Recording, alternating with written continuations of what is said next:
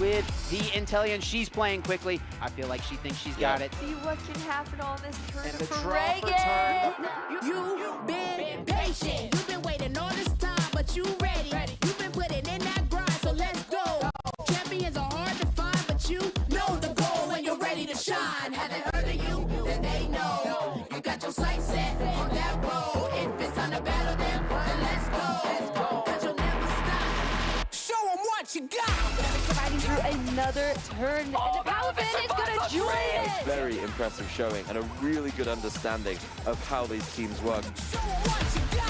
Yeah, they already know. You got your sights set on victory road. Show 'em what you got. Yeah, they already know. You got your sights set on victory road. The Mindjoke wants to go for a sweep of his own. Scrafty has already knocked out 2 Pokemon. He said this match was too hot. I need to cool things off here with an ice beam. A Bastion, it rumbles onto the field, and the smackdowns are adding up.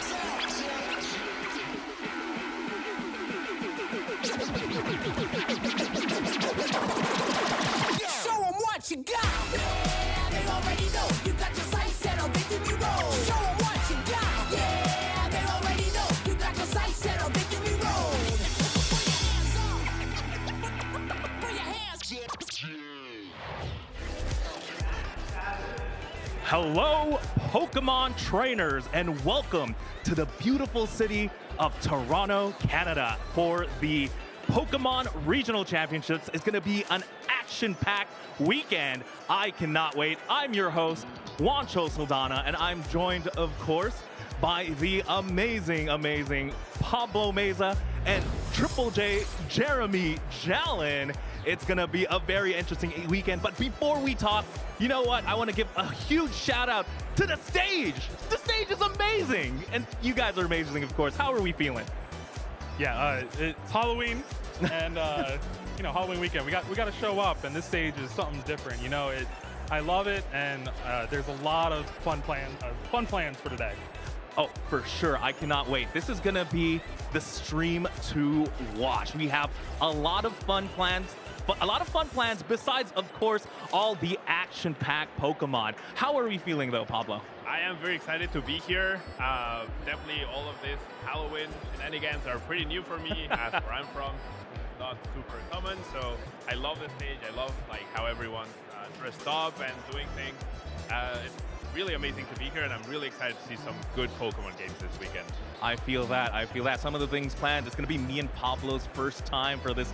A couple of things here. Again, it's not too common from where we're from, but it's going to be very, very exciting. But of course, we're here for the Pokemon Regional Championships here in Toronto, Canada. I've been here for almost a week just exploring, but it's going to be an exciting time. How about we check out the regional schedule, though? All the past regionals and future regionals we're about to have.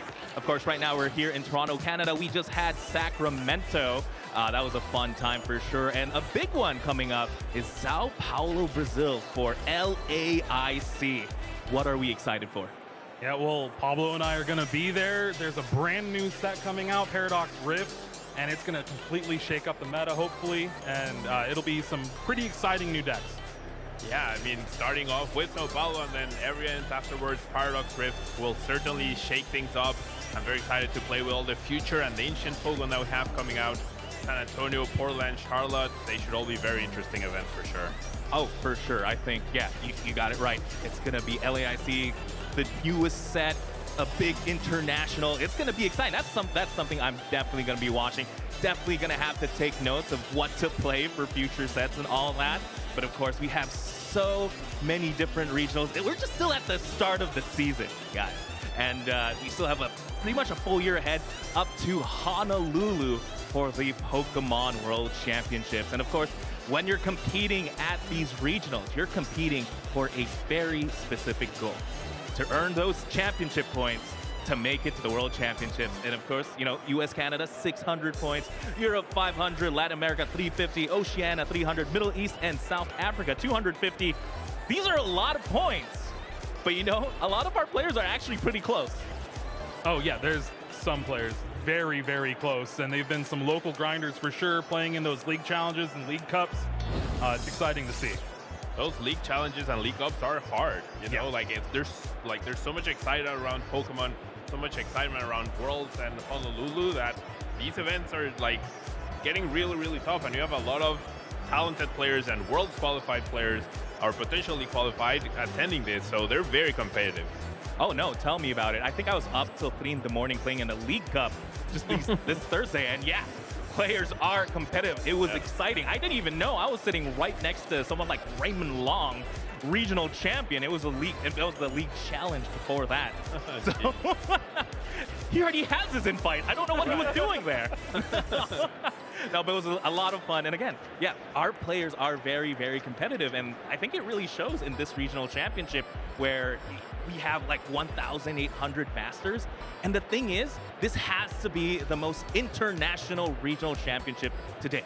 You know, there's people flying all over from South America, from Australia, from Asia, and who knows, like from America, you know? Technically, we're not in America right now. That is true. So, international. It's literally the most international regional, and I think that's what Toronto is known for as well. It's one of the most diverse cities in the world. But yeah, you know what? We just had another regional a couple of weeks ago, the Sacramento Regional Championship. Let's check out what happened there.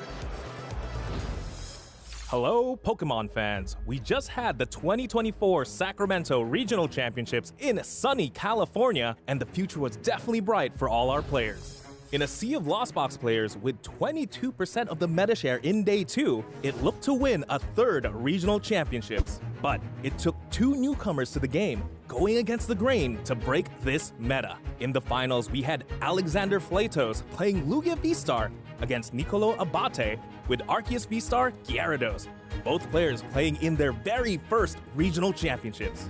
In Game 1, Alexander, with their trusty Luminion-Burnett combo, was able to get the ideal setup with both Archeops in play, and with Nicolo failing to evolve their Arceus V, led to a quick victory for Alexander. It was Alexander in Game 2 who missed their main Pokemon, unable to get Lugia V set up, leading Nicolo to take the game and take it to a Game 3. For Game 3, Alexander went first and was able to set up their Archeops, taking the early lead and finishing off the game with the powerful Weirdeer V to close things out, making Alexander Flatos on his very first tournament the Sacramento Regional Champion. Getting through the massive 280 hit points of Arceus V-Star, Alexander Flatos is the Sacramento Regional Champion. It just goes to show, dreams do come true in the Pokemon trading card game, so make sure you visit Pokemon.com/compete to follow along and get in on the action. Dreams definitely do come true here in the Pokemon Regional Championships. And again, Alexander Flatos, our champion, playing Lugia V-Star and Archeops, but huge congratulations as well to our finalists, Nicolo Abate playing Arceus Gyarados. Again, I remember I was backstage for this. These were 2 newish players. These were their first regionals, and to make it to the finals with such an interesting deck as well, I think I was backstage. I was going crazy. Yeah, it literally shows that anyone can win these tournaments as long as you put in the time and the effort to learn your deck and hit those right matchups. And it was really great seeing Gyarados VMAX pop up again. It was, about a year since Drew top 4 Vancouver with it. And so great to see that card again. I was in complete awe at the Gyarados VMAX. That was like, when Chip told me, I was completely shocked. I never in a million years would have guessed Gyarados VMAX would be making an appearance again on stream, let alone finals. Yeah, you have to wonder, again, Gyarados, VMAX, Lugia, V-Star, Archeops, these are decks, they're essentially weak to lightning, right? So it takes a lot of skill, a lot of forethought, I think, to really bring these decks to a regional where Rhydon is probably one of the most popular decks in the format. But hey, you know what? It happened. They're in the finals, and great decks. Again, that was an amazing, amazing finals to watch. If you haven't seen it yet, I recommend going back and just tune into that last one for sure. Yeah, I tried to do my best. I played in that tournament, played Miraidon. I hit 5 Lugia, but did not make Day 2. Unfortunately, lost my round 9 on stream.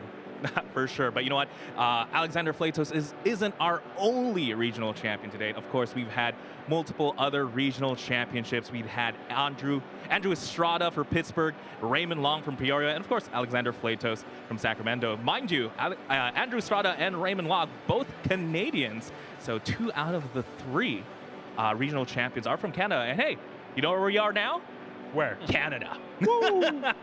Yeah, I mean, we're in their territory. Do you think Andrew or Raymond are here to get a repeat, or are we going to see a local, or is it America's time to take over, or someone else internationally?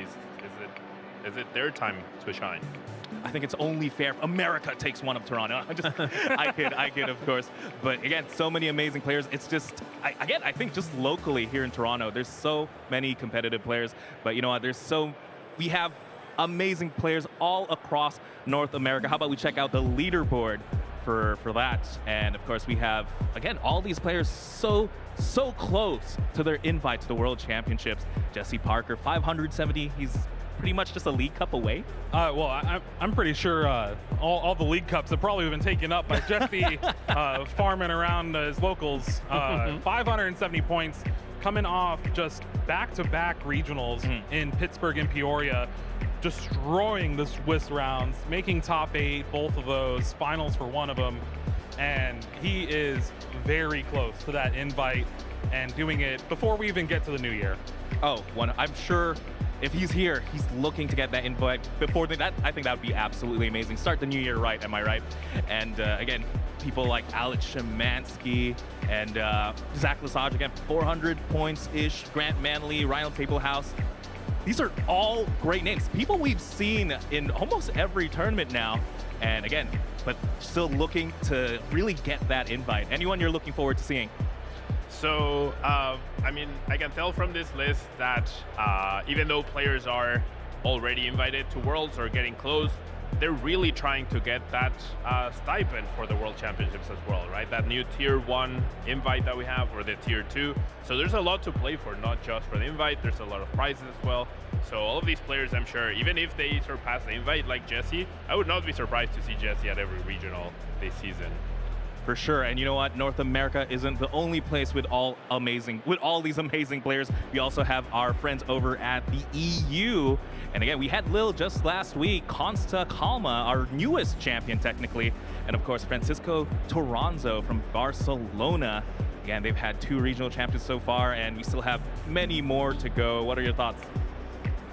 Seeing Mew still just be able to win, that deck does not want to go away.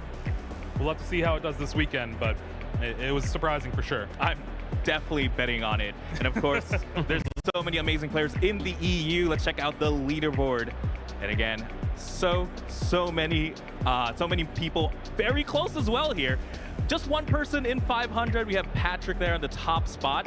And again, Owen Cameraman, someone I am familiar with, James Conks as well. These are amazing players. Anyone catch your eye there, Pablo? So Alberto Conti, I know, has been doing pretty well, and Italy has been continually been well represented at these events. James Cox as well. He's from Australia, but he's playing in the EU region. He topped 4 Worlds in 2022, so definitely someone to look out for there. Great list of players, and we see Consta as well at the 22nd spot, even though he already has his Worlds invite. Like I said, those Tier 1 invites, plenty to play for still. That is true. And you know what? Enough about all these past regionals. We're here to talk about the Toronto Regional Championship. And something I love about about the stream lately is the newest edition of the community choice. That's right. You have the power to choose what you want to watch for the first game. You guys can vote over at Twitch, so make sure you're following down there. It's always exciting. I love seeing what the people vote for, and definitely takes off a load of our back a little bit. Yeah, I mean, that's how I got on Stream Round 9 in Sacramento. It's community choice. It's the only way. Oh, no, I went to Twitch and voted, too, oh, yeah? you know? Yeah. Just a bunch of your fake accounts. I only have one, but I voted really hard, okay? No, but yeah, and of course, we're talking about the regional championship, the Toronto Regional Championship. Let's talk about some decks we're looking forward to see. I know Lugia V-Star did win the Sacramento Regional Championships. What are your thoughts on that, Pablo? So Lugia, a very powerful deck. It can basically, once it sets up, it can act as a single price deck as well with the new colorless variant, with all those Snorlaxes, the Luxray, the Charizard. So I think it's a deck that doesn't have any overwhelmingly good matchups, but also doesn't have any overwhelmingly bad matchups. And because now you're a bit more focused on single price Pokemon, you have more room to plan different winning strategies, plan a different price map than it used to be with like the single strike, which was like all out. So I definitely think we're gonna see a Lugia basically until it rotates at this point. Oh no, 100%. I think it's one of those decks that just really showed the test of time. And I don't know about having no good matchups, because when I'm playing Lugia, I am afraid of Miraidon. You know, specifically a certain Miraidon, Lugia Slayer here we have in our midst. Yeah. It's actually pretty funny. So, colorless Lugia won Sacramento, but a lot of players have chosen the single strike variant this weekend, and they feel it has good matchups going into the field, has a little bit better Miraidon matchup. You got that Stone Journer, you got the Yveltal, so we'll have to see how things shake up. Yeah, that is true. I've also seen a couple of Duraludon, though, so maybe that could put a stop to the Lugias. But another deck we definitely have to watch out for was the most recent regional championship winning deck, Lemieux. Yeah, it just does not want to go away. It's crazy. There's been so many cards printed for it to combat it. You got Spiritomb, Paths of the Peak, and now it's just playing a lot of those. Paths of the Peak. Grabber is one of the additions for the kind of double turbo variant. Just very controlling. If you go Paths of the Peak, Judge, Grabber, there's not really much they can do. I have to ask though, what if you were gonna play Mew, would you play DTE Mew or just the Fusion Strike variant? So I think in order to decide that, it's important to like try and study a little bit of the history of the results so far. So we are definitely seeing a trend where when Mew does well, there's a lot more Spiritomb in day 2 of the next event, and then Mew doesn't do too well. And then at the next event, there's a decrease in Spiritomb because Mew didn't do well, and then Mew does well again. So my pick on which variant of Mew would be based on like, did it do well last weekend? I probably need to play the fusion version to have protection against Spiritomb. It did not do too well. I'm going all in with the risk. I'm playing DT Judge Path Mew. I love that take, Pablo. I think that is perfect. That captures perfectly the mindset of a Mew player. You must play it a lot. I'm kind of a fan of Mew VMAX, yes. That's true. But you know, who else is a fan of Mew VMAX? Charizard EX. I'm sure all the Charizard EX players are hoping to run into that deck. And it is its last chance before the new set to really cement its name in this meta, right? We do know it did have a lot of placings over in South America, but over here in North America hasn't seen too much success. But I think now might be the time. Again, after Mew winning the last of the Lille Regional Championships, having a big Dark-type Pokemon with 330 HP seems pretty good. I know the Grabber Mew kind of makes the matchup a little bit doable, but I still think it's very tough. And I know for a fact a lot of our top players here at Toronto Regional Championships are on the Charizard. So I have a feeling that it just might make at least top 8. Well, it's the same thing Pablo said about trying to decide between the Mew variants based on how well it did the previous weekend. Well, Mew won the previous weekend. Charizard's Dark type has a pretty good matchup against a lot of those Fusion Strike Mews. So as long as you hit those right matchups, it could be a really great deck. Consistency is going to be the biggest thing about that deck. Stage 2s, you know? That is true. If you can set up a Charizard, maybe even the Pidgeot, you're probably going to have a good time. But I want to check out what we put our money on, though. What we predict would be doing well here at the Regional Championships. I know for a fact I doubled down, right? I doubled down on Mew VMAX and Goodra V-Star. I know, Pablo, you made fun of me with my Goodra V-Star pick. I don't suppose you saw the Lille Regional Championship? I might have. Yeah. You've had your vindication, yes, of course. So I sort of just believe a little bit more. I doubled down exact same picks, Mew and Goodra V-Star. I think Goodra V-Star doesn't have any great matchups, but I think just like Lugia, doesn't have any bad matchups as well. Pablo, tell me about yours. Gardevoir EX. Yeah, so Gardevoir, I think, is definitely a very under-respected deck at the moment. It has continually put up good results. It has not been good enough to win an event yet, but Gardevoir is a deck that if it sets up, it basically becomes unstoppable. Therefore, I have a feeling that if you combine that with really good plays, then that's a recipe for success. So I'm a Guardy believer. I really love Guardy, and I'm a little biased because Guardy, I've done pretty well at other events with Guardy, so Guardy's one of my favorite Pokemon. So it's viable right now. I have to vote it in. And then Lugia, like I mentioned, it's just a pretty well-rounded deck, has a chance against everything. I would argue even against Miraidon, despite the non-believers. So yeah, both of my picks, I'm very confident on. No, I love it. I mean, Gardevoir EX, also one of my favorite decks. If I was playing right now, if I wasn't playing Goodra, I think I'd be playing Gardevoir EX as well. I mean, just have to play a little bit fast, have to do those refinements really quick. That's always the opponent to Gardevoir, the time. But Jeremy, I think you misunderstood the assignment. We're supposed to pick Pokemon. What? No. It's just cards, right? Yeah.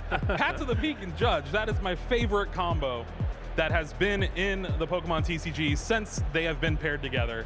Just being able to disrupt your opponent and disrupt your opponent. That's what I want to do. I want my opponent not to play the game. Hey, yeah, I mean, that's definitely one way to win. Judge Path in what specifically, though? What would you put it in? Anything. Right now? No, I love Arceus V-Star, and seeing Judge Path in the Arceus V-Star, you can pair it with anything like Gyarados VMAX. It's just a good, solid thing to try to combat the field. Everyone is using abilities. Yeah, actually, real quick, I just heard the poll is out right now on Twitch. So now's your chance, ladies and gentlemen, to pick the first match of the day. Very exciting stuff. But yeah, again, Judge Path, like you mentioned, very, very powerful combination. I've been on the receiving end of that, so not the biggest fan, but I can see why you think it'd do amazing. And again, of course, Boo and Kyle with their picks as well. I like Kyle. He's just Lost Box pretty much. Getting in the spirit of the weekend, you know? That's Say true. hi, Pokemon. And then Boo, of course, the weird year representing Toronto. You know, it's the frosted caribou, some would say. Took down Sacramento, very last attack of the match, and then Kyogre has won 2 regionals already so far, trying to go for a 3rd one here in their hometown. I like this though. It's quite diverse. A little bit of overlap on some. I think Lugia might be the most represented here technically, or Lost Box. But I mean, we'll have to wait and see. You know, let us know in the chat, or tweet at us. What do you think is likely to succeed here, and who do you think got it right? But yeah, you know what? Besides Pokemon, though, let's go ahead and check out the top some players to watch out for that are here in the Toronto Regional Championships. Again, Stefan Ivanov, Alex Szymanski, and Kiernan Farah. Again, all amazing players. I wonder between the 3, how many ICs have they won? Right? I think the answer is 3. No? Yeah, probably. Yeah. The answer is indeed 3. Stefan has won NAIC twice, back-to-back as well, which is very impressive. Alex, of course, won the most recent EUIC, and Kieran has not quite gotten that title yet, but did get top 32 at the World Championships this past August, and he's probably one of the masterminds behind the current Chen-Pao deck that we are seeing all over the place. And he's a local to the area, right? And I wonder if he is playing that Chen-Pao variant you mentioned earlier. He's pretty much thought of the entire deck. I don't see why he wouldn't. I'd love to see him on stream. Love to see any of these players on stream, to be honest. I'd love to sit down with them, chat on the couch.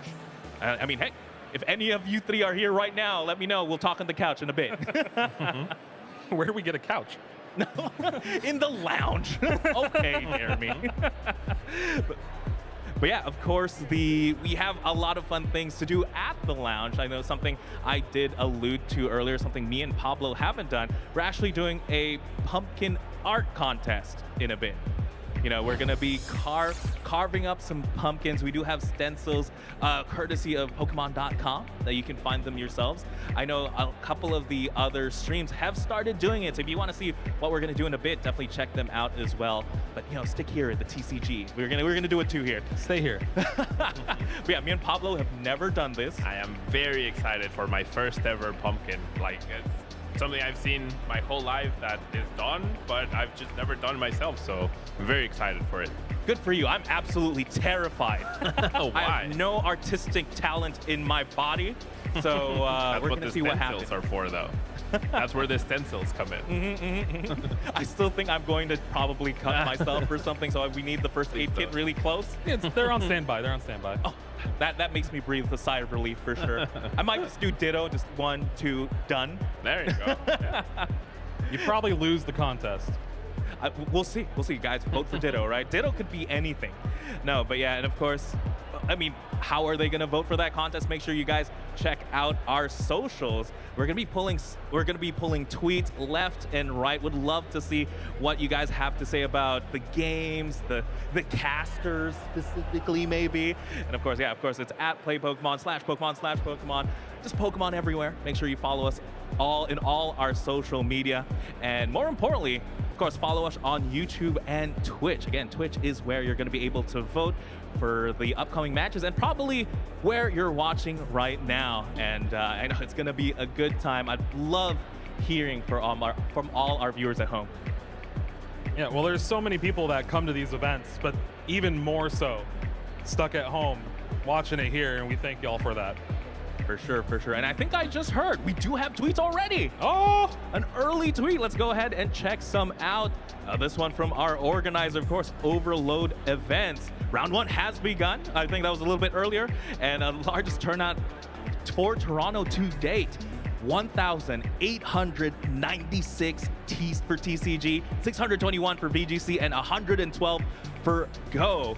There's a lot of people in the venue right now. I mean, we've been talking about international tournaments, like Toronto, incredible place to be, and seems like we have the highest turnout yet for an event here, so really amazing to see all 3 games being really well represented here. That is true. I'm trying to look at the picture right now, try and see if I spot anyone I know, but again, there's so many players here. I'm so excited. I cannot wait to see who is going to become our regional championship. I don't even know what country they're going to be coming from. I know for a fact people like Henry Brand are here, a world champion from Australia. They're here all the way across the world. Very, very exciting stuff. But yeah, I mean, anyone else you guys are excited to see? Bert Walters, definitely a super consistent player from the European region coming down here. Expecting some good things from him. Anyone you're excited for, Pablo? So I know there's a lot of Mexican players as well here, and gotta root for my friends, Eric, Brian, Joaquin, all of them. I really hope they do well. I kind of wish there were some Filipino players out there, but I know for a fact I don't think there are any. Maybe there are. Maybe. So do let me know. Would love to cheer for you. But of course, would love to see anyone. Would just love to see all the amazing games we have. If I could, we'd stream every 1,800 players on stream. We'd feature them all, because I know that's how talented our players are. But yeah. I'd run out of my voice. I'd lose my voice for sure. We'd have a job for the rest of the year, I think. But yeah, and again, and the decks that people are bringing are going to be very exciting. I've been cheating a little bit. I've been looking at a couple of the top players, going through their deck lists. I'm not going to spoil anything just yet. And some of the things are very, very surprising. A lot of key text. It really shows that where we are in this format, we're in the later stages. People have figured out what they like to play and what they are like mastering at this point. And something funny, I know for a fact there's a person playing Ambipom on the floor, and that's not gonna lie, I'm kind of rooting for that to get on stream. It's a lot of fun. It's a lot of coins to flip, you know. And yeah, our own Chip Ritchie out in the field playing in this regionals today. Ooh, that's someone I'm sure we're gonna keep an eye on. Hopefully the caster curse doesn't get him once we eventually put him on stage. I just have 100% faith. Yeah, there's also, like, from what I've been peeking at, there's like Meowscarada EX out there. There's Regidrago V-Star as well out there. So I think what you were talking about, Pancho, like towards the end of a format and where it's more defined, people are also willing to experiment a little bit more, especially like in the last tournament before we get the brand new set. That's like, okay, this is my last time for this deck to shine before the new set completely shakes things up. So I think that encourages people to be even more original. towards the end of a format. That is a good point. I think that's exactly why this tournament's going to be absolutely amazing. Maybe we'll see even a couple of Venomoths out there. Or You can only hope. No, we don't. It's scary enough in the lounge, okay? No, I kid, of course. But again, so many amazing things. And of course, the action's about to start. We're going to go ahead and throw it to the casters for round 1. Well, round 4 starting shortly. Welcome to the caster booth here in Toronto. We're here for our TCG Regional Championship. I'm Boo, here with Kyle Sablehouse. Happy to be here with you all. Kyle, it's the eve of Halloween and also the eve of the event before Paradox Rift format as well. But of course, we're playing in the 151 format at the moment. We still have another regional to wrap up here in Toronto before we move on to the next format of the season. Yep, still plenty of action, a lot of great decks that are out in the field right now, and I mean, there's a lot going on, a lot of interesting choices, I would say. Of course, we'll be able to touch on all of that shortly, but I'm very excited to get into this tournament. I don't think it's going to look like the others. I don't think so either, and that's always nice. Final tournament before things shake up in the Pokemon TCG. Well, we are going to be jumping in pretty soon with our first match that you all picked, but let's take a quick look at the formats that our players at this event are playing in. This 2024 Regional Championships event will be showcasing exciting Pokémon TCG matches all weekend. Trainers from around the globe are here to compete for over $125,000 in cash prizes, travel awards, and championship points to qualify for Worlds 2024 in Honolulu, Hawaii. This tournament is a 2-day event, starting our trainers off in Swiss rounds. All Swiss and Top Cut matches are best of 3. The trainers earning 19 or more match points or placing in the top 32 will advance forward to Sunday, Day 2. Day 2, trainers will continue playing Swiss rounds until Top Cut is determined. The competition then shifts to a single elimination bracket where trainers battle until a single champion is crowned. Who will take home the title of Regional Champion this weekend? Who will secure the points to qualify for Worlds 2024 in Honolulu? Stay tuned this weekend and watch all the action live. If you want to learn more about upcoming Play Pokemon events, visit Pokemon.com/play.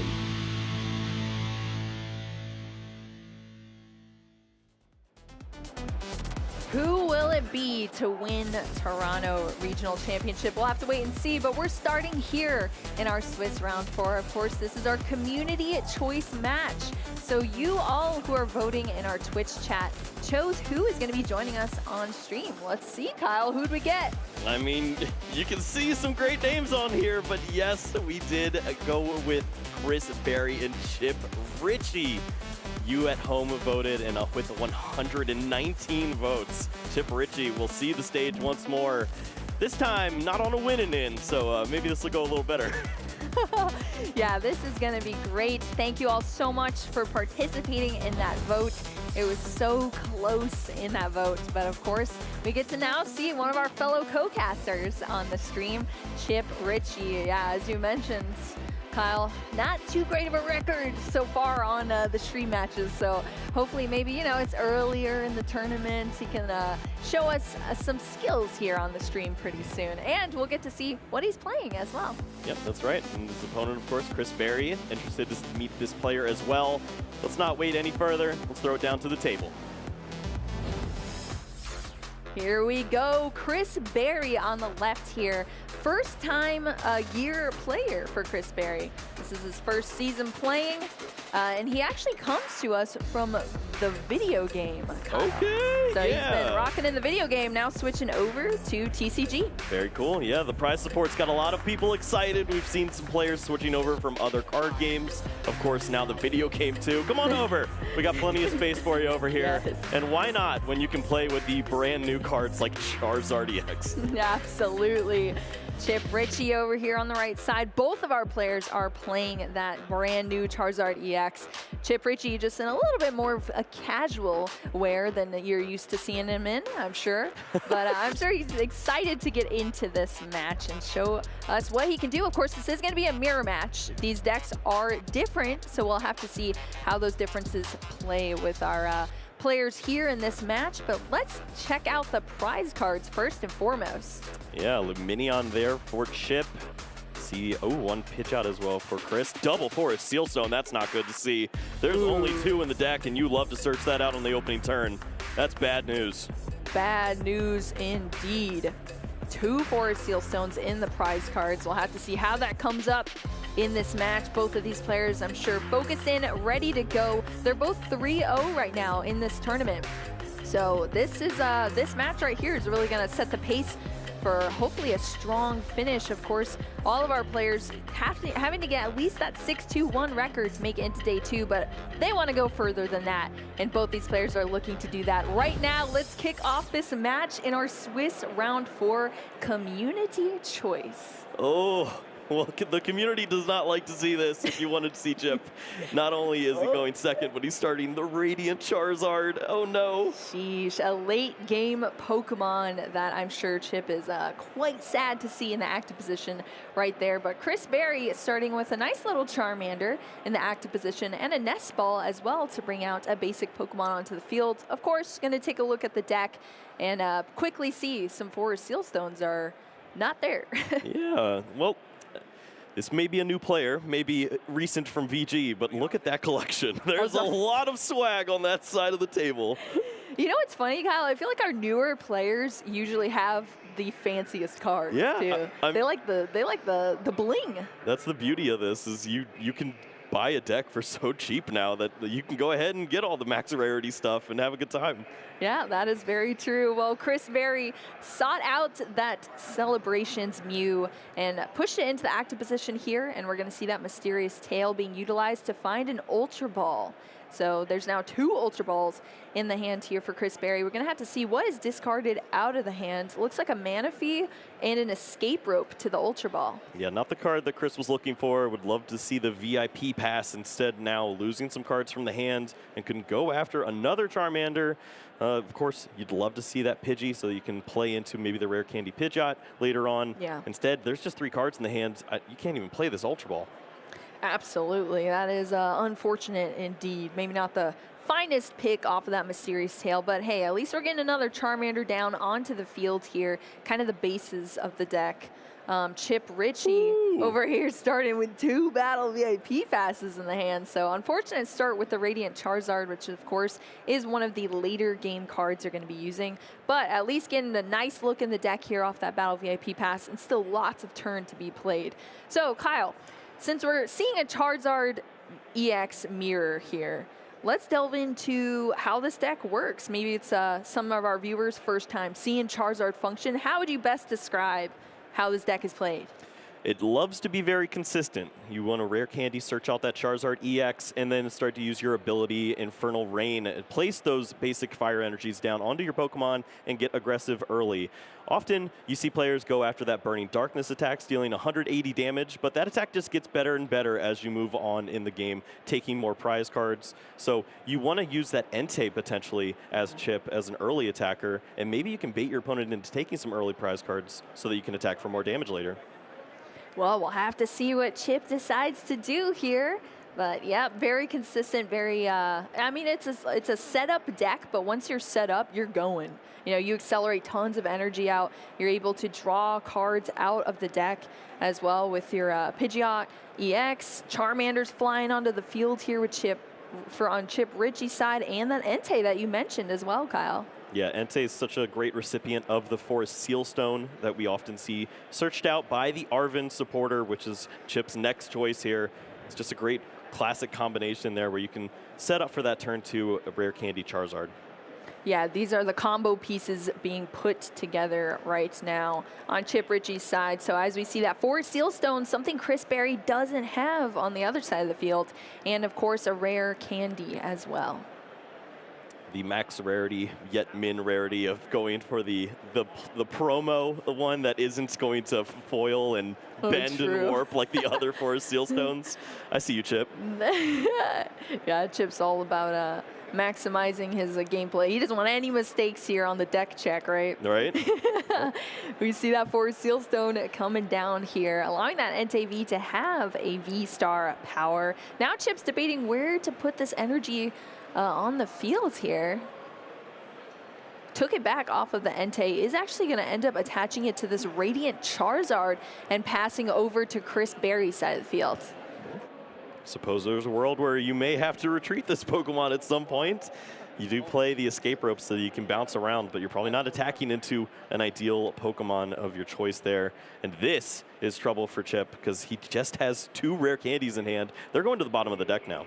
Oh no, that Iono coming in here to disrupt this game right now. So Iono's going to have both of these players shuffle up their hand, put it to the bottom, and they're going to draw for each of their prize cards. So yeah, that is unfortunate. Those rare candies that Chip was sure looking to utilize out of play at the moment. Chris Berry over here, 3 Charmanders down now. Of course, 2 of them were put down in the last turn, so able to be evolved with that rare candy in its own, and the Pidgey joining us on the bench as well.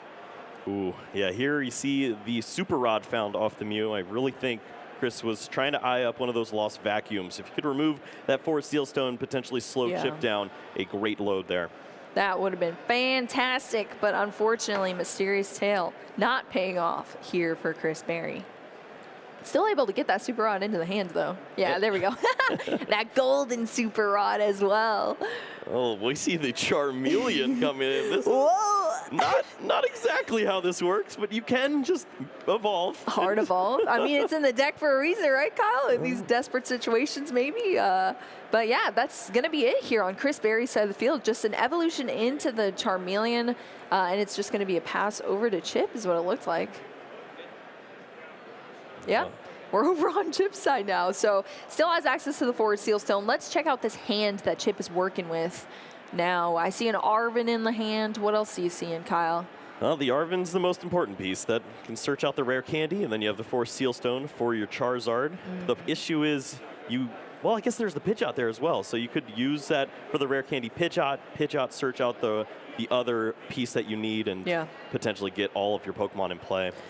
Well, this is going to start the chain here. Chip going into the deck for a tool card and an item card as well. So those rare candies being eyed up. Once again, are we going to see the exact same cards pulled off that Arven? Yeah. We are going to see that because that's what Chip needs to do here. That's pretty much all you're looking for is just to thin out the deck and rare candy these Pokemon. Not sure if all the pieces are there to search out a rare candy Charizard. So may have to slow down a bit. We'll see what happens here. All of these Pokemon on Chip's side able to be evolved into at this point in time. So we're going to see that rare candy into that Pidgeot EX. That's what we were talking about a little bit earlier with the quick search, allowing you each turn to go into your deck and draw a card out of it to put together these puzzle pieces of how Charizard EX works. And this is what we're talking about when we're talking about Charizard being a bit of a setup deck. I mean, both of these players are taking a little bit of time here to get rolling. Yeah, Chip's really trying to decide what the right line is here. If he wants to get aggressive or slow down a bit. The escape rope selected here, so definitely thinking about a slower approach now. Yep, it is looking like that, shuffling up after taking out that escape rope off of the quick search.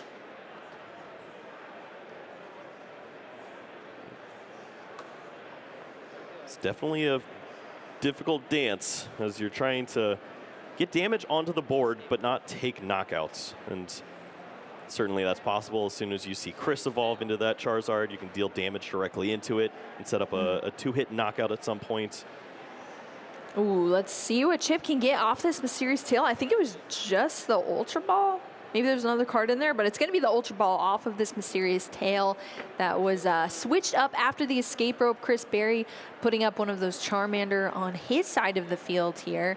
And now we're going to see Chip rolling into these other actions It's going to be that Ultra Ball discarding the Manaphy and another Forest Seal Stone, using that as fodder. Of course, there's already one on the field, so we're good to go there to still have that V-Star that, well, was already used here. And we're going to see the rare candy into the Charizard EX. So you're starting to see how this deck kind of functions. It just, you know, searches cards with Arven, searches the pieces you need to evolve into your Pidgeot EX, that then gives you the pieces to get into the Charizard EX, and then you get all of these energy that Chip is eyeing up right now to accelerate onto the field, and you start swinging. So is it going to make that big of a difference that Chip is kind of first to be the aggressor here, Kyle? Yeah, he really debated if he wanted to use the Entei or the Charizard in that spot, and Entei is going to make the most sense. You can take one prize card here, and you're still not in range of immediately being return KO'd by a Charizard EX. So use those hit points that you have right now and potentially get to work in this Pokemon into your prize exchange. It seems like a good play. Yeah, and you get that extra draw as well off that fleet-footed, which is nice. We're so used to seeing it off of the Raikou and the former Suicune, but now we're seeing it off the Entei. Just another fleet-footed here, and then we're going to see that knockout. Chip being the first to the prize cards here, taking a prize card off that bottom right, and we're back over to Chris Berry's side. Of course, we do have that Mysterious Tail Mew in the active position to get Chris into some more cards, hopefully some more pieces needed. But what are we seeing for the hand? Where does Chris go from here for this turn? Yeah, it was a great top deck of rare candy. It just needs a few more pieces. Yeah. Battle VIP Pass is not one of those, though. No, it could be discard fodder, I suppose, but it depends on what else is in there. There's Battle two Battle. No Ultra Ball? Oh, there's the there we Arven. go. All right. That's what we need to see here. The full art version of that Arven, and that's going to search out that tool card and an item card as well. Ultra Ball is going to be the item card here that Chris is searching out. And of course, we have easy fodder with those two Battle VIP Pass that are currently in the hands here for Chris. And ooh, we see a choice belt, Kyle. That's the combo we're looking for. Rare Candy Pidgeot can search out the Charizard and then have a perfect knockout lined up on that Entei V because of the plus 30 damage from the choice belt. Yeah, that would be ideal here for Chris. And Chip is probably like, oh, there's a choice belt. I know exactly what that means. I was hoping you were a Vitality Band player. Yeah, that is very true. Which he is. Yeah, I mean, there is one in there. Chris plays both. He's got the one belt and the one Vitality. So maybe, yeah, Chip just hoping that's not what happens, but unfortunately that's what's going to be happening here. We do see that quick search being used here. We see the evolution into that Charizard EX off the rare candy. What are you owing about, Kyle? There was another rare candy. I didn't see that. Oh. So you get to save the Charmeleon there, and that's just another easy search for the Pidgeot down the road. You can continue to chain together these Charizards so easily here. So we're going to have the retreat here. We're going to have the pieces needed to take the knockout on this Entei V. We have the backup Charmeleon chilling on the bench. We got the Pidgeot EX out on the field ready to search. This is what I call a pretty established board here. It's working. You would have thought that a Forest Seal Stone was involved in this mix, but True. no. Chris able to get it done and take a huge knockout there on Chip's Entei. And this Pokemon's not in danger. Yep, that is very true here. That Charizard EX. 330 HP. It's beefy. It's very beefy. And Chris is going to respond to Chip's one prize knockout with a two prize knockout. So Chris now leading in the prize race, and it's up to Chip to respond from here. We're going to see the Pidgeot EX be promoted into the active position. Of course, it does have 0 retreat cost, which is quite nice to have on your field. You have a kind of a floater at any point in time, and Chip is going to be going into the deck here to get another Charmander out with that Nest Ball. Yeah, Chip has some interesting decisions to make. You can either continue to attack into these Pokemon, or you can deal with the eventual threats. You can target down Pokemon like that Charmeleon, maybe use that Lost City that you have to avoid ever seeing this Pokemon back on the stage. The issue is that Chris has that Pidgeot, so he can continue to search out more of these Charmanders and maybe set up some eventual threats. Yeah, it's definitely a sticky situation to be in for sure. We at least had that lost vacuum that's going to get rid of that choice belt that was on that Charizard EX on Chris's side. And then this Lost City is in play now, or is that in the lost zone? Yeah, it's in play. There was another card thrown off. Okay, I was like, I don't know. I think it was the Iono that was lost zone, or did they just Iono? Okay. There were 2 Ionos. Okay. There was a lot going on there. I'm so confused what just happened. All right, 2 Ionos. That makes more sense. So, of course, Lost Vacuum, you have to throw your own card into the lost zone, but to be able to get rid of that choice belt as well. But that's off the field now here. Lost City is in play as well. So if any knockouts happen, that Pokemon's going to go into the lost zone instead of the discard pile. And then we also had an Iono, I believe, for both our players too. We're going to see the Charmeleon evolution on Chip's side, as well as a attachment for Turn. Yeah, thankfully found a fire energy there. Wasn't going to have a reasonable attack this turn. And Burning Darkness dealing plenty of damage. Nowhere near the knockout just yet with all those hit points. Yup, tons of damage here, but lots more to go from Chip Ritchie. So just going to get that damage on the board, and Chris Berry has options now from here. And it was kind of interesting, like you said. I mean, maybe there wasn't the choice to go for the Charmeleon there for Chip, but that would have been nice, because I mean, you look at prize mapping too, and already took 1 prize card, so it would have been nice to get another 1 prizer, kind of even things up a bit, get rid of that threat. But now Chris has the chance to get into a Charizard EX. That's just another big 330 HP Pokemon, and that's going to be a lot more difficult to deal with here from Chip's side. We'll see what Chris is able to do, though. Yeah, I mean, Chris has options. He had the Nest Ball to search out more Charmander, and can potentially set up another Charizard on the following turn. It's going to be the Pidgeot, however, this time around. And you have Vanishing Wings. You can just float back away, but maybe one of those 4 Seal Stones was grabbed off of the prize cards. And I think it was. Yeah, true. Oh, yeah, it was at the bottom right for Chris Berry, so potentially grabbed there. All right, so we're going to see this Charizard EX coming down. Infernal Rain, raining some energy cards onto the field here. It's going to be 1 onto that Charizard EX. Of course, there's only 2 fireballs needed there for the Charizard EX. So 1's going to also be placed on that Mew as well to give you a potential pivot option in the future. Lumineon coming down onto the bench. That is a full bench now here, Kyle. And it's going to search out a supporter. That supporter being Boss's Orders. Of course, the full art version. Being sought out of the deck here on Chris's side. Yeah, we see the collapsed stadium, so that makes a lot of sense there with the Pidgeot. Oh, nice. Makes the bench nice and full, so that when you play down that Lumineon, you can just discard that Pokemon immediately with the collapsed stadium. And then you just have to make a decision of which Pokemon you want to target in a spot like this. You could go after a Charmeleon, or maybe you're threatened by that Radiant Charizard at this point. You're not quite yet able to knock out a Pidgeot, so we'll see.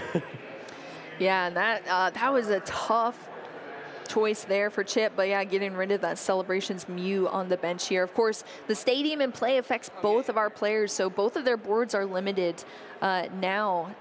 And yeah, Chip already attached that energy onto the Radiant Charizard, so you don't want to toss that out for sure. Well, now the decision is where the Boss's Orders targets. And true.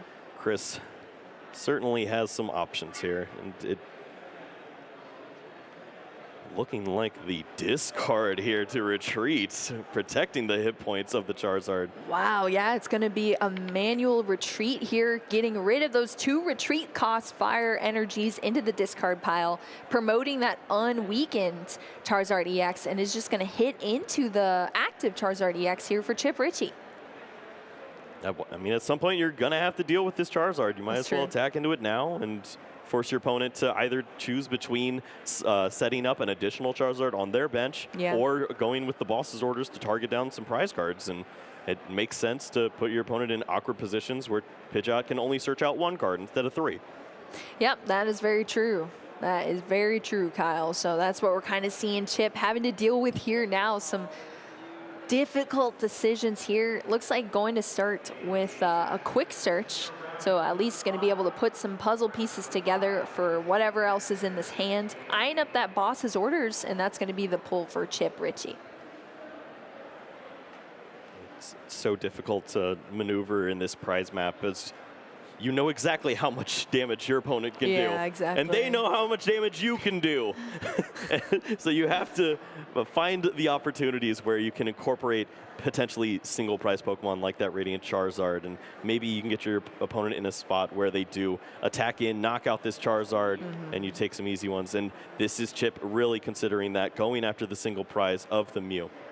Yep, that Mew being brought up, of course, has that energy already attached, but that's not going to matter anymore if it is wiped clean off the board here by a giant Charizard. Lost City is also going to bump that collapsed stadium, which allows Chip to place another Pokemon down now in that Pidgey. And of course, that Mew is going to go into the Lost Zone now under that Lost City. So taking another prize card, Chip has done it with the prize mapping at least. So both of our players are tied up now. Only 4 prize cards left to take from both of them. And we're over onto Chris Berry's side of the field. Charizard EX in the active position here with those 2 energy already ready to go, charged up, ready to fire. But we'll see how Chris is able to reestablish this board here for the rest of this game. Yeah, you can see the plan for Chip. It's target down that Pidgeot after a knockout, and then target down that Charizard and try to clean that up for the final 2 prize cards. The issue is going to be, does Chris find a way that he can hold on to a boss's orders when a Pidgeot is knocked out, as obviously you can't use the quick search on that turn if you're not on the board anymore. Yeah, that is kind of a requirement there. The ability has to be there to be used. But we're going to start off here with an Iono, that beautiful artwork of the Iono here from Chris Berry. So both of our players going to draw into a fresh 4 cards after shuffling their hands, putting it to the bottom of their decks. Let's see if Chris was able to draw anything helpful for this turn. There's not much. There's a Super Rod, a Pidgey, a Stadium. Nope, I don't like that one bit.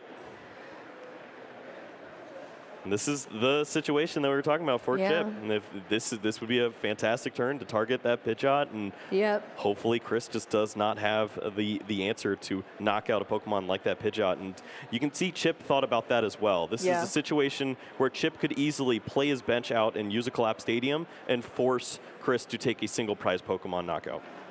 Yep, that is very true here for sure. We're going to see this knockout here from Chris Berry, taking another 2 prize cards, but will that be enough to wrap things up in the late game here? Chip Ritchie going to promote into this Pidgeot EX with the free retreat. Of course, Lost City was still there, so that Charizard EX going into the Lost Zone versus the discard pile. Now Chip is starting off this turn here, just has to put the final pieces together to hopefully play out a win here on Chip's side. Yeah, this is a tough call. The boss's orders is in hand, which is perfect. That's going to line up for a knockout on the Pidgeot. You have the rare candy and I believe the Ultra Ball too, so everything's there. You just have to hope that Chris does not have the boss's orders to target the Pidgeot afterwards. Wow, all of that was off the Iono too. That's pretty wild. Thanks, Chris. Thanks, Chris, for all these fantastic cards I needed straight into my hand. So, yep, Chip is going to just go into the deck for that Super Rod here and is going to use it now. So we're looking at the discard pile here. Chip's going to recycle 3 fire energy back into the deck off of that Super Rod. Wow, the whole hand plays out. Look at this.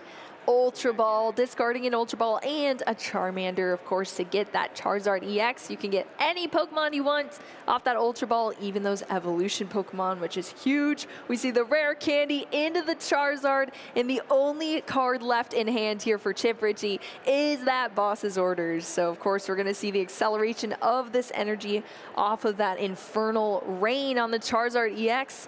3 total energy, and one of them is also going on to that Radiant Charizard.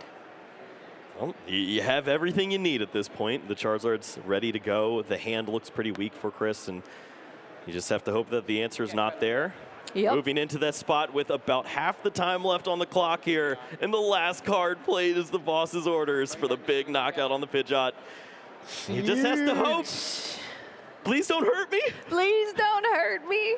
Gets another 2 prize cards here. Both of our players tied up, 2 prize cards left to take. Is that the boss's orders? He topped Oh it. my gosh. Are you serious? Wow, what a big top deck there for Chris. He just takes the knockout on the pitch out to close out game 1. That was absolutely huge. Well, that was pretty anticlimactic there, huh, Kyle? I feel like I didn't even see that draw here. He shuffled it in his hand for a few seconds. He's like, oh yeah, yeah. I just win here, no big deal. Wow, Kyle. Well, Chris Berry is going to be the winner of the first game in this chosen community choice stream match here in our Swiss round 4. Chip Ritchie, is he cursed? Oh no, don't start that, especially on spooky Halloween weekend. Halloween. Chip Ritchie, woo, can't win a game on stream. Oh, well, I guess we should bring up that it's been a hot minute since we've seen him in a day 2 of regional. True. I believe it's at least the top 32s back in the day. It's been about 5 years, so come on, Chip, figure it out. Chip, you can do it. I mean, he's at a 3-0 record here, so I believe in Chip and his Charizard's double C's as we see this match play out between these players. Yeah, look at that. This is the final hand here. That's all you need. Threw the boss's orders and shuffled it. Nice. Does this win? Oh, yeah. That sure does. And Chip knew exactly when that boss's orders came down, that was going to be game here. So both of our players definitely wrapping things up. And yeah, let's mention that, you know, Chris did that with no Forest Seal Stone too. Yeah. Like it wasn't used in the early game, which is pretty wild. But here are our new prize cards between both these players heading into our game 2. Not too bad for Chip, a nice array, but for Chris, double battle VIP pass, not the greatest. Not the greatest, but I don't even think we saw a battle VIP pass for Chris in the last game. So he just had the setup of like multiple Charmander still, even without that. So it's workable, but definitely not what you want to see. That's a card that can only be played on your first turn, and then it's just wasted in your deck for the rest of the game. So you love to see it when it's in your starting hands. But Chip Ritchie is going to be starting off this game here in our game 2 between these players. Entei V, a much better active starter here than that Radiant Charizard was. Yes. So we have that there. It looks like the Fleet-Footed has already been used off the Entei V as well to draw into an additional card for the hand. Charmander down on the field here. I believe off that Nest Ball, and we're going into the deck once again here for an Ultra Ball. Yeah, this is build your own VIP pass. It's not nearly as cool. I guess. Yeah, and look what it's throwing away too. He could honestly complain. Entei has 3 retreat cost. He's a chunky boy. True.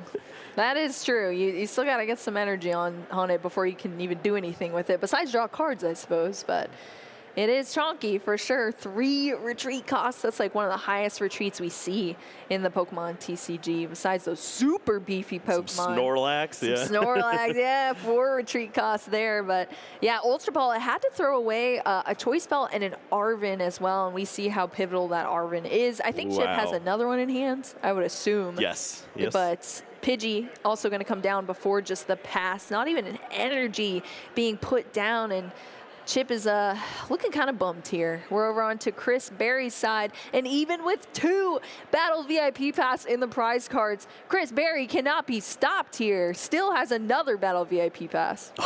This is ridiculous. Yeah, the Forest Seal Stone is in hand as well. So everything looking like it's going Chris's way this time around. And why not? You just found the top deck of your life in game 1. Might as well keep rolling in game 2. Let's go. Oh my gosh, 2 Battle VIP Pass. What? That's bananas here. Chris Berry is definitely doing it up here for the stream. We're seeing multiple Pokemon being drawn out here. The Mew as well, the Mysterious Tail Mew being the active Pokemon. Best starter, yeah. Yeah, the best starter you could have. Going to draw into even more cards. Chris Berry's also going second here, so has the ability to play supporter as well, which of course Chip did not have on his turn going first. So Chris just has it, just has what you need to play Charizard. This is working very well. You can see Chris also thinking about everything there. Going for the second Pidgey. No, you can't use 2 quick searches. That's not how this works. But you are worried about your opponent potentially having that pop-off turn, Rare Candy Charizard, Boss's Orders on the Pidgey, and then you're not able to set up a Pidgeot. So thinking ahead there, just going to set up both of these Pokemon, and that kind of leads towards Chip maybe targeting early Charmanders if he has the access. Yeah, that's true. You got to decide what to do at that point, and that might be the play here. Take down the threat of the little baby Charmanders that turn into very big, scary Charizard EXs. A lost vacuum found off of that mysterious tail on the Mew. Yeah, what a hand there. Just everything. And just pass the turn. Yeah. You have no reason to play anything else. If your opponent plays Arven, you're going to have a big pop-off turn. If they play Iono, then they probably don't have the Rare Candy Charizard ready to go. Yeah, that is very true, but Chip drew into the energy off of the fleet-footed there. I believe it was the Mew drawn off of the top deck for turn, so just deciding what to do here. Yeah, Chip really wanted to see Forest Sealstone or Rare Candy there. Had the Ultra Ball ready to go for Candy Pidgeot or Candy Charizard. Instead now, this might be another slow turn. No, I think you are right about that though, Kyle. I mean, maybe things could turn around depending on what happens, but Chip just gonna place this Mew. I was thinking about using Penny onto the bench. I was just thinking that. Is that Penny? It is. It's a great play when you are attacking in this mirror match and they don't have the choice belt on the other side. You can pick up that Entei, save all the hit points. Look at that. That's just a really bad switch. That's a very, very bad switch. Of course, Penny being a supporter card takes that Pokemon, puts it back into your hand here, scoops it off the board. Great for when you have tons of damage counters. Where's the Rare Candy? But no Rare dice. Candy. Oh my gosh. So the supporter's been used on the Penny, scooped up that Entei V that was clogging up the active position. Mew's gonna get us an escape rope here on Chip's side, but yeah, no Rare Candy. Do you ever bench Entei, escape rope, and then fleet-footed into the Rare Candy? Stop. Kyle, please. Come on, Chip. I don't know. I wouldn't believe in my luck enough to do that, honestly. Especially when this is like turn 2. There's no way. There's no way. He said he's not going back in, so he is shuffling up the deck now after that mysterious tail. Sheesh, this has been tough here for Chip so far. Yep. But I mean, you can't even play support anymore. What am I saying? No supporter. What else does Chip do? I think Chip's saying he energy. can't believe this is happening to him right now. Chip is gonna refuse to be on stream ever again because he just cannot seem to make things go his way. Entei V is gonna come back onto the bench. Okay, well, this is one way to see the card too. Come on, Rare Candy, no! Oh, is it a boss? It's a boss. They're always waiting on the top. Yeah, that's true. It seems to be. Boss's Orders drawn off of that fleet-footed on the active Entei V here now into an Ultra Ball, and it's going to be a discard of an Arven and a Boss's Orders. So Iono still in the hand here for Chip. Just going to get a Charmander out and then pass over to Chris. That is pure desperation. Understanding that Rare Candy Charizard Boss's Orders on the Charmander is basically game sealing. You need the second Charmander in play, and Chip has to throw away so many resources there to do this. A lot of resources. A lot of resources indeed, whereas in reverse, Chris Berry has a lot of resources, but they're just stacking up in the hand here, turn by turn. Mew searching out another card here off of that mysterious tail, just to kick things off. Sign me up. Yeah, there's a lot going on there, and you have to think that this could be a turn where you can target down that Pidgey on the other side for Chip. If you're able to knock out this Pokemon there, Rare Candy Pidgeot, quick search for all of those cards that we've seen from both players is no longer going to be accessible. Yep, that is the engine here for both of these decks. You have to have a way to search out these combination pieces and get things rolling. And if Chris is able to limit that, he can take even more of a lead than he already has in this match. And hopefully run away with a 2-0 win in this set here in our round 4. We'll have to see what Chris is able to do here. Starting off with a Rare Candy into that Pidgeot EX. Yeah, great sequencing here. Just grab all of the Pokemon first and align all of the answers, and then use that quick search ability. Find that rare candy for the Candy Charizard. Boss's Orders is in hand, so this should be a great knockout lined up. Fantastic. Amazing sequencing. This is definitely a deck that requires quite a bit of sequencing, and Chris Berry is doing that for sure. Rare Candy is going to bring out another Charizard EX here. The first one this game, but another one for the game as a whole here. And of course, that's also going to bring our fire energy onto the field here, charging up that Charizard EX, and of course giving a little fireball over to the Mew to be able to retreat out of that position as well. Yep, easy retreat there, and Boss's Orders lined up, and it's the Pidgey. Oh, it's Good so smooth. thinking. It's so smooth, Kyle. It just seems effortless here from Chris Berry. Was able to put everything together. I mean, as I said, like, Chris was just stacking up resources in the hand this whole time. There hasn't been any disruption here from Chip's side. It was the penny instead of that Iono on that last turn from Chip. So that Pidgey is gone here. So Chip having to face even more obstacles going into the rest of this match here. Oh, it's so unfortunate. The Iono right after your opponent just unloads, and Rare Candy's 2 Pokemon knocks out your only Pidgey. And what does he find? It looks like multiple Rare Candy, but there is a Charizard there. Wow. Who needs Pidgeot? These Ionos are working in reverse, it seems, Kyle, for both of our players. All right, we're just seeing the mysterious tail. All it's going to get here for Chip is an Ultra Ball. Double Rare Candy in the hand here off of that Iono. And we do have the Charizard EX. So we're at least going to get that Charizard EX out here from that Rare Candy. And Chip is going back in to accelerate these energy onto the board as well. Yeah, this is not over by any means. That Pidgey knockout is not terribly relevant. And Chip gets to attack into the first Charizard there. We've had enough of the fly. We had Clive years ago on the world stream with the fly. I'm done with it. Making an appearance once again. Is it the same one? It just follows the fly. us. It is the fly. Yeah, exactly. Oh my gosh. All right, here we go. We see these fire energy being attached to both of our Pokemon here. Charizard EX getting 1, and Entei V getting the other 2. Lots of fire still in the hand here for Chip. Yeah, Chip, bring out this fire. Imagine a world where Chip still has the penny and can use this Entei, attack into the Charizard, soak up some damage, and then continue to attack and take those prize cards. Whoa, Ultra Ball here because the Rare Candy Pidgeot was found. We're going for Pidgey. Ooh, Ultra Ball into the Pidgey, coming out onto the field here for Chip. Can we reestablish things and get rolling into this late game?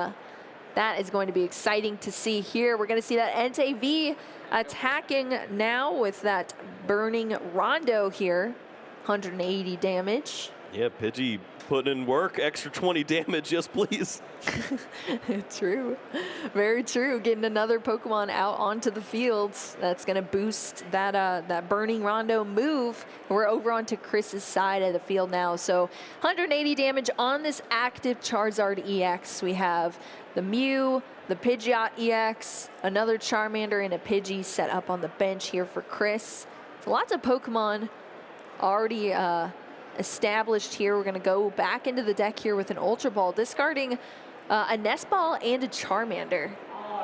Yeah, this feels like another Boss's Orders turn, but we'll see the Rare Candy Charizard as a focus, looking for that secondary attacker, potentially that retreat strategy that we saw earlier, just trying to preserve all of the hit points that you can and avoid giving up those prize cards. All right, Rare Candy bringing out another Charizard EX joining us. It kind of looks like Charizard is in a Halloween costume with its little terrestrialization hat. Yeah, look at that. Joining us here. It's just, I understand the strategy. You don't want to give up the prize cards. You want to attack in and eventually handle this Pokemon. But if Boss's Orders is not in his hands, it seems like a great opportunity where you could just easily knock out the Pidgey and then force your opponent to take the prize cards. We'll see if it's there. Looks like Luminion is in hand, so that could be another way to go about that mix. And I think we'll see it. Yeah, that's what it is going to be. We saw the Luminion come down in the last game. Of course, it was kicked off the field once again with that collapsed stadium. This time, just going to be the Luminion coming down here for that boss's orders. Exactly what Kyle was saying. You need to see it here. Oh. Whoa. Is that the Charmeleon coming up? That's okay. You can do that too. There's still 2 attackers that you're going to have to deal with, the Entei there and the Charizard. Entei's still in a decent spot to attack, but the benefit there is that when you attack into this Entei, it will be for a knockout, as likely Chip will be taking 2 prize cards this turn. That is very true. Well, yep, there you go. That is Chris Berry going down to only 4 prize cards left to take here. Back to Chip's side, promoting into that Pidgey, into the active position, and I mean, I understand. In the hand? It's Rare Candy Pidgeot. I don't know what we're waiting on. Yeah, I was like, what is he deciding? But yeah, maybe just thinking things through. Who knows, Kyle? Who knows? I mean, this was what Chris wanted to avoid. He saw the Pidgey, searched out very late in the turn, and it was off of the fleet-footed draw, which eventually led to this. Saw only 2 cards in hand and assumed it can't be Candy Pidgeot. Sure enough, it was. And Chip is here to punish. Here to punish, indeed. We're going to see the quick search here off of that Pidgeot EX. I want to boss that Charizard. I just want to deal damage everywhere and force my opponent to have to work through this Entei. Yeah, There's no good prize to target right now for Chris. Yeah, that is a tough position for sure. If Chip decides to go that route, force Chris into awkward scenarios and who to attack. I mean, it's always nice when you're making moves to try and control what your opponent is able to do to just hang on in the game. So we'll see if Chip is able to do that. It's going to be the boss for the Luminion here on the bench. That Luminion V is going to be the that Entei V is going to knock out that Luminion V for 2 prize cards here, doing enough damage to get it off the field. 2 prize cards down, and Chris Berry is going to promote that Mew. Yet Chip now in a situation where he's going to have to chain together multiple bosses' orders in order to close out. It says accepted the prize race here, and it would likely have to be the Charizard knocking out the Pidgeot, and then the Radiant Charizard knocking out the Charizard EX that we see here on the bench for Chris. So a lot to ask from Chip's deck, but maybe it can do it once more. We saw Candy Pidgeot come out of nowhere. That's true. That is true. We saw it. Maybe we can see something happen here. Chip is hanging on as much as he can in this match, trying not to let Chris get away with any sort of 2-0 win here in the set. We'll see if Chris is able to maintain this energy and wrap things up before Chip is able to do the same. Here we go, Mew with this mysterious tail, gonna search out an item card off of these top 6 cards of the deck. Not much to choose from there. Yeah, it's thin. No longer can grab 4 Sealstone with that, as it reads differently with the new rules, and can't grab those stadiums either. Yep, tool cards are now separated from item cards. They're in their own category. So even though some of our tools, just like this 4 Sealstone, says item on it, it is classified as just its own category of Pokemon tool. With the new rules that we have here, we see that quick search being used for this collapsed stadium. Whoa, the collapsed stadium to take that Charizard EX with the heavy damage off of the fields, Kyle. It lines up so well for Chris. Knockout on the Entei V, easily lined up. You have so many hit points remaining with the Charizard, and if your opponent ever knocks this Pokemon out, Radiant Charizard's attacking for 1 energy. There you go. Collapsed Stadium coming to the rescue here. Wiping all that damage off. 2 prize cards there for Chris Berry on that knockout of the Entei V. Chip promoting that Pidgeot EX. Starting off this turn, benching a Charmander down, double Charmander. Oh, there's just not much there. The Charizard EX can't even attack. It's just 1 single fire energy. You can't search out a card like the boss's orders because you still need to attack. Yeah, that is tough. Doesn't even have the last energy needed to be able to use that Charizard move. Oh, we're going to see the Arven here. allowing Chip to search out 2 more cards, a tool card and an item card. This is a big difference in the deck lists. We've seen the Pidgeot V from the other side from Chris, where easily can use that for a Sealstone, shuffle that Pokemon, which usually is a 2 easy prize cards, goes right back into the deck. That's not an option for Chip. Just lost the Entei. Yeah, Entei is gone now. Of course, you need a V Pokemon in order to use this for a Sealstone because it's giving you a V-star power. So if you do not have that, which Chip doesn't, what are you going to do? Well, we do see the Super Rod at least going to shuffle in some of these energy that Chip is needing at this moment in time. Charmeleon also getting shuffled in with these 2 energy back into the deck off of that Super Rod. Wow, quick search for a fire energy. Chip is just holding on, looking to just continue attacking at this point. I mean, that's really all he can do, I guess. Yeah. Yeah, that's what you got to do at this point in time. Unfortunately, I feel like it was just going downhill after turn 1. I think Chris just had such a good initial setup. Had that momentum there, and Chip has kind of just been playing catch-up, unfortunately, this entire game. We at least have that energy now that was searched out off of the quick search on that Pidgeot EX to allow Charizard EX to use Burning Darkness now for all that damage going down onto the opponent's Charizard EX. Yeah, 300 damage, still not enough to take a knockout in this situation. It's so wild. You can tell, for Chip, it has to be a miracle draw. It has to be potentially Iono into counter the potential way to move this Collapse Stadium, another Pokemon, and then play your own Collapse Stadium to preserve the 2 prizes that would easily be taken on this Charizard. But then you need another attacker to go along with it. And are there enough resources there at this point, or is Chris going to be 1 boss's orders away potentially? Yeah, it might just be too much to ask here on Chip's side of the field. Chris Berry over here. Oh, that boss is in the prize cards. Is that our last one? We've seen at least, no, we've seen 2. We saw the target on the Pidgey and the target on the Charmeleon, so no more boss's orders in the deck. Oh, yeah, so I guess that option isn't even there here for Chris Berry. It was just going to be the Arvin as the supporter for choice on Chris's side. Super Rod's going to be able to shuffle some cards back in here. Pokemon, Fire Energy, take your pick. Only up to 3. At least. Yeah, I'll take 7 fire energy, please. All right, those 2 energy and a Charmander being shuffled back in. But yeah, that does change things a bit here for Chris, because if he has no access to the boss's orders, what are you going to do then? You just got to swing. Yeah. Chris potentially would like to set up another Pokemon in this situation. A Charmander would be nice. You could counter the stadium with Collapse Stadium. You have that Lost City in hand, and then maybe you'll have that final Charizard to go. It could even just be a way to search out the fire energy that you'd be looking for. And Chip's going to have to make a read and say, you don't have boss's orders. This is the only way that I can continue to play the game, is just promote threats that don't get knocked out. Yep, that is very true. Right now, we're just going to see the hit back. Charizard EX striking into the opposing Charizard EX here for Chris Berry.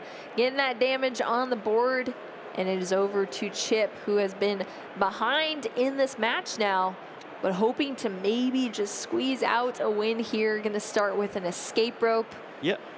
He may have found a good card. The Lumineon is a way to open up the Forest Sealstone. You'd still need to counter the stadium, but this is a potential option. You could use the Pidgeot and search for a counter stadium and maybe continue to play there. But, I mean, Lumineon's going to search out the same card that Pidgeot would have. So you needed a little help there, maybe off a Pokemon like the Mew to find a card like Lost Vacuum. Ooh, yeah, that is true.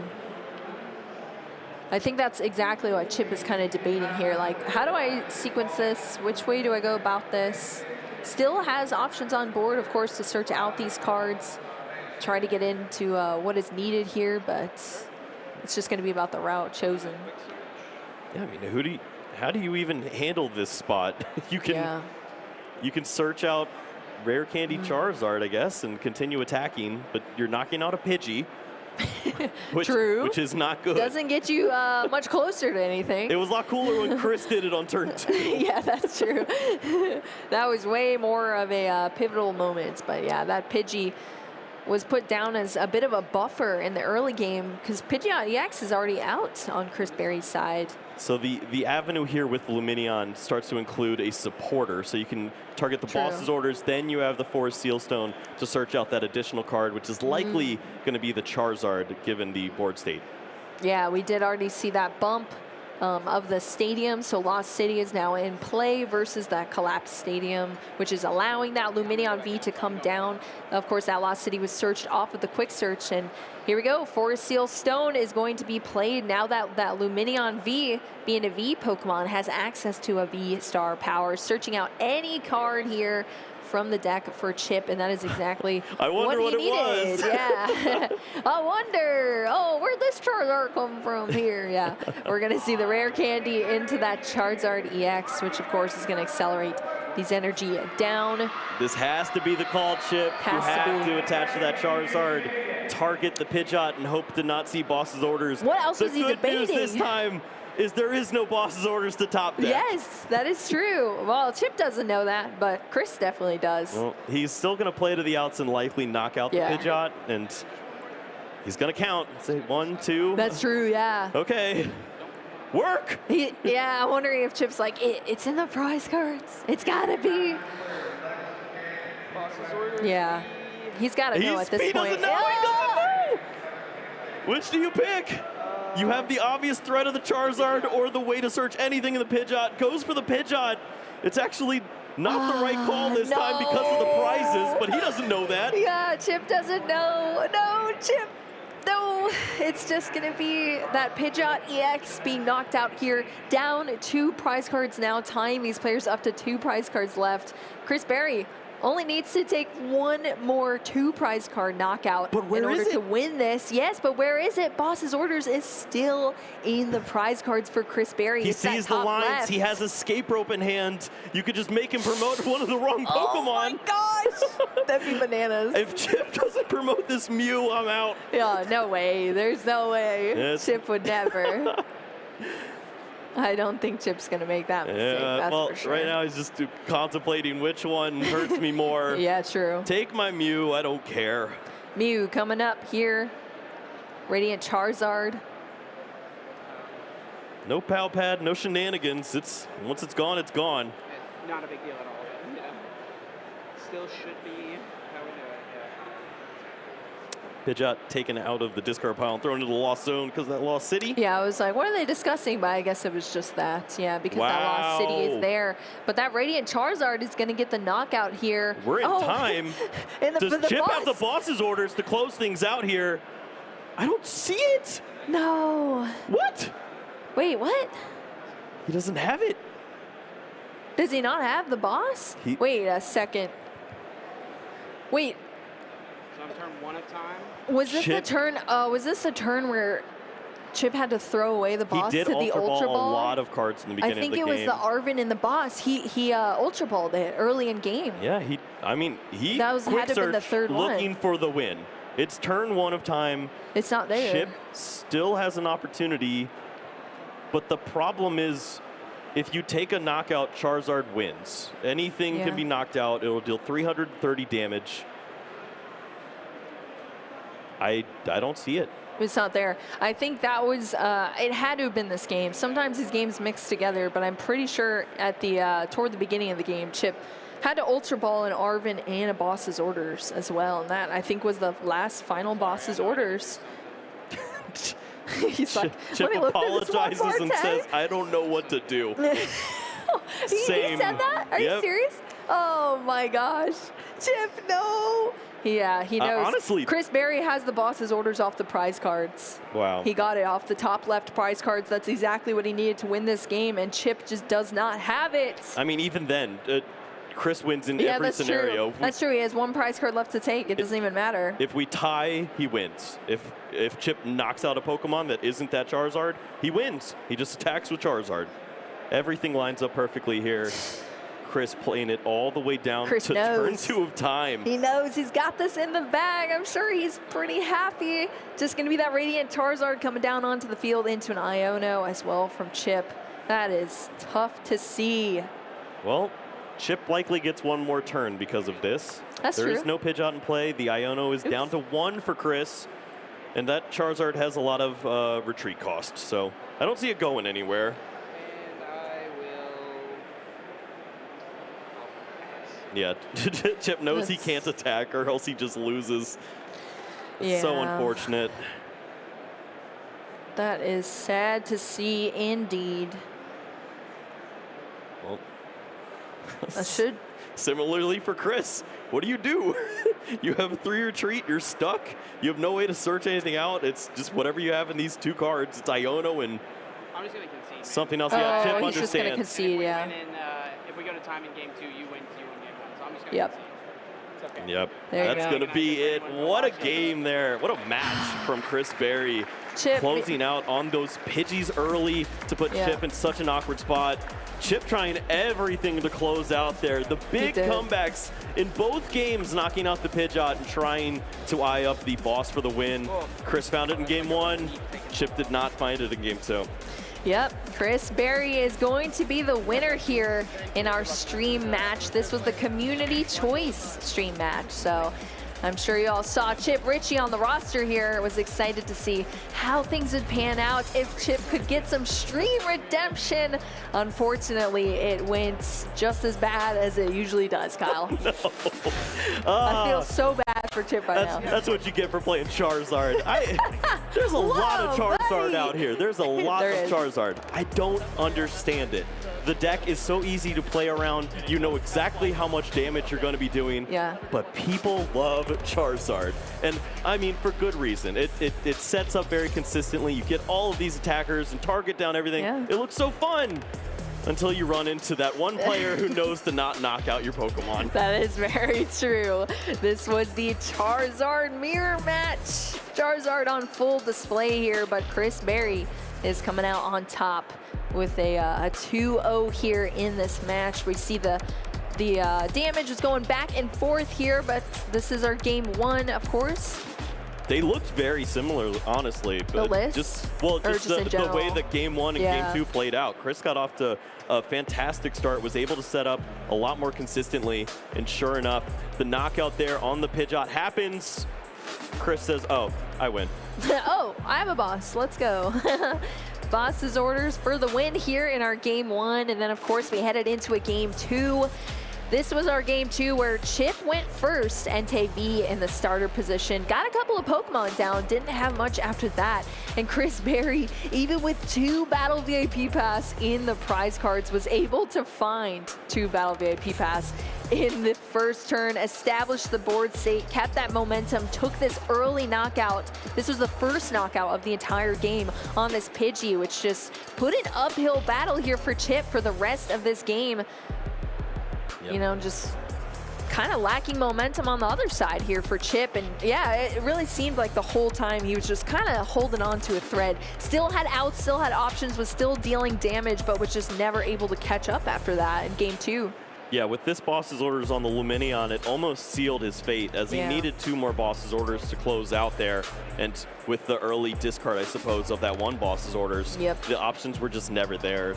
Chip continued to try, and then Chris, big collapse stadium to remove all of those damaged pieces of the Charizard. Here we go.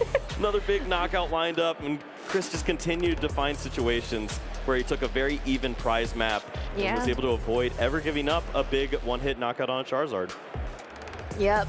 Chip is discussing it here with Chris. Even if they went into the tie situation, they can't tie. Chris took the win in the first game, so he'd be taking the win regardless. So Chip conceding there like the good sport that he is. I'm sure super bummed, unfortunately, not be able to take a win and on the stream as the community choice. But Chris Berry, the first-year player coming over to the TCG from the video game and winning here on our stream. You love to see it. Yeah, and he played very well. There's not much to say about his play. He just was very consistent, saw the lines, and was able to target all the weaknesses that Chip presented.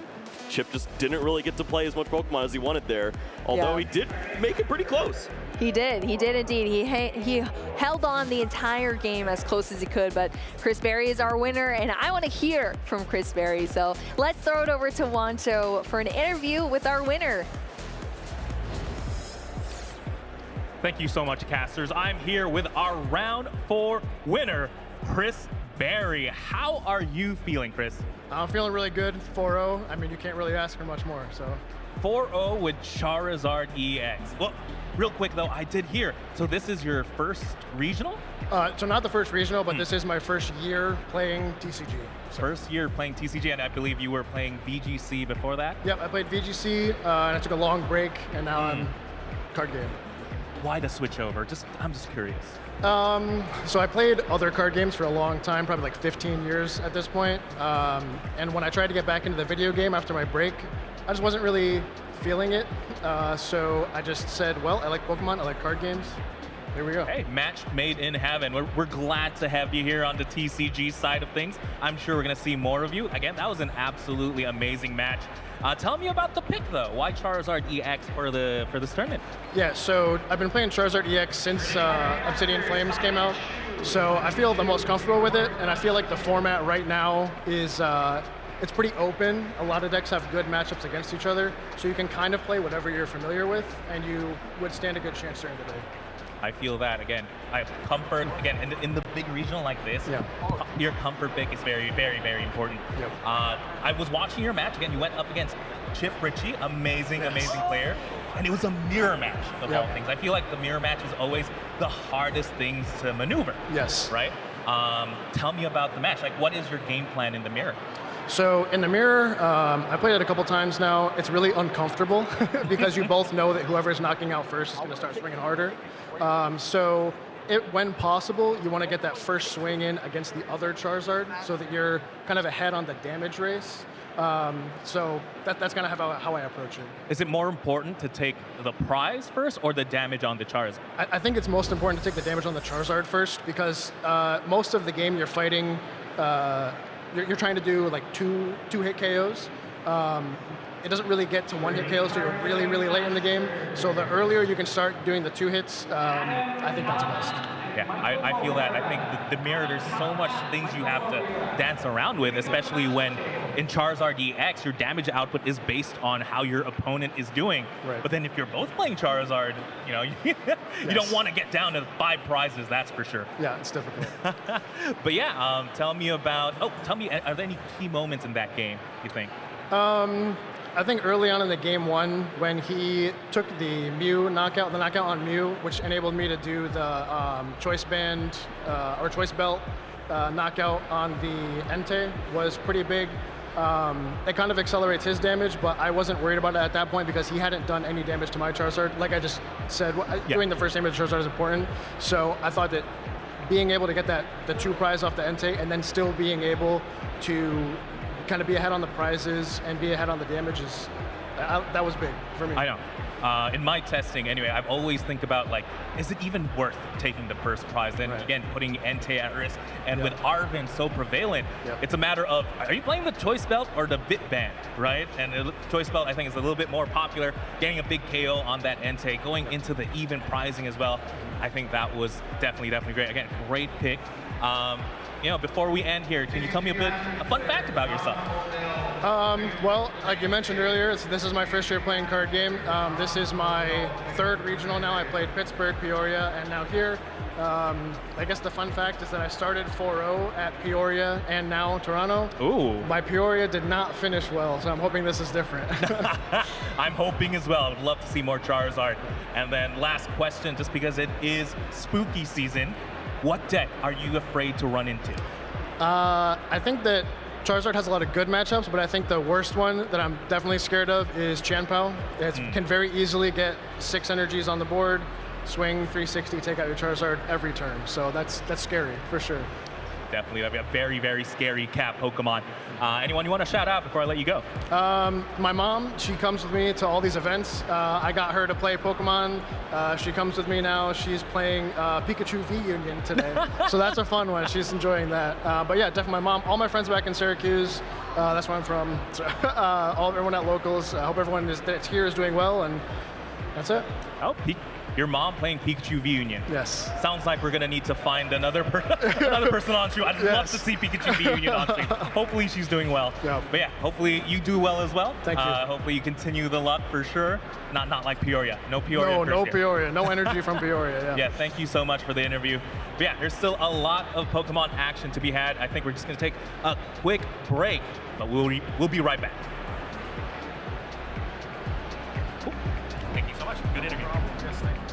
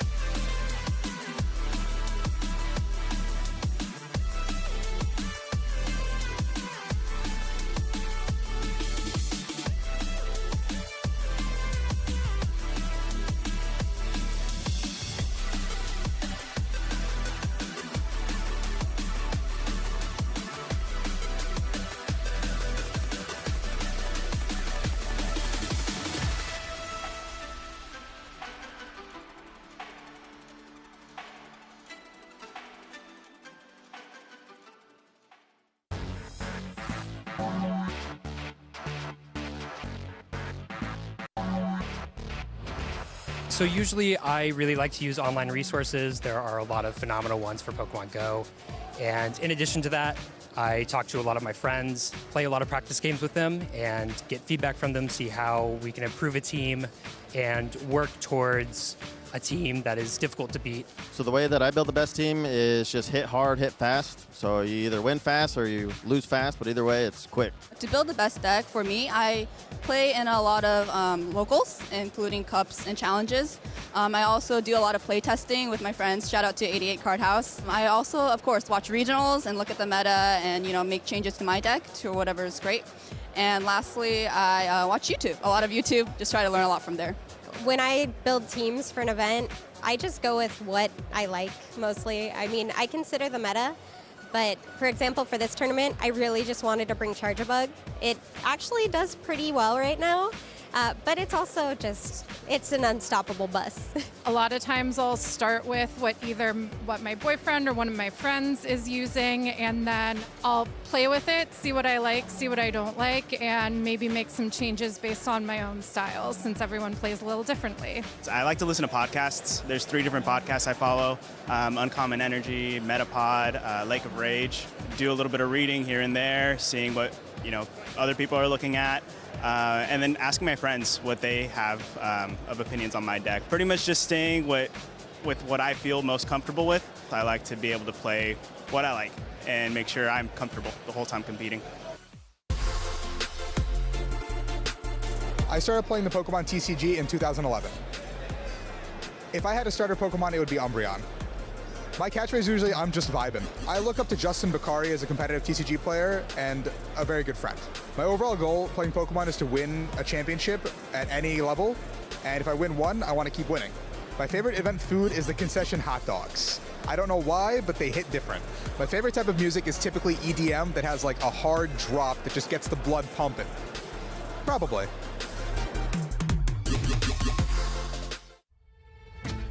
Hello, Pokemon TCG fans. The 2024 Peoria Regional Championship was an important step on the road to Worlds, so listen closely to what went down. The Pokemon 151 set had just become tournament legal, bolstering the strength of Charizard EX and colorless Lugia. But in the finals, Raymond Long on Kyogre Lost Zone matched up against Jack Carter on Turbo Lost Zone, and the winner would get an invite to the World Championships. The pendulum swung both ways to kick things off, with Jack having absolutely nothing to work with in Game 1. And in the next game, it was Raymond with no plays, quickly conceding to Jack's dominating start, and it all came down to the final game. Raymond dug deep to get an early Cramorant attack to seize initiative, but missed, and in doing so, didn't leave any room to bench a Sableye. Jack responded by sprinkling damage with his own Lost Mine, setting up for a massive multi-prize turn while ensuring he would be the only player that could utilize Sableye for the game. But Raymond didn't give up, kept healing with Switch Card, and doggedly took a prize every turn with Cramorant. When time was called, there weren't enough remaining turns for Jack to cash in on his Lost Mine investment, and Raymond Long won by taking the most prize cards overall. That's going to be it. Yes. So Raymond Long is our champion here in Peoria. Think you have what it takes? Then make sure you can visit Pokemon.com/compete to follow along or get in on the action.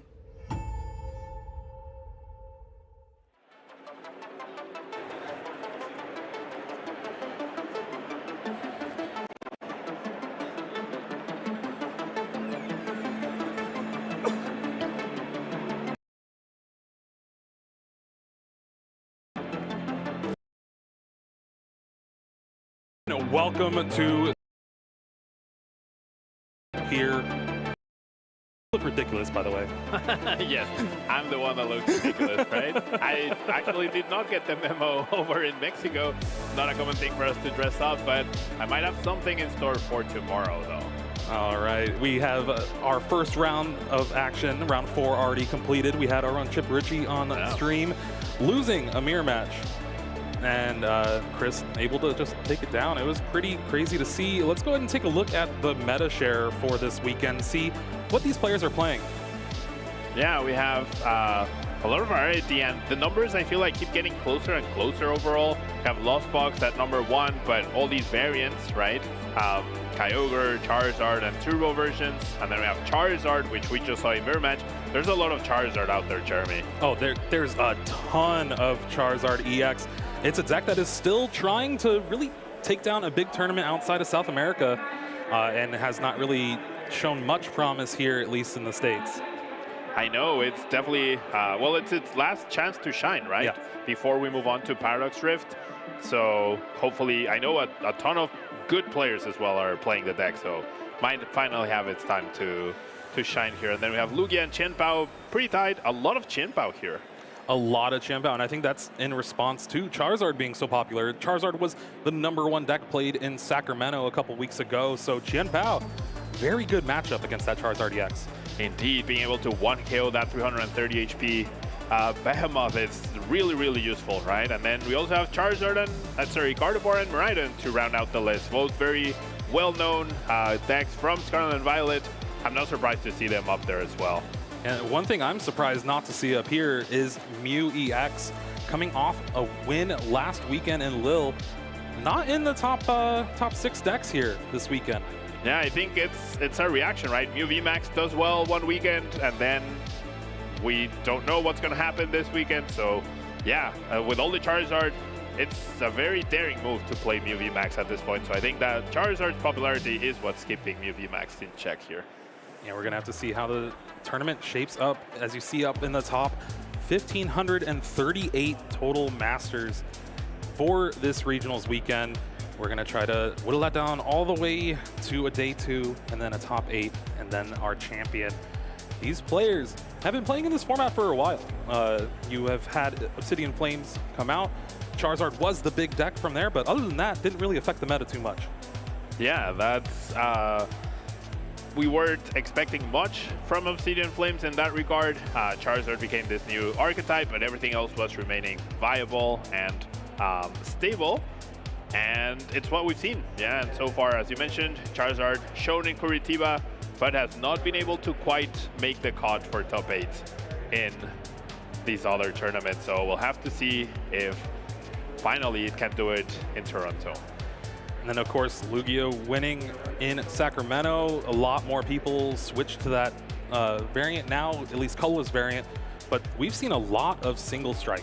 In the Quasar Raikou version, had to pick, I really like the Turbo. I feel like a deck that is focused on that turn one aggression is really powerful. Games are getting faster and faster as we move through the format and with sets. And I do feel like the Turbo version is the one that has a chance against everything and also can just steal games by how fast it is with Radiant Greninja attacking or those big attacks with Raikou and Dragonite. It's definitely one of the craziest decks to watch on camera, being able to get to 7 and sometimes 10 cards in the Lost Zone as soon as turn 2. Let's go ahead and take a look at the updated standings we have for this tournament so far, see how our players are shaping up here. It is Swiss round 5, so it's going to be a lot of 4-0s. Indeed, we have Arian Arcana at number 1, Jared Grimes, a familiar name, loves Qianbao. We've seen him do well since NAIC has been piloting Qianbao, so really sticking with it. And we see players from all over. Yeah, we've said that this regional is the most international regional. We see players from Europe, we see players from Mexico, the United States and Canada, of course, all over the place. Yeah, and then of course, one name that sticks out to me, Sawyer Melvin, coming off a top 8 in Sacramento, still playing that Lost Zone Kyogre, I believe. So hoping to take it down again. That deck has already won 2 regionals this season so far. Yeah, which is definitely very impressive. And another name that sticks out for me is Colin Merrily Matthews, who I don't know all the decks that these people are playing, but I know Colin's playing Mew. Like, I haven't seen his actual deck, but Guaranteed. I would, yeah, hands in fire, he's playing Mew VMAX for sure. It was what, top 4 in Pittsburgh? Indeed, I believe. Indeed. And a lot of variety here, and it is only getting started. This is round 5 of 9 for our Swiss rounds today, and these players need to get at least 6 wins and a tie, 7 wins to make it into that day 2, and these are the players that are going to have a pretty good start at that. Indeed, I mean, a flawless start to the day, 2 wins away essentially, because the tie is usually easier to come by. You can ID into day 2 a lot of the time, so winning 2 out of the next 4 sounds easy when you've already won the first 4, right? But what happens now is they're going to be facing against each other, and obviously the competition gets fiercer and fiercer as we go along. All right, I do believe we can head down to our matchup, see our players that are playing for this round. Or notable matchups, sorry. Well, yeah, we're going to see Sam Chen versus Vance Kelly. This is our world champion up against one of the oldest players that has been playing for forever. Indeed, we have a fun fact where Vance was 2 years old when Sam Chen was already playing the Pokemon, where he started playing the Pokemon trading card game. And then, of course, our other matchups that we have in the field, Gibson Archer Tang up against George Gebhardt and Nick Robinson, Sawyer Melvin, Brent Tonneson up against Arjun, and a lot of those players, again, doing very well here, starting off exactly how you want to, undefeated, trying to make it into that day 2. Yeah, and the starting undefeated is already very difficult. It's a very difficult thing to accomplish, so we're in for quite a treat here, I think. The world champion versus a veteran. All right, well, let's go ahead and take it down to the table now. I know we're ready. And let's get things started. It is going to be Sam Chen with Lugia V-Star and Archeops up against Vance Kelly with what else? Mew VMAX. Of course, good old Mew VMAX, good enough for the World Championships, should be good enough for a regional, right? And I think something we're gonna note in this match, me being friends with Sam and having seen Vance and his run at the World Championships and seeing him now, you're gonna notice a difference in both players' composure. Sam is always joking, Sam is always very like laughing at everything that happens, and Vance seems like he's very serious and very focused. So it's gonna be an interesting thing to note as these players play. And again, this is a matchup we've seen time and time again throughout the history of these two decks. Lugia V-Star, Archeops, Mew VMAX, Genesect V have been at the top of the meta since they've come out. Both decks very consistent at doing what they're supposed to do. Mew VMAX, draw cards with Genesect V, attach double turbo, maybe use that Alessa Sparkle to charge up Meloetta, get some knockouts. Meanwhile, Lugia V-Star all about getting those Archeops in the discard and using that Summoning Star to bring them out. From there, Bob's your uncle. Yeah, and it's interesting to see that these two players are bringing the less popular variant of the deck that we have been seeing as of late. Vance is playing the Fusion build, which lost a little bit of popularity. As of late, it did win the previous regional at Lille, but the Fusion build doesn't have as much disruption, and your plan against the Dark-type attackers that Sam is bringing, the Yveltal and the Tyranitar V, you really need to disrupt and try to delay the Arceus from coming into play as much as possible, which Vance doesn't have too many tools to accomplish that, so he's going to have to rely on Meloetta and Deoxys to try and tank some hits as we advance in the game. It does look like there is at least a couple paths to the peak in the list for Vance, so has some game against that Summoning Star from that Lugia V-Star, but it's all going to be about those prize trades and being able to map out your prizes for the rest of the game. But here we go. It's looking like Sam Chen is going to start off round 5 here in Toronto, Canada. Going first is really, really big here in this matchup, especially as Sam just started with a single prize Pokemon. He doesn't necessarily know whether Vance is playing the Fusion build or not, but starting with the single prize Pokemon is useful.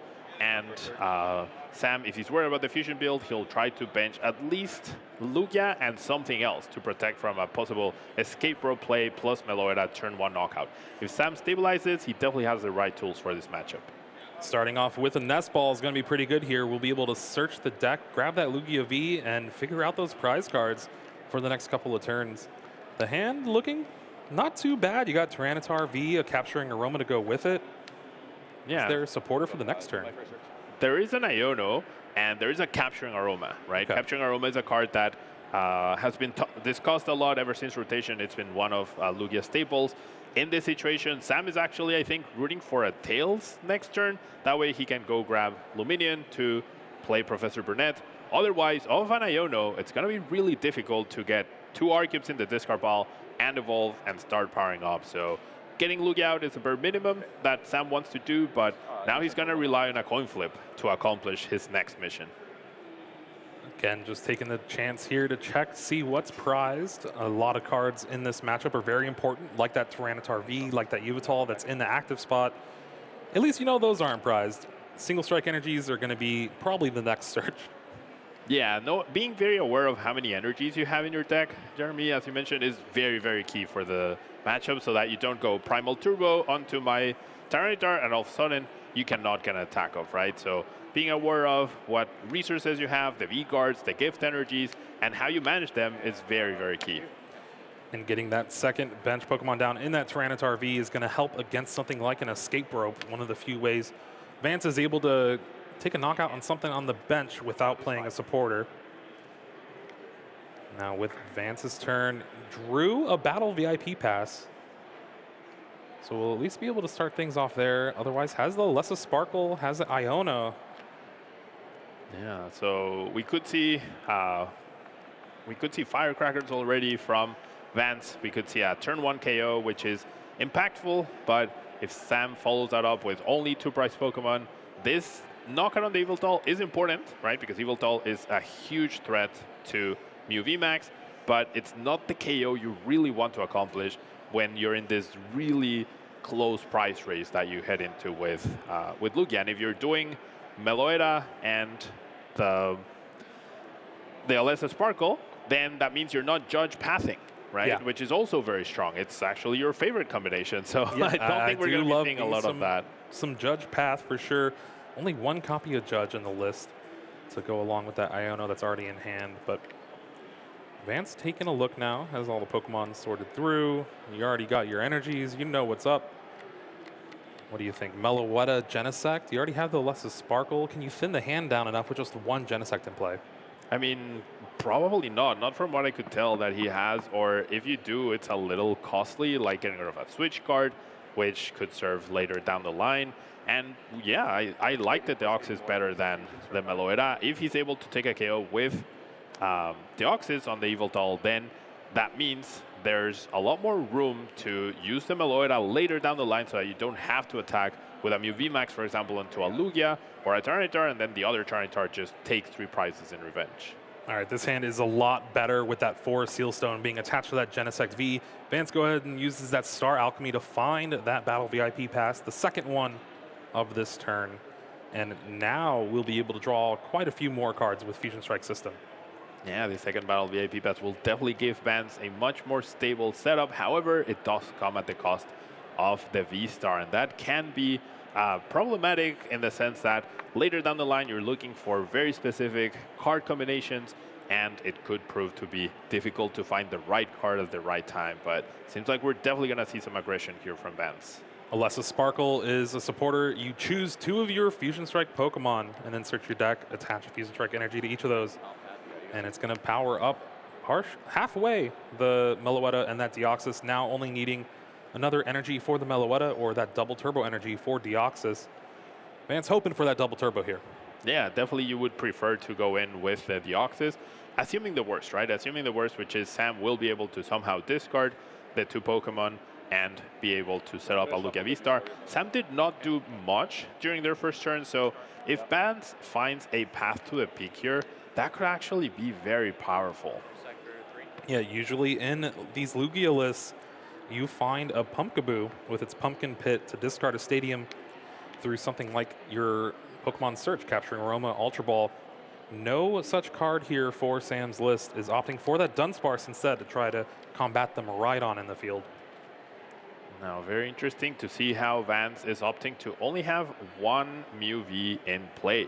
That means that he's really going to focus on the Deoxys and the Meloetta to lead things off and then finish things off with a Mew V Max. But as long as he doesn't evolve into a Mew V Max, he can definitely have a little bit more control on the prize exchange in this matchup, which is very, very crucial. And there's a path to peak, I see.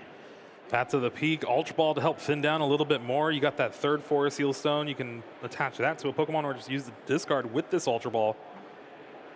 Power Tablet to go along with it. You don't really need that right now. Better save those for taking a knockout on that Tyranitar V later on. Discards the Path to the Peak along with the Iono, though.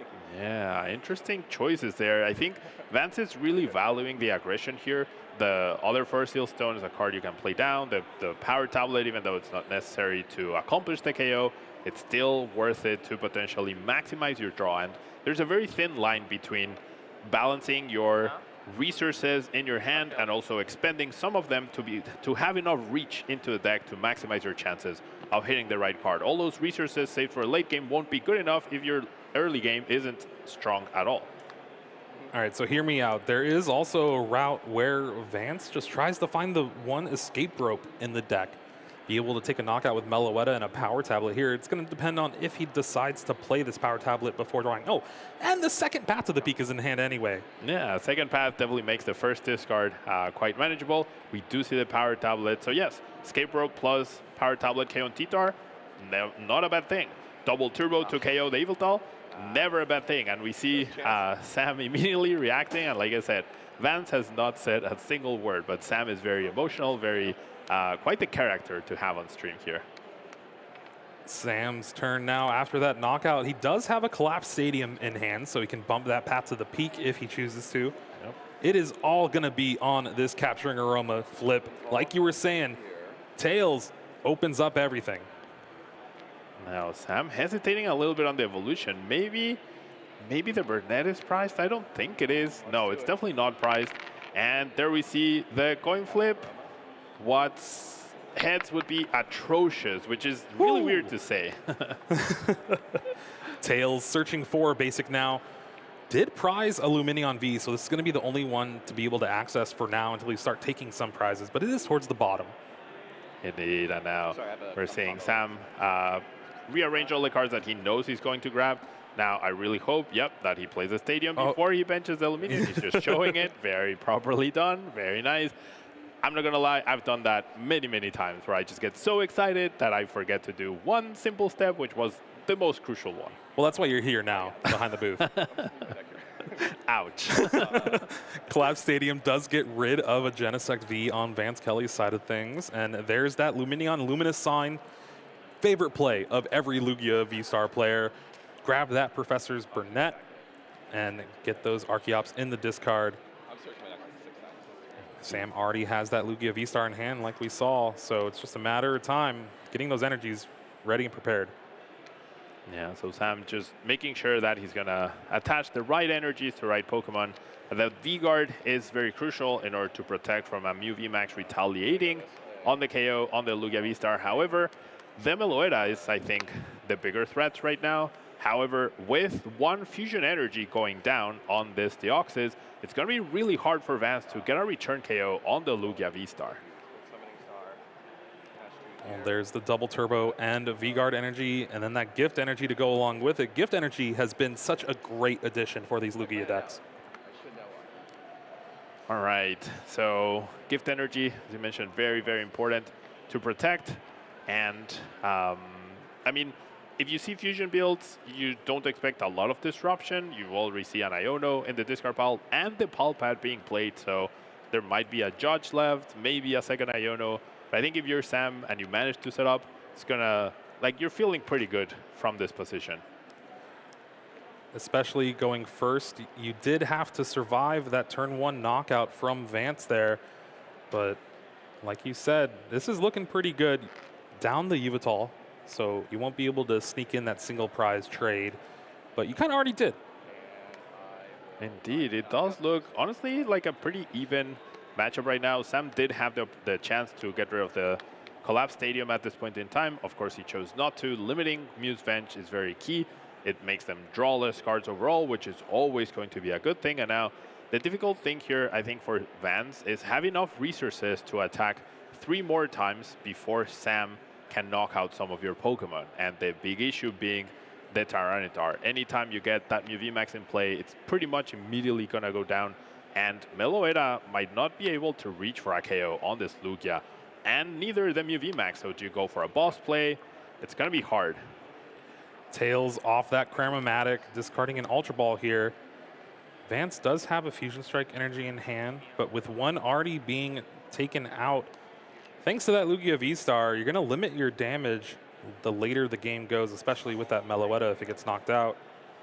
Going to start things off with the Fusion Strike system here.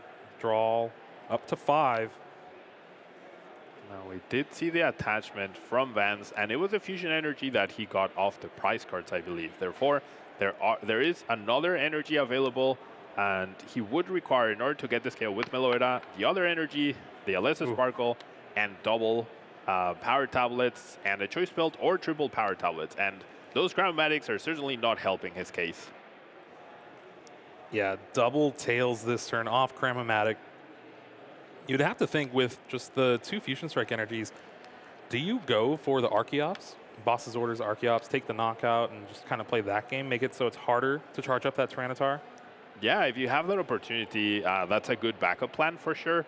That makes it so that powering up the Tyranitar in one go, as you mentioned, is increasingly difficult. And maybe if Sam doesn't preemptively power up the Tyranitar after losing an Archeops the next turn, you can knock out the Archeops, and then powering up anything becomes impossible, right? So both players definitely have different paths to victory, but Sam in a more commanding position thanks to a Tails flip, right? How often do we see that? A Tails flip is the reason Sam was able to set up. Such an awkward draw off this last Fusion Strike system for Vance. Drew Alessa Sparkle and the last Fusion Strike energy, so scoops it up. Yeah. Sees no route to victory here and wants to save the time for Game 2 and potentially Game 3. Ever since rotation, first time we're seeing games being won so decidedly by Tails flips. That's super, super cool to see.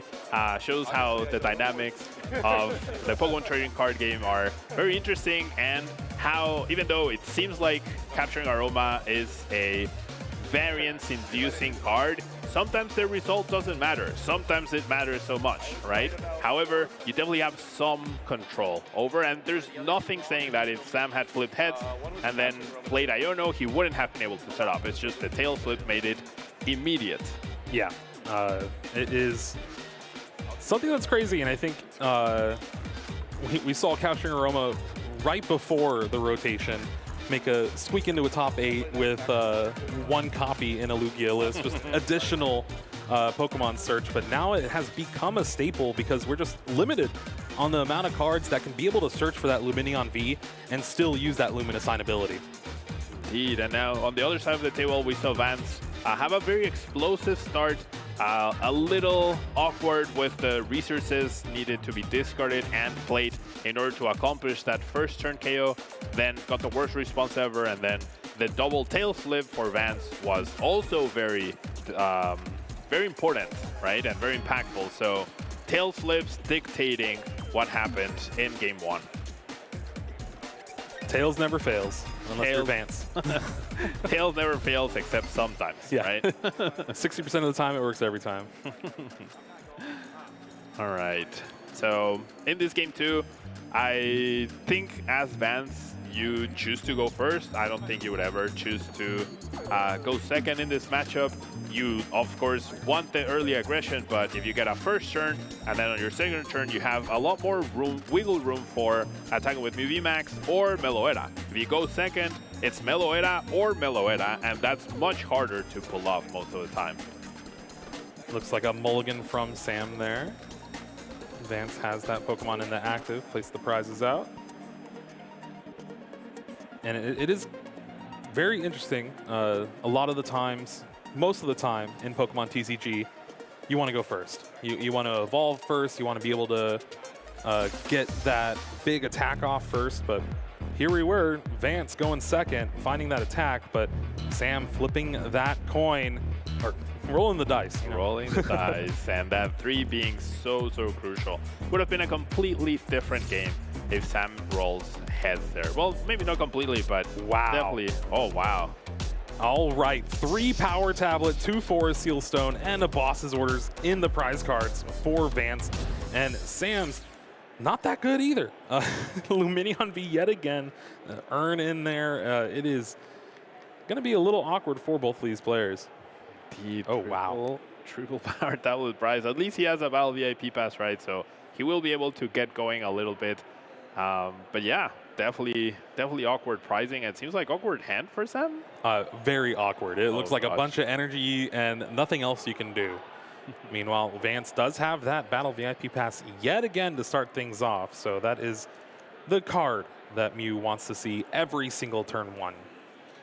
Now, I think both of these decks are very aggressive and are rule box based decks. Therefore, should have enough time to, if this game ends up being a little short, plenty of time to complete our series.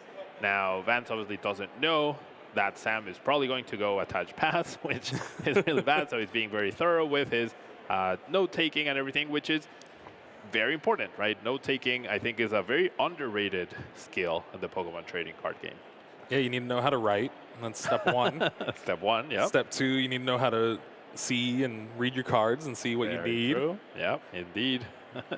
So a lot of the times, it's just a big frowny face. You see 3 Power Tablets in the prize cards. Yeah, that would be how I would represent my Power Tablets. Yeah, I don't even think you check for Power Tablets with your first deck search. That would never. You just assume there's at least some around there. And I think the way they were positioned, like 3 Power Tablets at the bottom and then the 2 Forest Seal Stones, that also means that Vance only has access to 1 Forest Seal Stone left over, which might make it a little difficult to find that right card at the right time, right? Usually you end up drawing into a couple, and then you save them, and then the boss, right? That last prize boss could come into play if this game goes on for a long time.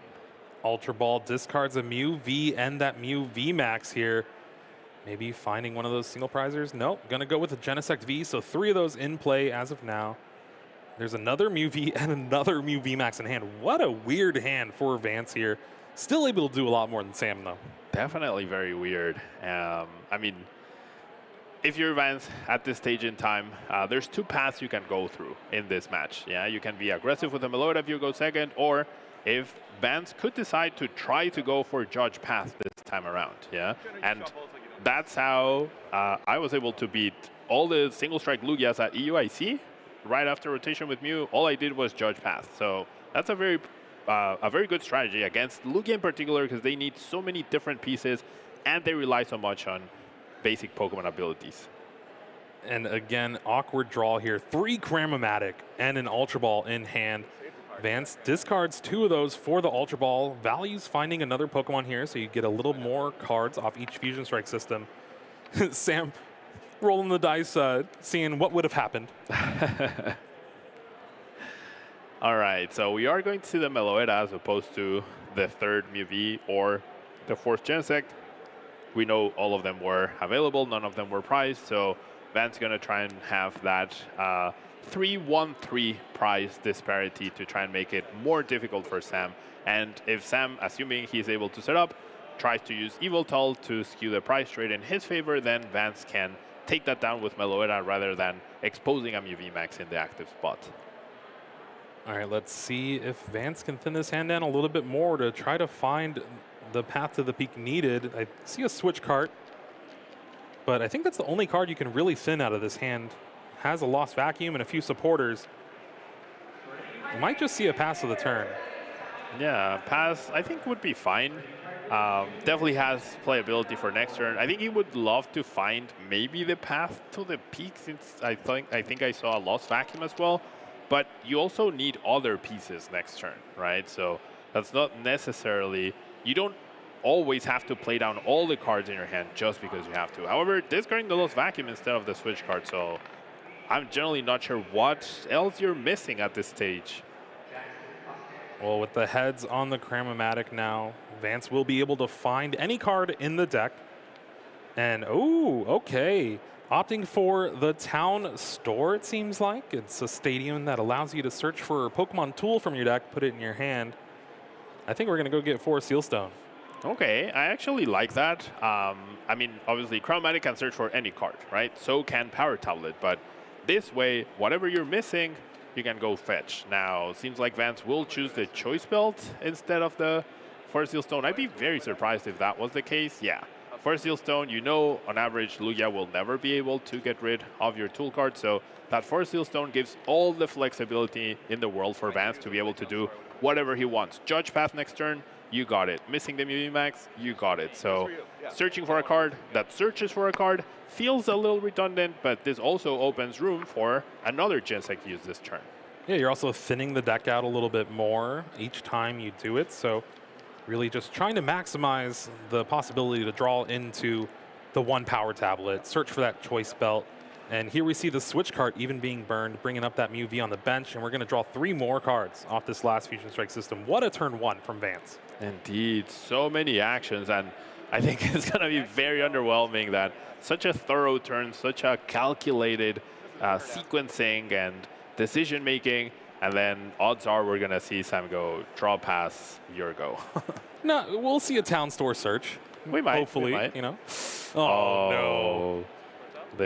V-Guard energy is pretty good, though. Maybe you can stick around for 1 more turn. We know that Choice Belt's in hand for Vance. Has a Power Tablet already. Might not be enough. There's the town store search that he just mentioned. Even though Lugia doesn't play any tool cards, you can always utilize it to get information on your deck. Now, Sam also was holding the stadium, the collapse stadium. He thought about playing that first and then putting Vance in like a decision of like, oh my gosh, why is he playing this?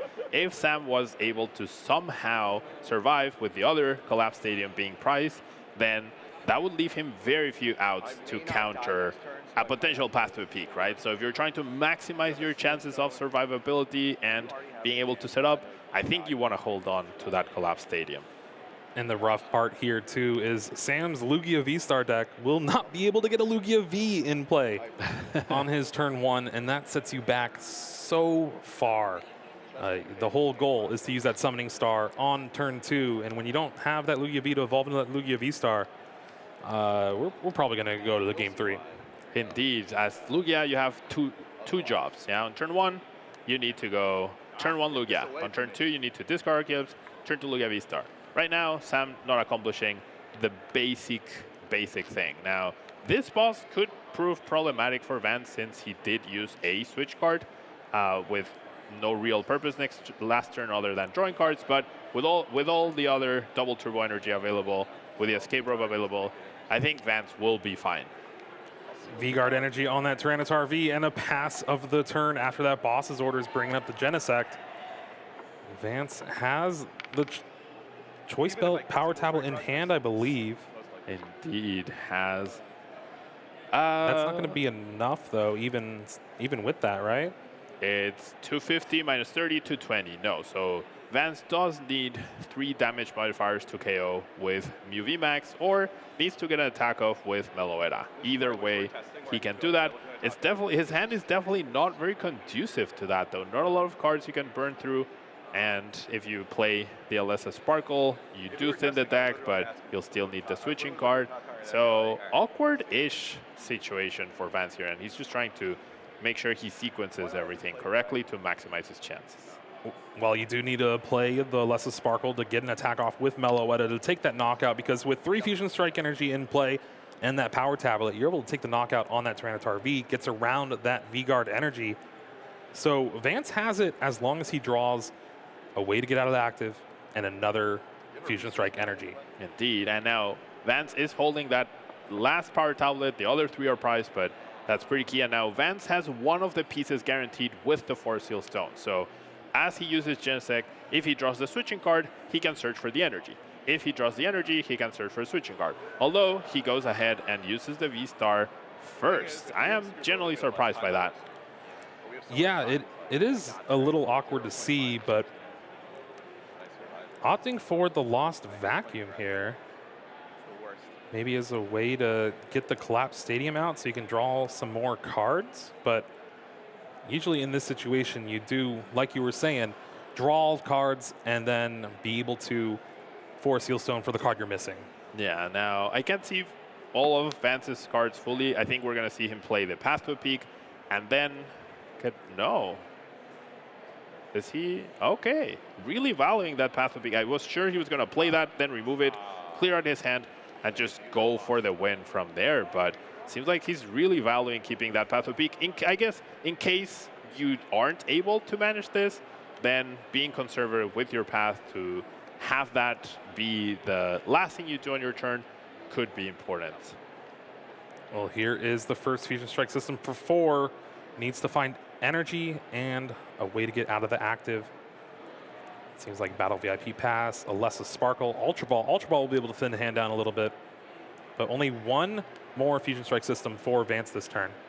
Indeed, odds are not very good for Vance to hit here, I think. Also because since he needs to draw Fusion Energy and he just got 2 out of the deck with Alessa Sparkle, that immediately only leaves half of them available. So, I mean, I understand why you want to play it a little bit safe by not playing down that path and then sending it to a Lost Zone. I personally would have gone all out because worst comes to worst and you whiff, Sam doesn't have anything at all. So yeah, you'll definitely have at least another turn, and then maybe they'll bench the Lugia. But you know your opponent doesn't have any Nest Balls, any Ultra Balls, any supporter cards. So I fancy my chances if I'm in that spot. I would have played it a lot riskier here. Well, Vance does find the last Fusion Strike energy. But is there a way to get out of the active? It doesn't seem like it. Sam was just, please have the switch, please. Because we could also just see the same exact turn from Sam. Yeah. Draw Professor's Research here. Okay. And didn't even play the path to end the turn. I am very confused at that turn of events. But yeah, now with the research, I mean, Sam's decision is which energy he attaches, right? But now Sam has a chance. Not to say that Vance would have hit exactly what he needed, but I think he had a few more cards in him, and now with 3 power tablets prized, it's going to be really hard to knock out those Tyranitars. Nest Ball and Mezagoza to go along with an Ultra Ball, so Sam has some opportunity to get Lugia V down in play and fade something like a Boss's Orders, Escape Rope. Going to need at least 1 more. Now, if Sam did his price check correctly, he will know that there's a Collapsed Stadium in play. I mean, in the prizes. 1 has been Lost Zone. That leaves 2 stadiums. I don't think, as Sam, you can risk the Mezagoza here. If you play that down and it gets countered by a Path to a Peak, then you are in a lot of trouble. Because it doesn't matter if you aren't dead drawing, if you can't ever get those Archeops into play. And maybe Vance had that in the back of his mind in case he whiffed, right? There was another copy of Path to a Peak that he could have eventually found at that point. Well, Ultra Ball does discard Professor's Research and that Urn of Vitality. It's important to note there's already an Urn in the prize cards. A Single Strike Energy was discarded this turn from the Professor's Research. But there is that second Lugia V on the bench for Sam now. And yeah, I think we're going to have him hold the Mezagoza. Even Sam was like, yeah, you have path. Might as well pass the turn back. And Vance lost a lot of steam from that last 2 turns, not really being able to get that attack off, but plenty of energy in play. Indeed, he had a wonderful turn 1 and then a very underwhelming turn 2. And I honestly think it was a little bit because he overdid it with the resources. That Chromatic, that burning of the switch card. Imagine if he had that, yeah, and he didn't find anything too significant off of that last draw for 3. So that's something that I would love to ask him about in the interview if that happened. Now we're going to see the choice belt, but like we mentioned, there's no more power tablets left. So there's no way to knock out this Tyranitar with Mew VMAX, or now that the choice belt has been committed to the Mew VMAX with Meloetta, unless you find the 4th energy. Well, there's the PAL pad shuffling back the boss's orders that was just played for Vance, just to thin the hand down a little bit. Remember, 2 Fusion Strike systems available to him. No V-Star available for this game. Going to be drawing 3 cards. I don't think he can burn the rest of the cards in that hand. Yeah, very underwhelming amount of cards here. Only 2 Genesect as well, which is not your ideal. And that Deoxys is not what you want to see here. I guess there's a lost vacuum. You can get rid of that Deoxys and get rid of the 4 Seal Stone that you don't need anymore. Yep. So very awkward that Vance priced 3 power tablets and 2 4 Seal Stones and was able to find them in the beginning, right? But they just haven't been able to get him there. And there's only 1 copy. There's 2 copies of Switch Card, 1 copy of Escape Rope, so 1 copy of Switch Card left in the deck available to him. Also a double turbo to potentially retreat, but he's just not really getting there. Oh, there's the double turbo. Yeah, and the switch card as well. So it was a pretty great 3 cards, 4 cards for this last Fusion Strike system for Vance here. We'll be able to have the knockout thanks to that choice belt on Mew VMAX, but also has the 4th Fusion Strike energy. Better to save that for the next few turns. Keep those safe on the bench. And there we see that path to the peak. So pretty great turn 3 here from Vance. You would have loved to see it turn 2. Indeed, pretty great turn 3. And this means we play a standard game, right? After Sam went draw pass, now there's a chance for Sam to get back into this. Vance also stabilized, has gone through quite a few things, but he did just pick up 2 power tablets, which could be useful if he needs to return KO a Lugia Vista or something. But once again, we have Big a flip. Oh, wow. Okay. Heads on the Mezagoza. This will allow Sam to grab Lugia V-Star. From there, I believe the Professor Burnett is in hand. Indeed. And Sam has a knockout. Single strike energy in hand. There's at least a couple more in the deck. We're going to have a game 2 here, Bobble. We thought it was over and done with.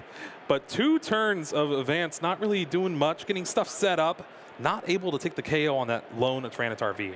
Indeed. Now, Vance does have a pretty decent play in terms of knocking out Tyranitar and knocking out Lugia, right?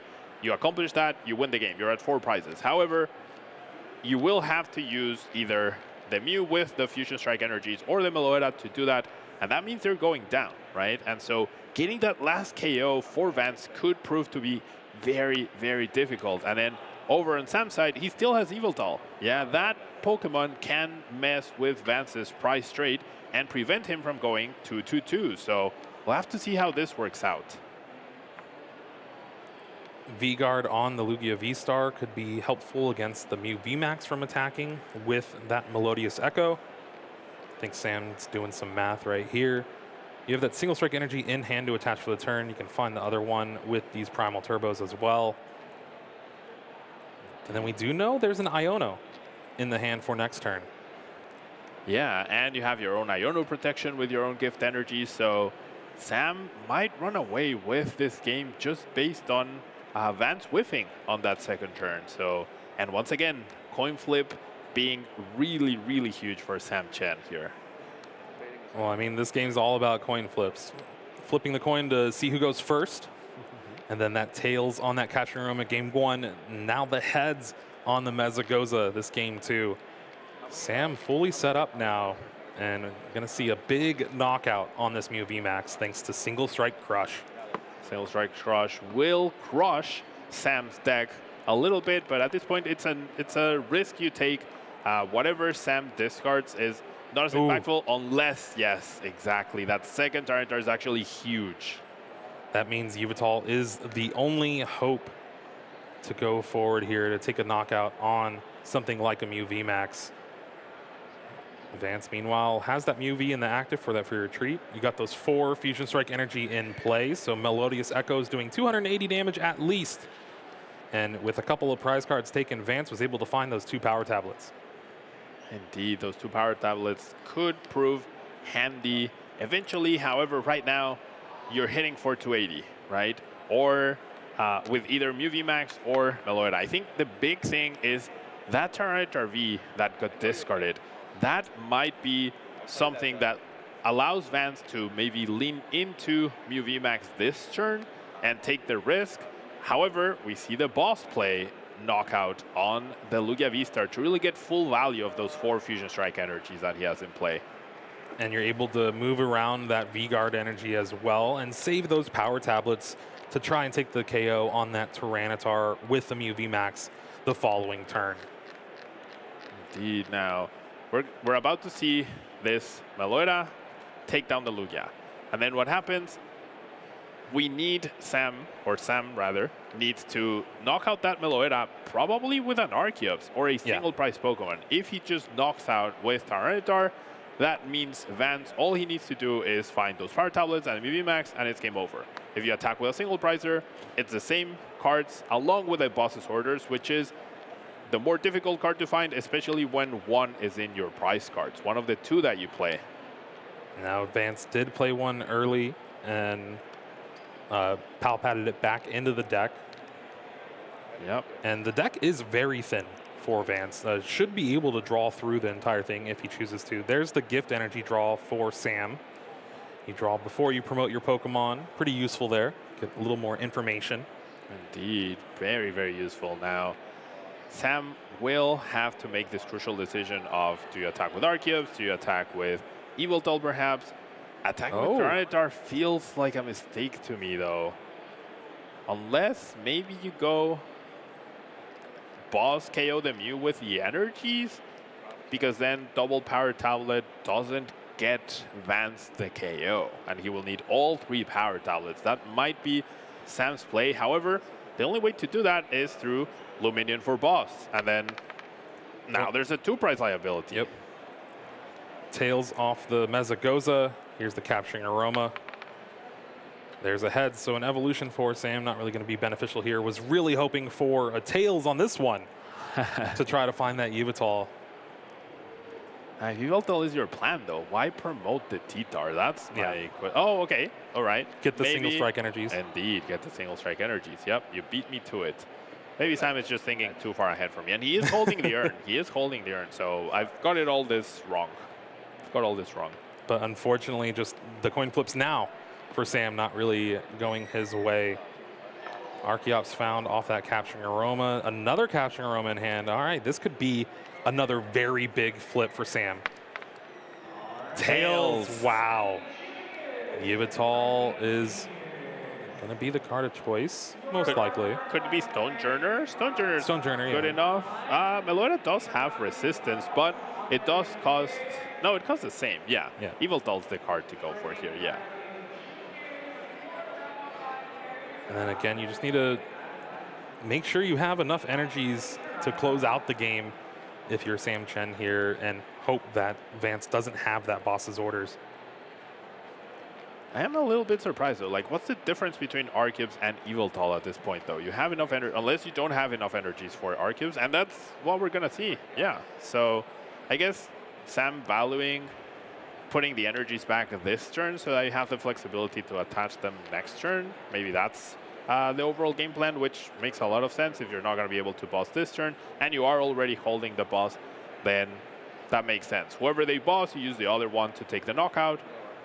They can't boss and attack your hand, though. So what was wrong with keeping the energies on the T-Tar? And they're the... What?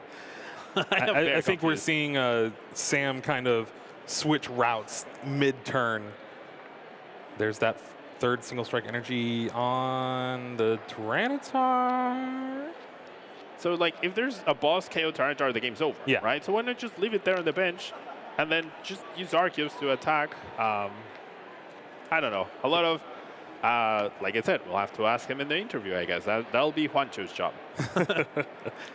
And then we still have not yet seen a supporter, so there is an Iono going to put both players' hands down quite a few cards. Sam getting 3, Vance getting 2 based on their prize cards. Iono feels so underwhelming against Mew, though, doesn't it? Like, you Iono them, and they're like, okay, just redraw everything, no problem. And because of that, I think with Vance, I don't think he had the boss's orders in hand. There's a very good opportunity that he's going to draw it off these Fusion Strike systems. Needs Mew VMAX and some power tablets to take the knockout, but we'll have to see how things go. It's now Vance's turn, tied 2-2 prize cards. Very good draws for Vance. The Box of Disaster, the Escape Rope, and the Feather Ball. All 3 cards which you can play down. All 3 cards which are irrelevant to your current plan, other than finding the Mew VMAX, which is fantastic. I was about to say, Sorry. Feather Ball's very good I was in this getting, position. Yes, I was getting a little bit ahead of myself. I was meaning, like, you can play all these cards. They help you. They thin the hand and the deck. And now all you need is Boss's Orders plus Power Tablets. That second Boss's Orders in the prizes, though, could be what determines and gives us the result of this game. All right, Mezagoza, Tails. Featherball will be able to shuffle the deck as well, so all the power tablets that were put on the bottom now can get shuffled in. But yeah, there's like 8 cards in the deck. You're going to be able to draw through this entire thing. Do we see the boss's orders? Yep, the boss's orders in there. All right, a little more than 8. So, is there a boss's orders? Because he did boss KO the Lugia and then put it back. Yeah. Right? In the beginning. And then he did boss's orders again on the Lugia V-Star. So there's no boss's orders. Vance concedes, indeed. There's no boss's orders. And Tyranitar will just knock everything out. Yeah. Able to pull it out from the brink of disaster. Yeah, Vance needed to get the boss's orders out of the deck, or needed Sam to attack with Tyranitar V. Sam did a merry-go-round with all his Pokemon on his turn in order to not attack with Tyranitar, but that boss orders. And I swear I thought of that, but I wasn't 100% sure because of the Palpat. But yeah, no boss's orders for Vance available to close out that game. Wow. Our world champion taken down by one of the veterans of this game, Sam Chen. That was one of the worst hands I've seen a Lugia player have in a while. Yep. And Professor's Research off the top of the deck on turn 2? Turn 3? Turn two, yeah. Turn 2. Insane. Lugia doing Lugia things, you know? Lugia doing Lugia things. I really think Vance should have gone all out on that turn 2. I think it was a big missed opportunity not to play down that path, not to, you already committed the Force Field Stone, play that path, get rid of it, draw a couple extra cards with your Genesect. I really think he could have gone a little bit harder on that second turn, or a little bit more conservative on the first turn. That burn off the switch card I thought was huge. And this is game 1 again. Vance having that turn 1 KO on Yubitol, but Sam having that Lugia V down, having the Collapse Stadium in hand, and it was all based on this Capturing Aroma. Usually you want to get heads to search for Lugia V-Star or Archeops to discard them, but when you can search for that Luminion V and be able to use that Professor Burnett to just skip the line, discard those Archeops right away. Yeah, Professor Burnett was the MVP in both games. Sam was able to top deck Professor's Research in the second game, but Professor Burnett here gave Sam the full setup, and Vance immediately recognized his chance of winning were not very good and went ahead and conceded. And then this game 2, Sam's just showing his hand to the judge like, yeah, what is this? Like, what can I do with this? And Vance going through pretty much almost the entire deck and just wasn't able to get the KO on that Tyranitar V thanks to that V-Guard energy, and had the KO on that Lugia V, but again, used the boss's orders, got the power tablets from the prize cards, but that wasn't what really mattered. he already found a power tablet and a Forest Seal Stone. It was that boss's orders at the very top. And then, of course, the heads on the Mezagoza, being able to get Lugia V-Star and just open things up yet again. What a game. Indeed. Mezagoza is a card that when you flip heads, you love it. And when you flip tails, you're like, oh my gosh, why am I playing this card anyways? It never helps me, right? I think it's easy to get biased towards certain cards. But yeah, the flippy cards went Sam's way. And if you had the other result, we could have seen an easy 0-2, right? Yeah. Towards Vance. So very interesting how those flips determined everything. And with coin flips, a little luck on your side, you can defeat a world champion. And this is kind of just Lugia V-Star as a deck in general. It is very consistent as long as you get set up, and it's all about those flipping cards to try to get that set up. And fortunately, went Sam's way here in this round 5 against Vance Kelly, our world champion, taking down that Mew VMAX. And with no boss's orders left for Vance, he ended up having to concede. He had no way to not attack with a 2-price Pokemon. He had no way to leave a single-price Pokemon in the active and encourage Sam to attack with a 2-price Pokemon. So just no way out. The prizes fully influencing that game as well. If the boss's orders was left with triple Ginsect, you can easily get there. Yeah, or even if there's power tablets left in the deck, you wait for that Forest Seal Stone, draw into those cards, take the knockout with something like a Mew VMAX. Yeah. That's how Pokemon goes, and that's why we all love it, and that's why we play it, that's why we're here. Anything can happen. Anything can happen in the game of Pokemon, and we have a very old player defeating the most recent world champion, right? I'm sure Sam must be ecstatic with his win, and I can't wait to hear his interview. All right, well, speaking of that, we're going to take a quick break, so don't go anywhere. When we come back, we're going to have our winner's interview for round 5.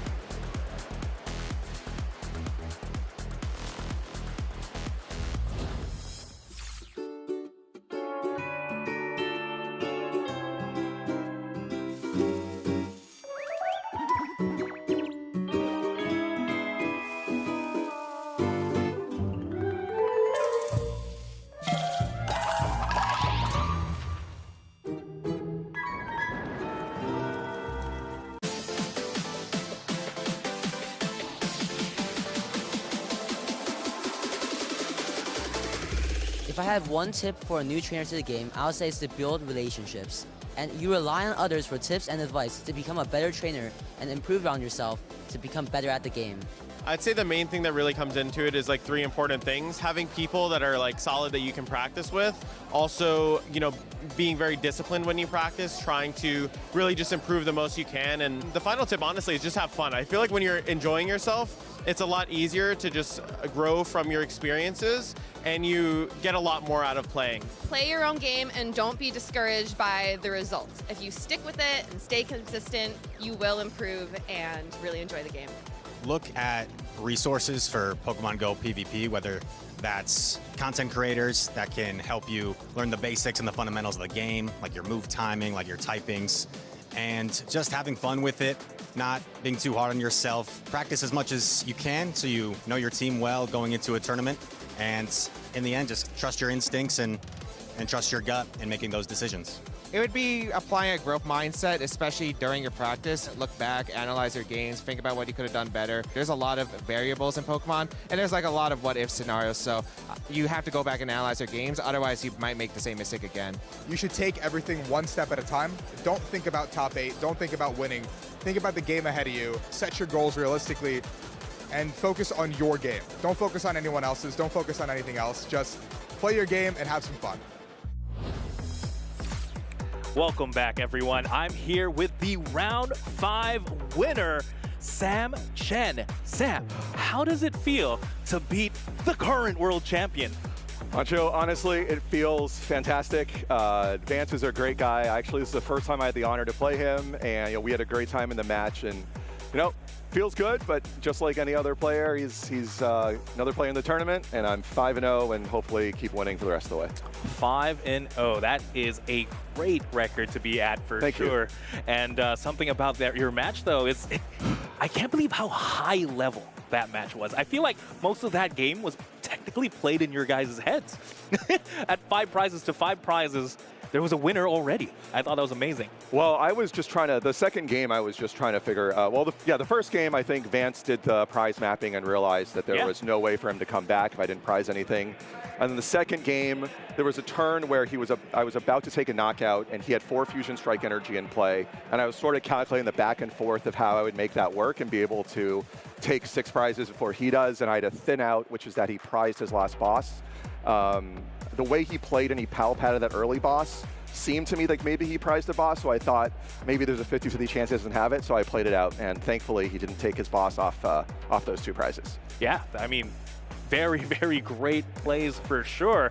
It definitely seemed like you were in a back foot in that game, but again, you thought maybe that there was still enough time to play out that game, and you did play it out, got the win, absolutely amazing.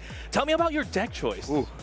I had not touched a Pokemon card between Sacramento and this event. I was really busy with work, so I came to this event, talked with a couple of my friends last night and the night before about what to play, and ultimately Lugia was a deck I was comfortable with, I've played before, and I thought the matchup spread into this event was pretty reasonable, so that's what I went with. No, definitely makes sense. Just got to dodge those Miraidons. But even then, I think your specific deck, I think, is a little bit more favored into Miraidon and compared to colorless, right? Yeah, you saw me bench that Dunsparce at the end of the second game, just for kicks. But the reason we play that is for Miraidon and for the Luxray and single prize against against colorless Lugia. The matchups, Miraidon's actually a fine matchup. I beat one a couple rounds ago. The card I don't want to see today is Duraludon VMAX. I have no counters to it. Once Duraludon hits the field, I guess it's time for me to go get lunch. I was about to ask you what, because it's Halloween, like, you know, what is the deck you're afraid of the most? I guess it has to be Duraludon. Yeah, Duraludon is spooky. I can't beat it. Hope they prize all of it, but as soon as they got the Duraludon VMAX attacking, I will go trick-or-treating. So we're I mean, you could take one loss and still make it through to top 8. But yeah, I mean, no single strike Urshifu then. Yeah, you guys, I did not play single strike Urshifu. No. There's other cards we want to play. If you play the single strike Urshifu, you have less room for things like Dunsparce. For an extra energy card that we had, and so it's always a give and take, right? I realistically can go through the event without hitting a single Duraludon. Oh, 100%. So sometimes you gotta be good, but sometimes you gotta hope your pairings are good as well. Definitely makes sense. And now that you're 5-0, tell me about the mindset you have right now going into the rest of the tournament. Yeah, so I'm still going to try to win every game. I think with the new Worlds invite format, or with the new points going down to 512, it doesn't matter, I guess, as much to be, I don't have to play for ties to get points or whatever. I'm not thinking about that. And with the amount of points now with these large regionals you need to get top 8, I'm going to have to think about winning every match. Maybe until rounds 13, 14, then I can see where I'm at. But the mindset doesn't change. For sure, we're in it to win it. I mean, $10,000 in the pocket. That seems pretty nice to me. And at 5-0, there's a chance there. It must be feeling good. Yeah, fingers crossed. But thanks for everyone for watching and rooting for me. And hopefully I can make it today. For sure. Last, just fun question for you. Sure. Tell me a fun fact about Sam Chin. Ooh, a fun fact. Well, okay. So I actually, since we're in Toronto, I actually grew up in Ottawa, Ontario. Oh, okay. I lived here when I was very young. And when I was 9 years old, I played piano at a recital at Parliament Hill for the Prime Minister of Canada at the time. Yeah. Wow. and I'm Canadian. So this is, yeah. All right. Did not know that. We might need a segment now of Sam Chen on the piano. Yeah, instead of streaming a match round 6, I'll do a recital for the stream. That would be fun. All right, anyone you want to shout out before we let you go? Yeah, shout out my team, especially shout out my wife, Betty. She's going through a tough time today with some things going on, and I love you very much. You'll watch this later. All right, thank you so much, Sam. Great interview. With that, we're going to go into a quick break, but there's still so much Pokemon action to be had here at the Toronto Regional Championships. Don't go anywhere.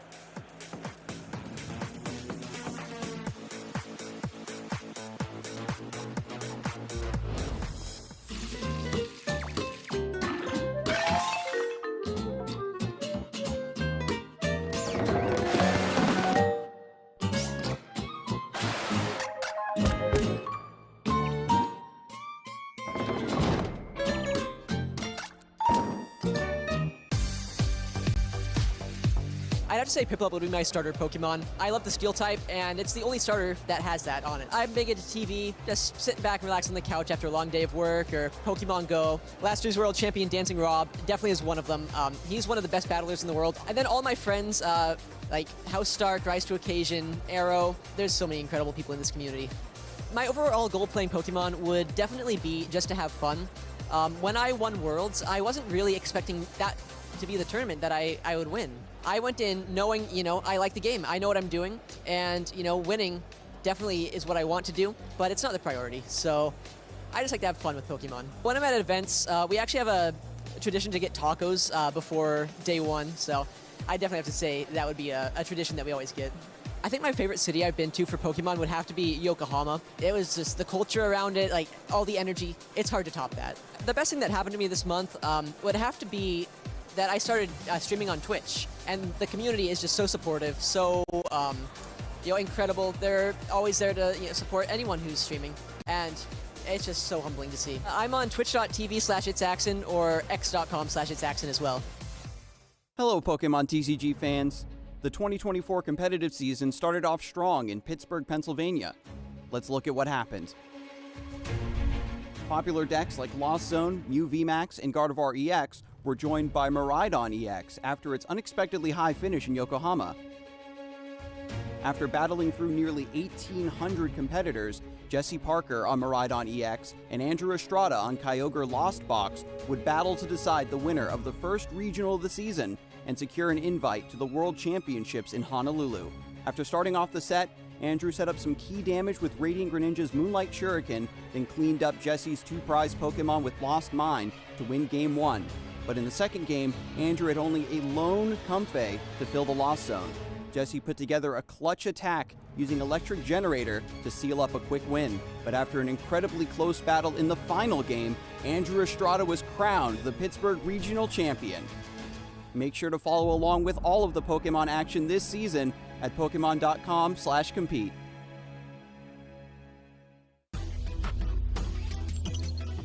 My name is Andrew Estrada, and I'm from Toronto, Canada. Here, Sableye able to take enough damage to clear that Miraidon EX with the Bravery Charm, and with that, Andrew Estrada punching his ticket to Honolulu. Andrew Estrada, 2024 champion now of the Pittsburgh Regional Championship. I was actually planning on coming about a month ago, and I started getting my deck ready based on what I thought people would play. But I didn't pull the trigger until this Thursday because I kind of just said, oh, Reg is capped, whatever, I'm not even going to bother, right? And then we just got in on Thursday. But it looks like we're going to Hawaii. I mean, I was pretty comfortable in the Gardevoir matchup, the Miraidon, and the Lugia initially. Until I faced Andrew Hedrick on stream, I could tell that he knew way more than the other players I was facing, so I was actually only really worried about hitting him in top 4. It would have been really close. I think, honestly, with the way he was playing it with this list, I think it would have been pretty close to 50-50. I think I have what it takes to compete at the highest level. I find that the tournaments I don't do well at are the tournaments, like I said, where I don't follow my own advice. I practice maybe 2 days instead of preparing like 2 weeks before the event. So I find that when I'm really focused and I really enjoy to play my deck, I find that I do better naturally because I play more, so I test more. If I'm in that zone, I feel like, yes, absolutely, I'm winning Worlds this year.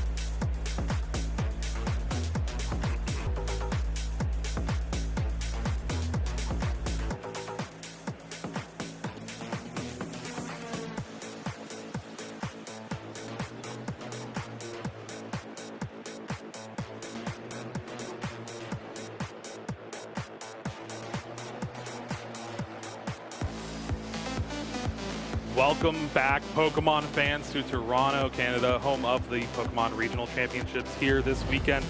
I'm Jeremy Jallin, joined by Pablo Meza, and we just had a pretty crazy match for round 5. Sam Chen up against Vance Kelly, and Sam Chen taking it down in a very unlikely game 2. Very, very unlikely. Sam going drop ass, right? I mean, he was able to check his deck because of the stadium that was in play, but like definitely very close to scooping. He came backstage and was like, why didn't I scoop that game 2? And then he ended up winning the round.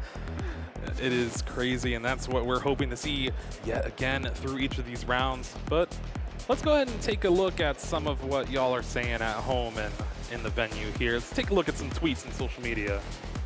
Oh, well, that's me. That looks familiar. When you don't get the when you didn't get the memo, nobody else was dressing up for the Halloween party. Thanks, Sierra. It is, yeah. I think your face says it all, Jeremy. Your unamused face is like, why am I doing this? Why? What? I'm doing it for myself. That's basically what it is. I love Sandshrew because of this episode in the Pokemon anime, and you know, when you gotta dress up, you gotta do it. You know, I like it.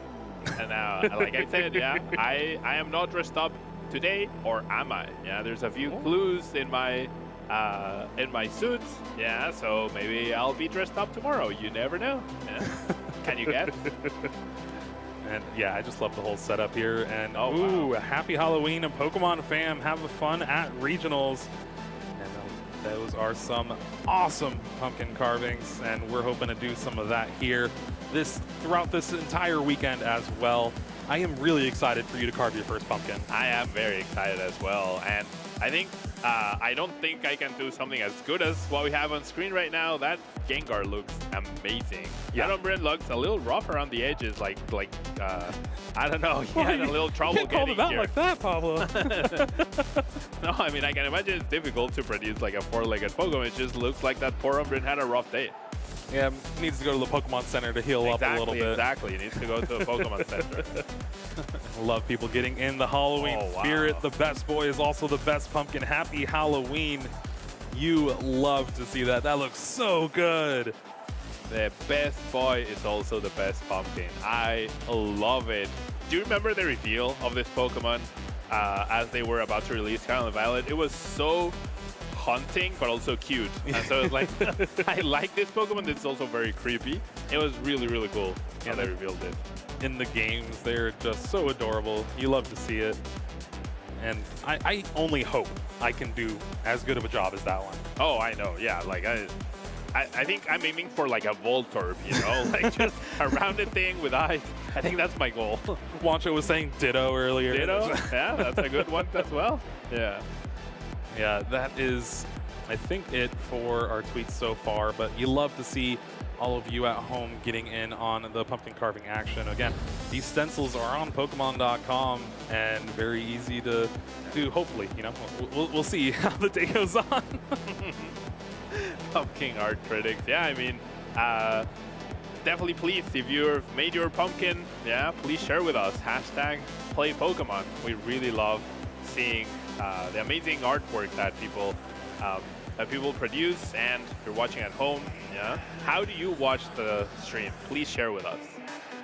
Well, probably online, right? Right. I mean, like Twitch.tv and YouTube.com. You're not letting one go today, Jeremy.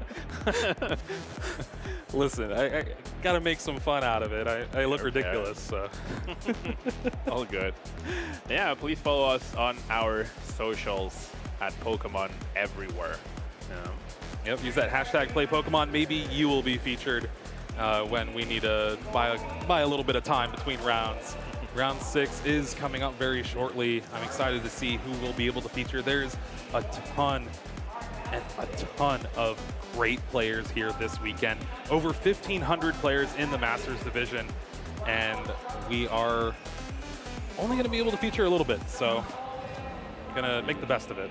Now, we have been scouting the decks a little bit. There are some very interesting ones at the top. We can't spoil them just yet, but depending on results, we could be seeing some rogue decks, I would say, over on the stream. Well, I believe it was mentioned earlier, once you kind of figure out a format, like we have a big 3 decks. It's Charizard, Lost Zone, and then it's kind of been tied between Miraidon, Lugia, and Gardevoir. you kind of know what to expect when you're coming into a tournament, so it's a little bit easier to narrow down and like, okay, well, if I hit the right matchups, I can take this tournament down. Yeah, that's definitely a good train of thought to have. Now, the counterpart to that, however, is that as we see on screen, the numbers are very close, right? Like before rotation, we had Lugia V-Star at 35% usage. Yeah, that means out of every 3 rounds, you expect to play against Lugia at least once. Even if you have a good matchup against Lost Box, you're expecting to play against Lost Box once, maybe twice, because there's so much variety. So yeah, I mean, counting on the right matchups, a good run at a regionals at such a big tournament with so many players is made by a little bit of luck, right? You hit the right matchups, you're good. Didn't we have someone hit like 11 Lost Box decks? A Lugia deck hitting 11 Lost Box decks? You're definitely cashing in if you face that with Lugia. And it is all about those percentages and just trying to squeak out those wins where you can. And we saw it there at that last round. Sam Chen didn't just scoop with the hand. Had no Lugia P turn 1 and faded that turn 2 attack from Vance, and from there, able to take it down.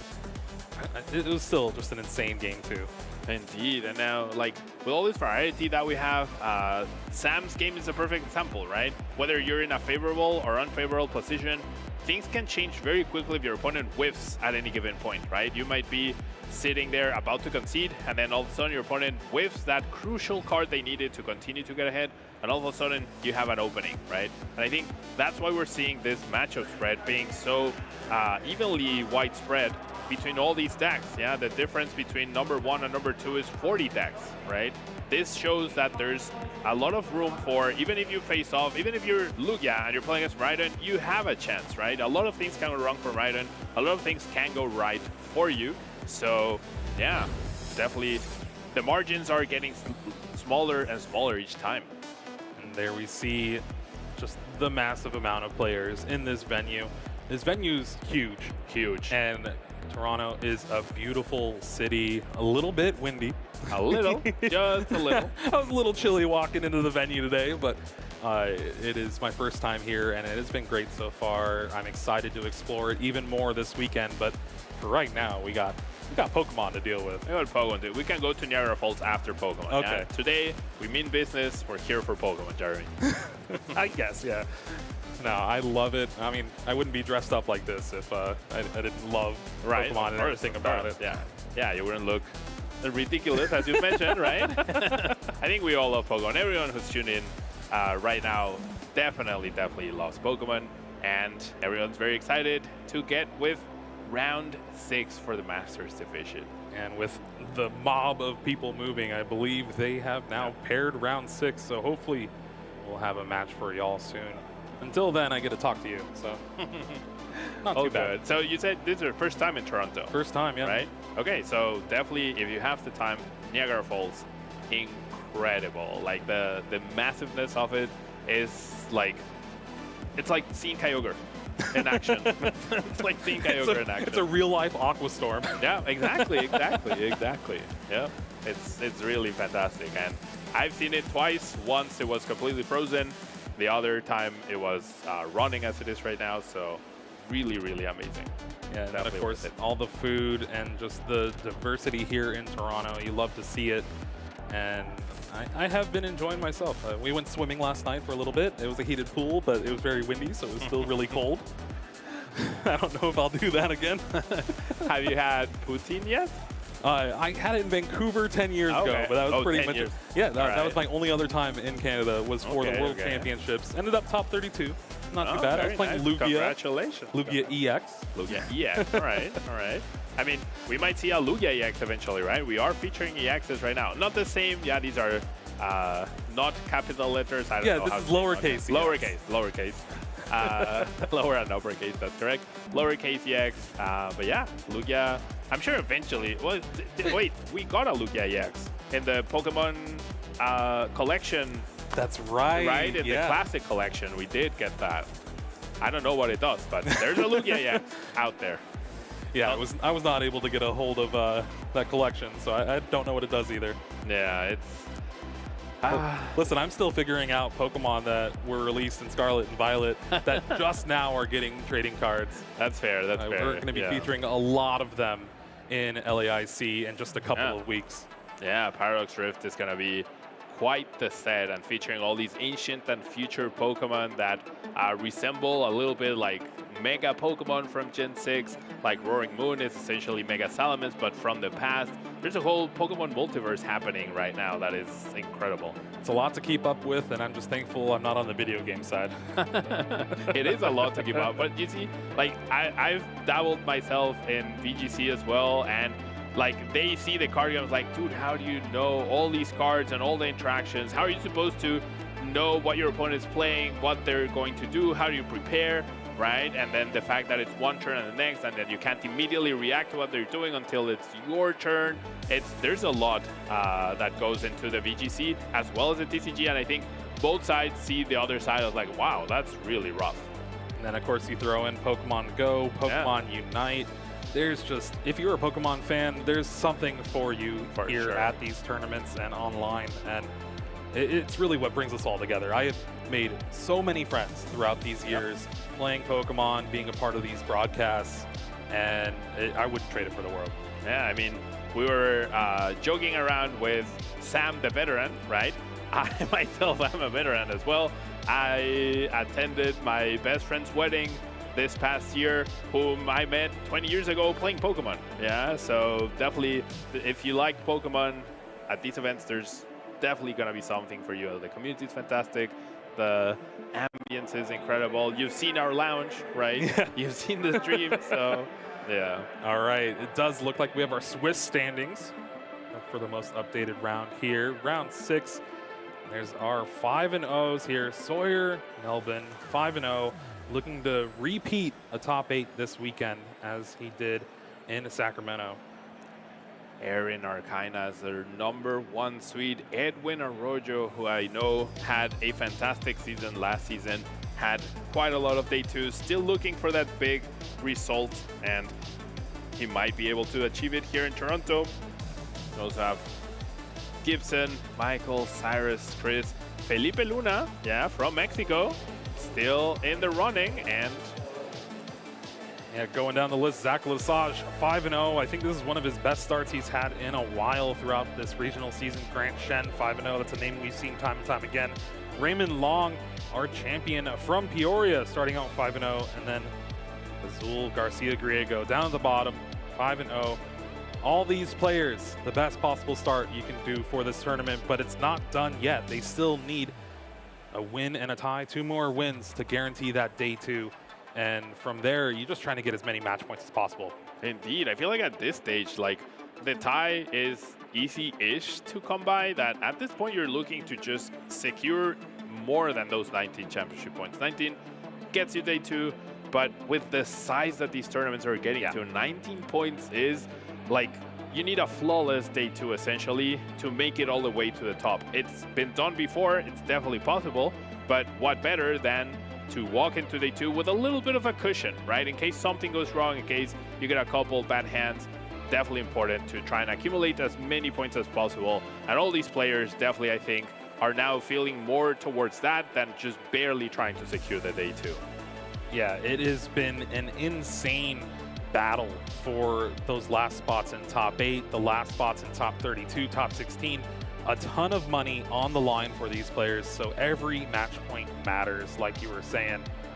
We'll have to see if we see some of these players yet again as the weekend goes on. Indeed, I'm sure we will. A lot of new names right here at the top, a lot of familiar names as well. I'm sure we're going to be seeing them for a long time, and pretty much I would not be surprised if we see all these 16 players in day 2 as well. They're so close now. Like you were saying a little bit earlier, the quality of competition, the later you go on in these Swiss rounds, the more you stay undefeated, it gets tougher and tougher. And we have some of the best Pokemon players that we've ever had in a while in this building. Indeed. We've talked about how this is the most international regional ever. And in this graph, I can immediately see at least 4 different nationalities: Finland, Canada, United States, and Mexico. And there might be more just because I'm unfamiliar with the players. So yeah, so many players from all over the world attending these events. All right, let's go ahead and take a look at our notable matches for this round 6 here. For our stream match, we're going to have Felipe Luna up against Sawyer Melvin. Going to be a pretty great one there. Meanwhile, Aaron up against Azul, Sheldon up against Grant, and Anthony up against Jesse. Jesse has still been doing very well and is 30 championship points away from his invite. And honestly, pretty good position here to lock up that invite before anyone else that's not a regional winner.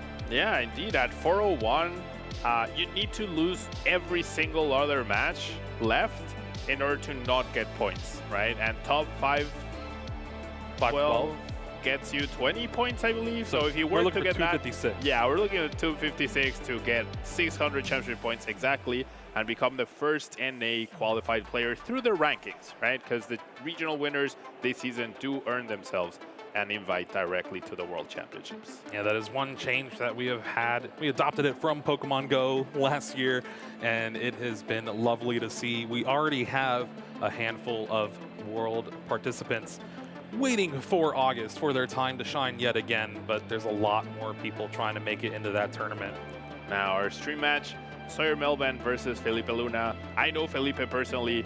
Fun fact, I attended a League Cup organized by him in Merida, in Mexico. So he's also a tournament organizer. I know he's a really good player, and here he is showing the rest of the world.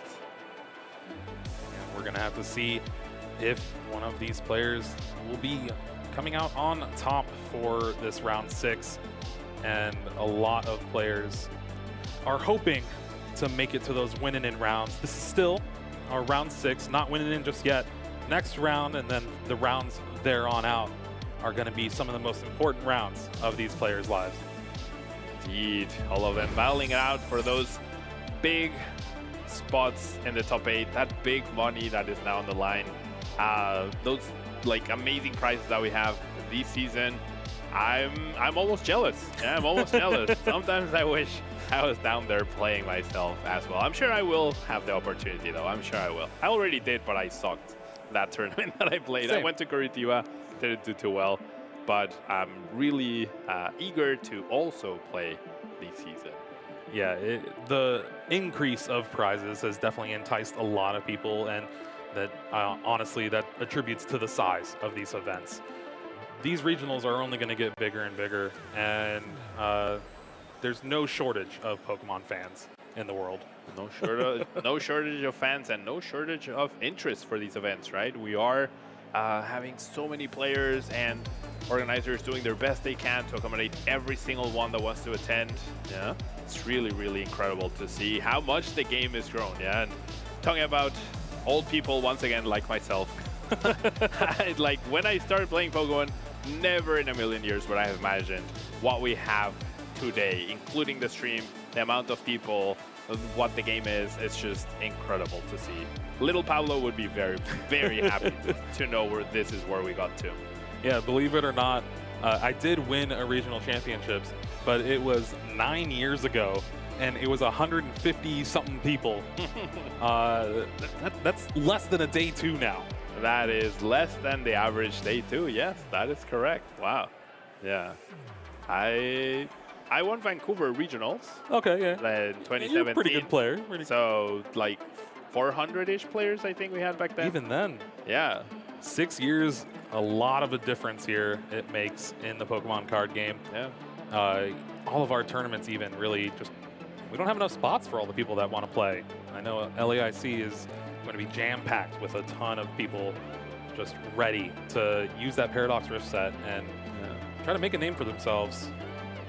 And that's the thing, right? Like the game is exploding in popularity and growing everywhere. Yeah, literally everywhere. In Mexico, you would never imagine the amount of people that we have. Yeah, so it's really incredible to see, and I think these new exciting cards like the ones we're gonna get in Paradox Rift are definitely a big part of that. Yeah, the new mechanics, new Pokemon, exciting cards that shake things up. All of that influences in the game's popularity for sure. Well, then of course, speaking of like the battle decks, just being able to have access to Mew VMAX Genesect, won the World Championship. Yeah. It is super cheap to pick up, get that deck, get a couple of those, put them together. All right, you got a very competitive deck that you can maybe see yourself on stream later on.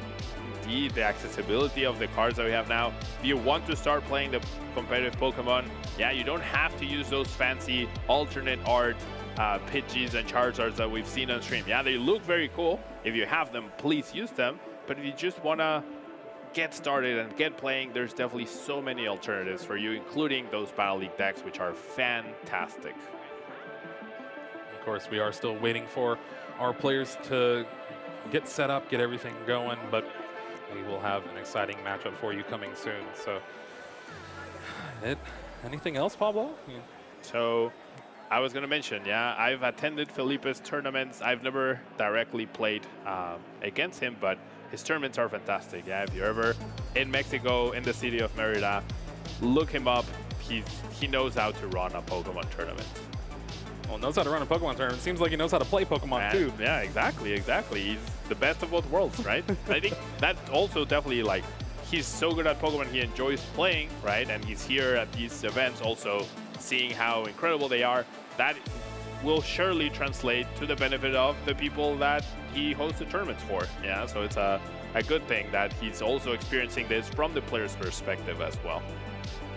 Yeah, it is no better time to start playing Pokemon than right now. So if you're watching and maybe thinking about buying a pack or two or just building your own deck, might as well do it. But right now, we have our round 6 match. So let's go ahead and take it down to the stage and introduce our players here.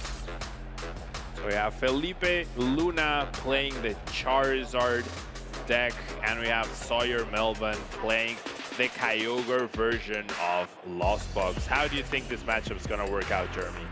Well, so the Charizard EX does have that Terra ability, prevents that damage while it's on the bench. So Aqua Storm isn't too good of a avenue for victory, at least against that Charizard EX, but it depends what else is going to be in his deck. Usually you see it paired with an Arceus or something, but no, Felipe is going with just the Arven build here of Charizard.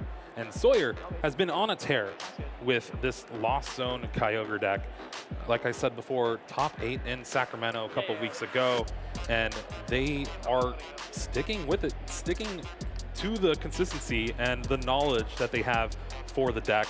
And, you know, the matchups will come. Indeed. It's always good to stick with what you know, what has, like, if a deck has already gotten you to top 8 at one regional, it's really hard to let go of that deck in a different situation. But I think important things to note, we have over on Sawyer's end, he's playing the Kyogre with the Raikou and the Dragonite, not the Zamazenta, which is what we saw Raymond take down Peoria with, and then over at Pittsburgh, we saw this version of Kyogre take down the tournament. And then over at Felipe's side, his deck list is looking pretty standard except for a couple of cards. Number one, the Penny, which was a card that was usually dropped from a lot of Charizard decks, but I think will be especially handy against Sableye, damage counters. He's also using the 70 HP Charmanders as well as the 60 HP Pidgeys, so trying to minimize the damage that Sableye can do. And then there's a Radiant Serena. Yeah, usually in Canada, you don't see a Penny anymore, but Felipe is opting for it in his list here. 2 Boss's Orders in the prize cards for Felipe here. Does play 3, and then 2 Iono. Plays 3 of those 2. There's a lot of supporters. That's a lot of supporters indeed. And over on Sawyer's side, 1 Colress, which is not too problematic. It's at the very top, so Sawyer will likely end up playing the whole game with only 3 Colress, because Kyogre usually doesn't take too many prizes quickly. They'll try to focus on taking 2 and then finishing the game with Kyogre, depending on Felipe's side of the field.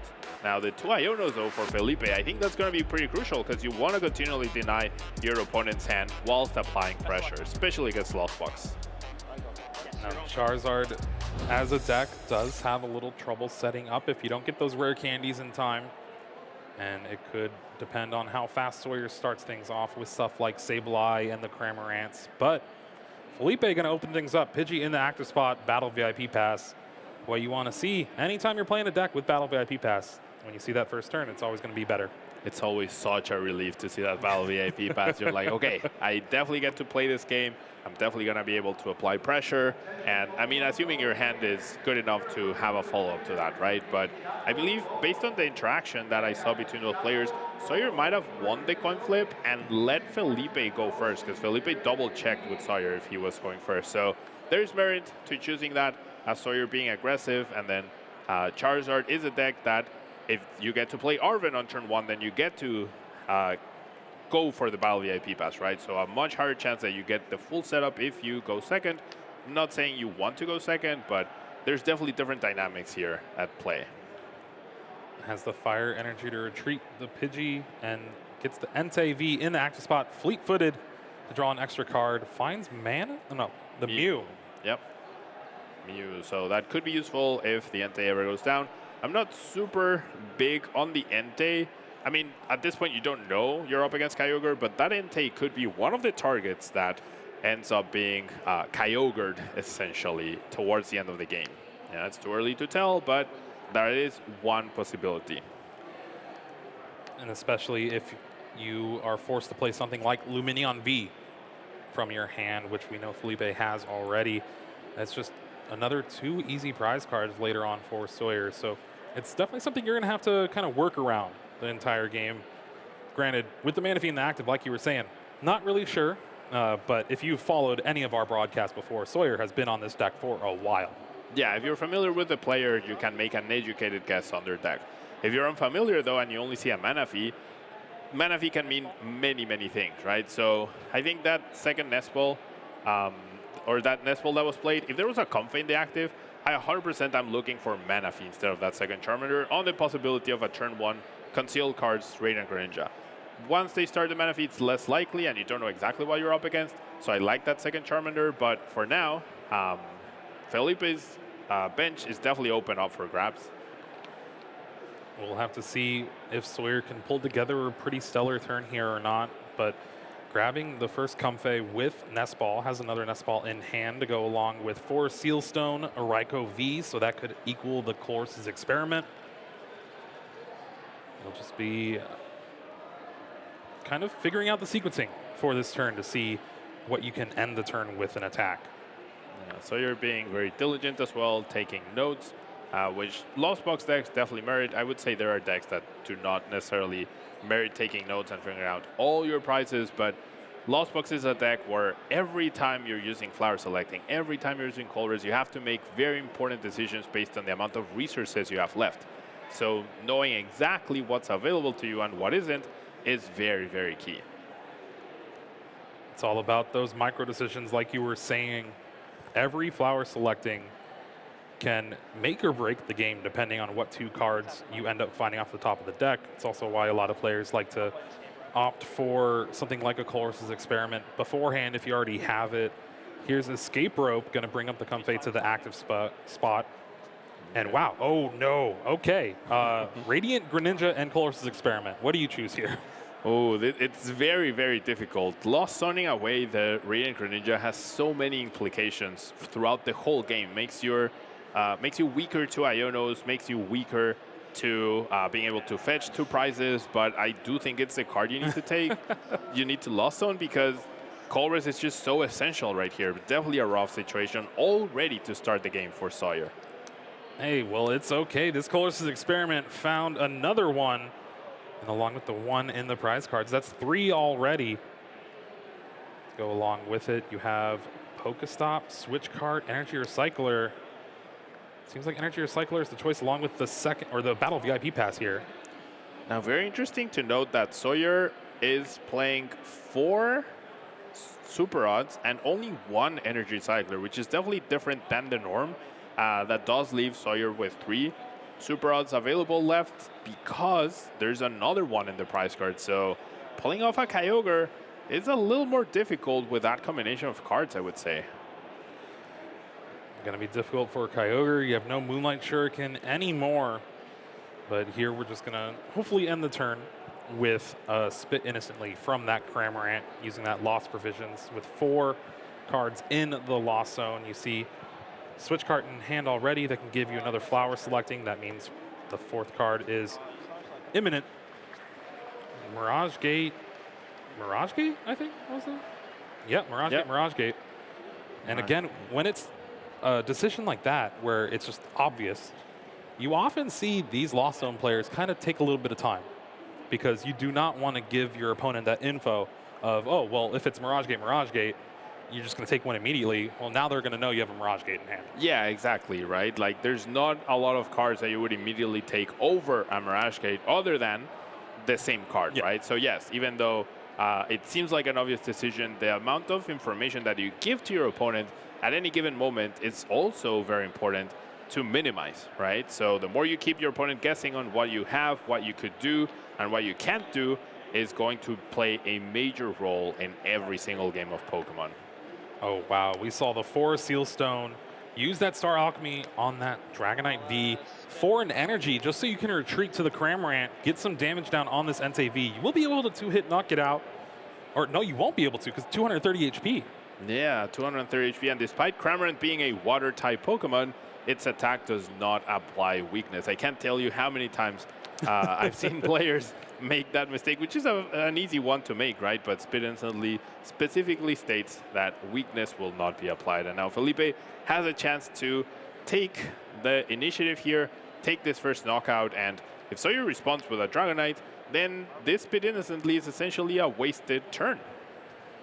And here we see that Luminous Sign for Arven will be able to grab 4 Sealstone and Rare Candy. This is what the deck chooses, or what the deck tries to do every time. 4 Sealstone can now search the deck for any card. We're going to see Pidgeot EX. Grab that, or the Charizard. I already have maybe one of them in hand. I saw 2 Rare Candies in hand, so we're for sure going to see Pidgeot EX and that Charizard EX hit the table this turn. Indeed, that's definitely Felipe's best and most likely play here. And I'm not sure, I believe Fleet-Footed has not been used. I would have loved to see that being used before immediately benching that Luminion, because what if you find an Arven, right? What if you find an Arven of the Fleet-Footed? All of a sudden, you don't need to bench this Luminion. And at this point, you don't know exactly, right? But I feel like this Pokestop is your first hint at what sort of Lost Box decks you're up against. A lot of the Turbo Lost Box decks are using Pokestop, but not all of them, right? And now there's 2 important potential targets for the Kyogre. So if Sawyer is able to find 2 prizes anywhere on these other Pokemon, then those 2 are ripe for the taking for Kyogre, especially because there's no Manaphy in play yet. With the second Rare Candy of the turn for Felipe here, Infernal Rain is now used to charge up that Entei V in the active spot, get that last energy on that Charizard EX. And Felipe will now be able to start taking some prize cards. And with that 230 HP on that Entei V, it's going to be a little harder for Sawyer to take a knockout. No, so you're definitely very relieved to not see an Iono get rid of his Colress from hand, especially with the other one being prized. But this is why Charizard can be a little troublesome for Lost Box decks. Just the humongous amount of HP that these Pokemon naturally have over on Charizard's side is very, very difficult for these decks to take down. So Lost Box has the speed advantage, but Charizard definitely has the HP advantage. Off this Colress's experiment to start things off for Sawyer's turn. They find Comfey, Escape Rope, going to the Lost Zone. There's Super Rod, Energy, and Sableye to the hand. Now with 6 in the Lost Zone. After this flower selecting, well, 2 energy. We'll have 7, so Mirage Gate will now be available for Sawyer. But with 1 in the Lost Zone, 1 in the prize cards, that's going to put a lot of pressure on these last 2. Indeed, those resources are definitely dwindling for Sawyer before even doing anything generally this game so far. The Recycler in the Lost Zone, the Greninja in the Lost Zone, a Mirage Gate, now a Super Rod, and the prizes as well, now an extra energy. All of these things are definitely going to be affecting Sawyer's late game plan, right? And with this Super Rod being played at this point in time, I'm pretty sure that effectively takes away the Kyogre possibility. There's 2 Super Rods left, and that's not enough to pull off a full power Kyogre if you end up getting rid of your resources or discarding energy by retreating and whatnot. So it's going to be really, really difficult to pull off, to rely on Kyogre to win this game, rather. Yeah, definitely awkward sequencing here too. Had the Super Rod back that Cramorant and the Lightning Energy just to nest ball it back out. But had an energy in hand, maybe could have retreated, but you kind of want to retreat to the Cramorant as well. Now, an ideal scenario that you would love to have as a Lost Box player is to use your Raikou to take down your opponent's Pidgeot. However, that is also not available because Kyogre does not play Boss's Hoarders regularly. So I think Sawyer, with this line of play and with one Super Rod having been utilized already, I think it's going to be more down to trying to use Sableye to maximize their prizes on Entei and then pick up the Mew, maybe eventually pick up a Charmander before it evolves, target down the Luminion.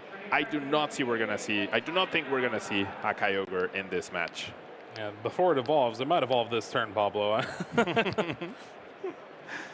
Quick search off that Pidgeot EX. And there's the Penny to pick up that Entei V. 2 turns, just completely erased by that supporter card from Sawyer's side of things, and it is just not looking good this early game for Sawyer against this Charizard EX. Indeed. Whether Kyogre is part of your game plan, yep. There you go. Yeah, Sawyer very well recognizing there's just no chance. I'd rather have maximum amount of time to close out 2 games. And that Penny, yeah, the card that we were talking that a lot of players have opted not to play anymore, coming in extremely clutch for Felipe, which you can see is trying to be serious, but his smile, hold back the smile of like, yes, I won my first match. And I'm going to say it's his first time ever on stream, so really cool to see and really well played for sure. Yeah, direct, straightforward, to the point. His deck did what it needed to do and did it very, very well. And in a lot of these Charizard EX decks, you see Radiant Charizard as the card of choice. Radiant Serena is going to be the Radiant for Felipe here, and it is great in this matchup. But here is that quick search. Having access to any card in your deck means you can play a lot of these one-of techs, and just having that Penny to clear off that 220 damage, it was the writing on the wall for this game 1 for Sawyer. Really just did not have much of anything going for him. Had awkward lost zones, getting that Radiant Greninja in the lost zone off that first flower selecting. Then Felipe able to retreat, take the knockout, and from there Sawyer did not see anything going. Hopefully we'll have some more time for games 2 and possibly 3 yet again. Yeah, game-winning Penny, very cool to see. And I want to make a big comparison between this match and these sort of decks as opposed to something like what we saw last round with Lugia, right? Lugia is the flippiness and the variance that comes with it. Here, you search for any card that you want at any given moment. So if you're making your decisions correct, that's definitely going to favor you in the long run. All right, taking a look at the prize cards here. Luminion V up at the top. Double Forest Seal Stone for Sawyer. That's the only 2 copies that he plays. So they could be in a little bit of a trouble here. Yeah, those Forest Seal Stones, which give you essentially Pidgeot for a turn, right? They transform your Dragonite into a Pidgeot or your Raikou into a Pidgeot.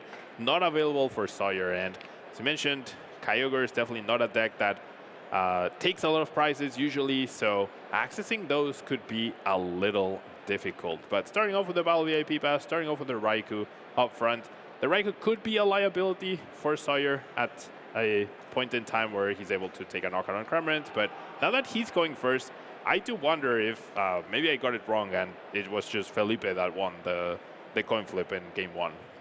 Maybe just the judge was asking who's going first, like, oh, I'm going first. Yeah, probably. And I'm looking too much into it.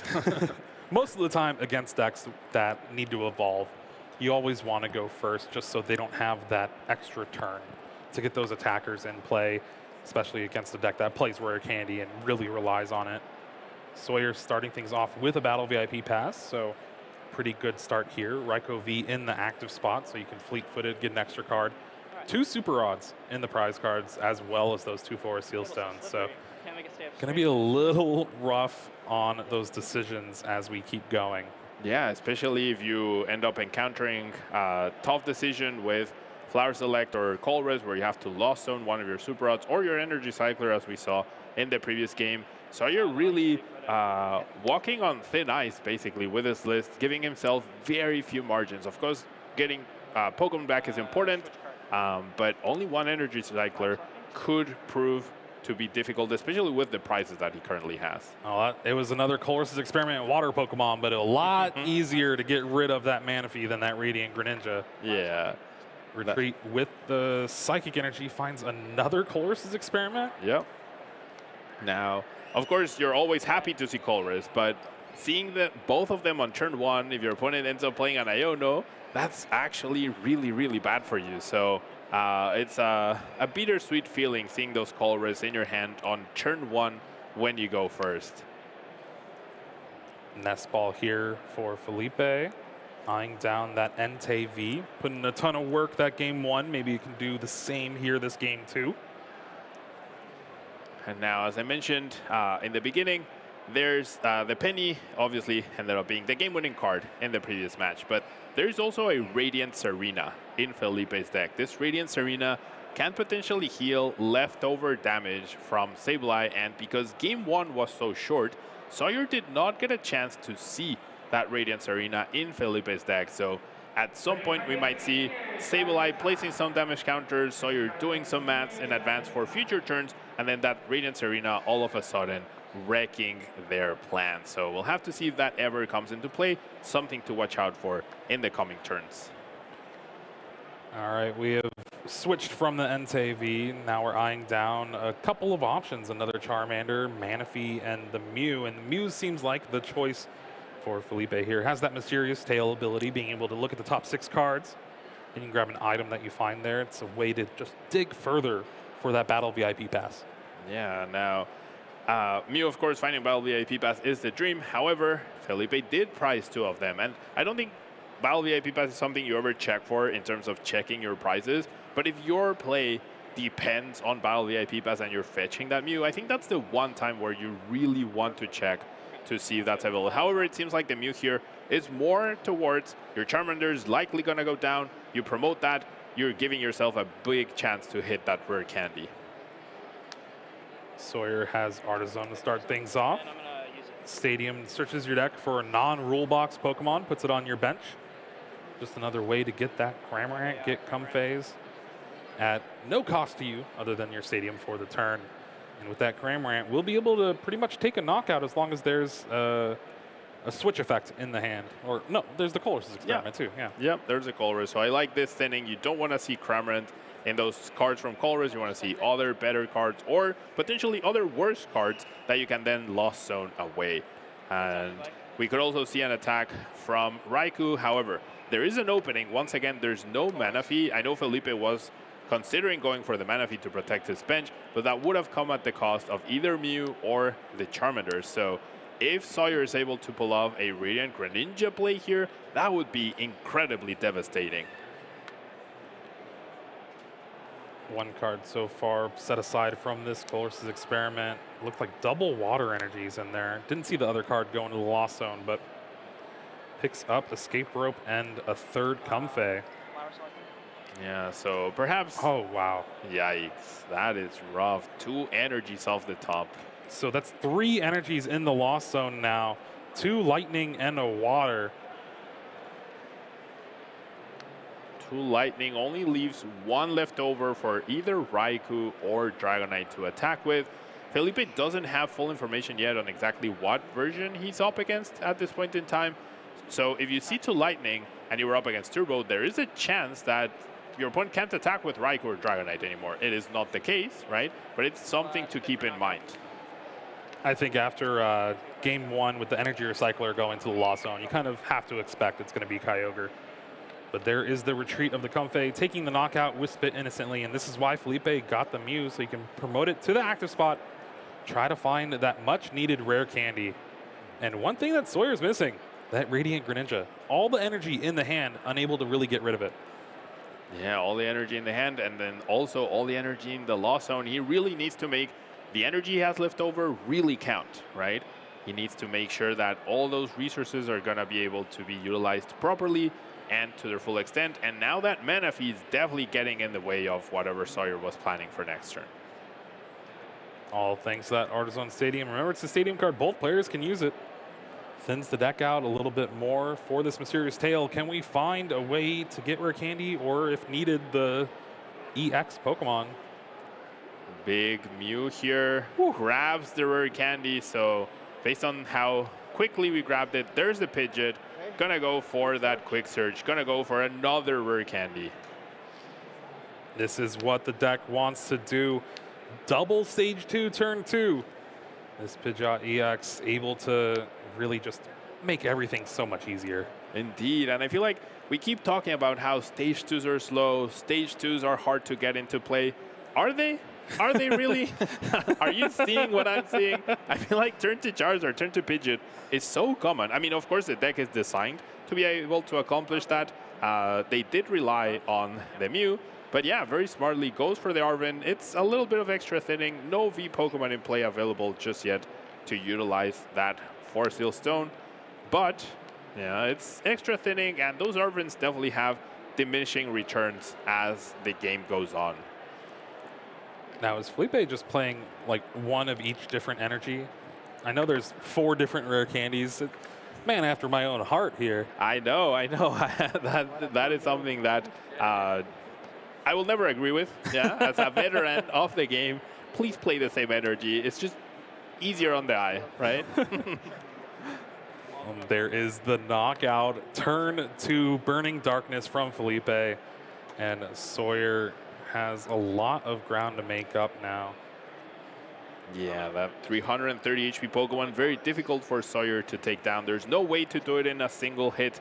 And now Felipe's bench is looking very scarce, right? There isn't a lot there to target down with Sableye or target down eventually with Kyogre. And the number one thing standing in your way is this Manaphy. Getting rid of that Manaphy is one of Sawyer's priorities, as well as dealing with that Charizard, perhaps. Though there is a universe where Sawyer never has to deal with that Charizard, but that does require Felipe to bench something else, because right now there's only 4 prizes in play on the bench, and Sawyer needs to take 5. Well, I believe off that course's experiment, we did see the Echoing Horn from Sawyer's side of things, so that's what they're hoping to do. Take those knockouts and then bring back your Pokemon. Just, hey, that was so good, let's try it again. Yeah, we could see Sableye come in, take more than 2 or 3 prizes, and then finish off that Pidgeot with the Kyogre play. Those energies in the Lost Zone, though, are problematic for Sawyer, so he's going to need to really make every resource count. Dragonite V's played down, and we're going to see the first Mirage Gate of this game so far. First Mirage Gate of the match. Yeah, so here we see the 3rd Lightning Energy, the extra water, and I guess opting to deal with a Charizard also definitely a good plan, you know? Especially now that Sawyer has only taken 1 prize card, Felipe will require a choice build to deal with it, which he can search for, right? But that means you're not searching for a different card. And off the Arben, we did see Felipe chose to grab the Force Seal Stone instead of that choice build. Second Mirage Gate puts the Psychic on the active Comfey, and that second Water on the Dragonite V. So Sawyer has the attack lined up here. Dragon Gale, 250 damage is a lot of damage, but not when you're facing down a 330 HP Charizard EX. Exactly, not quite enough, and then it also leaves the opening to where Felipe might choose to reveal the Radiance Arena here. Healing 20 damage off a Charizard doesn't sound too fantastic, but that is less damage that is on the board for Sableye to be able to have left over to knock out other things, right? 8 damage counters and 4 elsewhere is definitely worse than 10 and 2, right? Which then get immediately healed by Radiance Arena again. So the math really works out well in Felipe's favor. So Felipe has the priority to set up another Charizard above all, but he has the tools to deal with Sawyer's plan right now. Well, there we do see the Dragon Gale. Sawyer was thinking about benching that Sableye, but you're going to save it from getting a little bit more damage on it. And now it's Felipe's turn to try to get another Charizard set up. It looks like just the one in play, no Charmander. And eyeing down that Charmander off the Artazon. Such a powerful stadium for this deck. And Felipe only plays 1. This is using Sawyer's right now. Indeed. Yeah, that Artisan from Sawyer actually has helped Felipe now twice by being able to fetch that mana fee, now fetching that extra Charmander. And he did eye the 60 HP Charmander first, which I think would have been a mistake. It opened up a 2-price turn on Charmander and the Mew, but the 70 HP Charmander definitely the better one to play from that 151 set. The attacks are essentially not great, but that 10 extra HP makes a world of difference in this matchup. Well, you never Blazing Destruction, a Path to the Peak that was in play? Not often enough to where it matters, right? If I'm doing that, I'm probably in trouble, but it's a nice option to have at 100%. Quick search here, finds Boss's Orders, gonna bring up that Raikou V. Who needs a choice belt when you just have that 20 damage from the Dragon Gale, takes the knockout, goes down to 3 prize cards remaining. Now, Sawyer sitting in quite a decent position still, right? Could Roxanne this turn, could take down the Charizard, and if you Roxanne plus take down the Charizard, off of 2 cards, right, plus your top deck, Quick Search is good, but it only searches for 1 card. And what Felipe really needs is Rare Candy plus Charizard. So if we see that Colress, that could be huge. And, Roxanne. Oh, gosh. Radiant Greninja and Mirage Gate, the choices for this flower selecting. And this is just another awkward decision for Sawyer here. Usually when you're playing a Lost Zone box deck, you're just like, all right, if I don't see Battle VIP Pass, I want to see them whenever I flower selecting because that's just the easiest choice. But it has been very difficult for Sawyer to navigate these games. Indeed, and Radiant Greninja hitting the Lost Zone is just so big because if it hits the discard pile for whatever reason, there's always a chance it comes back. But in the Lost Zone, now that mana feed does not need to be prioritized early on, right? There's still a threat of Kyogre, but for now, Felipe in a pretty decent position. That Pidgeot is definitely a little scary to promote because the Raikou could come back from the discard pile. However, I do think it seems obvious that it's going to be the Sableye. And I like the Mew promotion. Yeah, Mew's most likely going to either get knocked out or if it's not, then you can have Mysterious Tail available to you. Find that rare candy that you were talking about a little earlier. And looks like we have a Super Rod here. Going to shuffle back 2 Psychics and a Water, it looks like. Yeah, I actually really like that Mew promotion. It gives you that possibility to find a rare candy and then you can search for the other missing piece or find an Ultra Ball and then you quick search for the rare candy, right? So I don't think there's ever a universe where Sawyer does not KO the Charizard with Lost Mine here, but yeah, that escape rope could actually prove to have been very useful for Felipe. I guess he could have just promoted the Mew after the Charizard went down, but it's a good decision to make because if you promote the Pidgeot, right, then you can't retreat and then retreat again. Yeah, especially if you promote the Pidgeot EX.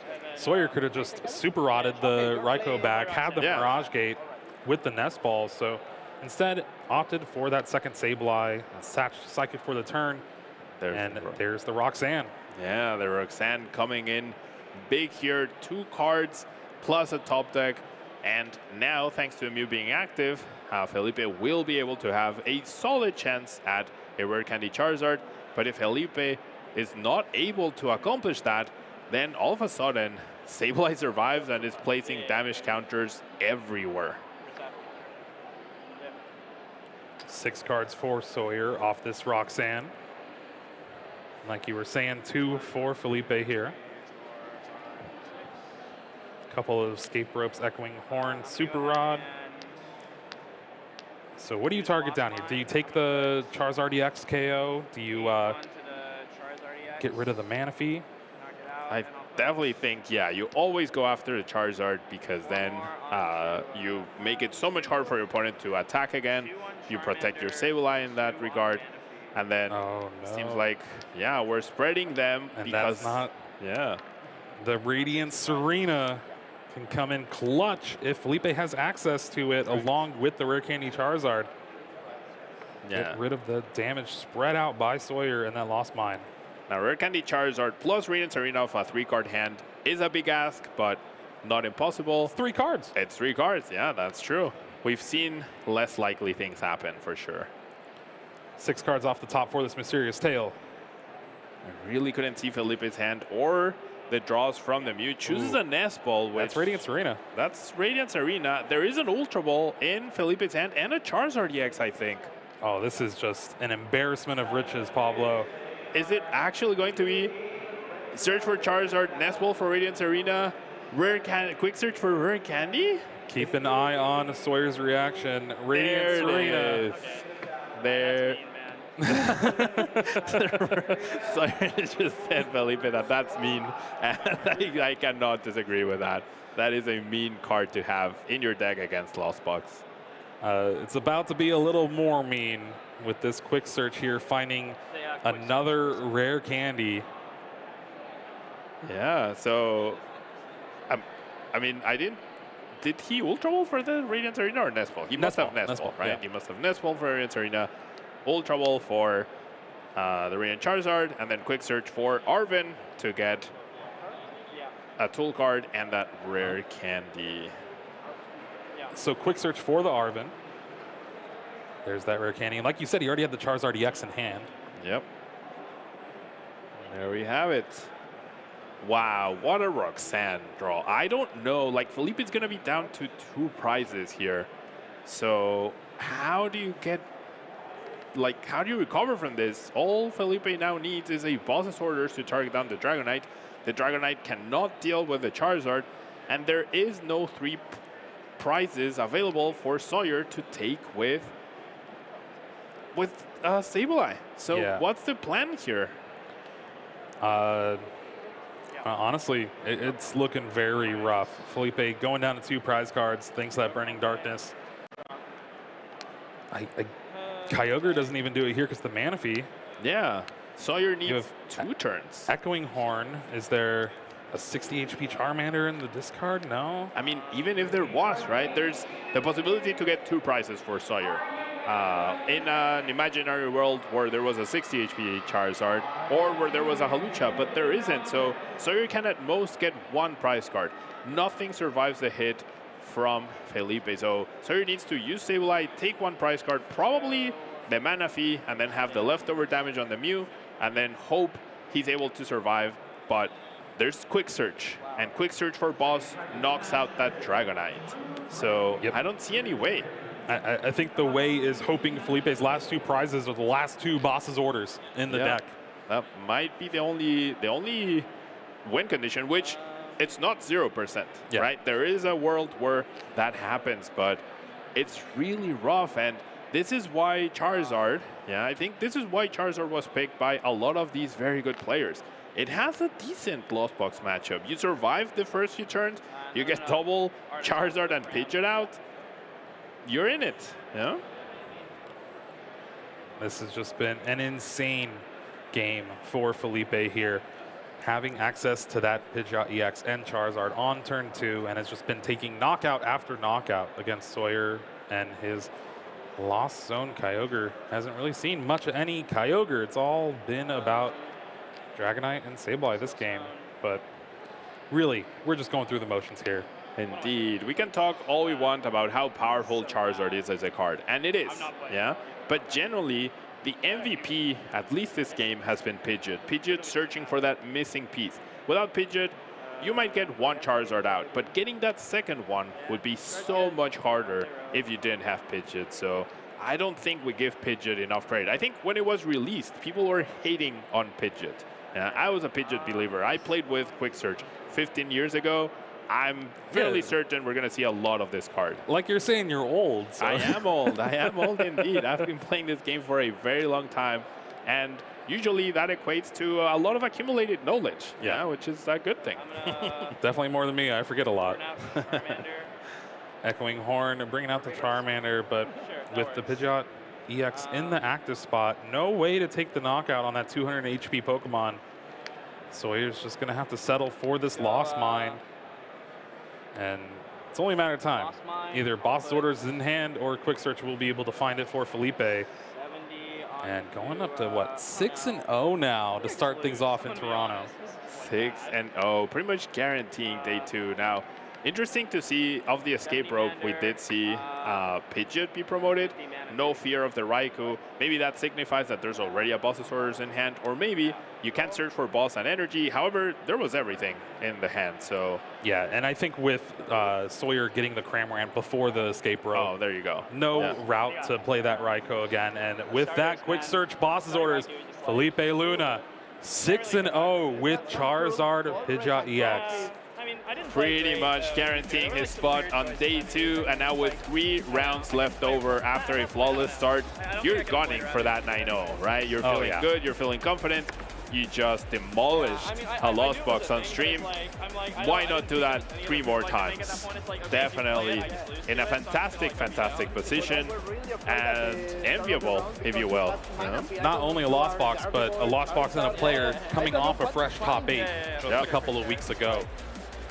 Looking pretty good going forward for Felipe in this tournament. Sawyer not out of it yet, though. They still have a lot of work to do, but 5-1 is still a really good record for this tournament. We'll need to win 1 more and then hopefully pick up another win or that tie. Indeed. Now, key moments here, that game 1 penny, right? Cramorant putting Entei at 1 damage counter away from getting KO'd. Then Sableye could have potentially put in the work, taken 3 prizes the turn after, but Felipe coming in clutch with that quick search for the penny to heal. Yeah, 230 HP on that Entei V, just putting in a ton of work here. The math works out perfectly for Felipe. Uses that quick search after the fleet-footed to be able to find that powerful supporter card, and was pretty much just an instant scoop for Sawyer after realizing, yeah, I don't really have much play here. Yeah, I think Sawyer must have thought at that point, wow, that is a very mean card to play. And then he actually told Felipe when he missed the Radiant 39, it was really mean. And yep, that caused the scoop. Very understandable. Sawyer fully understanding he needs plenty of time to finish out games with Lost Box. And we're gonna see a quick KO here for Sawyer, but then Felipe had the perfect response to that. And being able to take the knockout with Cramorant on turn 2, had a couple Colress's experiments in hand, but having to deal with 330 HP on that Charizard EX is a lot. And then, of course, the boss's orders taking the KO on the Raikou V. Thanks to that Dragon Gale, really just swung the entire game. Indeed. Now, in that particular turn, I was surprised he quick searched for boss instead of Arven for choice build and then just eliminate the Dragonite along with all those energies in play. But maybe he figured that the Raikou was a bigger threat to his Pidgeot, right? So yeah, there is definitely merit to eliminating that and forcing your opponent to have more out of their hand to be able to recover the Raikou, put it into play, and then that's another 2-prizer into play. So definitely a lot of wiggle room, and you can see how all these little decisions can make a big difference in the game of Pokemon. Yeah, especially all of those just awkward flower selectings and Colress's experiments from Sawyer's side of things. Having to get rid of that Radiant Greninja in that game 1 off your first flower selecting is never what you want to see. And then again, having to get rid of it in game 2, it was just not where you want to be. There's plenty more action for Sawyer to try to make it to day 2 yet again. Has been pretty consistent throughout these entire regional events to do it as well. And Felipe, 6-0 starting out here in Toronto, Canada. No better place to be. Yeah, definitely. I know, yeah, it's an excellent position to be for himself. I know he's played a few regionals already this season.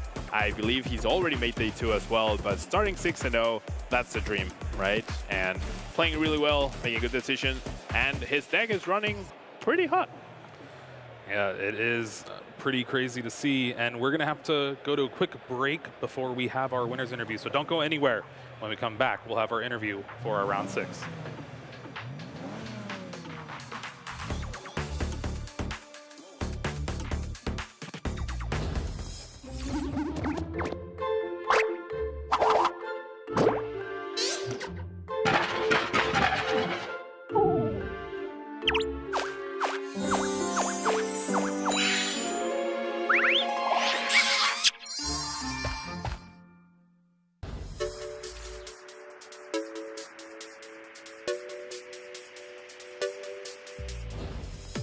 Well, this is actually my first regional, so I didn't actually prepare that much.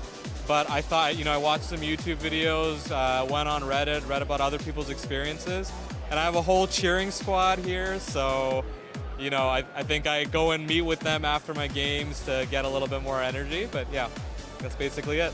Obviously have a good sleep, like an 8-hour sleep, and then have a good breakfast too next day. And then I think you should be good for a long day of Pokemon. If it's this tournament, I don't sleep. I toss and turn on a bed all night and just keep thinking, like, is my team ready to go? Have I done everything possible to be ready? And I just come in here and play free and play to what I think I can do. And as long as I do that, I have no regrets and I can go home at the end of the day happy. Yeah, I think it's really important to make sure that you've got energy to compete throughout the day. That means eating a healthy breakfast. That means getting close to 8 hours of sleep and just being in a good headspace for the tournament. Don't be afraid to give yourself breaks between rounds to do things like listen to music or enjoy fresh air outside the venue. I think it's really just about making sure that your body and mind are ready for a long day of tough competition. I, first of all, make sure that I get a full night's of rest if I can. Although I know sometimes we end up staying up late to test and make sure our decks are fine. Trying to eat some breakfast ahead of time and really mentally reset, make sure you're ready for a long day and taking one game at a time.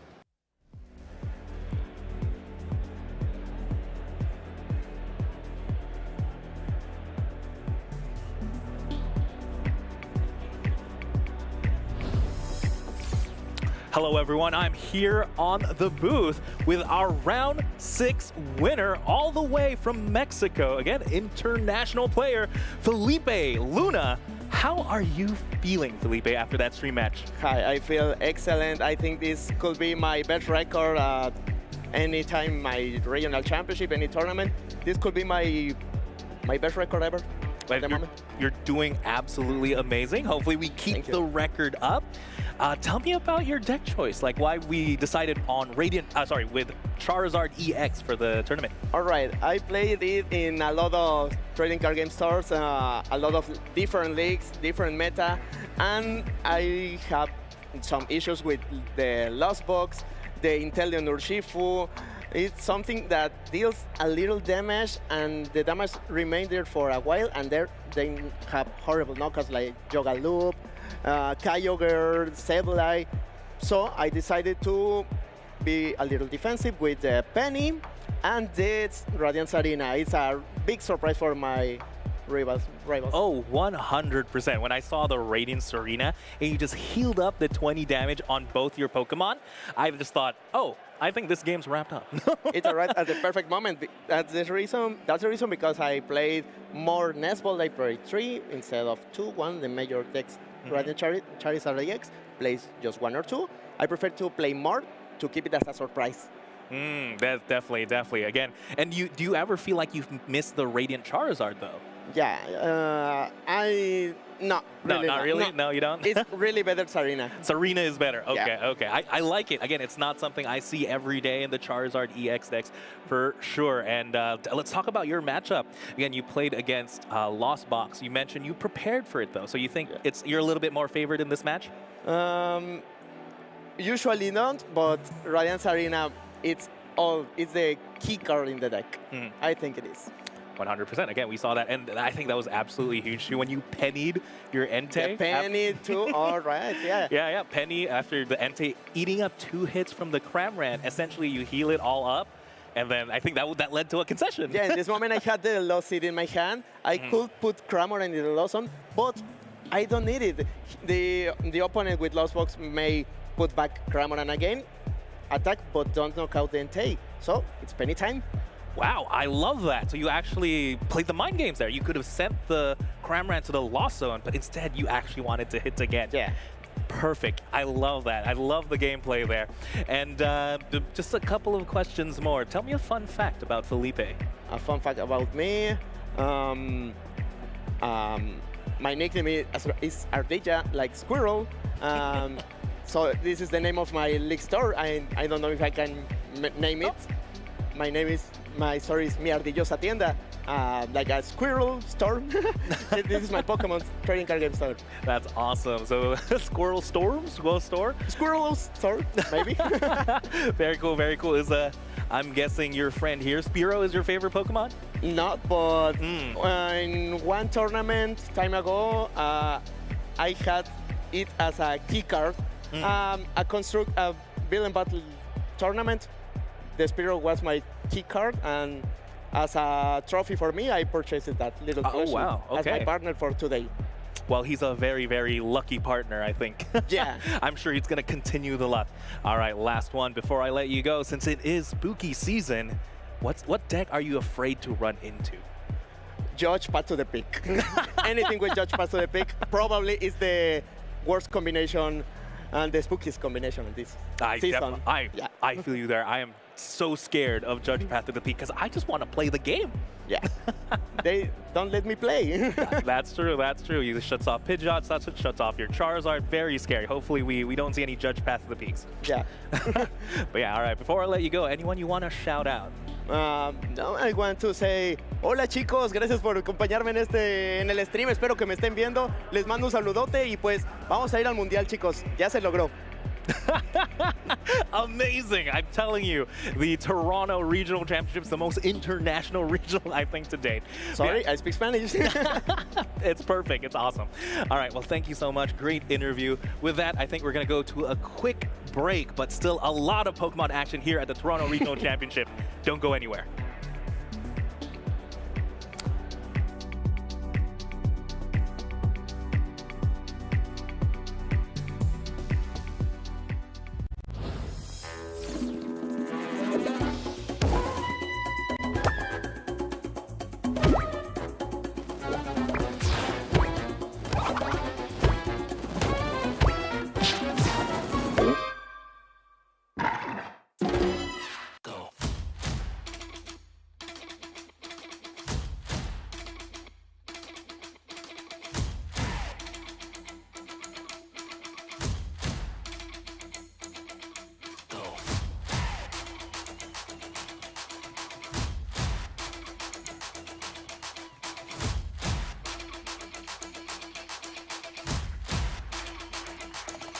He has done it! He has taken all 4 hemispheres of the globe, and he is the Latin American International Champion. That was a missing piece. It's something I could only dream about.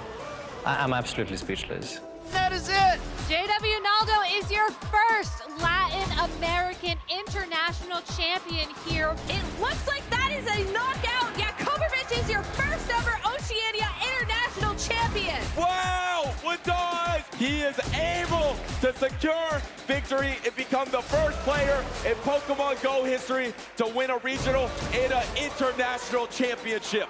This win, I've always wanted to show that I'm one of the best, if not the best, player in North America. Like, honestly, no words to describe it. Like, this experience has just been absolutely amazing. Ainda estou sentindo a sensação de ter vencido. Então, estou muito feliz. Ainda não caiu a ficha. Piper Lapine closing out here, winning her 2nd regional of the 2023 season. Justin Tang winning his 2nd regional championship. My goodness. The back-to-back champion, Luminion V, into boss's orders, brings back up a Crobat V for the knock. Definitely pretty excited. A little bit lucky for sure to win 2 regionals in the same year, definitely. It feels really good. It feels great, it really does. We're kind of reaching like this culmination of old and new. We're seeing a lot of good players like Paul Chua, Nick Navarre hitting their stride again and again, like they just do it time and time and time again. This is it! The battle is over, and Paul Chua becomes your 2023 European International Champion. Winning EUIC means a lot. I haven't been able to win an international. Being able to finally get past 2nd place feels pretty good. But we're getting a lot of new players as well, like Justin Tang, who just kind of pop up and they're incredible. Justin Tang, your Knoxville Regional Champion. First regional competition that he has competed at, and he's taken down the entire thing. I was confident in my skills to do well, but I did not expect to go away. This is my first play Pokemon tournament. I didn't think I had a chance at winning. And this is my first competitive regional. Winning a regional is undescribable. Of course, there are competitors I'm worried about facing. The most notorious one is Sander. He's always bringing these crazy control decks. I'm worried about facing Yuichi because he's really good. Kingsley, Prince, Edison, Robert. I didn't face him in this tournament, but Valiant Vish, I have no idea how I'll hold up against him. He's definitely one I'm watching out for. I'm always worried about facing Tord again. That is always an experience and will be always difficult. I'm not really worried about facing anyone because I think I can beat everyone. Denting Rob and Emi Riddle. I'm definitely worried about facing Gabriel Agati. I'd be nervous about hitting Isaiah Bradner. Justin Bakari. Probably Luca. Justin Tang. I think I'd be nervous going up against Caleb Gedimer again. I'm confident in my abilities, but I know there's going to be 100+ of the best players in the world, so it's going to be really tough. All the trainers have just scaled up their game. The competition has just gotten so fierce. This has made me so excited to get to Worlds. Winning Worlds would mean the absolute world for me. After getting second in 2018, winning would absolutely be amazing. Winning Worlds is everything to me. I really want to be the best player that's ever played this game. I think you have to be a little bit crazy to think that you can win the World Championships, but I am a little crazy. So It would be breathtaking to win a World Championship. I've won a regional. I've won an international. Worlds is the last thing I have on my list. Winning Worlds means I can submit myself into the history of Pokemon Go forever. Winning Worlds would mean everything to me, you know? So I'm going to try my best at Yokohama to hopefully maybe win. I just feel like I'm going to have so much fun.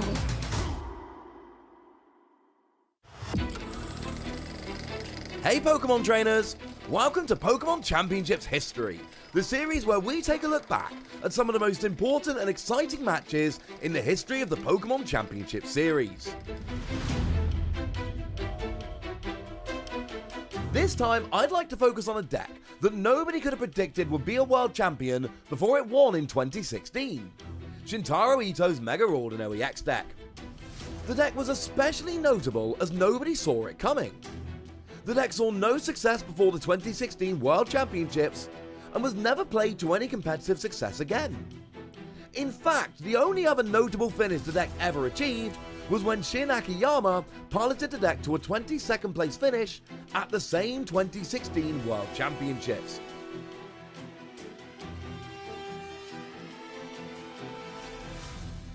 Now, Mega Ordinary EX was a card that almost the entire player base had overlooked.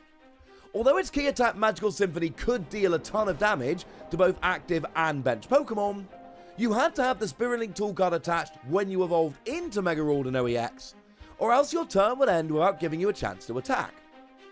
Despite that hurdle, this deck matched up so spectacularly well against so many of the top decks at the time. The 110 base damage from Magical Symphony was the perfect number to get a one-hit knockout on Shaymin EX, a two-prize Pokemon played in almost every deck in 2016. There was also a prevalence of decks playing low HP Pokemon, or evolving decks like Bronzong or Vileplume decks, all of which featured in the top 8 of the Masters Division in San Francisco. Mega Ordinary EX also had a phenomenal matchup against Greninja, as we would learn when we watched Shintaro Ito take on Cody Walensky in the World Championships Finals.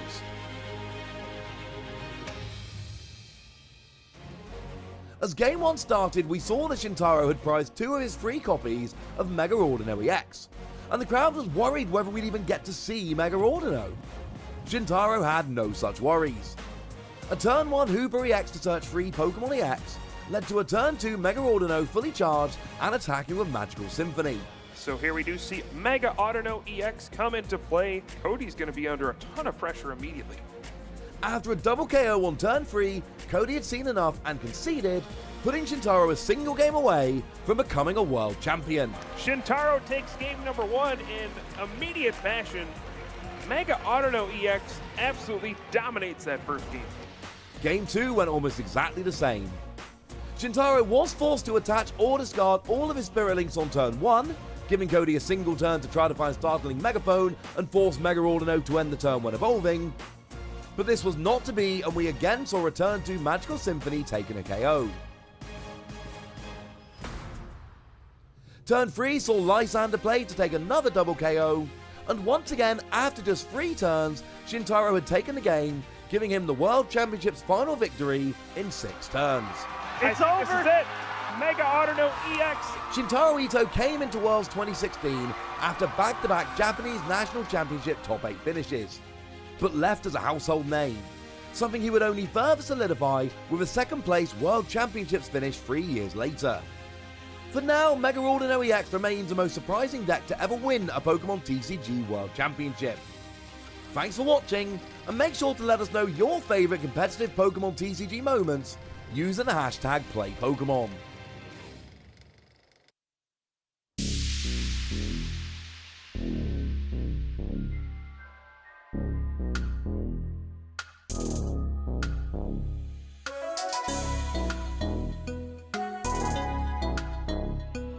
The journey to the top is long and tough, and it takes all your heart and soul to keep on going. 夢にたどり着くまで諦められない。 While your passion is the fire, always lighting up a path, it's the greatest who will get to lead them all. So do you wanna be legendary? So do you wanna be legendary? Have you got what it takes to win? Have you got what it takes to win? The training has been taking all your life, and you need courage if you want to win the fight. Respect the opposition like a real hero should, then strike. While your passion is the fire, always lighting up a path, it's the greatest who will get to lead them all. So do you wanna be legendary? So do you wanna be legendary? Do you dream of becoming legendary? So do you wanna be legendary? Have you got what it takes to win? Have you got what it takes to win? Have you got what it takes to win? Have you got what it takes to win?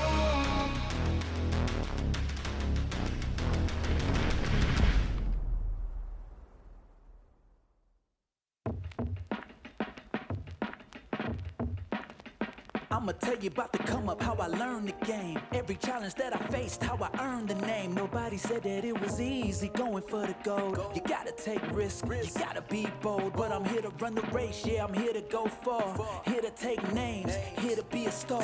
And when I finally make it, I'll be at the top. Best of the best, yeah, I'll be walking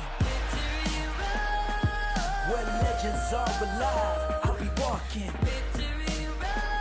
I'ma be right there by their side. I'll be walking where everyone can see. I'll be walking that I'm the best to ever be. Forging my path, just a matter of time. You better get yours, cause you ain't getting mine. Learned every lesson in the hardest way, but that's the path that I chose, that's the hero's way. Yeah, they said I couldn't do it, but I proved them wrong. At the top of the mountain, right where I belong. And now I finally made it, yeah, I'm at the end. Best of the best, yeah, I'll be walking where legends are alive. I'll be walking, I'ma be right there by their side. I'll be walking where everyone can see. I'll be walking that I'm the best to ever be. I'ma walk the road with pride, I'ma hold my head up high. Make them stop and stare, you can find me there with my finger pointed to the sky. I'll be electric, and I'll never grow old here on Victory Road.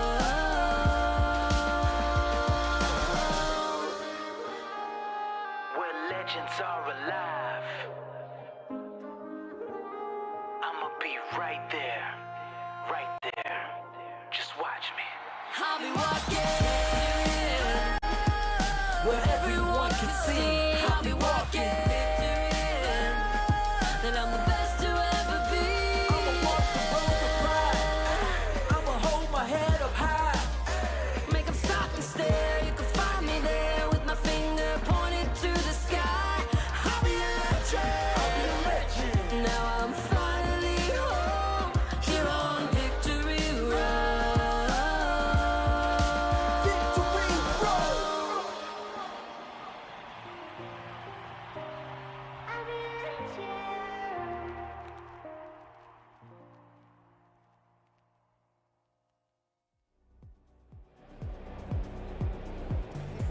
Hello, everyone, and welcome back to the Toronto Regional Championships. Again, my name is Juancho Saldana, and we have some very, very exciting things still in store. But for now, we're doing something pretty interesting, in my opinion. We're going to be carving up some pumpkins. I'm joined today with Pablo Meza and Jeremy Jallin. So Jeremy here is the Halloween expert, while me and Pablo have never done this in our lives. So Clearly. Jeremy, take it away. What are we doing? All right, so for carving your pumpkins, you're gonna wanna hollow them out. We already had these pre-hollowed out. Get all the guts out of it. That seems way- like the hardest part. I saw them doing it Oh, it's yesterday. messy. Yeah. Yeah. So I'm glad we get these empty out right away. And then, of course, we found these Pokemon stencils off of the Pokemon.com. And I chose Duskull for mine today. And you're gonna wanna tape it on your pumpkin, get it on there so you can at least follow along with it. And then you got some tools. This is a little detailer, and then you got your little saw. What is the little one called? I don't know, detailer? A toothpick, got it. Toothpick, yeah. Okay. So basically, I've just been poking along the lines, the edges. For yours, it's more of an outline, so you can just do the outside. And if you ever played like connect the dots, that's what we're gonna be doing. So you can even make it a little bit like more spaced out so you don't have to poke it as much. Okay. But you're gonna do that, and then once you get it all detailed in, you're gonna take the saw and then just start carving it. And then from there, we're gonna hopefully have a design, and hopefully mine will be able to work out. I have a feeling you're the one winning for TCG, Jeremy. I don't know, I think I already stole someone else's pumpkin. I still have to find one. Yeah. Chat, let me know. What Pokemon should I do? I haven't picked my pumpkin yet. I haven't picked my stencil. So, if you're following on Twitch, on YouTube, put it down in the comments below. And, oh, yeah. We saw some amazing pumpkins that people have shared on Twitter as well. That Gravery? Braviary? No, the little graveyard dog. Graveyard. Yeah, there we go. Listen, Scarlet and Violet, it's just now starting to get into the TCG. I'm learning some names. It's been a good 6 months since Scarlet and Violet. It's been a good 6 months. Jeremy, we've had an expansion. How are you so far ahead, though? We were just in the booth. I don't even have a pumpkin. Listen, when you're... He's a pro. When you're a pro, you know what to do. Yeah. Right now, I'm still just detailing, but once I get this outline set, it's gonna look pretty good, I think. I'm getting there. It's gonna be it. So what I want to do anyway is just a ditto. Yeah. Just the 2 eyes, 1 line, and I'm done. I don't think that's gonna win, but it's up to them at home. So if y'all like ditto, chat ditto. Do we get championship points if we win this contest? Yeah, but instant invite to the Pokemon World Championship carving contest. Champ pumpkin point. If only, Oh my gosh, this is so much harder. Yeah, it looks hard. I'm a little scared right now. The line's supposed to be a little straighter, at least along the edge. It's a work in process, okay? It's a work in process. How gourd will his first time carving go? Love it. But I think it's looking good though. Tell me about the choices. Why do you guys pick Duskull and Mimikyu specifically? Duskull, it fit on this small pumpkin. I did not want to do the big pumpkin like the over-ambitious guy here.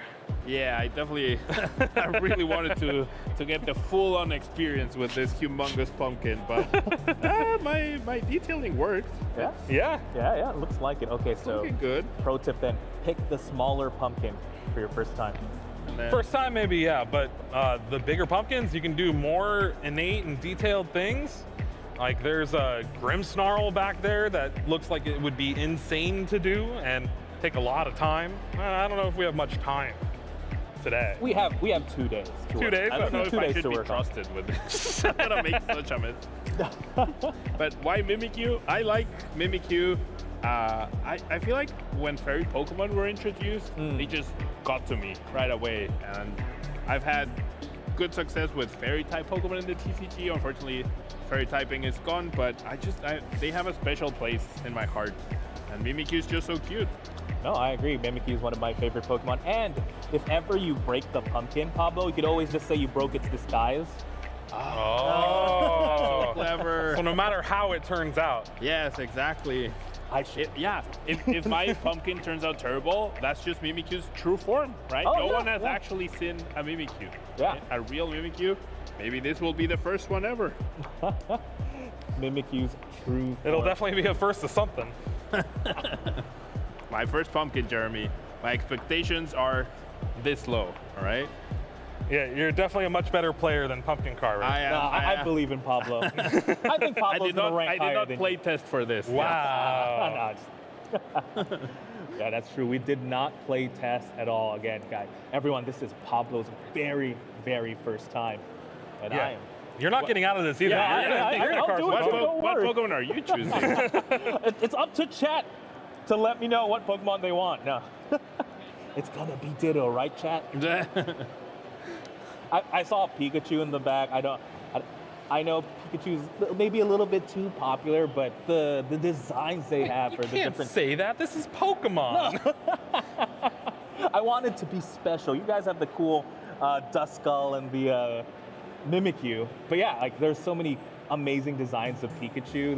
There's one in a wizard hat or a witch hat, and I kind of want to do that one, but it looks really, really tough. I think there's a scared Pikachu. Yeah, that's the one I'm eyeing. Cool. Listen, no matter what you choose to do, as long as you have fun doing it, that's all that matters. Can we put cards in the pumpkin? I have fun with cards. I mean, if you want to use this as your deck box for day 2 maybe or something, fit your deck right in there. The sleeves might get a little dirty. Oh, it is? Yeah. I thought for some reason I wasn't getting through, but I am. Yeah. I think I'm making good progress. Good progress so far. Any progress is good progress, Pablo. I'm glad we have 2 days though to do this. This is a whole workout. Like carving, like how do people carve out, like they decorate their whole houses and they have like 10 of these? Oh, well, at least in the movies. You didn't see the electric saw that we have in the back. Oh yeah, that's what I'm waiting to use. Oh, okay, that makes sense. Using technology to make this easier sounds like a good plan. Getting pumpkin all over my suit though. That is true. If I don't look as glamorous tomorrow, this is why. I'm sure it's gonna be worth it though. I thought you were gonna say, I'm sure you're gonna look glamorous, Pablo. Oh, you will. You always look glamorous, Pablo. Thank you. That's very kind of you, Watch. But yeah, I'm looking at you guys right now. It does seem really fun. I'm kind of jealous. Maybe production can throw me a pumpkin here. Don't throw the pumpkin. Usually they only do that when we're like not doing well. Like throwing tomatoes at. That is true. And then, hey, if your pumpkin fails, we could always like make pumpkin spice lattes or anything pumpkin spice. I'm always a big fan of those. I feel like every time we go into a coffee shop and you see the first pumpkin spice flavored type drink, I just know it's the season. Yeah, one thing you have to realize though, pumpkin spice a lot of the time doesn't even have pumpkin in it. It's just nutmeg and cinnamon and a bunch of other stuff. Don't ruin my dreams, Jeremy. The American dream. Listen, you're a citizen now. You gotta figure it out somehow. I know we have to take Pablo to his first pumpkin spice tasting or something. Yeah, something like that. I'm making progress. It's not very noticeable, but I'm making progress. I think I am getting a good shape in this. I think you have like part of the ear done. Yeah. Yeah, I generally do. My stencil's starting to fall off a little bit. Oh, production did get a pumpkin. Oh, I'm way farther along. What? Oh, that's how. That's how you do it. But yeah, so this is a practice pumpkin. So I'm supposed to just saw this out? Yeah. So it's basically you follow the lines. Don't get it on your suit. And then how is that possible? Well, I mean, you've colored before, right? You like color in the lines. This time you just got to be on the line. You did go to kindergarten, right? Not very well. I remember getting a frowny face back in kindergarten. That was before the grading system. Frowny face or a star, depending on how well you do. Oh, I think I messed up already. I got a little too eager with this. So I thought I was taking a shortcut, but I think I just messed this up a little. Yeah, I think you're supposed to use the toothpick like all the way around. Yeah, so I did do it, and then I was like, okay, I can cut a little bit, but I cut a little bit too much of my Mimikyu, like a little preemptively, but that's okay. Yeah? That is okay. We can recover from this. I want an Umbreon, not the Espeon. Because I want the Moonbreon for Halloween. Well, listen, maybe if you started it, you could do an Umbreon. I know you have me here complaining. All right, I'm all done with the detailing now. What? So I'm going to be going around and trying to cut out this space. Basically, you want to cut the lines of the black, and then the one that's filled in, that's the negative space. So you can actually cut out the whole part of that. So like for that ear here, you're going to cut out that entire ear. Could I borrow the toothpick? Wait, what? Say that again? Yours is a little different because it's all just an outline. You're looking more like a silhouette. Yeah. But for me right here, you see how the eyes right here are just the all black ones? Yeah. I'm going to cut those out completely. That seems very difficult without messing everything else up. Yeah. Usually it's better to maybe start on the outside, work your way in. No. Start on the inside, work your way out. That makes sense. So that the pumpkin doesn't lose its structure. I'm so scared to get this on the suit. I feel like my chemical engineering degree did not prepare me for this task. If only it was mechanical. Exactly. All right. I think I fixed my thing. Trying to get this ear carved out so I can show everyone. I'm fairly certain there must be people watching who have never done this before either, right? Oh, I'm so scared to see the comments about our carving skills, Pablo. I am also very scared to see. But doing our best. You're the ones that called me an expert. If anyone should be scared, it's me. All right, I'm getting somewhere with this ear. I'm getting Umbreon's under ear. What is this for Umbreon? Oh, sorry, for Espeon. Yes, it came off. All right. I have something worth showing. Yes. Oh. That actually looks like Mimikyu's ear. Yeah, not bad, not bad. If we put a candle in there, it'll show something. Yeah. Now I have the other 90% of the job left to do. Meanwhile, I just got an eyeball out. Oh, wow. So if you see here, that's how it's going to kind of look. Wow, I got immediately outplayed by Jeremy. I know. This is his first time, Jeremy. Yeah, I got to show him up. He's already a better player than I am. I have to sit next to him every day. You didn't give me 5 seconds in the spotlight. All right, after this, we're going to have a caster battle. A caster pumpkin battle? Are we going to throw pumpkins at each other? Wancho. Yeah. Let's go. Sunday, Sunday, Sunday. So I'm supposed to go all the way through with this, right? Yeah. Okay. This is... What is this even under Espeon? Is this ear hair? Maybe. A little beard, maybe. A beard? It's frizz, no, whiskers. Oh, okay. That sounds way better than ear hair. It's Delphox with the ear hair. Yes. Oh man, Delphox would have been perfect. Yeah, would have. Yeah. Magician, magic sort of thing, yeah. Mm-hmm. For Halloween.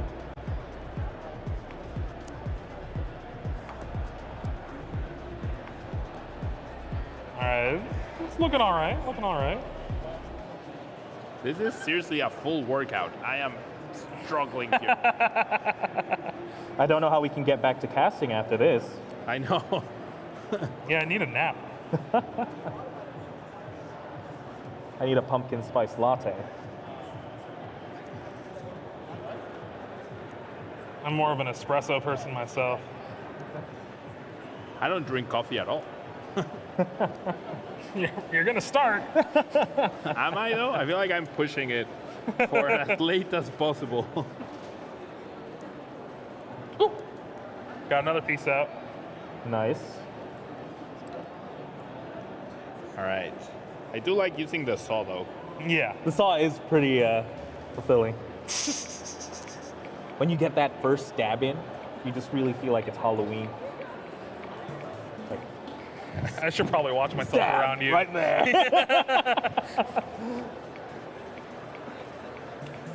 All right. I feel like I'm going somewhere now. I feel like I have a purpose. I mean, you have a purpose in this event. It's casting. All right. Well, speaking of the event, I think we can still work on these in the background for sure. And you know what?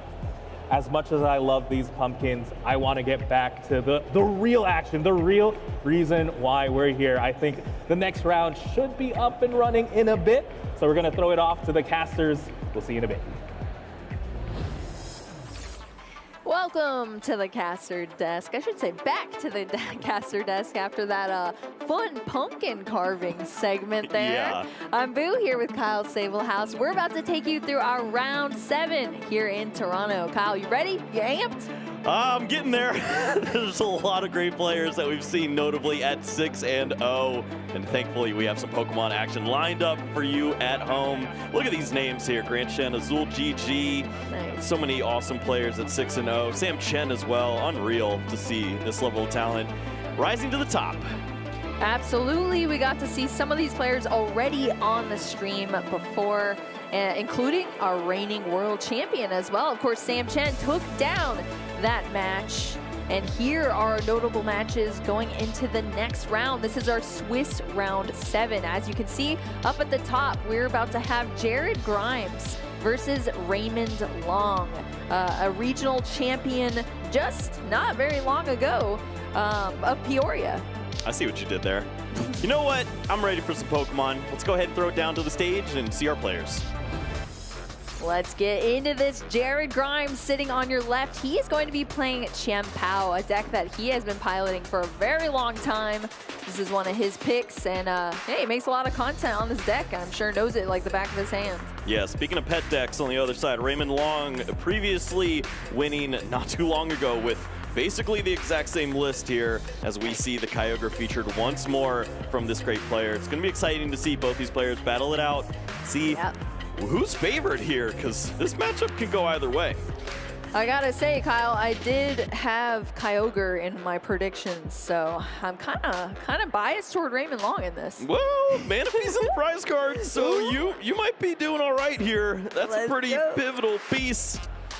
Yeah, that is definitely a pivotal piece. These prize cards are interesting on both players' sides. A couple of switch cards here for Raymond Long in the prize cards. A couple of late game cards as well. Super Rod, Energy Recycler, but hopefully we can get to those before they're needed. I mean, Energy Recycler, we'll see how that comes into play, but we got others. So yeah, I think these players are ready to kick things off. Two notable players. They know these decks very well, and we're going to get some great gameplay out of this match. Let's head into the Swiss round 7, Kyle. Both great innovators of their individual decks. We've seen so many different players playing the Kyogre list with a lot of different strategies. They play with the Dragonite, the Raikou, they play that turbo style. Not Raymond. Raymond has the metal energies in there, focused on the Zamazenta and making you earn every single prize card. Only that Pidgeot V for the Forest Sealstone. Absolutely. Yep, we're starting over here on Raymond Long's side. We already have this flower selecting here, popping off, as well as a nest ball. It looks like a solid start, and on the other side, Jared with a pretty great hand too. This could be a fantastic opener here to see which player could potentially reach 19 match points, locking in day 2 quite early here. Yeah, that would be awesome, and a huge weight lifted off of your shoulders as well. You just need one more win here to be into day 2. This is a win and in match, so both these players are going to be fully focused on that. I mean, let's just talk about how Raymond Long just took down Peoria, is now here with a 5-0 record as well, and already has an invite to the World Championship from that win. So that's right. I mean, you get a taste of victory, you want to come right back and get another one, and is in a great position to do just that. Already a card in the loss zone. Would love to see a few more there. Feel like if you get 2 in the loss zone on this opening turn, you feel pretty comfortable with an aggressive spot either for a Radiant Greninja or playing it slow with the Cramorant. Just depends with this deck, as you don't go for that aggressive Dragonite, obviously. Yeah, it's going to be a slower build-up here for sure for Raymond Long. Also, Raymond is our Canadian player that we're rooting on here today as well. We haven't, I think this is actually, Raymond's our first Canadian we've seen on the stream here today. Of course, 2 Canadians have already took down our NA Regional Championships, and Raymond looking to go the distance here. We're going to see that concealed cards off that Radiant Greninja as well, drawing into 2 additional cards for this turn 1. I mean, that is like a bulk pre-release energy that we're seeing there. You just won a regional for $10,000. We can't get a little more cooler energies in there? But hey, you know, gotta respect the fact that you're going with the bare bones. Oh, well, we lost Kyogre. Oh my goodness. Kyogre's gone here. Yep. Gonna have to be recycled back in to get that later on, but Zamazenta's at least joining the field. Yep, still 3 Super Rod in the list, so obviously can find that at the right time. It's only 1 Comfey. That's not ideal.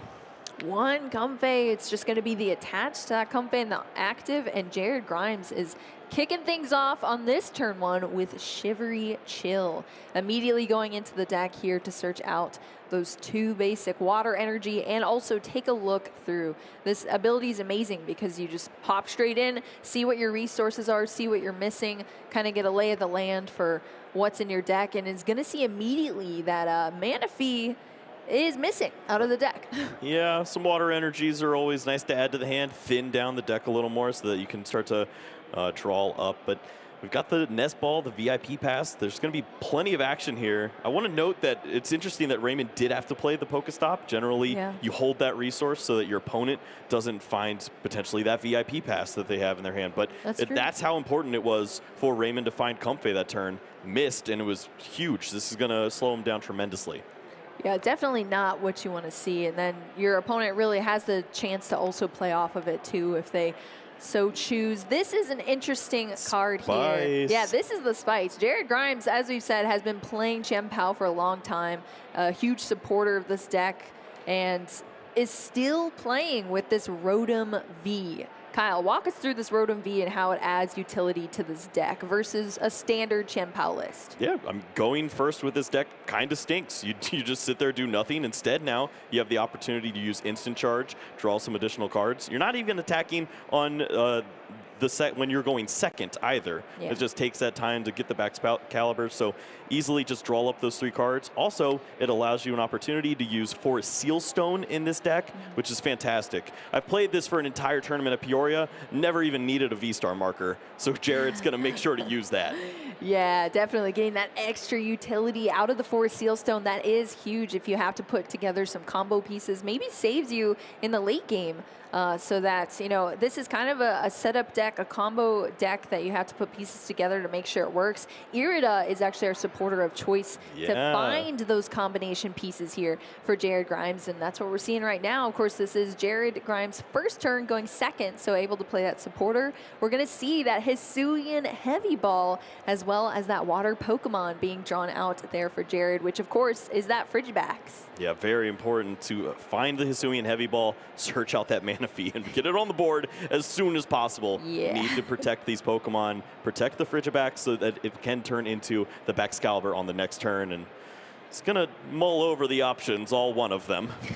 Mulling over, but also memorizing, of course, what is still in there if Jared didn't already see what was missing out of the deck. So now knows the prize cards, of course, has to shuffle them back up and rearrange them unknowingly there. But now we have that mana fee to lock down this board state and protect all of those Frigibacks that are scarily kind of just unprotected without that. So this is huge here for Jared. We're going to see the Pokestop as well, netting 2 additional cards, that rare candy and a canceling cologne. Yeah, how intimidating to see the hand that Jared's accumulated. 3 more cards added by the Rotom V. And Raymond does not play a way to disrupt the hand, at least this early in the game. Sometimes you see players use that Roxanne, which we do see in Raymond's list, but not this turn. Jared's got a very good opportunity to go Candy Excalibur. Yeah, definitely. Candy Excalibur, that's not what you want to see, but Jared is on that path. I mean, look how many cards are in the hands, but hopefully Raymond Long can have a little bit of a better turn here on this turn 2. We're starting off with the Colress's Experiment, so that's always nice, as long as the decisions aren't too difficult here for Raymond. It's nice to see plenty of cards in the early game. Haven't seen the Comfey just yet either, so yeah, a second one of those would be nice. And then maybe a card like Lost Vacuum would be useful here. You can remove that Pokestop and just continue to keep burning through. Looks like in the decisions to make here, there's a Forest Sealstone, a Nest Ball, a Mirage Gate, all sorts of access to the deck here. Wow. Yeah, well, 2 of these cards are going to have to go into the Lost Zone here. It's going to be a Mirage Gate for the first card. 1 more card has to join the Lost Zone, bumping that marker up, and then the rest, all 3 of those cards will go to the hand. So adding some extra stuff here for Raymond Long, but that Forest Sealstone is going to join the Lost Zone as well. You can see just how detrimental it would have been without the mana fee in a spot like this. It's 4 cards in the Lost Zone easily with a card like that Lost Vacuum and 1 more Comfey. You can see 7, and then Mirage Gate activates that Radiant Greninja could knock out both Frigibacks. The game's basically sealed.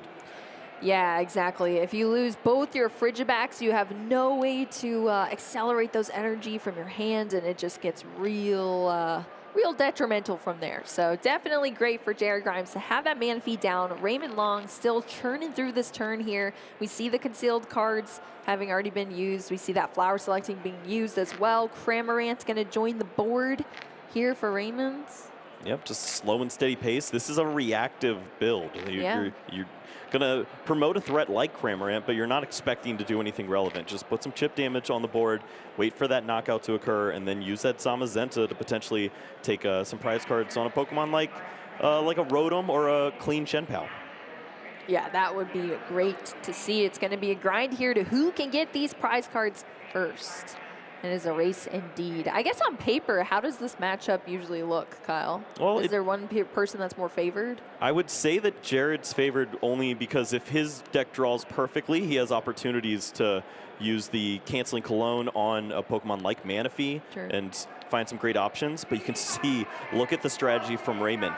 Yeah. There's no good Moonlight Shuriken target here. It's genius. You only leave the Comfey there. You see Jared even checking the discard pile. Is there any opportunity to do anything there? No, you can just take 1 prize card, or you can attack with a Chien-Pao, and if you take a knockout here, Zamazenta takes an easy 2-prize swing.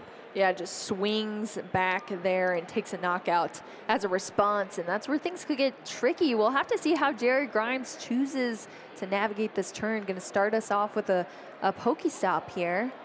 Yeah, Jared is not afraid to throw away resources. This is how this deck works. You throw cards left and right, and eventually you just find the right pieces to keep on fighting. There's not a great attacker for this spot, however. It may just be Chien-Pao and then figure it out.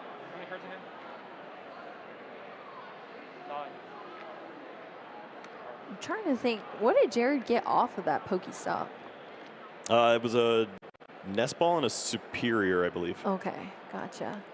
All right, so we're going to see that Arvin that's going to search out a Cross Switcher here and a Forest Sealstone for the tool card for Jared. As we spoke about, that Forest Sealstone can be played down onto that Rotom, allowing it to use a V-Star power. So that's extra things Jared is able to do in the future of this match.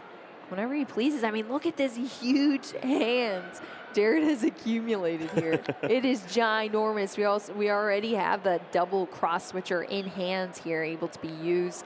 Radiant Greninja is going to get energy here in the active, and I think that was just a pass over to Raymond. No, he said backs. Oh, he okay. was saying where the energy was coming like, from. what? Oh, Raymond was like, what happened? Okay, cool. Excalibur, of course, with that ability to accelerate the energy onto the board. So yeah, we're going to see a lot of energy flying out here from Jared. Yeah, this is a tough call. You can either go after the Comfey and probably avoid or make it more difficult for 7 cards to go into the Lost Zone. It probably would happen anyways. Or you knock out the Zamazenta, force the Super Rod and some other combinations of cards if he wants the return knockout. Oh. You can see Raymond just checking how many Nest Ball am I down, because Rod plus Nest Ball is basically the one great way to search out the Zamazenta from here on out. All right, so here we go. This Chien-Pao EX getting powered up here with those 2 energy needed for this Hail Blade move. I think it's 3 with the ability on there. Zama, you need to do a little Oh yeah, more. you're right. You're right. And it's well, 130. No, there's only 2 required. Oh, but okay. For the discard, the actual attack is to discard the energy for the extra damage. So yeah, 3 would be needed to take that knock. If we're attacking the Zamazenta for a not knockout, I'm just lost. No. Well, there we go. Zamazenta has been wiped off the field now. Of course, that Chien-Pao EX Metal Weak there. So that liability is off the field, at least for now. And Jared can maybe breathe a little bit easier there. Raymond's long over here on this side. Now that Jared's taken that first prize card, is re-establishing the board here. Comfey, of course, in the active position now. Starting off with the concealed cards to draw into 2 additional cards into a Colress's Experiment. Yeah, this is a great opportunity for Raymond. Look at the board state. You see the damage on the Radiant Greninja, the Manaphy there as well. If you can reach 10 cards in the Lost Zone, which sounds difficult, but really isn't. It's just 1 Comfey, 1 switching effect, and a Lost Vacuum away from happening. You could easily work in the Sableye, take a double knockout there, and then start to work on these Pokemon EX or V. Yep, we are slowly seeing those cards hit that Lost Zone. That's exactly what you want to be seeing here into this flower selecting after that Colress's Experiment. That's a Comfey. Yep, Battle VIP pass going into the Lost Zone. Comfey gonna join us? Ooh, Pokestop first here. Let's see what it is. Ooh, 2 items there. Both ball cards, Hisuian Heavy Ball, as well as a Nest Ball here for Raymond. Gonna go into the prize cards with that Hisuian Heavy Ball.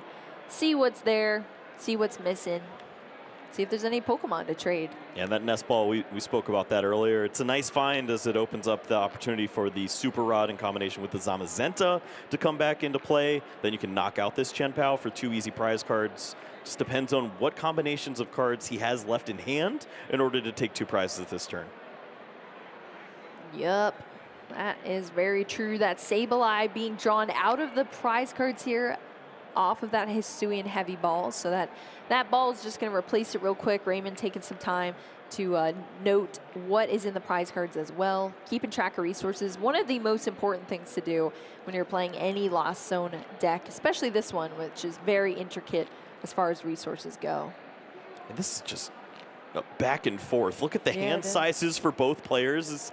You can do whatever you want every turn. So always just assume the worst that your opponent can do. They're definitely going to have that option going into next turn. Yeah, and I mean, the biggest thing too is like your own decision making. You can't make any mistakes at this point, because if you do, if you slip up, your opponent can just capitalize off of that immediately. So both of these players are having to make the exact routes, the most optimal routes every single turn.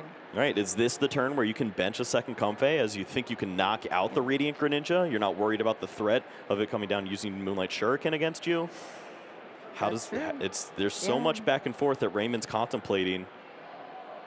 Yeah, it is definitely a tough decision for sure, but we're gonna have to see something be done here from Raymond Long. Looks like it's gonna be the Nest Ball searching out a Pokemon here from the deck. Pidgeot, perhaps? I don't know what else is really left to find out. The Manaphy certainly would work as well. That's true. Yeah, it's going to be that Manaphy being sought out of the deck here off of that Nest Ball, bringing a basic Pokemon down. Yeah, Manaphy is just a Pokemon in this matchup that doesn't make as much of an impact just because you know there's 2 canceling Colognes waiting on the other side. Yeah, and we've seen them too off that Pokestop. Oh, they're so there. you know they're in this deck. So, and you know they're in the hands. Right. So this could be just a true counterplay from Raymond. Play down everything, work the Sableye in, knock out the Radiant Greninja. Say, not only do you need to super odd this Pokemon back and bring it back into play, but you better have double Cross Switcher and canceling Cologne if you want to capitalize here. Yep, putting everything out on the field here. Lost Zone is now up to 8 cards there.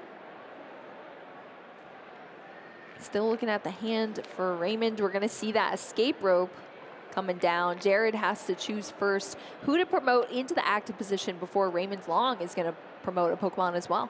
This is without a Sableye in play, and we've already seen both Comfeys used. Yep. So might be a slower turn than we were anticipating. Yeah, I haven't really looked at what else is in the hand here, but yeah, it's just going to be the Cramorant being brought up. Ooh, Bird. Bird. Flying in. Filling up the bench here, but it's just going to be a hit with the Cramorant. Lost Zone still remaining at 8 cards there. That's 110 damage off the Cramorant onto that Rotom V. And Jared Grimes, again, look at this hand. It's practically half the deck in the hand here for Jared.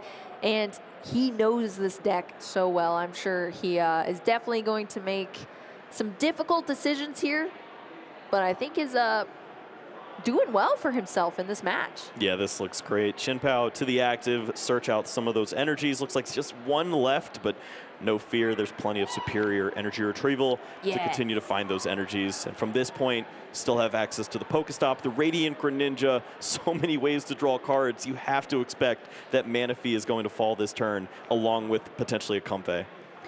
Ooh, can't wait to see it, Kyle. I'm excited for sure. We're going to see that concealed cards drawing into 2 additional cards there, that Spiritomb, as well as the Battle VIP Pass. Spooky. Spooky. Perfect for the weekend. Ooh, oh, Pokestop here. Oh, that's another Shinpao down. Yeah, that is kind of not what you want to see there. And for a Battle VIP Pass as well, nothing of utility being drawn there. The deck is being thinned out, I suppose, here, but Jared Grimes going to take a quick look at the discard, and we're going to see this first superior energy retrieval. Well, that is one thing Battle VIP Pass is good for, some discard fodder, right? Yeah, checks out. Yep, and these energy cards here are going to go straight back to your hand. This is indeed a superior energy retrieval. Its name does it justice, that's for sure. And I love, too, that Jared Grimes, this deck list really is quite different from the usual Chien-Pao that we've been seeing succeed. It's doing so well in tournaments. So I'm happy to see that Jared Grimes has kind of held true to the way that he thinks this deck should be built and played. Because, I mean, there's a ton that don't even play that superior energy retrieval. Right. I mean, he believes he has a competitive edge playing this style, and it's certainly working out for him. Jared, it looks like he had the opportunity to take the prize cards with the Manaphy, but it would include using the Forest Sealstone, and he's not comfortable with that right now. Wants to save that opportunity for later, and I definitely understand that. This is an interesting spot here, as you're probably going to lose some prize cards, and you're going to want answers down the road. Well, we're still going to see that knockout there on the Cramorant. Going to scoop some snow on top of it, knock it into the discard pile here. Jared Grimes, only 4 prize cards left to take here. Now we're over to Raymond Long's side. So Lost Zone needs to be bumped up here for Raymond to start getting some things happening on the board. Yeah, just at 8 right now, so. Yep. Comfey could certainly assist in finding some more resources. Radiant Greninja going to do that as well, and it has to be getting close to a Sableye turn. But if the resources are there to find Zamazenta, maybe you just take the 2 prize cards that are in front of you. Yeah, that is very true. We're seeing that additional card from that flower selecting go into the Lost Zone. I think the concealed cards also got 2 energy out of the deck, I believe, for Raymond. Wow, 6 cards remaining in deck. Already? I mean, I guess we've gone through quite a bit. Yeah, there's not much. You think Raymond would have access to a lot of resources here, but there's an energy retrieval and a super rod in the prize cards. Yeah, I was talking about how there's 2 late game cards in the prize cards, and hopefully we could take some prize cards to hopefully draw into them, but hasn't happened yet here for Raymond. Little cheat code there to use the switch card. That's approved. All right, here we go. Lost zone up to 10 now with the addition of that beach court. Oh, Jared immediately knows what's happening here. Yes. Looks at his hands and says, oh, well, I lost Chin Pao. Now what do I do? I mean, they're basically playing hands up at this point. Yeah, Whatever your that's best very play true. is should be available. You know it's there. Super Rod, Nest Ball, Zamazenta, search out the energies with the Mirage Gate. Easy knockout on that Chin Pao. Yep, and I'm sure Jared, yeah, as you said, definitely sees that coming. Zamazenta is one of the mortal enemies at this point in this tournament for that Chin Pao. It's not what you want to see because you're attacking, you're good to go, and then you're just wiped off the field completely. And hopefully Raymond can draw into some additional cards. I think they were on the bottom, at least one of them, for the later game, which, I mean, really at this point, we kind of are in those stages if we don't see any shuffling of the hands back into the deck. Yeah, this is, I mean, you can see the map. It's very clear for Raymond. After this knockout here, you have Sableye that can come into play, knock out the Radiant Greninja and the Manaphy, and then follow up with an easy knockout on that Rotom V for the 4 prizes you need to close out the game. And it's so simple from this point. You only have, what, 5 cards left in deck? You will find what you need. You I know promise it's you there. that. Yeah, Raymond Long going through this effortlessly here. I mean, you can see why Raymond is a regional champion with this very deck as well. So Jared Grimes over here on the other side. Chin Pao is gone now off the field. It's just going to be a Frigibax joining us in the active, and we're going to get through this turn, starting off with a concealed cards for a superior energy retrieval as well as a lost vacuum. Oh. Order. Unfortunate there to find all of the item cards with Radiant Greninja and then draw into just only a rare candy with the Pokestop. Oh, you think it should have been the reverse? No, I'm just trolling them. You never know until you see. Yeah, that is very true. Well, we are going to see that Forest Seal Stone finally come down here. I mean, it's been in the hand for a long time for Jared, but it is now going to be utilized. It wasn't used before for that Manaphy play. It's now being flipped over here. You only get 1 V-Star power if you have the ability to use 1 per game. So going to draw out a single card from the deck, and it's going to be that Irida, which is going to go straight into the deck as well for an item card and a water Pokemon. Yeah, Raymond very excited to see that this is not Iono. That's one way that potentially he runs into a situation where he doesn't have the answer immediately lined up, although he did play down all of those cards. But that's not a card that's featured here. Just going with the 4 Irida, 1 Arven in this list for Jared. And maybe Baxcalibur is going to put in some work. Yeah, true. That is very true. You could always attack with it. I mean, it does have that, what was it called? Buster Tail. Yeah, one of those. We got that Buster Tail, 130 damage. We're gonna wait a little bit on that. Canceling Cologne, Manaphy in the active. Radiant Greninja is looking thirsty. Thirsty indeed. I mean, yeah, this was the play we were talking about a couple turns earlier here, but now Jared Grimes is going to bring that Canceling Cologne out, cancel out that Manaphy, and be able to attack here into those other bench Pokemon with the Radiant Greninja. Well, I mean, if Jared didn't use both cross switchers on that first turn, maybe there's a world where he could have targeted down this Pidgeot V and actually found a way to close the game out next turn. As we see the Spiritomb in play, it's shutting off the ability. Yeah, that's true. You can't throw it back into the deck. Yep, that Spiritomb, those V Pokemon not having any abilities there. So it is kind of stuck on the field here for Raymond. But there's just no other way there's to no way move to- Pokemon here. to 4 get cross it. switchers down, no boss's orders in the list. It's interesting, though, to note that that is a potential possibility for maybe next game, but obviously Raymond now knows. Like, okay, There's a Spiritomb there. don't bench Pidgeot for fun. Yeah, for fun, yeah. I know, we were so happy when it came out. Oh, it's a bird. But no, it is actually a liability potentially facing off with that Spiritomb. But here we go. We're going to see these energy come out thanks to that super cold on the Baxcalibur. Accelerating some energies here. Yeah, Jared knows that this is a Roxanne kind of turn. So play the energies down, load up the Baxcalibur just in case you draw into nothing off those 2 cards. Yeah. As this is the one susceptibility that Jared's list has. No Bieberol, it can't draw up after it loses its hand. Yeah, that is very true. So we're going to have to see some, definitely some safety plays there with those energy, some potential Buster Tails in the future. But there we go. Thanks to that canceling Cologne, that Manaphy and a Comfey are going to be knocked out here on Raymond's side. Jared Grimes going down to just 2 prize cards left to take. What's Raymond Long going to do from here, Kyle? Sableye. I think it's pretty clear at this point that would be a solid Pokemon to incorporate, but the Roxanne as well would be very nice.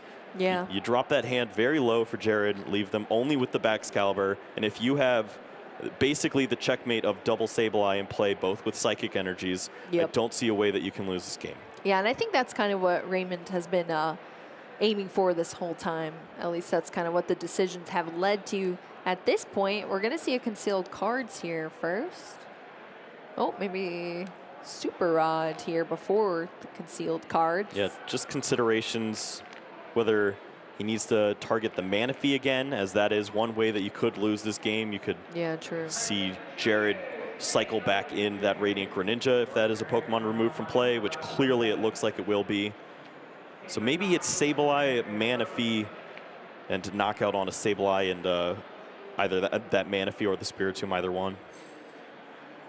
Yeah, either way, it's going to get spooky in here. We already have the Spiritomb down. Sableye is going to be joining us as well. Hey, these are my choices. That's true. I chose the 2 spooky dudes. You did. Was that on purpose, Kyle? Sure. There you go. All right, Raymond Long drawing that final card here off the flower selecting, throwing it into the lost zone. You win. What? I'm kidding. I was like, what are you talking about, Kyle? What? You scared me. He's got plenty of cards left in there. He's going to be fine. I was like, oh, we don't have a way to recycle? Could you imagine Kyogre without a way to recycle here? Hey, I don't know, man. There's a lot of cards flying all around here. But if we're not playing around Crabominable, what are we doing here? Stop. That's so funny. All right, here we go. Sableye coming into the active position here. And there you see it. You predicted it for sure, and I'm sure Jared knew it was coming as well. Yeah. So we saw those energy come down onto the Baxcalibur as well. Get those out of the hand. Prepare for this exact moment. Roxanne here. You can only play this card if your opponent has 3 or fewer prize cards remaining. And both players going to shuffle up the hands. Raymond's going to get 6 cards. Jared, just 2 cards. Would you rather have 6 cards or 2 cards? I don't know. I'm going to say 6. Tough call.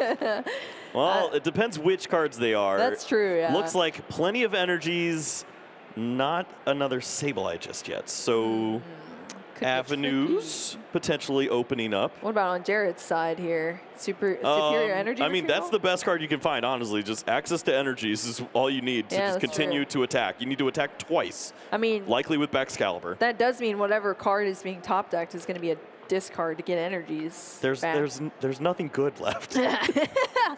There's nothing left in the deck. Jared's got it all out on the field here. Raymond just choosing where to put these damage counters now on for this Lost Mine. Raymond's considering cashing in on the Rotom V knockout too. Just access to more prize cards. If you don't believe your opponent's going to disrupt your hand, then why not? All right, that's a double knockout for 3 prize cards. Soften up the Spiritomb, and seems like the writing's on the wall, but Jared's going to continue. You have to play to your outs, and right now the out is knock out this Sableye and lose to a Zamazenta. Yeah. That is very true, Kyle. That is the current situation that we are certainly in, and Jared sees that too. Yeah. There's a fully loaded Zamazenta ready to knock out my Pokemon, and Raymond Long is going to take the win in this first game between these players. Yeah, that just lines up so well to knock out that Pokemon, take the 3 prize cards, and then you just have win on board with the Zamazenta. You don't even need to find any other pieces, and that's so well piloted there from Raymond.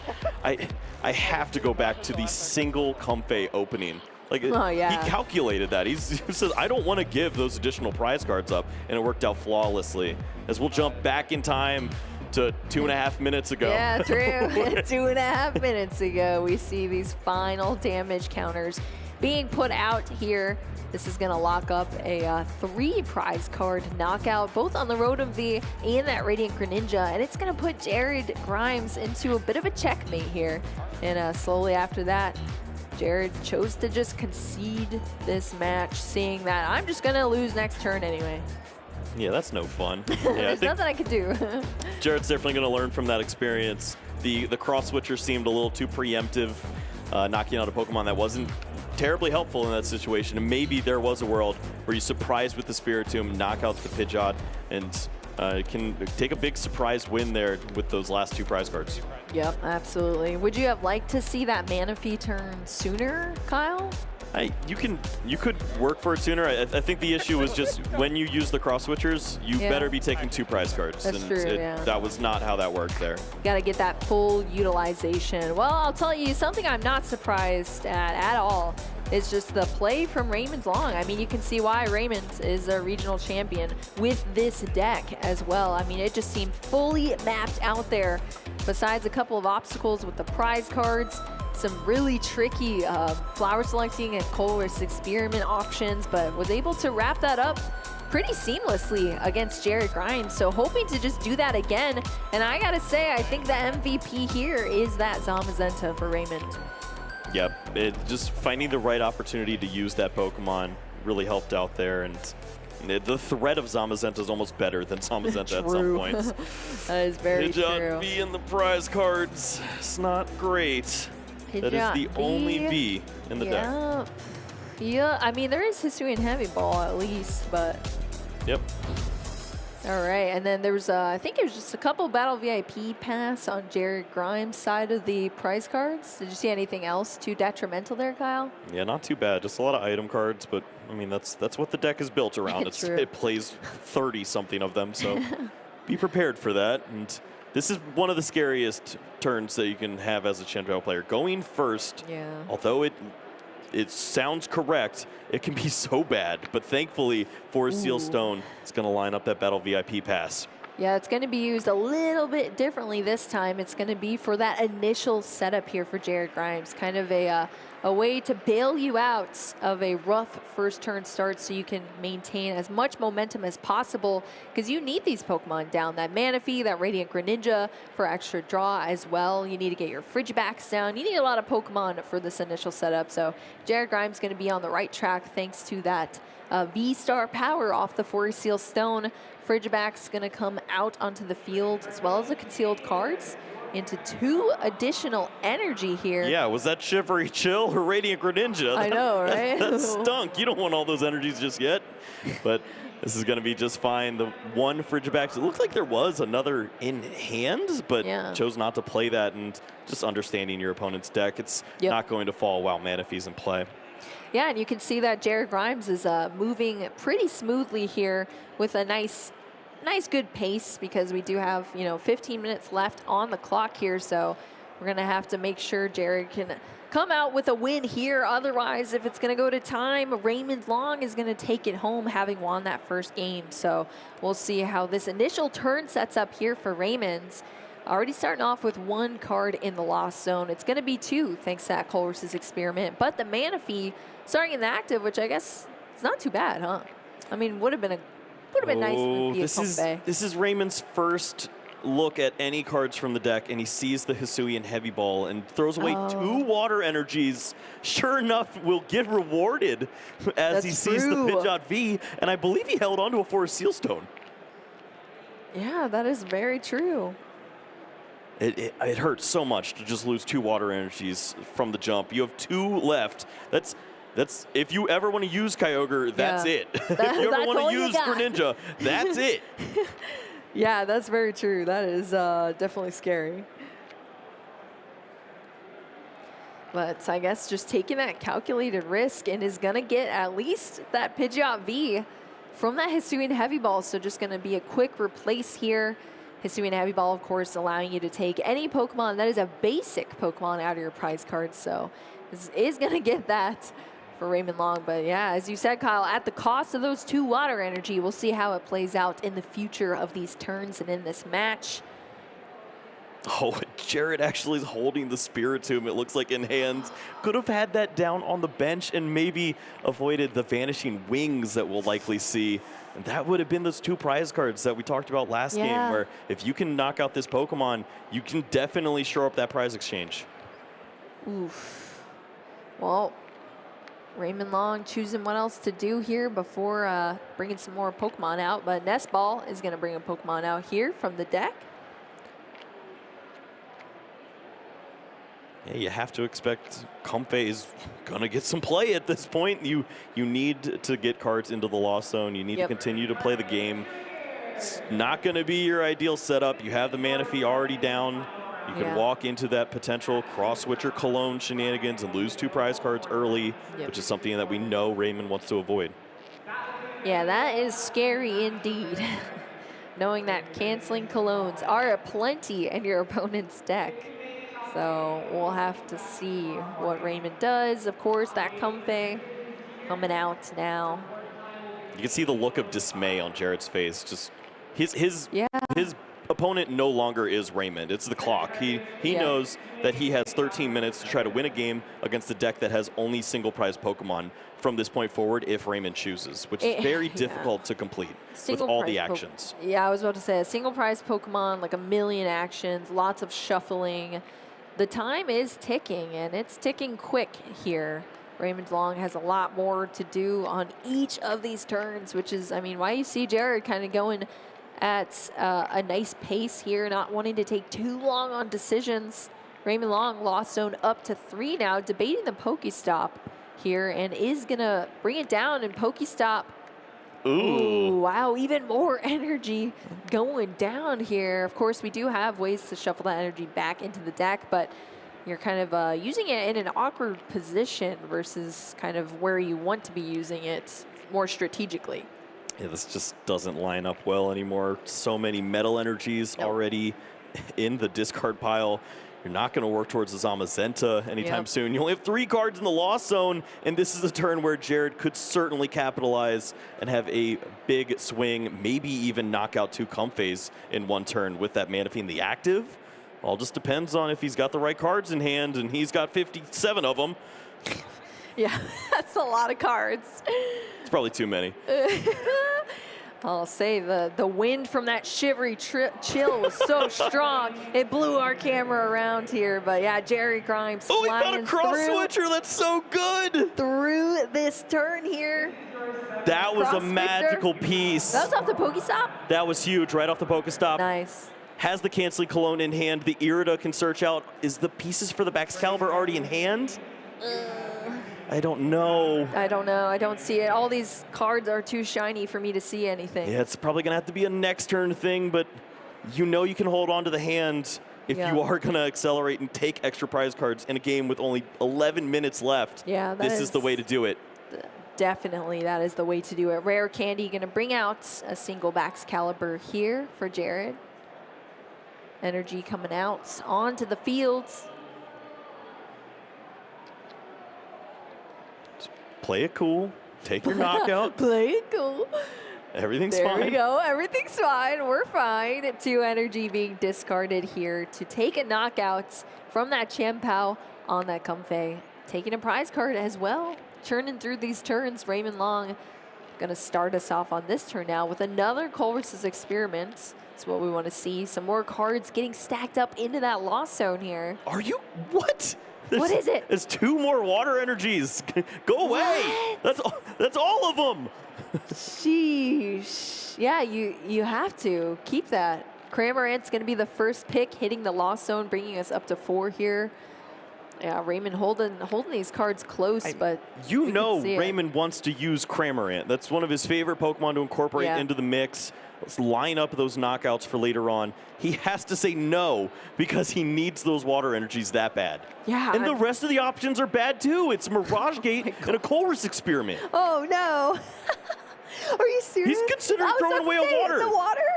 No way. His attackers from this point forward become Zamazenta and Sableye. It's the water. A 3rd water energy going into the lost zone here for Raymond.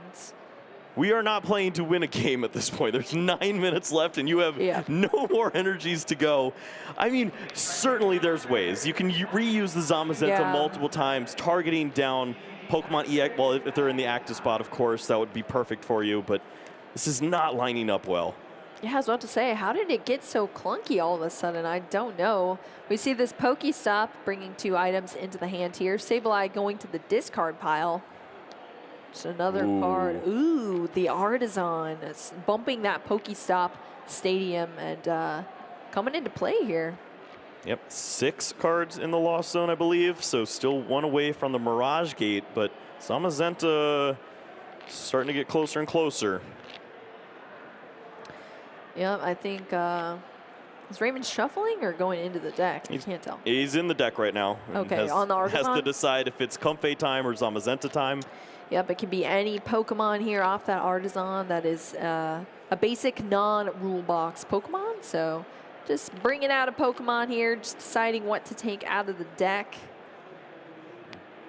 Jared's just waiting on the other side. Please make an action. I need to do things.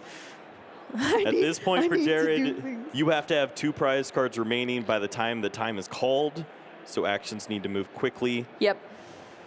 Absolutely. I mean, we're sub 8 minutes now on the clock here for both of these players. Yep, certainly possible. You need to show that Pokemon, and it is Comfey. Yeah, that's not any card. That is a Pokemon that has to be searched out from that Artisan. Any card in the Pokemon TCG that requires a certain card to be searched out, that card search has to be revealed, so you know you're not taking anything sketchy out of the deck. Don't just take your opponent's word for it. Stop, there's 2 more energy. Wait, what? That's the last metal energy and a psychic energy. No. Oh my god. I mean, obviously you can get it back from the Super Rod, Yeah, but this just stinks. That's a lot. There's nothing left in the deck to Mirage Gate right now. You have to use the Super Rod early. I mean, I feel like that was already going to happen. There's so many Pokemon energy in the discard pile right now here for Raymond. It's just so awkward and clunky. All of these decisions, the cards are just not hitting in the way that you usually want them to hit in these Lost Box matches. But Forest Seal Stone going to come down onto the field on that Pidgeot V.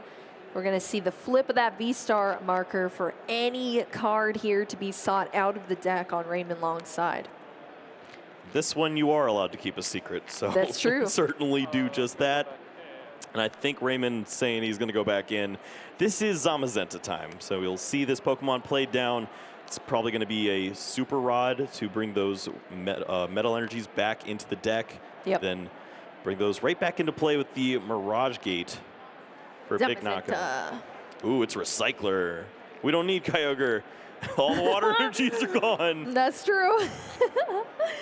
All right, here we go. After that energy recycler, getting those energy back into the deck, they're going to be sought out of the deck here off that Mirage Gate that is activated thanks to the Lost Zone being up to 7 cards. We see another one here to power up the rest of these energy required. Of course, they have to be different types of energy being sought out off the Mirage Gate, but that's easy peasy. Well, it would be a lot easier if you had more energy in there, but easy peasy to do when you have all these different types of energies. Well, there's weakness on there, but it doesn't matter. This is Super Knockout. Super Knockout. You don't get extra prize cards, but it sure does feel good, especially when you're up a game with 5 minutes remaining. Jared definitely has a lot of work left to do. But it's possible from here. I mean, the Pidgeot's still on board. If you want to cash in on those prize cards, maybe you do that now, or you surprise your opponent with that Spiritomb and lock it in play still. Yeah, that is true. We saw that in the last game happen. That could potentially happen again. Frigibacks going into the active position here from Jared. As we kick off this turn, we're finally going to see that rare candy into the second Baxcalibur on the field. Yep, this is the lines. You have the Baxcalibur to knock out the Zamazenta. Irida can continue to search out some more strategies, the cross switchers, but I think if you just play down the Spiritomb, you can hold off on that turn for the knockout, and then use the cross switchers before your opponent can use a card like Roxanne. That is very true, and I think that's what Jared is eyeing up, the Spiritomb being brought to the front of the hand. I'm worried. Here. No, he's throwing it away with Superior. He doesn't care. Well, this might just be attack the Pidgeot V now. The other option is you could promote the Manaphy and then use your Radiant Greninja to knock out some Comfeys. So you're like, he doesn't care. He doesn't care. Pidgeot prize cards are just not a thing. It just can't happen. And sure enough, this Pokemon's just going to fly away. Yeah, that Pokemon's going to fly away. And this Pokemon right here is getting sprayed with some fancy cologne. That canceling cologne. Getting spritzed onto this Manaphy. And we're going to start taking some knockouts here on Jared's side with that Radiant Greninja. Walking through the mall. You don't get a choice. Tell you what, that Manaphy smells real good, though. Well, we'll see. I think, honestly, you just take the Comfeys. You want to leave the Manaphy in the active spot and make this very difficult for Raymond. That's what I'm saying. It smells good. Yeah, stay up there. You can keep smelling good. Keep smelling good. All right, we see that double knockout here for Jared Grimes on both those Comfey. Wiped off the field. Now we're on Raymond Long's side. Yep, that Pidgeot V not being stopped here by a Spiritomb in this turn. The bench is full on Jared Grimes' side. This is the window. I mean, Raymond, of course, can identify this, shuffle this Pokemon away, and try to target down the Radiant Greninja. If you knock that Pokemon out, maybe it's more difficult to take the 2 prize cards. But in this situation, with no Comfeys in play, you just don't play anything with under 90 hit points. Yeah. Well, Artisan's going to be used at least right now for Raymond.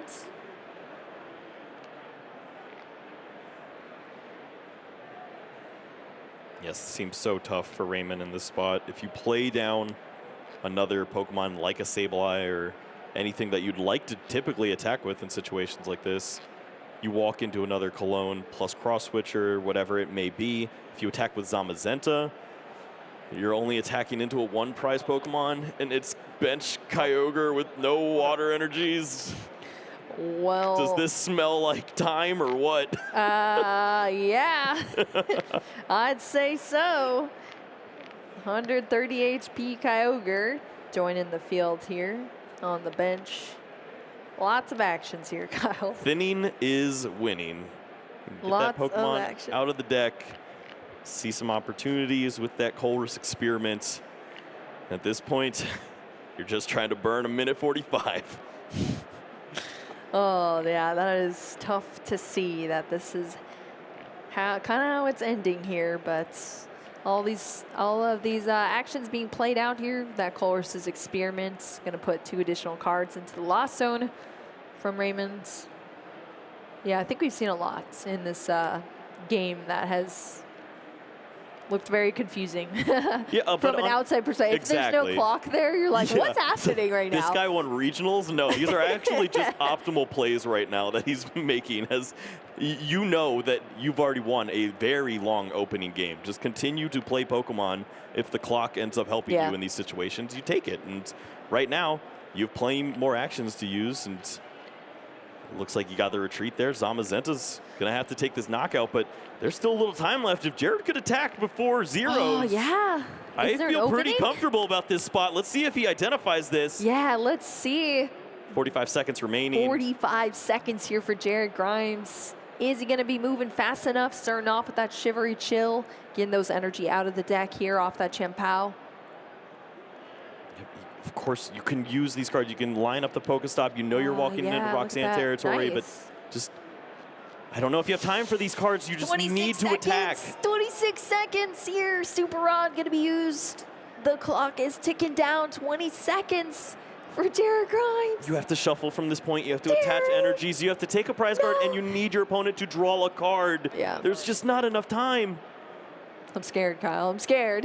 It's spooky season. It's spooky season. I'm definitely spooked here. And there's not even a Spiritomb or Sableye in sight. That is the timer here. Oh, this is so tough. You see Jared could take the knockout on Zamazenta. Yeah. And there is a world where you use the Radiant Greninja, knock out Manaphy, and try to knock out another Pokemon. There is no Echoing Horn in this deck, so you can't bring another Pokemon out of the discard pile. And the option of the Pidgeot is gone. It was shuffled back into the deck. A missed opportunity with Spiritomb last turn. Yep, but that is going to be time.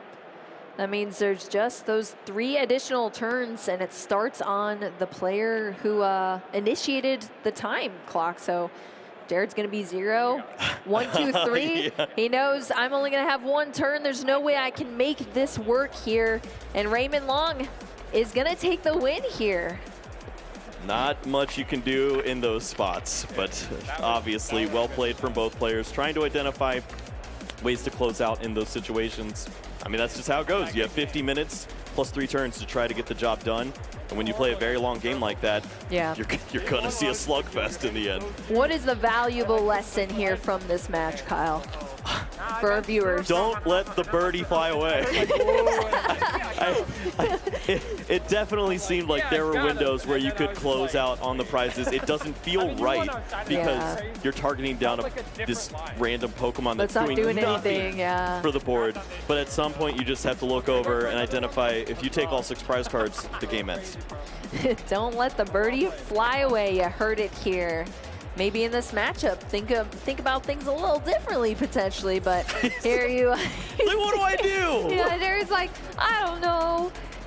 What do I do here? But this is number 1. This was the big identifier for me that I started to lose a little faith. The cross switches on the Zamazenta, although it seems okay in the moment because you're removing this Pokemon from play and potentially keeping that Chin Pao in play, you're not taking 2 prize cards on a cross switcher turn. That has to be the objective every time that you're using those cards. Yeah, absolutely. And we saw things be decided a little bit differently here, and Raymond Long responding with that Zamazenta that was able to take some knockouts on these easily targeted down Chen Pao. So that's where we were seeing these prize cards come from. Each of those Chen Pao is 2 prize cards for Raymond. Plus there's so much potential in the later game, as you saw all of this damage on the board here on Jared Grimes' side, and Raymond was able to just lock things up as well with Sableye down the line too. We did see that cool move with the Spiritomb coming down to lock in that Pidgeot B, but it ended up not being relevant. Yeah, where were the resources? All cross switchers gone from this point. Did have the big pop-off turn there with the Canceling Cologne double knockout. Yeah. But at this point, Raymond was able to set up a checkmate. 3 prize cards, and then any Pokemon that attacks through, knocked out from Zamazenta. Yep, exactly. We see all of those damage counters being placed, taking 3 additional prize cards there. And things were locked up there for that game. Raymond Long being down a game, or sorry, should I say up a game. And Jared Grimes trying to make things work here in game 2. I mean, from this point, it was just a cross switcher away from the turn of a century. Just double knockout on the come phase, Manaphy in the active spot. I don't think you lose from a situation like that, but obviously it was up to Pokestop. Only saw 1 cross switcher, wasn't able to get the job done there. Yeah, that would have been epic to see indeed. Jared Grimes able to get that Canceling Cologne on that Manaphy, and this is what we were kind of seeing for the strategy here to take these knockouts with Radiant Greninja. We saw both of those Comfey go down into the discard pile thanks to that Canceling Cologne, but it just wasn't enough.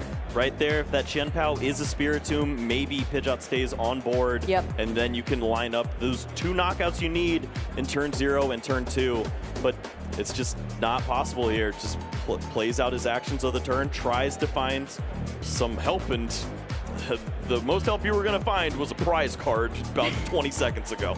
Yeah, true. That is very true. Unfortunately, that's how things turned out in the end of this game here. Jared Grimes extending the fist bump there, ending with Raymond Long taking down that round 7 match, which means Raymond Long locking up a day 2. Yeah, I mean, looking very good too. The deck seems so strong, and it's on pace with everything else we've seen in the format. Yeah. It can really keep up with so many different decks, and a lot of players don't believe in the list. We saw Azul's group try this. It was working okay, but of course they've obviously switched over now. You see Charizard out in the field, but lots of Charizard.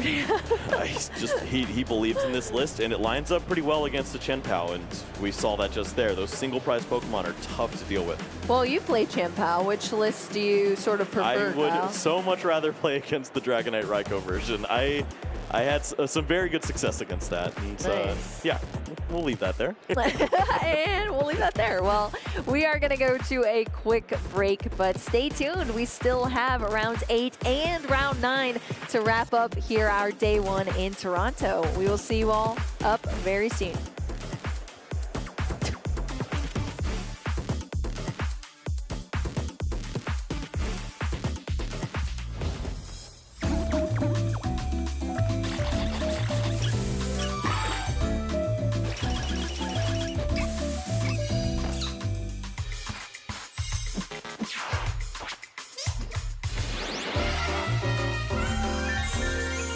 Let's take a look back at the 2023 Pokemon Trading Card Game World Championships from Yokohama, Japan, the first Worlds ever held in the country. Coming into day 1, Lugia V-Star was the most popular deck, followed by Gardevoir EX and Giratina V-Star. Surprisingly, old favourite Mew VMAX was nowhere to be seen on the list of most popular decks. Day 2 saw a shift in the metagame, with Lost Box the clear most popular deck, and Lugia V-Star and Gardevoir EX following behind. All decks were expected to be good coming into the event. The junior final saw Xiao Tong-un taking on Gabriel Borges Torres. Xiao Tong had to overcome some adversity, including a very slow start in Game 1, but a big performance from Dragonite V in Game 1 taking every prize, and a huge Aqua Storm from Kyogre in Game 2 saw him take the title. In the seniors final, Gabriel Fernandez's Lugia V-Star proved too powerful and overwhelmed Sidney De Bruyne's Arceus V-Star deck on the way to a 2-0 victory. To conclude the World Championships, we had Tord Reklev, winner of 4 international championships, taking on the underdog Vance Kelly in the Masters Division Finals. Tord's Gardevoir deck had proven nearly unstoppable throughout the weekend, but in Game 1, the surprise tech card Box of Disaster in Vince's Mew VMAX deck proved too much to handle. Tord showcased the power of Gardevoir EX in Game 2, including a huge one-hit knockout on a free prize Mew VMAX to tie the match up at 1 game each, and took us to a tense Game 3 with little time remaining on the clock.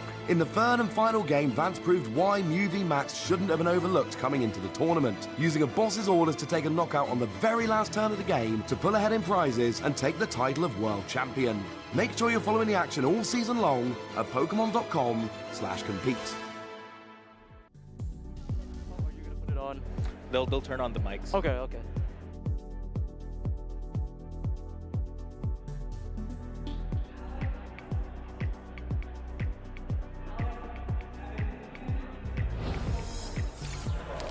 All right, welcome back, everyone. I'm here on the booth with our round winner, world regional champion, Raymond Long. Raymond, what are you doing here?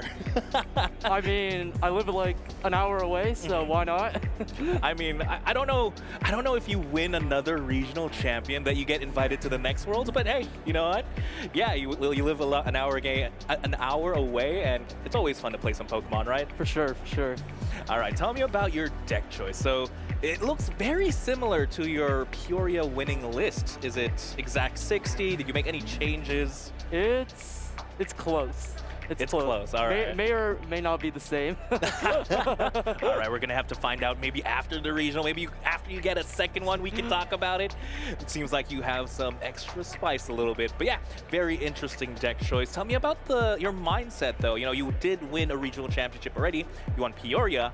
Leading into this tournament, what was your mindset? How did you prepare? I didn't prep that much, honestly. I was just like, Kyogre seems good. Zam is a one prizer Dragonite, and I just won the event with it, so why not roll it back? All right, just go into it with full confidence. That's true. You know, you did win already with this. Might as well reuse the list for sure. And I mean, we're in the same format. And tell me about your matchups today. Like, were there any other interesting matchups? I've hit a lot of POW. I think that was my 4th POW, but this one was a bit different. I think he didn't play barrel. At least I didn't see it the entire game.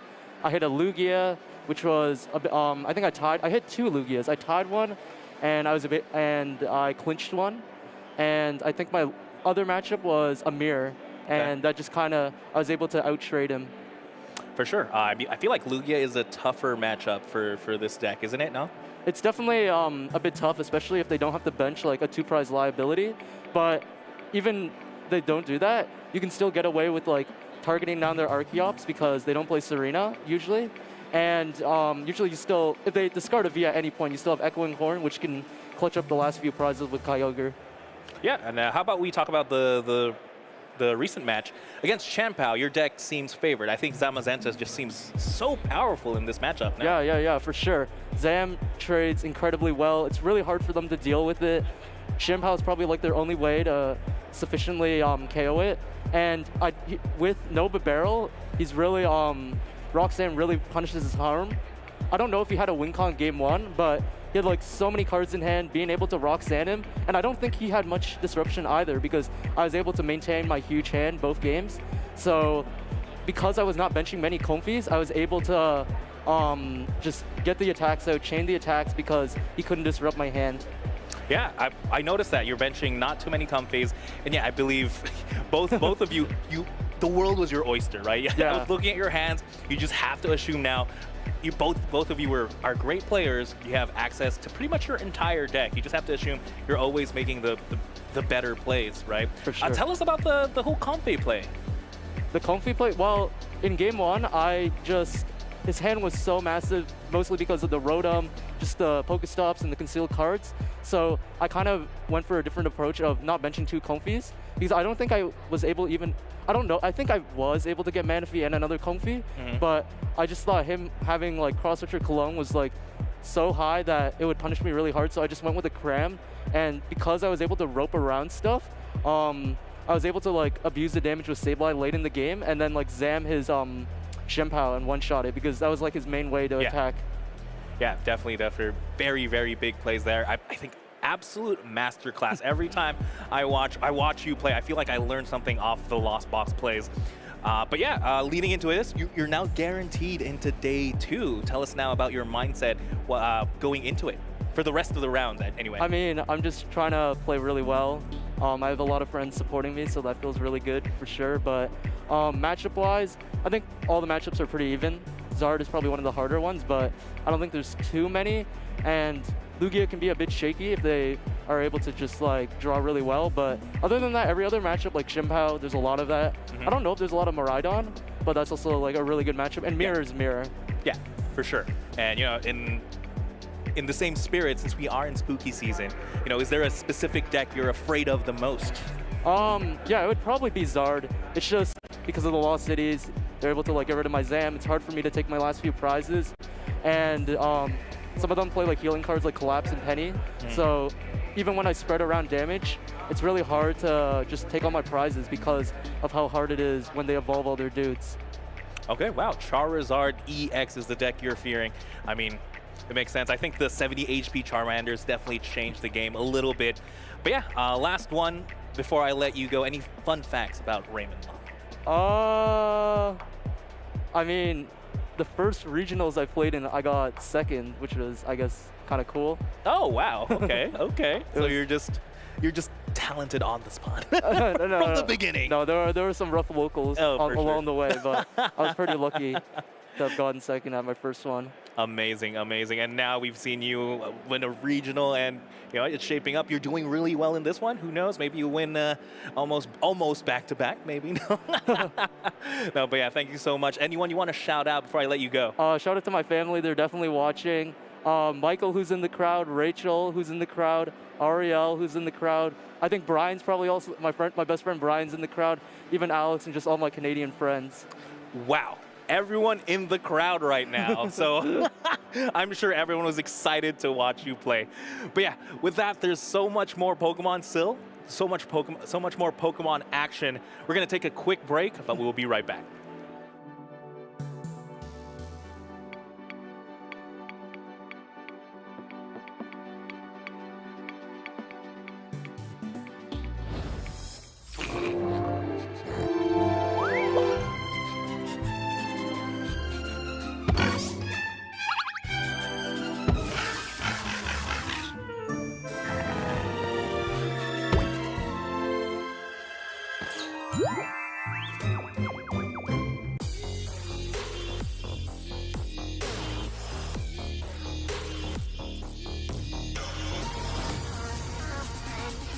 Welcome to the 2023 Pokemon World Championships.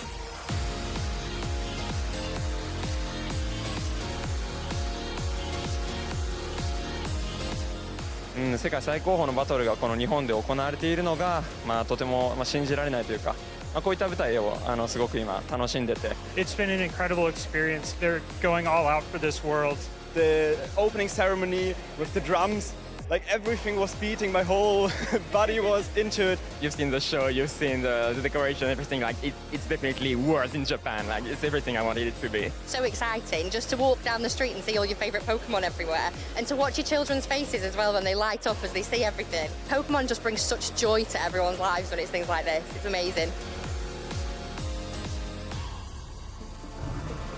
Altaria, there's only some health left on the Azumarill, and its accent is going to be able to Shadow Claw down, and he will become the 2023 Pokemon Go World Champion! It's Accent, the most decorated Pokemon Go player in history. No. Are we there? Are we there? There's a second energy And that's recycler we're it. waiting for.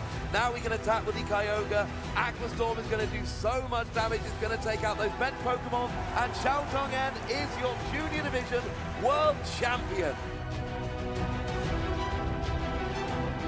Pumpkin Pit! Pumpkin Pit can discard the stadium. There's a Lumineon V that can search out boss's orders. Bring up the Arceus V. Gabriel Fernandez is your Seniors Division World Champion here in Yokohama, Japan. He's got a ton of cards in hand. Power Tablet. Vance is playing quickly. Does he have the pieces? Switch card. Moving the Mew VMAX into the active spot. And Boss's Orders brings up the Zacian V. Vance Kelly, the 2023 Pokemon TCG World Champion!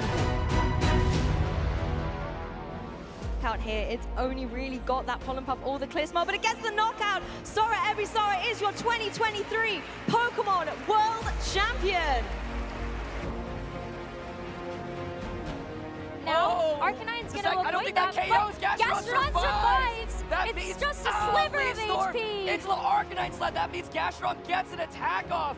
It should get a knockout here if it goes for Ice Beam.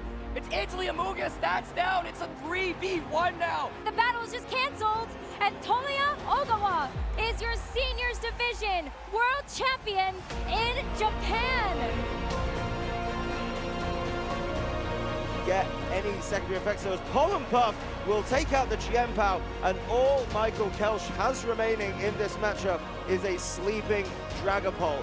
Michael throws in the towel, and Shohei Kimura will be your 2023 Pokemon World Champion. まだ実感が湧いていないです。ワールドチャンピオンになることは自分にとって目標でありました。チャンピオンになってめちゃくちゃ嬉しいです。家族に恩を返せて、観客の人も盛り上がっていたので、僕的にもとても嬉しかったです。It is crazy winning Pokemon Worlds, especially here in Japan. The atmosphere, it's unlike any other tournament I've ever been to. It still hasn't really set in that it's real, but it's really exciting, and it was super cool seeing my friends in the audience, and it's been a great time. 我赢下世界锦标赛后，我非常兴奋，也觉得不可思议，也很感谢所有支持我的人。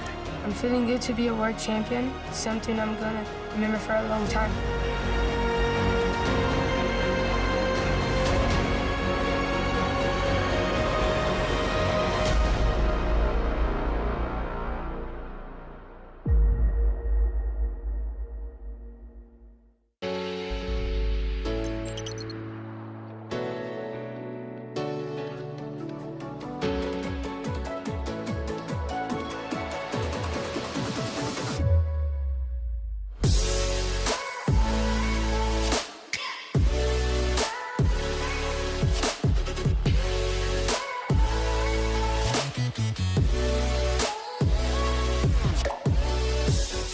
My name is Peyton Bingham, and I'm from Logan, Utah in the US.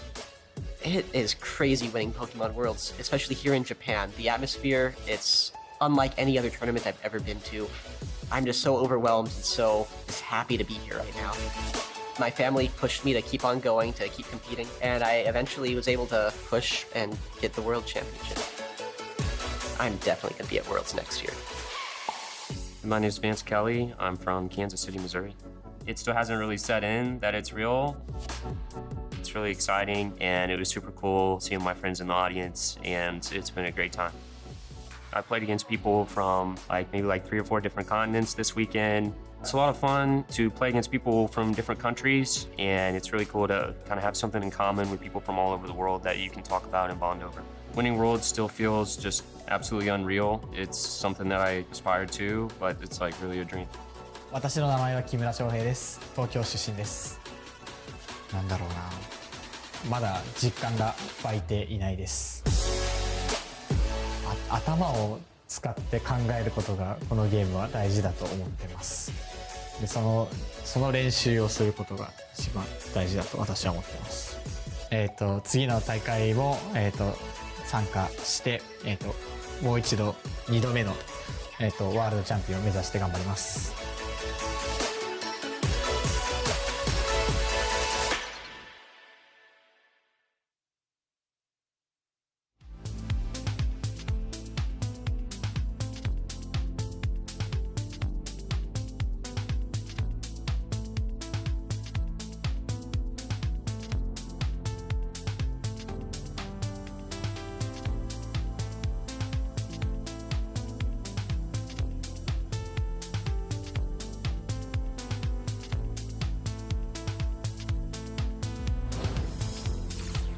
Hello, trainers! Welcome back into our Toronto Regional Championship here in Ontario, Canada.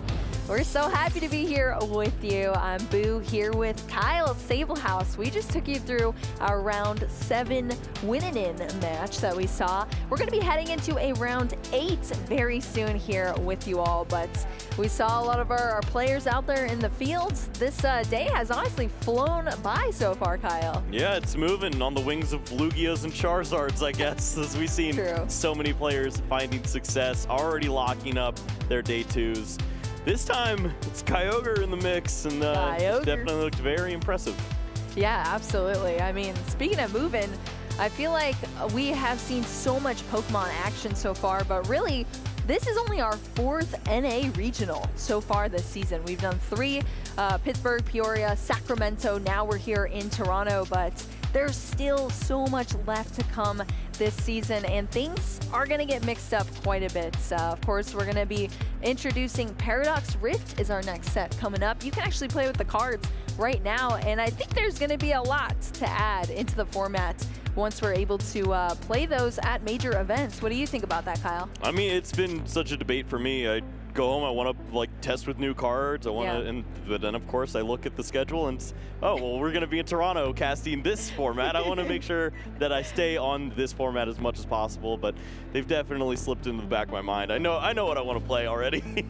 Yeah, and I think it's cool too because we see a lot of Lost Box decks, and it's kind of been a reigning deck in our format for a while here. But that might be changing up with some Paradox Rift format. So I'm excited to see what is on the horizon. It's just a great time to get into Pokemon at this point. Maybe if you're looking at the decks, I mean, there's so much versatility in our current format. We were talking earlier about how it's so difficult to metagame for these events. I mean, not only are these events giant, but there are so many decks that people can be playing that are actually viable to take it to the top of these events, that how do you really add those intricate techs? You really can't at this point. You have to just build consistently and be very good at the deck that you strive with and choose to play. Yeah, there's no gatekeeping, really. You can play any deck that you want. We've seen players have success at the levels of 20 years in the game or 5 days in the game. It doesn't matter. We've seen players,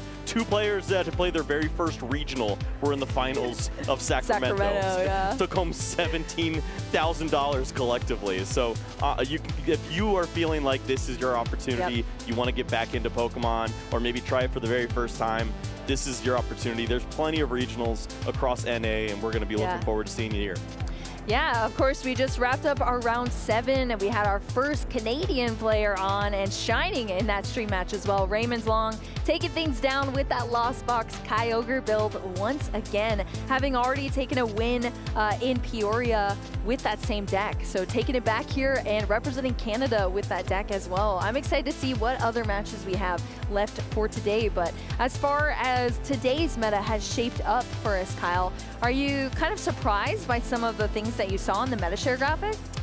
It's so close on every single level. We saw what, everything between 15 and 9% throughout the entirety of all 6 decks. I feel like some of those numbers were a little surprising. I didn't expect to see so many Chen Pao believers, but I'm all for it. That sounds great to me. Miraidon maybe needs to slow down a little bit. I don't feel like it's going to find that success anymore. And Lugia, it's sharing the graphic with itself now, because are you playing colorless? Are you playing single strike?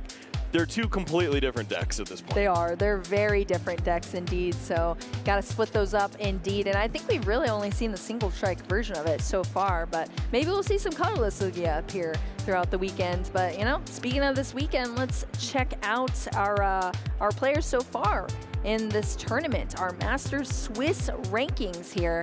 Where are these players sitting?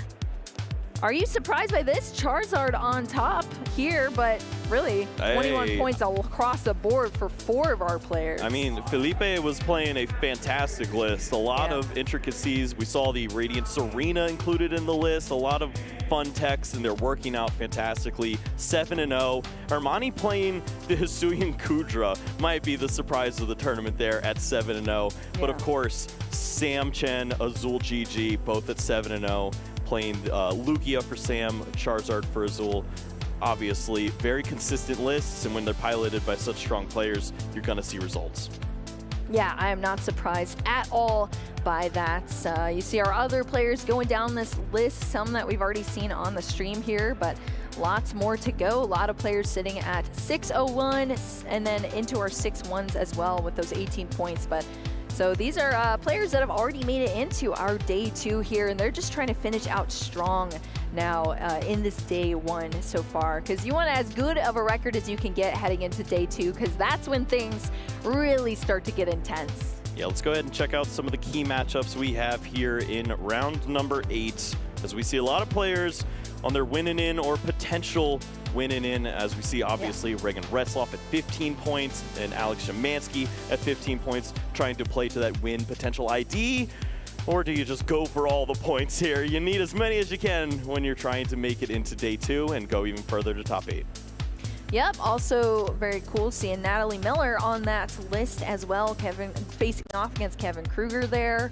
Nick Fleming against Alex Szymanski. That should be interesting. I think Alex Szymanski's playing some spice out in the field. There's definitely some spice. We'll save it. We'll save it if we can. Yeah, we'll save it. But of course, our feature match that we're about to watch is Stefan Ivanov versus Gwen Tran here coming up. Yeah, great to see Stefan here on the main stage, as this is a player that we don't get to feature too often in our NA regionals. Thankfully have that opportunity. Although, Stefan does like playing over here. 2 North American International Championships under his belt.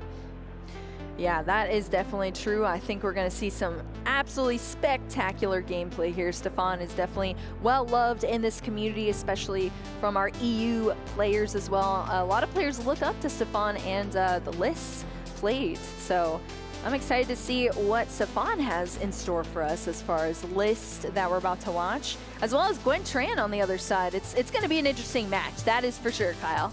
Yeah. For sure. I've already got a sneak peek over at the deck list, so I'm excited to see how this plays out. It's going to be fun to see all these players trying to make their way into day 2. Obviously, just coming off of having that experience playing in Peoria, it was just such a great time to get back out there and play some of those games that, you know, really get you sweating. It's exciting to go out here, play with some of the best players in the world, and have this opportunity. And I'm sure that Gwen is very excited to test herself up against a player of Stefan's caliber. Yeah, I think I would be one of those people that is a little spooked, honestly, going against a player of Stefan's caliber. Indeed, I think I would just melt, honestly, especially on stream. Oh my gosh, that's way too much pressure for me. You speak to him, he's an absolute sweetheart. Yeah. He's got the beautiful nails. He's such a great person to talk to.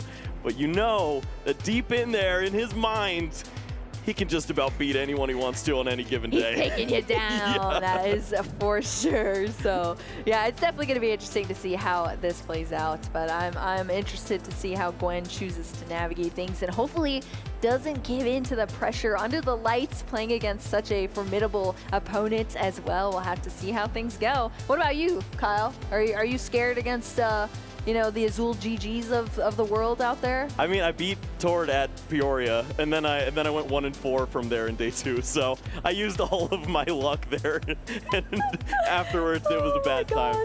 Ruined Tord's resistance, huh? Yeah, that was my real strategy of the day.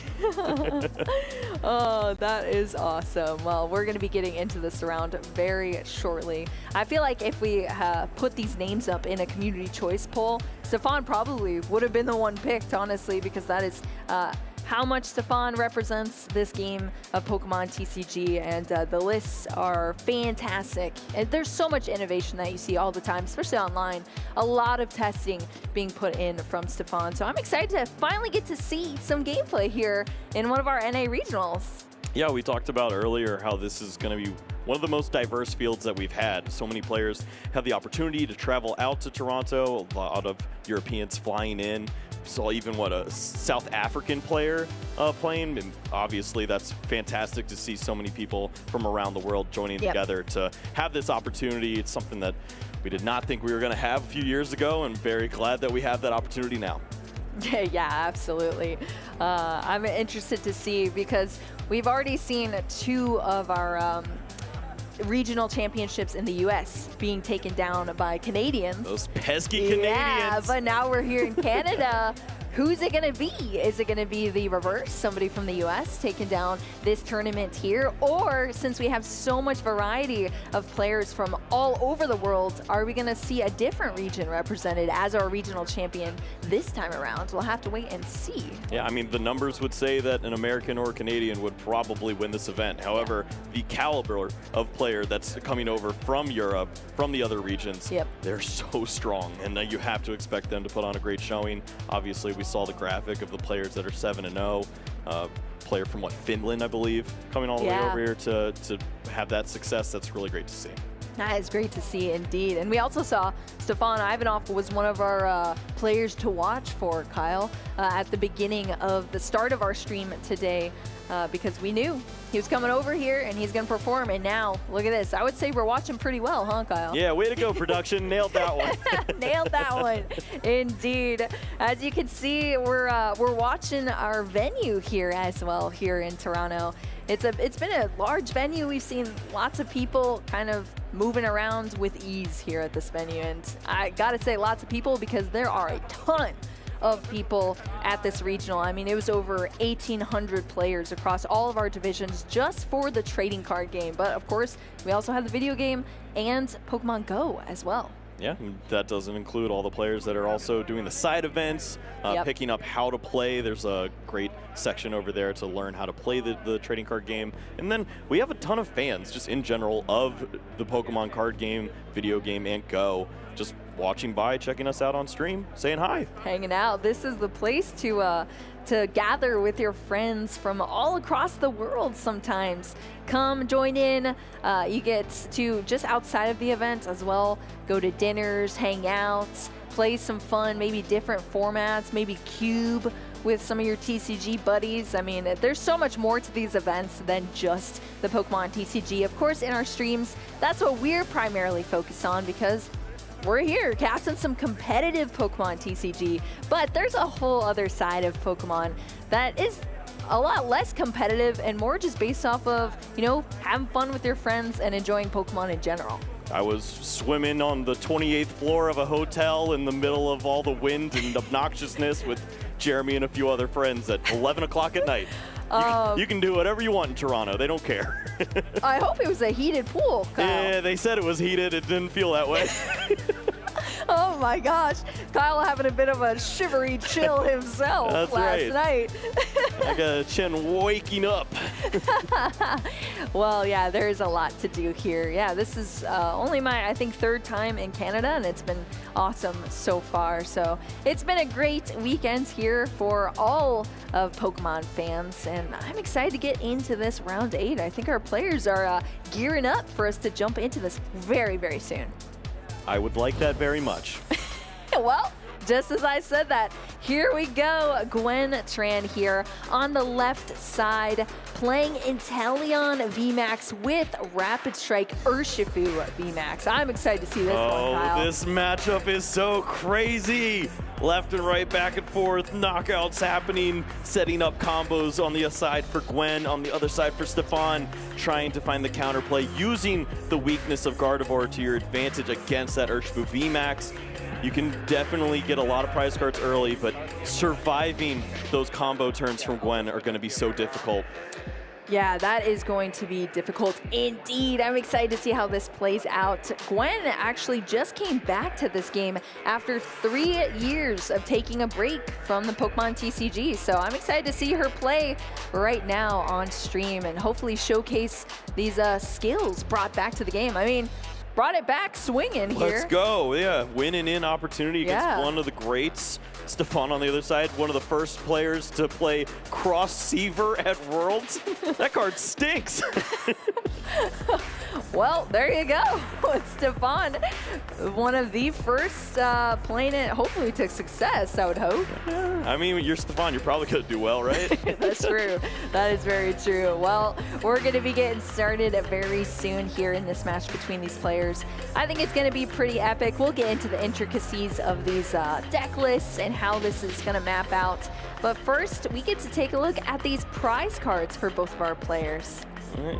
You always start to worry about prize cards with the Gardevoir players. One Curlia. All right, you can work with that. One Octillery on the other side for Gwen. Yeah, these aren't too bad. Not terrible. Could get a little clunky potentially. It kind of just depends on what else happens, but hopefully both these decks are consistent enough to outlast through these prize cards and get through this game. I'm excited to see this, Kyle. Yeah, this is definitely one of those fireworks matchups. I feel like it's always pretty one-sided, just depending on if Gwen is able to work in those Inteleon VMAX early on, start to use the double gunner ability, and place damage counters on those Ralts and Curlia. If you can knock out those in combination, use that Medicham, maybe you can sneak out some easy victories.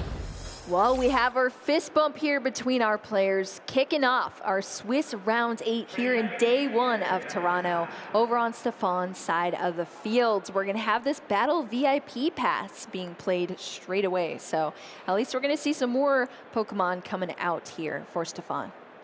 He's got the fancy French cards. I want those.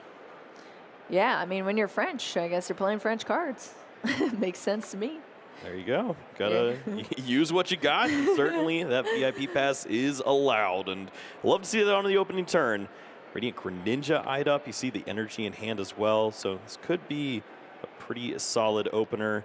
This is going to be a list that features the Mirage Step Curlia, as we see it down there at the very bottom of the list, thankfully.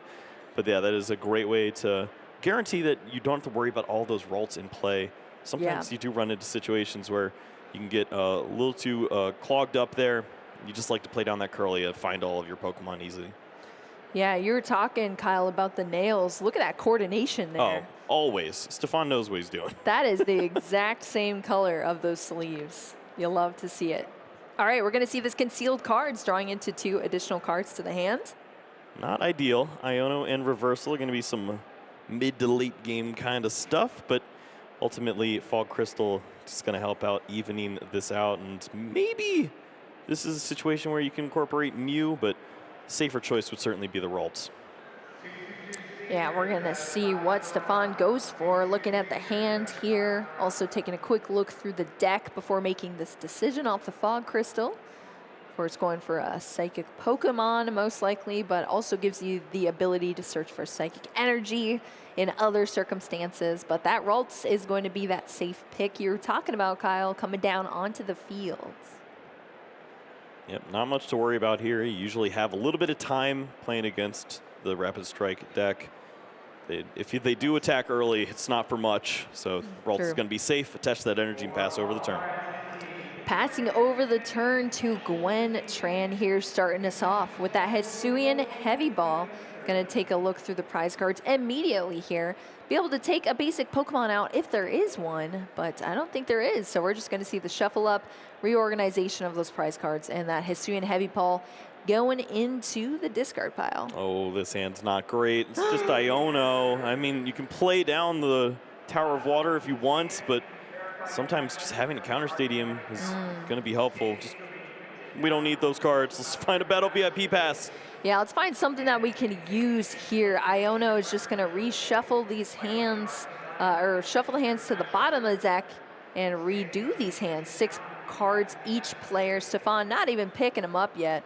Gwen is going to get a fresh 6 cards to work with. Inteleon V coming into play, as well as that Nest Ball being played now to search out another basic Pokemon. Yeah, we see Inteleon V likely eyed up here. If you are going to incorporate the Urshifu, it has to be at a point where you feel comfortable, and I'm not comfortable at all in this situation. Yeah. This is so awkward. You know that Stefan is going to find all of the Curlias and start to evolve, maybe even threaten with a Rare Candy Gardevoir on this next turn, and you need to have the setup of the Inteleons and the Double Gunners. Yeah, those double gunners are going to work. That's the ability on Inteleon V Max to put damage counters onto your opponent's side of the field, as we kind of identified earlier here. What sort of is the map for Stefan over here on the other side? Yeah, I think Kyle? When you see that there's no Urshifu, there's obviously potential to use the Mirage Step Curlia. You can play that Pokemon in the active spot. You have those 2 open bench spaces for the 2 other Curlia, and then if you evolve one of your other Curlia from the Ralts that you have on the bench, you could have a really strong setup for turn 2. It looks like you will be able to survive at least one more turn without a knockout happening from Gwen's side, and then from there, it's Gardevoir City.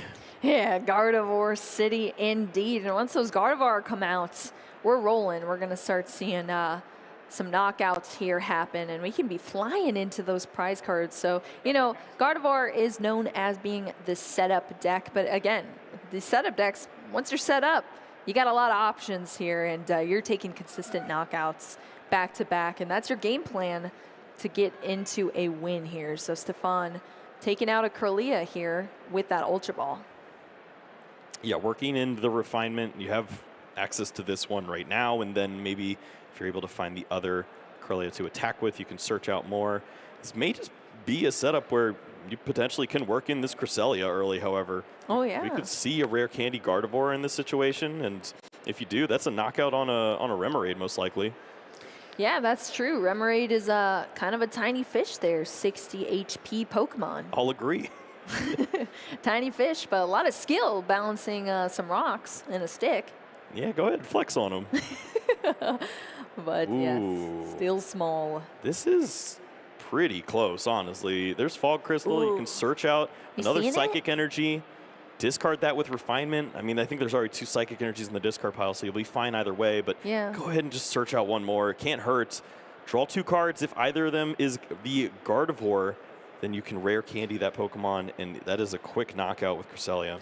Ooh, we'll have to see what we can get into here. We're going to have that Refinement. Giddy up. Psychic Energy, giddy up indeed. What was it? 2 Psychics. Oh. That's not how this works. That's what you want off of maybe Shining Arcana, but it's not there. That is not what we needed here, so. Well, yeah, this is now a situation where you might have to think about this.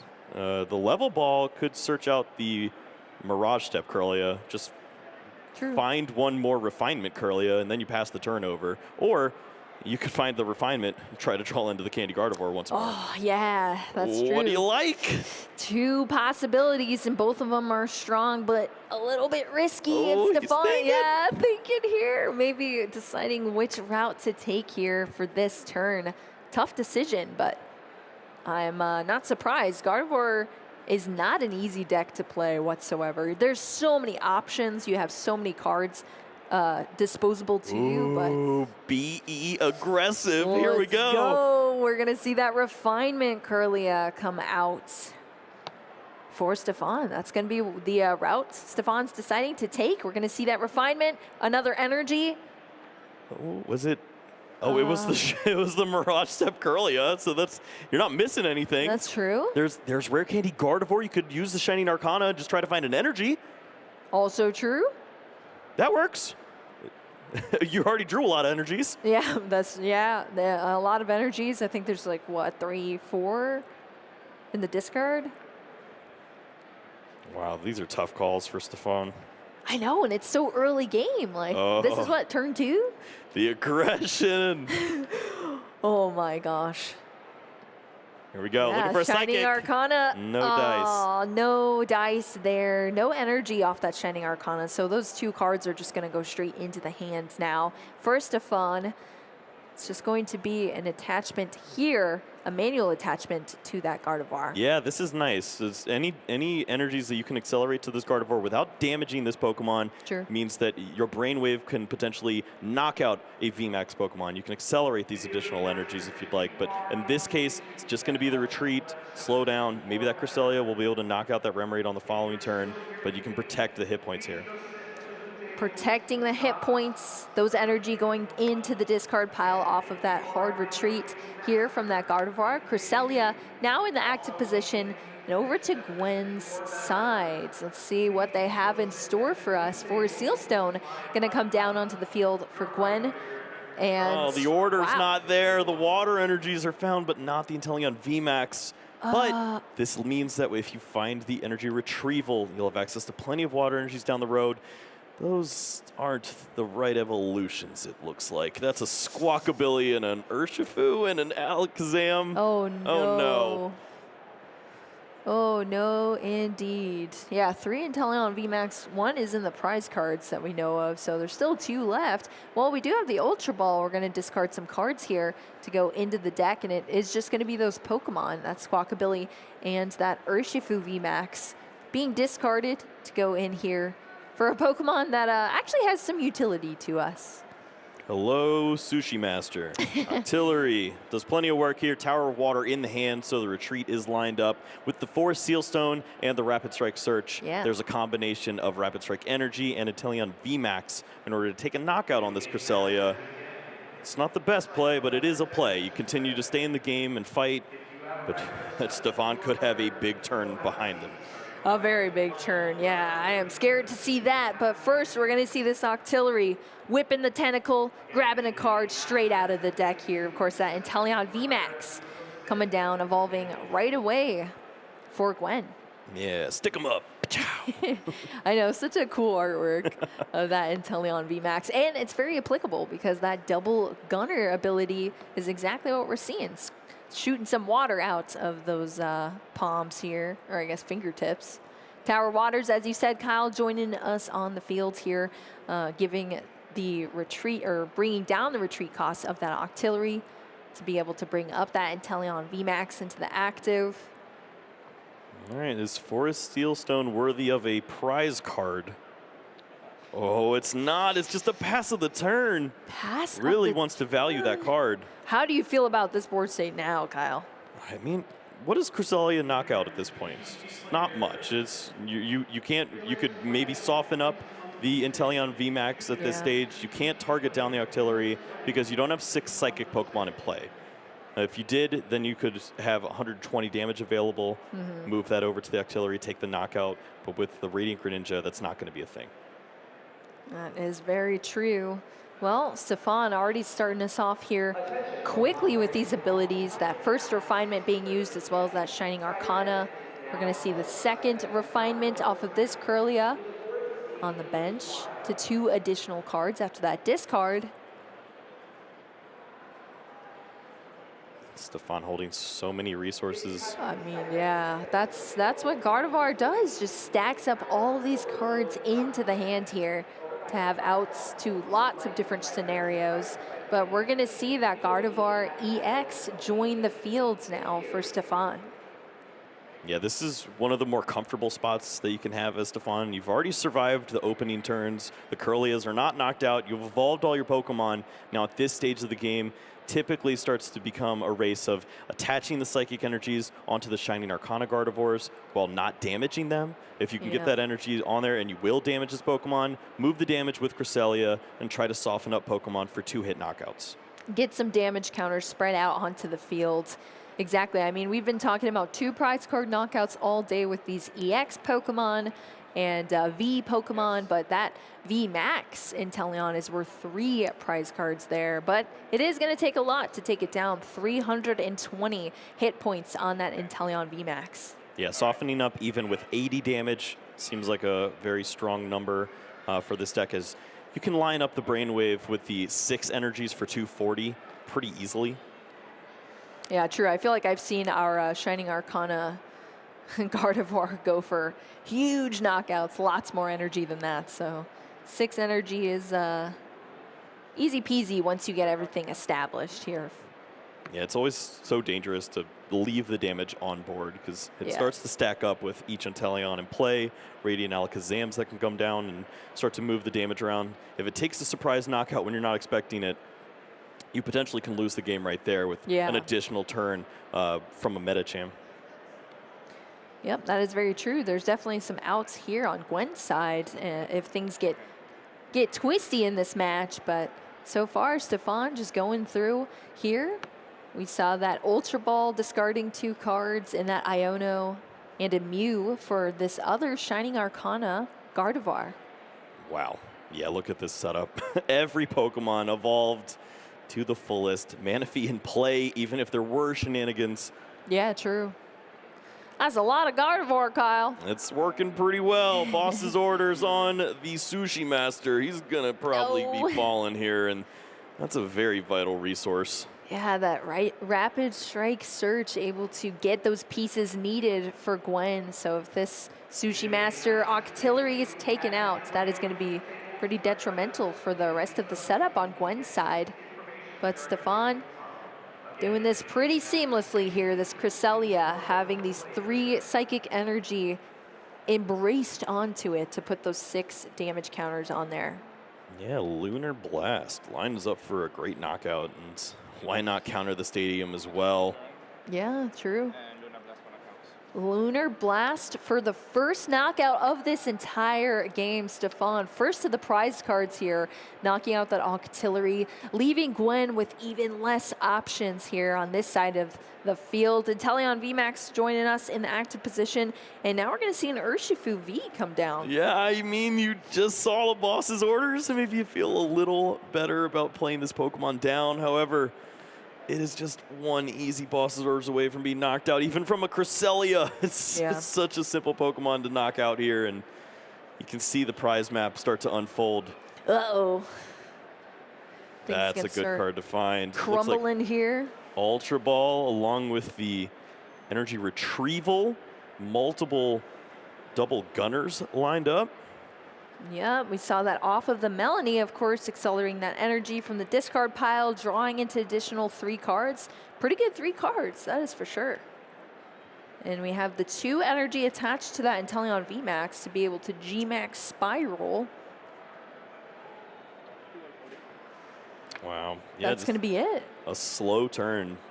Slow turn, at least getting the counter knockout there on that Cresselia, but all of those energy going back into the discard pile on Stefan's side. Gwen gonna take that first prize card of the game as well on their side, but Stefan is left with tons of options here on the field. And tons more actions too. Stefan definitely gets to play a lot more Pokemon. See multiple Shining Arcanas used, continuing to draw through the deck, and really depends how many of those Psychic Energies are in the discard pile there. Yeah. This could open up avenues where even a Zacian could come into play and try to take a big knockout on this Pokemon. Yeah, that would be wild. That is very true. Worker going to be played here for that additional draw into 3 cards for Stefan, and of course also allows you to discard a stadium that's in play, so taking that off the field as well.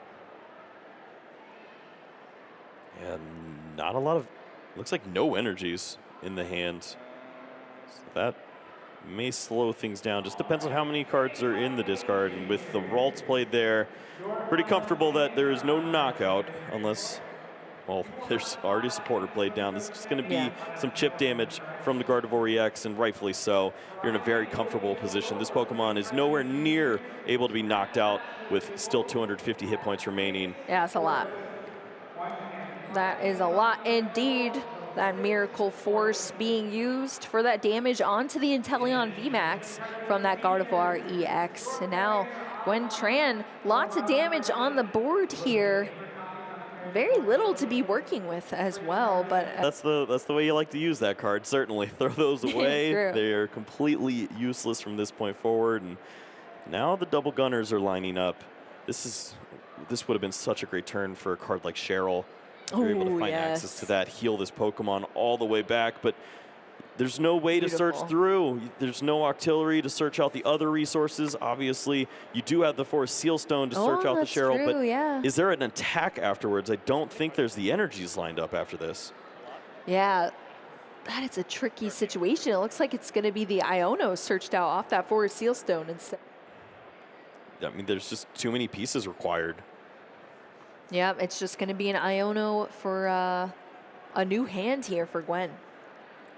Ooh, at least we're going to see that Radiant Alakazam as well. Tower of Waters coming down, and we're going to see this double gunner here discarding that water energy and just deciding where to place these damage counters now.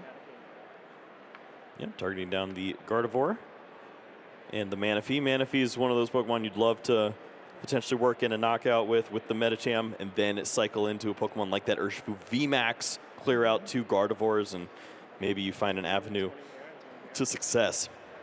Yup, energy retrieval, grabbing back those energy cards straight into the hands here for some more damage counters to be put down onto the field from that same exact water energy. And then we're going to go into this Iono that was searched out off of the Forest Seal Stone.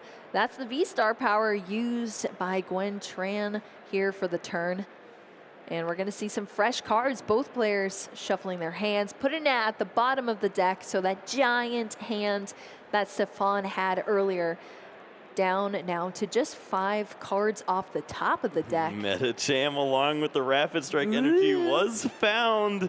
Radiant Alakazam can move the damage and set up the knockout on this Manaphy. And this is not 1 turn, folks. This is 2. It's Yoga Loop time. We're Yoga Looping here, giving Gwen an additional turn if all the circumstances of the move are met here to take that knockout on the Manaphy. It just completely skips your opponent's next turn. It goes back to you. All right, this could happen. There's Melanie. There is a Rapid Strike energy. There is an Urshifu in play.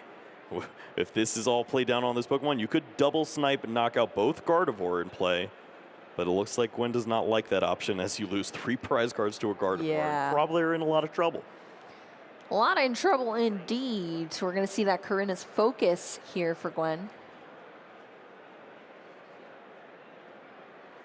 Ooh, Thornton is an inclusion in the list. That's always interesting. Not this turn, but... That is interesting. Forest Seal Stone coming down just to thin out the hand here for Gwen. Yeah, a couple supporters in there. We've already used that Karina's Focus for the supporter for turn to draw into some more cards. We're going to see this Inteleon VMAX, the undamaged Inteleon VMAX, being promoted now into the active position. Once more, access to the Radiant Alakazam's ability, Painful Spoons, because this is a new turn. Oh, yeah, true. Softening up that Gardevoir once more and just continue to deal damage to the active with all those high hit points in play. All those high hit points in play. We see that energy go back into the hand here. G-Max Spiral, getting that damage down onto the field. I love seeing Yoga Loop, Kyle. It definitely spices things up. This looked like a match where Gwen simply just was not going to have enough resources. Instead now, an additional turn leads to only 4 prize cards remaining. Yeah. Gardevoir EX potentially at risk here, and with the softened up Gardevoirs, you can't attach additional energies to this Pokemon because you may knock it out in the process. It won't let you do that with Gardevoir EX's ability, so the damage is capped. Yep, that is true here. Kyle, Stefan going through this turn here. We saw both of those Shining Arcana from those Gardevoir on the bench. Now we're going to see a Concealed Cards, discarding another energy into the discard pile to draw into 2 additional cards to the hand. Yeah, this is where if you were to include another Pokemon onto the bench, you really have to contemplate, is Manaphy the best choice? Is Cresselia a good option? Yeah. We've seen in this matchup so often, healing the damage, knocking out simple prize cards, or even softening up Pokemon like that Inteleon VMAX could be great plays. You have to worry about Cheryl, so maybe you just continue to take prize cards, and it's so difficult when you're staring down 320 hit points in the active spot. Yeah, that is not anything to blink at, for sure. That is a lot of damage to get down here. I think I just want to knock out Medicham. I'm sick of this guy. Listen, no more here. You and your cool pants, taking extra turns. No more. Cool pants indeed. All right, here we go. We're seeing these Psychic Embrace here. That's why these damage count. There's a lot of damage counters here, but they're coming from all over the place. There's damage counters from the Painful Spoons being moved around, the Double Gunner happening, Stefan's own Psychic Embrace. So it gets a little bit confusing to watch sometimes with the damage counters, but we're keeping up with it here. We're going to see this Boss's Orders now from Stefan for this Inteleon VMAX, as you said. Kyle, you don't want that damage to be wiped off the field. This is a difficult spot because yes, you're taking these prize cards and that feels great, but that was the last Boss's Orders. There's no way to shuffle that back in this list, it looks like. So from this point forward, you're attacking into whatever the active Pokemon is. Thankfully for Stefan, just 2 prize cards remaining, so that certainly limits the options for Gwen. But if you can stick a lot of high hit points in the active like that Inteleon VMAX, you're basically just trying to dodge Zacian from that point. Kind of stuck in that position, but at least gonna have, those 3 prize cards, knocking out that huge Inteleon VMAX for 3 prize cards, going down to just 2 left to take. We'll see what Gwen chooses to do from this point on. What is the hand looking like here? There's options. The Melanie always is a great way to surprise players. Maybe use that Urshifu V at some point in time to take a big knockout. So water energy there always makes sense. And then from that point, you're just trying to take 2 prize cards. Where are they? Yeah, you need to get those consistent knocks here to be able to win this game. But how are you going to get there? That's for sure. Lots of cards in the hand here for Gwen. It looks like every Pokemon just a little out of reach from Medicham. Double Gunner slowed down because one of the Inteleons is knocked out. Yeah.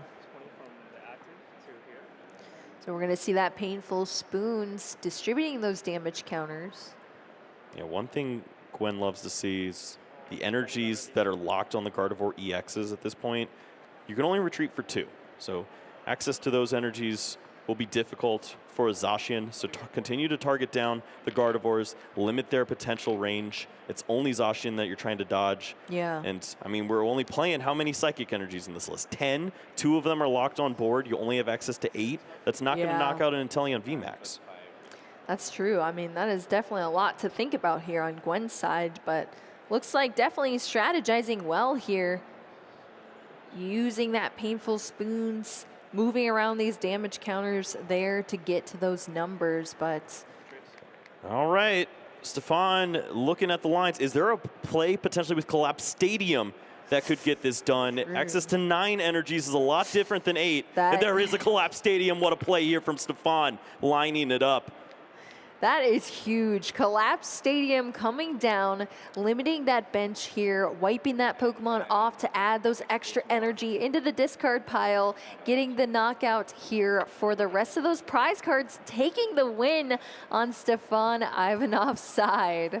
Wow. There you go, Kyle. That's how you play Gardevoir, huh? Yeah, moving quick, and that's because the lines were there. Collapse Stadium able to save that energy, put it in the discard pile. Zacian loves seeing 9 energies, lines up a lot of those big 3-prize knockouts, and Gwen was not expecting that. Certainly played very well, trying to position the Gardevoirs out of range of dealing relevant damage. And Stefan said, well, I still got the dog.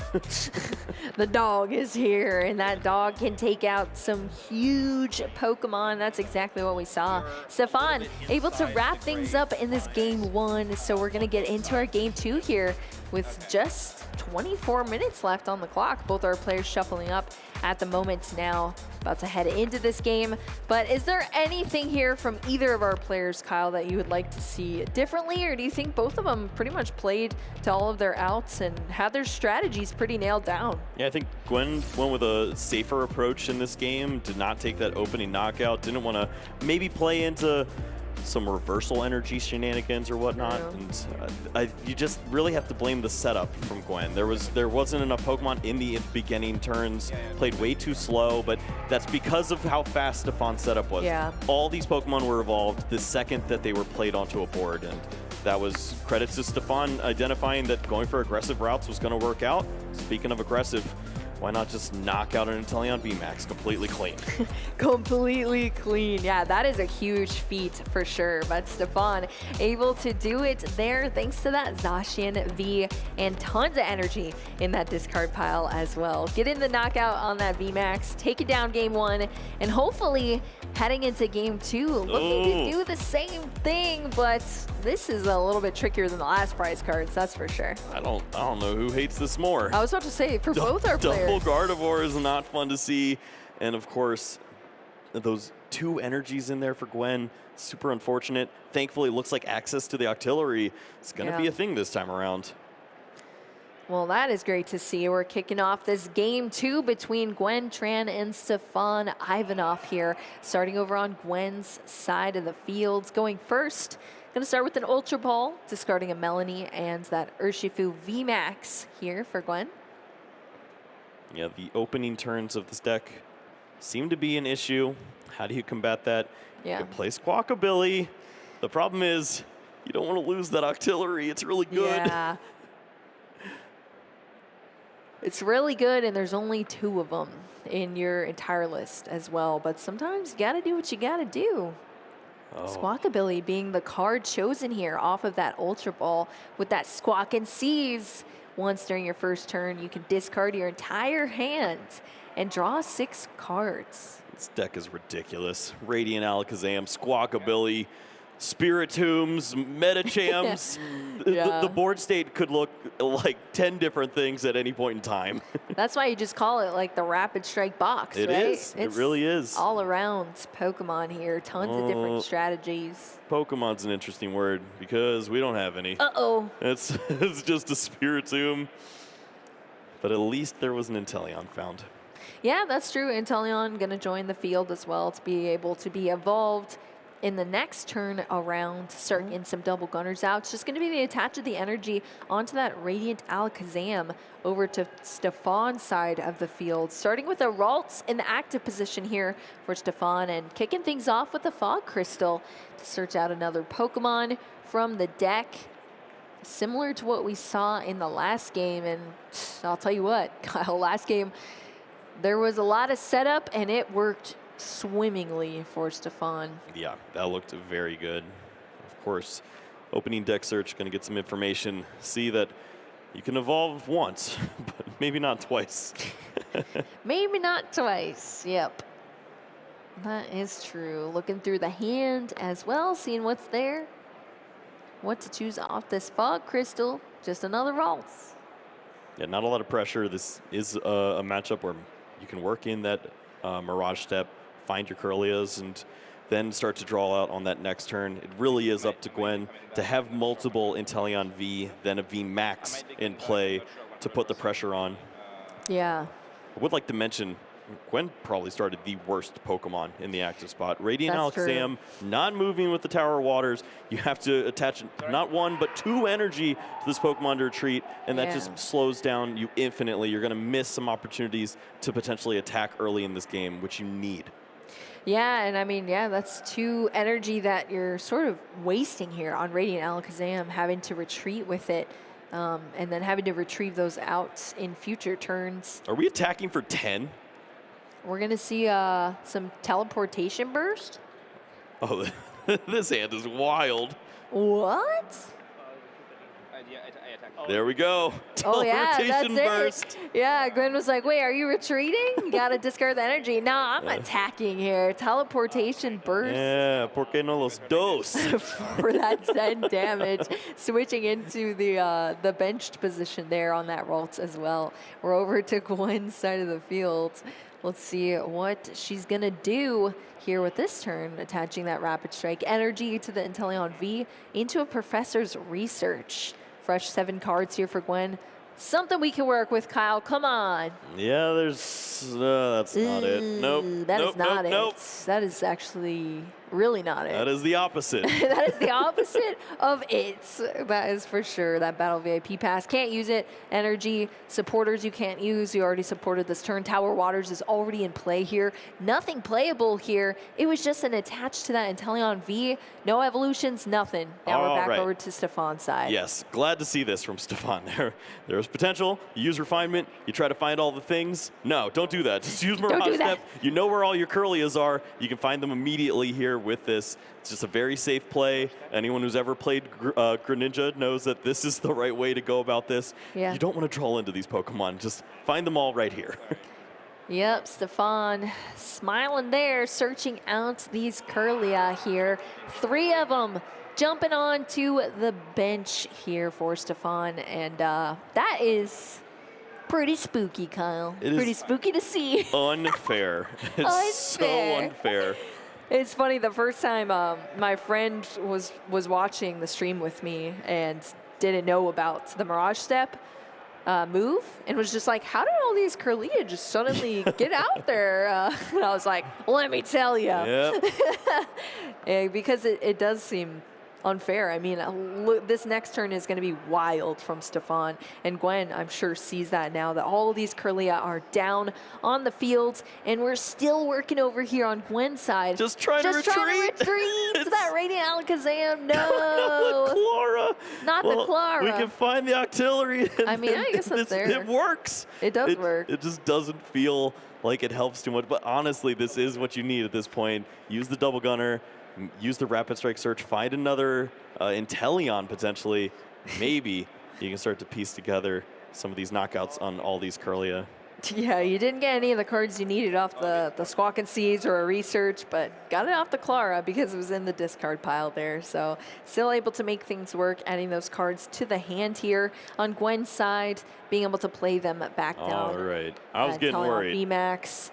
This Octillery coming down, and we're going into this Rapid Strike Search. Why were you worried, Kyle? You thought it was going to go a different way? Thought we were just going to attack. Oh, okay. There was a lot of scanning the hand right there. Thankfully, recognition worked out. Rapid Strike Search is used, and Inteleon played down on the bench. And this is one of those scary turns. As Stefan is going to lose a Curlia. There's a lot of damage on one of these Curlia. However, Stefan has access to 7 cards this turn, not including Supporter, not including Evolving into Gardevoir.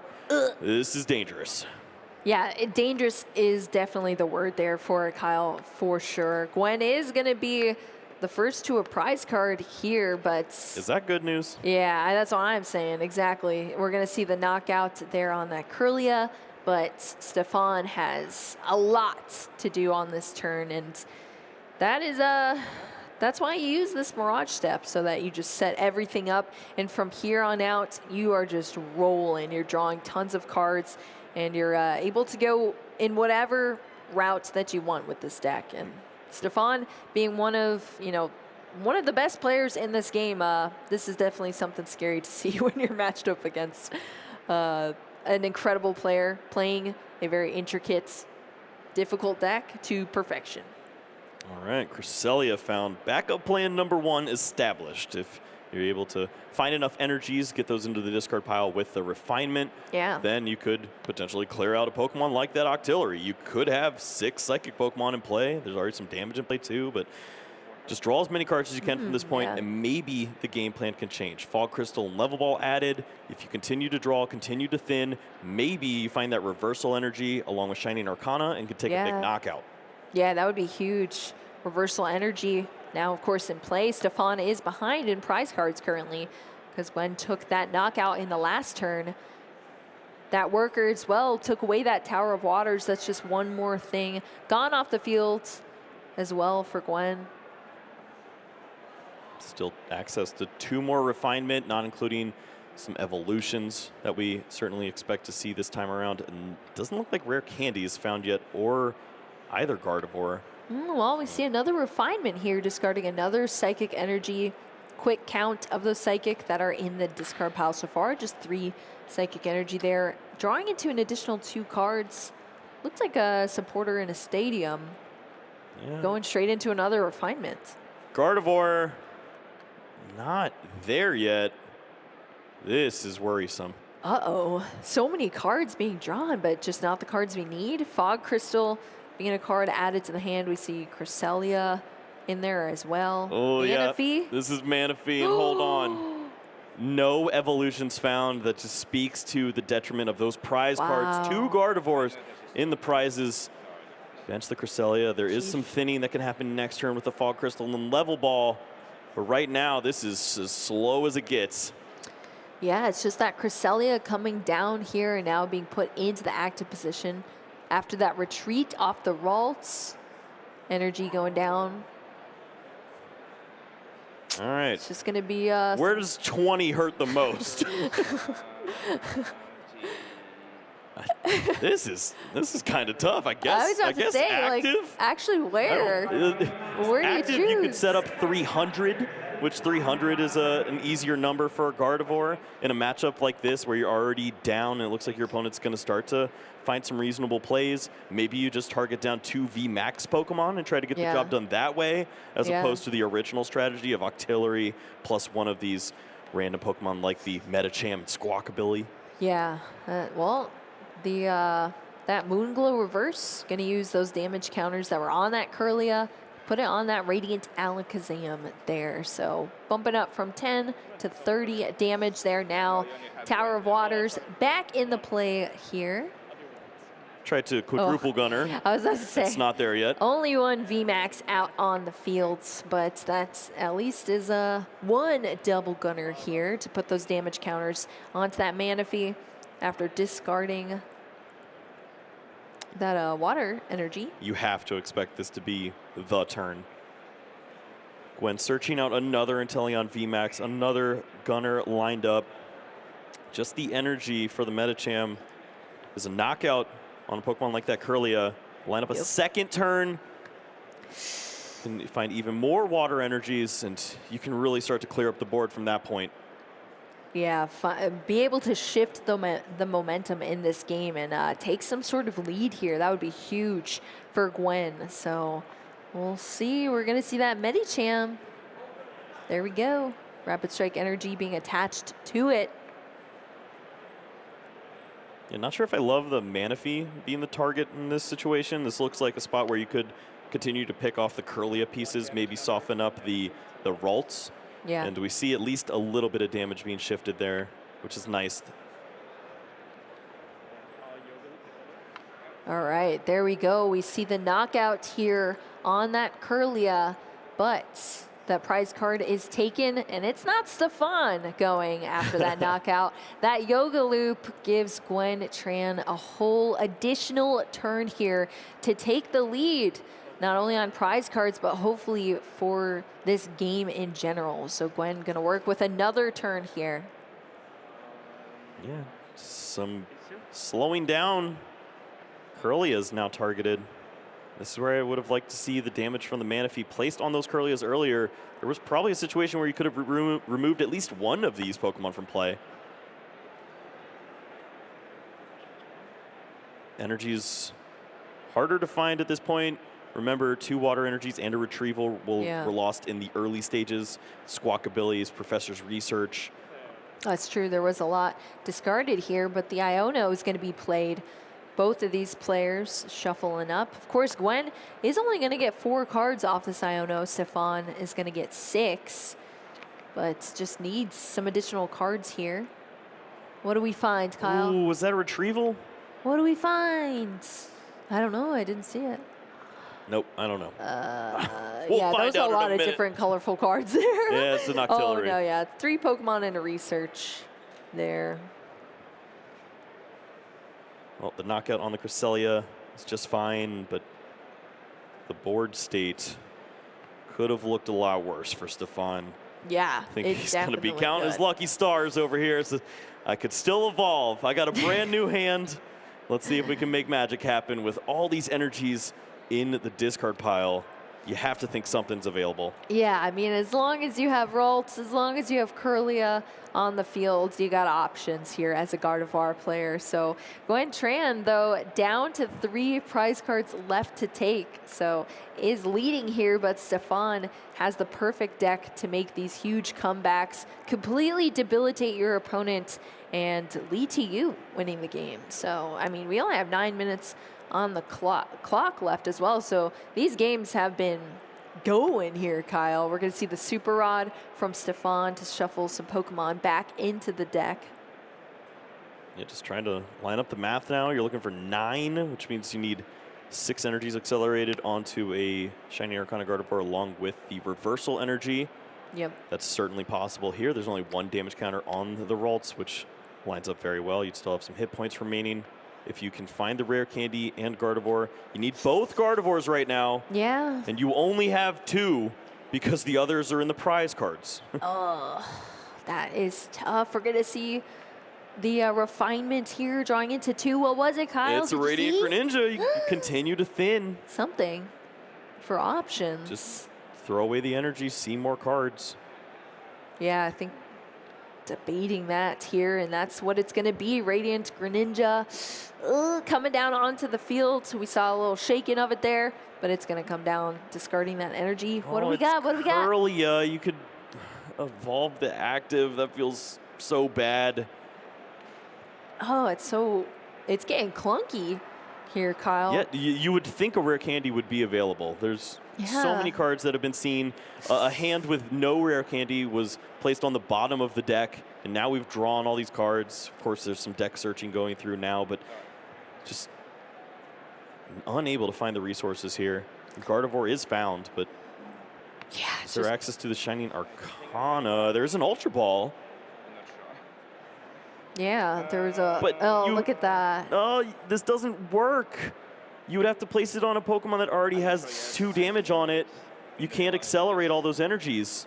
It has to be the rare candy Gardevoir in the active.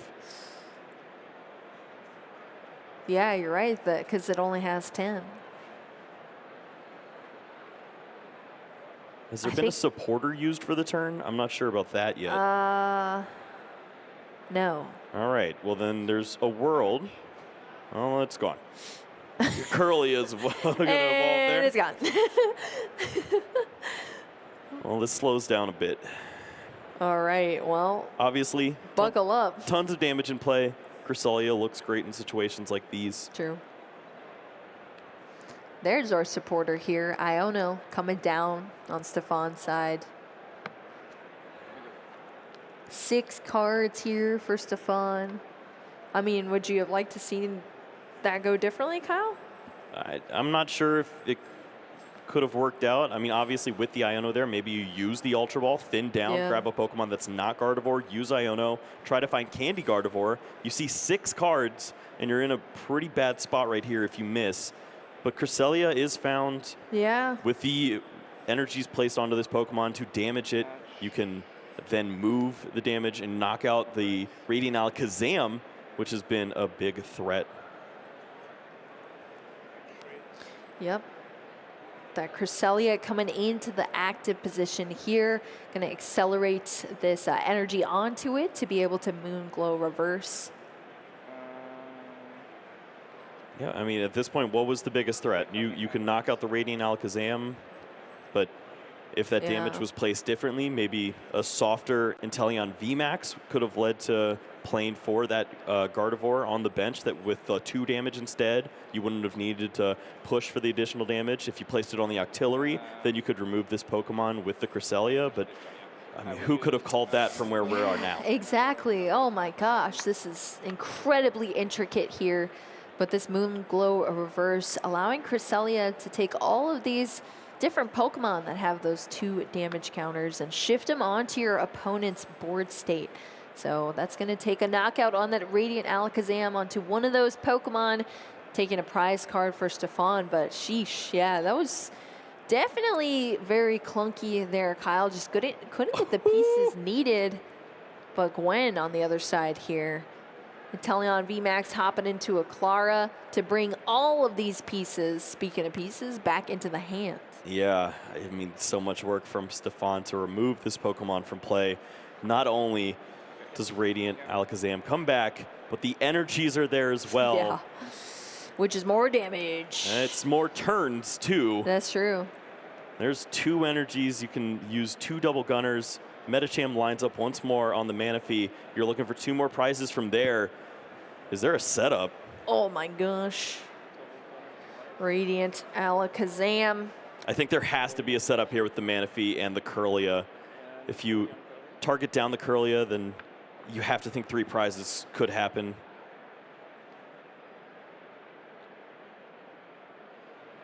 Can we do it, Kyle? It's really going to depend on the draws here and what resources are left with the Karina's Focus next turn. Knock out the Manaphy here with the Yoga Loop. Take this additional prize card.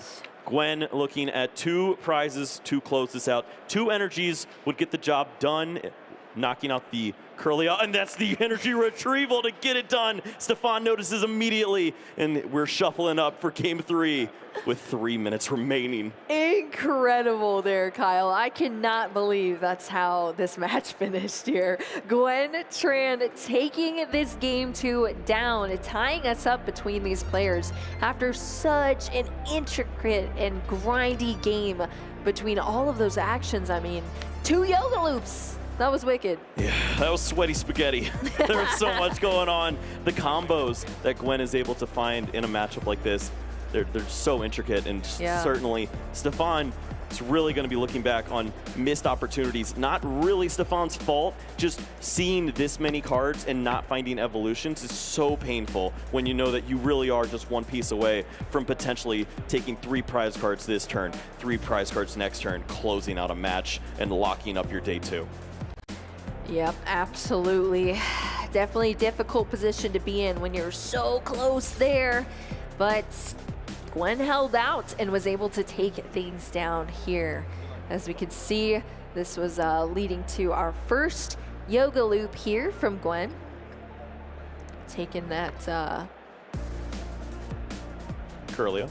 Yes, that Kirlia down. Oh, well, if this was going to be a game, this would be wild, but if there's 3 minutes left, y'all. We'll see what happens. But double refinement, double battle VIP pass. Definitely not lucky at the prize card. A lot of good evolutions on Gwen's side, but here we go. Here we go, indeed, Kyle. Well, we're going to be searching through the deck here. I mean, so many actions have already happened already. We've seen the concealed cards. We have the Fog Crystal now to get Aralts out. We've already seen the Mysterious Tail Mew be activated in this turn for Stefan. So we are kicking off this turn pretty early here. Another Aralts coming out onto the field. Yep. It's just under 2 minutes. Moving and grooving. There is a world where your opponent does not have another true. Pokemon. You find Rare Candy Gardevoir, and just take a knockout on this Inteleon. But you have to play to those outs, identifies that, and does Gwen have cards? Yeah, we've seen that plenty of times and plenty of matchups hold up. here. These aren't good cards. It's just Iono. Iono, we're shuffling up here, hoping Gwen. Any Pokemon here and Gwen feels safe. Yes. But Nestball, Battle VIP Pass. There's a Squawkabilly and a Remoraid. In all of the stadiums. All 3 Tower of Water. Are you serious? Oh my gosh. All drawn into off of a single Iono. Yeah, I mean, I guess you play one. You just keep playing the game. Make actions and go. First turn, Squawkabilly gonna squawk and seize here, discarding the hand and 2 Tower of Waters. We still have that 1 in play. Gonna bring additional cards into the hand here for Gwen. Benching another Inteleon V, so we're good, Kyle. We have Pokemon out in the field. I think that seals it. Thankfully for both these players, 502, 503 would be in their futures, and from there, ID if you want. Coward. Yeah, I mean, you'd definitely rather be taking a tie, getting that single match point than taking a loss and having 0. That is for sure. I don't blame any player for trying to make a day 2 at these events, but if you're trying to win, trying to get 3 points in this next round could be pivotal to that. You want to tie now? And Stefan says, let's just tie. Let's just tie here. Gwen going through the deck, but that's going to be a tie between these players. I believe this is our first tie of the entire day 1, at least on stream here. So a well-earned break for Wancho. Give it up for Wancho, everybody. Yeah, Wancho. I mean, I'm always bummed though, Kyle, because I like seeing the winners interview. Oh yeah, but, love to hear from these players. They've been working so hard, testing these decks, finding out all the right matchups. Would love to hear more from Gwen, as such a great play from this player that we just haven't seen very much of. And I always love speaking with Stefan. So much intelligence there with the 2 international wins. It's just so great to see him playing on the North American side. We're going to have an opportunity, most likely, to see these players in day 2, both sitting at 18 match points, just looking for 1 more. 1 more, take things down into day 2. But yes, Stefan was one of our players to look out for. Gwen, one of our players coming back to the game after a 3-year break here, bringing Inteleon VMAX box and doing pretty well with it here. Yeah, what a back and forth match we had. Just trying to identify situations where you can make these combo turns. Medicham proved to be so pivotal, trying to set up an opportunity in game number 1, and almost did just that when it looked impossible.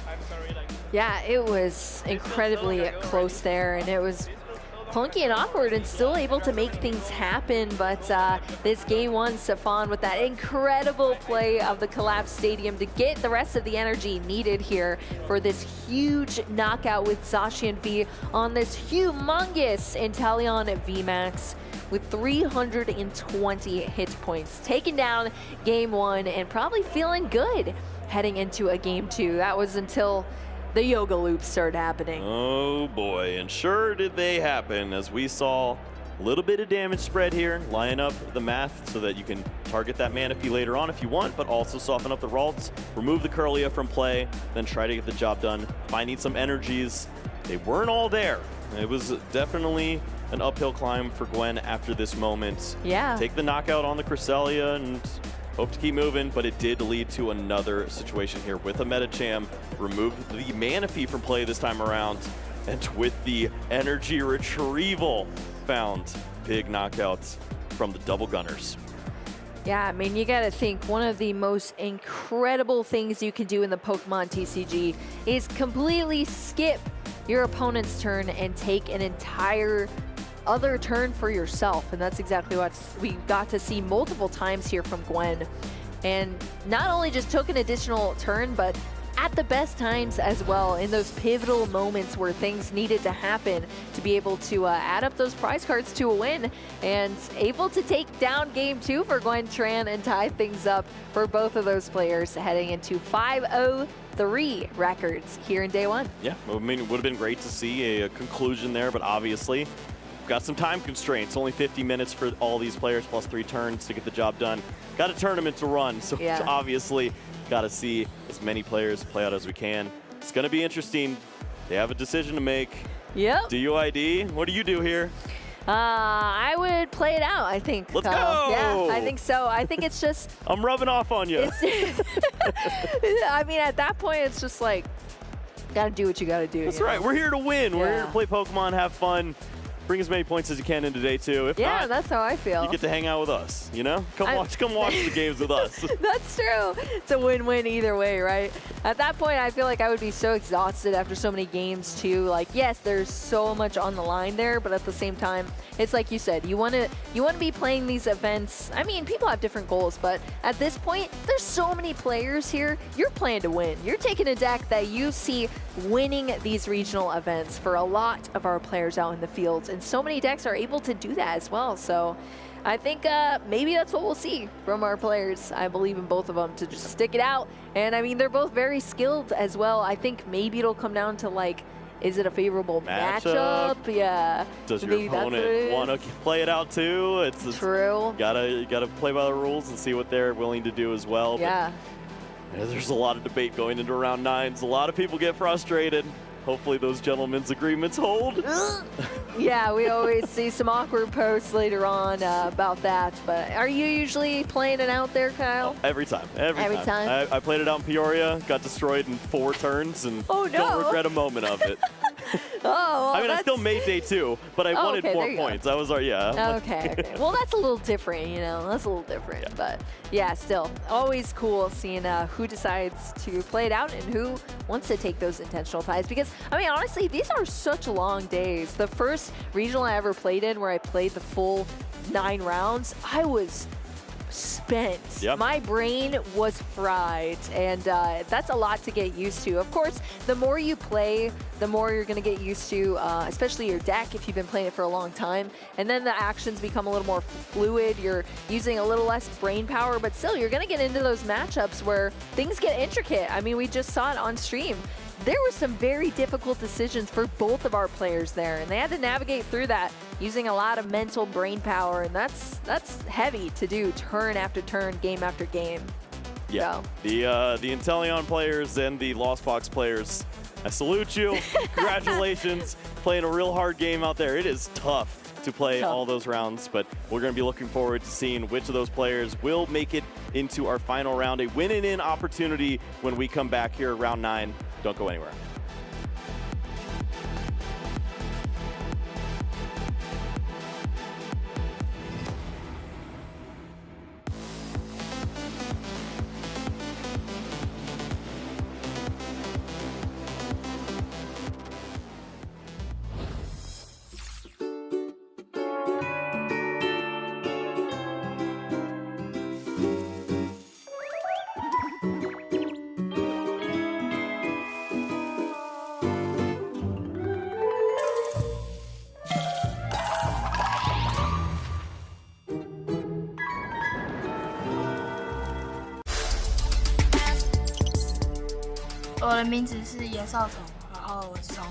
There's a second energy cycle we're waiting for. Now we can attack with the Kyogre. Aqua Storm is going to do so much damage. It's going to take out those bench Pokemon. And Xiao Tong'en is your Junior Division World Champion. 我赢下世界锦标赛后，我非常兴奋，也觉得不可思议，也很感谢所有支持我的人。我赢了后，对我的意义是我平常练习的努力没有白费。因为花聊环环陪我赢下非常多的比赛，我也喜欢放逐这个体系。我的策略是我全部会选择后攻，但我也有想过是否可以选择先攻，但后来选择后攻的原因是后攻可以使用支援者，这样我会变得比较顺畅。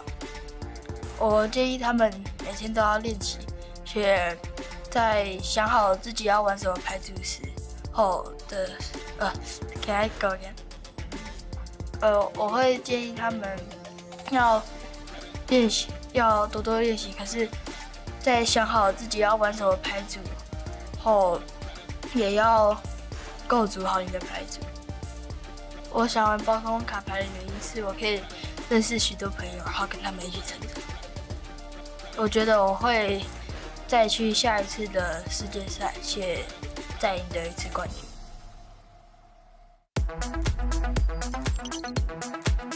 I'm Gabriel and I'm from Brazil. Hold on, is there the pieces available? Is there a Pumpkin Pit? Pumpkin Pit can discard the stadium. There's a Lumineon V that can search out boss's orders. Bring up the Arceus V. Gabriel Fernandez is your seniors division world champion here in Yokohama, Japan. I'm feeling good to be a world champion. It's something I'm gonna remember for a long time, for sure. It means a lot because this is like my second Worlds as a senior, so winning it just feels amazing. So my strategy this weekend was to play aggressive early on in the game, and then late game, if I was behind on prizes, I would just Yono plus pass. And my favorite card is Weird Ear V, and it's because it can one-shot everything right now in this matter. I was feeling very confident in my strategy, so no doubt. My advice to other trainers is just practice a lot and play a lot. That's what I did on my whole vacation. My plan is to compete next season and become a world champion again. My name is Vance Kelly. I'm from Kansas City, Missouri.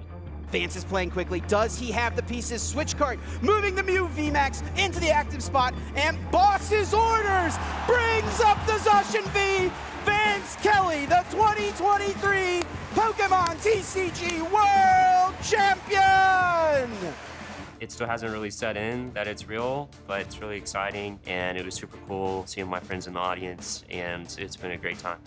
My strategy throughout the tournament was just to use the deck that I'm comfortable with. My favorite card is Mew VMAX. It's a really versatile card. It can use a lot of different attacks, and games unfold in a lot of different ways. I definitely had my moment of doubt between the 2 days of the tournament when you're allowed to switch decks. I thought maybe I'll switch, but my friends told me to just stick with it, and I did, and it paid off. Going into the match, I did realize that the first 2 games went really long. You know, maybe like game 3, I could kind of eke out a win on prizes or something like that. I would have loved to play the full game out against Tord, but that's just kind of how it goes sometimes. Next year, I'd definitely be worried to play Tord again. I think he's the best of all time. I played against people from maybe 3 or 4 different continents this weekend. It's a lot of fun to play against people from different countries, and it's really cool to kind of have something in common with people from all over the world that you can talk about and bond over. My advice to anybody who's playing is find a good group of people to bounce ideas off of and play games with, and just practice a lot and go from there. Winning Worlds still feels just absolutely unreal.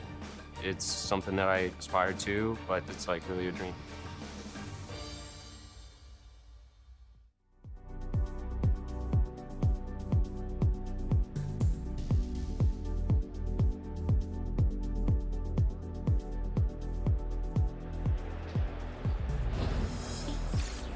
Hello, Pokemon fans, and we're back here at the Toronto Regional Championships. We have some time before the last round of the day, so you know what?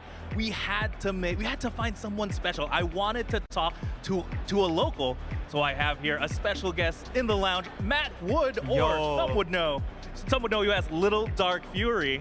How are you doing today, Matt? So yeah, unfortunately I ended up dropping from the tournament after round 7. Didn't do too hot. I played Lugia today with some spice. I played Lugia with Duraludon VMAX. Ooh, Lugia with Duraludon VMAX. Now, if there's anything I know you for, LDF, it's that spice. So tell me about the thought process. Why the Duraludon? So yeah, I expected a lot of Lugia, and in Pittsburgh I played Single Strike Lugia, and I lost my win-in today too to Single Strike Lugia. So I didn't want to lose to Lugia again. And I've been a big fan of Duraludon. Before the tournament, I was testing Arc Duravulpix. Okay. And then I was trying out the Arceus Duraludon Mawile deck. Ooh. But then I was like, what if we played Lugia with Dura? Because I think Single Strike Lugia is really well positioned in the tourney today. Actually, I think some of them are doing pretty well. And I think Duraludon could actually be good in the deck too, because you just have a better time into the mirror match. So I teched the 1/1 Dura. But I hit no Lugias. You hit no Lugias? Nope. Wow. Okay. Not a single one. On paper, it makes a lot of sense, right? After Sacramento, Lugia did just take a very, very big tournament, so it should have upticked in play. So if you want to guarantee win the mirror, that was spicy 1/1 line. I 100% agree, but sometimes it's just not in the cards. It didn't happen, yeah. It is what it is. The Dura was cool. It won me a game against Gudra. Oh, wow, okay. Yeah, which was cool because, just load up a bunch of energy on it, it shreds through Gudra's effect, and it just one-shots it. So. That is true. I guess I have you to blame for one less of my picks in the in day 2. No, but Any other interesting matches throughout the day? Yeah, I did have a really cool set against a Lost Box deck where I decked them out with Craigalanch. Like I guess they didn't see it coming, and then I was like, I got game, Craigalanch. That's game. No? Hey, that's a hallmark of a good player. And I won that with 1 Archeops in play. 1 Archeops in play. Yep. Wow. Okay. Yeah. Again, hallmark of a good player. Sometimes the game is more than just taking your 6 prize cards. It's identifying your other win conditions. And yeah, sometimes Craigalanch is the play. It's the thing. All right. This is what I really want to talk to you about, though. Yeah. I know you as the guy who makes all the craziest decks, and Paradox Rift is coming out very, very soon. Can you leak any mat plans? What are you excited to play with first? Oh yeah, so Paradox Rift is maybe the best set we have. It's so far in the entire Scarlet and Violet block. So many game-changing cards. Some of them, maybe not for the best. There's some controversy around Iron Hands EX, but I'm excited. There's actually a lot of fun rogues. Roaring Moon EX doesn't look like the greatest deck on paper, but it did really well in like a Japan tournament this weekend. So that looks like a fun rogue. There's a new Garbodor that can one-shot like anything. You just discard a bunch of tools from your hand, combine that with 151 Snorlax with 4 leftovers, and you got yourself a really sick one-shot deck. So those are some cards. There's a new Steelix. For 1 metal, does 130, 30 damage to each of your bench Pokemon, and you combine that with Dodrio from 151. So I think that's gonna be sick. That's gonna be sick. And a new Durant, you can combine that with 2 actually. You did not disappoint there, because half of the cards I still don't know what they do. Yeah. But I just know I can't wait to see you play with them for sure. I think you mentioned Roaring Moon. That's an interesting deck. I actually had that in my radar as well. I think it has 2 great attacks, right? It does big damage, or it can just take the knockout right off the bat. Yeah, exactly. It's definitely a deck that I think has a lot of potential. It reminds me a lot of Miraidon or Shenpao. Yeah. It's this big 1 prize or 2 prize basic that can blow anything up in the active spot, but it's very fragile. But it's a dark Pokemon, so it works with Dark Patch. That's true. And again, it has the flexibility of having 2 attacks. I think you got it spot on where you compared it to the other big 220 HP Pokemon. Yeah. But I think it actually has 230. It does, yeah. And you can play it with the Ancient Booster Energy Capsule to give it plus 60 HP. So you'd have 90 HP remaining after doing the attack. Cool. Actually, real quick, I just got informed that we did have a community choice. Again, for the last round, they get to choose what match they want to see. Guess what? It's a tie. So we're gonna do a quick tiebreaker, everyone in chat. So make sure you vote for the match to see. I wish I could see what that match is. Same. I'm really Oh, you know what? There is some spicy stuff I heard. There's an Arc Dura Belly Bolt that's 7-1 right now. Yeah, for sure. Oh, I believe it's Andrew Tucker versus Andrew Hedrick, and Peter Lang versus, I didn't quite catch, but yeah, versus the other matches includes Peter Lang. But again, very interesting players for sure. Cannot wait to see what you choose at home. Maybe I should go on my phone real quick just to vote. Maybe we could have been the tiebreakers. We could have. Or we could could have made the difference. We could just made it a tie again. Yeah. No, but yeah, again, so Paradox Rift again is coming out real soon. I just played in the pre-release over the weekend. Make sure you guys check it. It's one of the best ways to play the game, in my opinion. 100%. Those sealed formats. I had one of the best pre-release matches in the Paradox Rift meta against my friend Sashi. He was playing Mewtwo EX with Xatu, and I was playing like just the Xatu, the new Tulip card. And I hit him. I was gonna win if he didn't do this. He played a Professor Turo scenario and fully healed it. And me and him were just laughing the entire time. Pre-releases are legit one of the funnest tournaments you can do. No, yeah, I'm sure you cooked up something spicy for pre-release. Yeah. I played with the big tool that gives you plus 100 HP, but you take an extra prize. But in a pre-release format, it's kind of tough to hit those big numbers. Yeah. You pick it up with Turo, that's right. Yep. Any other cards you're excited for in the newest set? I'm really excited for Goldengo, yeah, because that just looks like so much fun to play. How could we not have mentioned that? Yeah. I think it's the free deck on live too, so gonna be a lot of it on the ladder, but I'm fine with that. I think the deck's a lot of fun. You just get a bunch of energy in your hand and do like a gajillion damage. It's also one of the most beautiful alt arts, in my opinion. I pulled that. Pokemon did send me early product, and I did pull it. And I was like, all right, I don't open anything else. I pulled it. I'm done. Yeah, that's it. That's the sign. You got one of the best cards for sure. Yeah, I mean, all the alt arts honestly are amazing. They're The amazing, Roaring Moon one. Ooh, the Garchomp too. I'm a huge fan of the Garchomp alt art. I gotta pull that still. For sure, for sure. You know, I want to ask you some spooky questions now, you know, just because it is Halloween. While you're out there playing, what deck are you afraid of the most? Miraidon. That's actually why I dropped. I hit 2 Miraidon back to back. I'm Put me sorry. out of the tournament. I'm sorry you had to face your fear, but again, Miraidon, very, very powerful deck. You're a basic Pokemon that hits 230, that calls other basic Pokemon. Seems fun. I'm surprised actually we haven't seen it yet on stream, but... I mean, maybe they just show too much or something, right?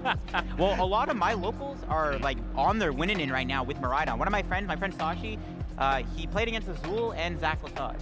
Wow, okay, So like, he's hitting some good players, and he's like, I think X1 right now. Nice, nice, nice. Well, best of luck to him. I know JW Kriwal, I think might have been in day 2 already with the same Miraidon, so hey, if there's a lot of Lugias, right? But then again, single strike Lugia kind of changes that. It's a little bit easier, yeah. It's not as easy because they have the Stoneturner, the Evil Tall, like they have more one-prizers, yeah. For sure, for sure. And yeah, it's Halloween. You mentioned earlier. Are you dressing up at all for Halloween? Yeah, so I thought about dressing up for the tourney today. I mean, it's Halloween weekend, like it's sick. That would have been really cool. Yeah, I think the costume I'm probably gonna be this year, I'm gonna be Negan from The Walking Dead. He's my favorite like TV show character of all time, and I'm gonna probably be him for Halloween. For sure, So I'm for sure. excited for that. I might dress up tomorrow. We'll have to see. I mean, we've seen Jeremy Jalen already rep the TCG squad with their costume. But yeah, it's very, very interesting. Real quick, I do want to ask you again. Back to the serious questions. You know, you didn't get the record you wanted for this tournament, right? Tell me about how you're going to pick yourself up and prepare for the next event. So it's interesting. So last year at Toronto, I played another custom homebrew deck like I did this time. I played Lugia Mewtwo V Union. I remember that. You were on stream for that one. I was on stream. Yep. That was my first time ever being on stream. And I lost to Grant mainly because he had Zekrom, and I couldn't beat Paralysis. And every time I build my own custom homebrew deck for a regional, I find that I don't do well. And that's probably because I don't maybe test as much or practice. Like when I use a solid 60, like I played Arctura, Umbreon in Hartford, got top 32 with it. And it was like a 60 that we all like kind of worked on. And then even in Pittsburgh, I got to my winning in with the Lugia 60 that was going around at the time with like the triple V-Guard, triple gift build. So I think heading in, so my next tournament is gonna be San Antonio. So I'm gonna skip LEIC because I kind of want to see what the meta is gonna look like. Going into blind metas like that, it's kind of awkward, especially with like Iron Hands. You know, it's like whatever. So I'm gonna scope the meta out, and I think what I'm gonna do is I'm gonna really try to work on either a good list or I'm gonna just kind of work with my team that I'm on, the Shuffle Squad, and kind of maybe just figure out a good 60. Because I think that's maybe the best thing to do right now, especially in our format. I think is really just have a good team of players that you can all run the same 60 with, and you'll see shared success. Sure. That is true. I mean, gotta practice with your decks, and I would love to see that 60 before before LAIC. Again, LAIC is a new frontier. It's gonna be an entirely new format. It's one of the biggest tournaments, the most prestigious tournaments of the year. So it should be interesting to watch. And you mentioned it, the elephant in the room, Iron Hands EX. Yep. Are you a doomer? Are you gonna practice with it? So shout out to Jake Gearhart. I don't think the card is as bad as people are making it out to be. I do think it's good. It will definitely impact the meta in a big way, but I don't think it's as bad as everyone says it is. But I am excited for it to come out because it'll make Lost Box less good, and I'm somebody who plays a lot of one-prize decks, and I don't like playing against Lost Box. I would have 100% played Zorobox in Toronto if Sableye didn't exist. I mean, Iron Hands EX also destroys one-prize decks, so... I mean, yeah, that's a good point, No, but you gotta play the new Cloth.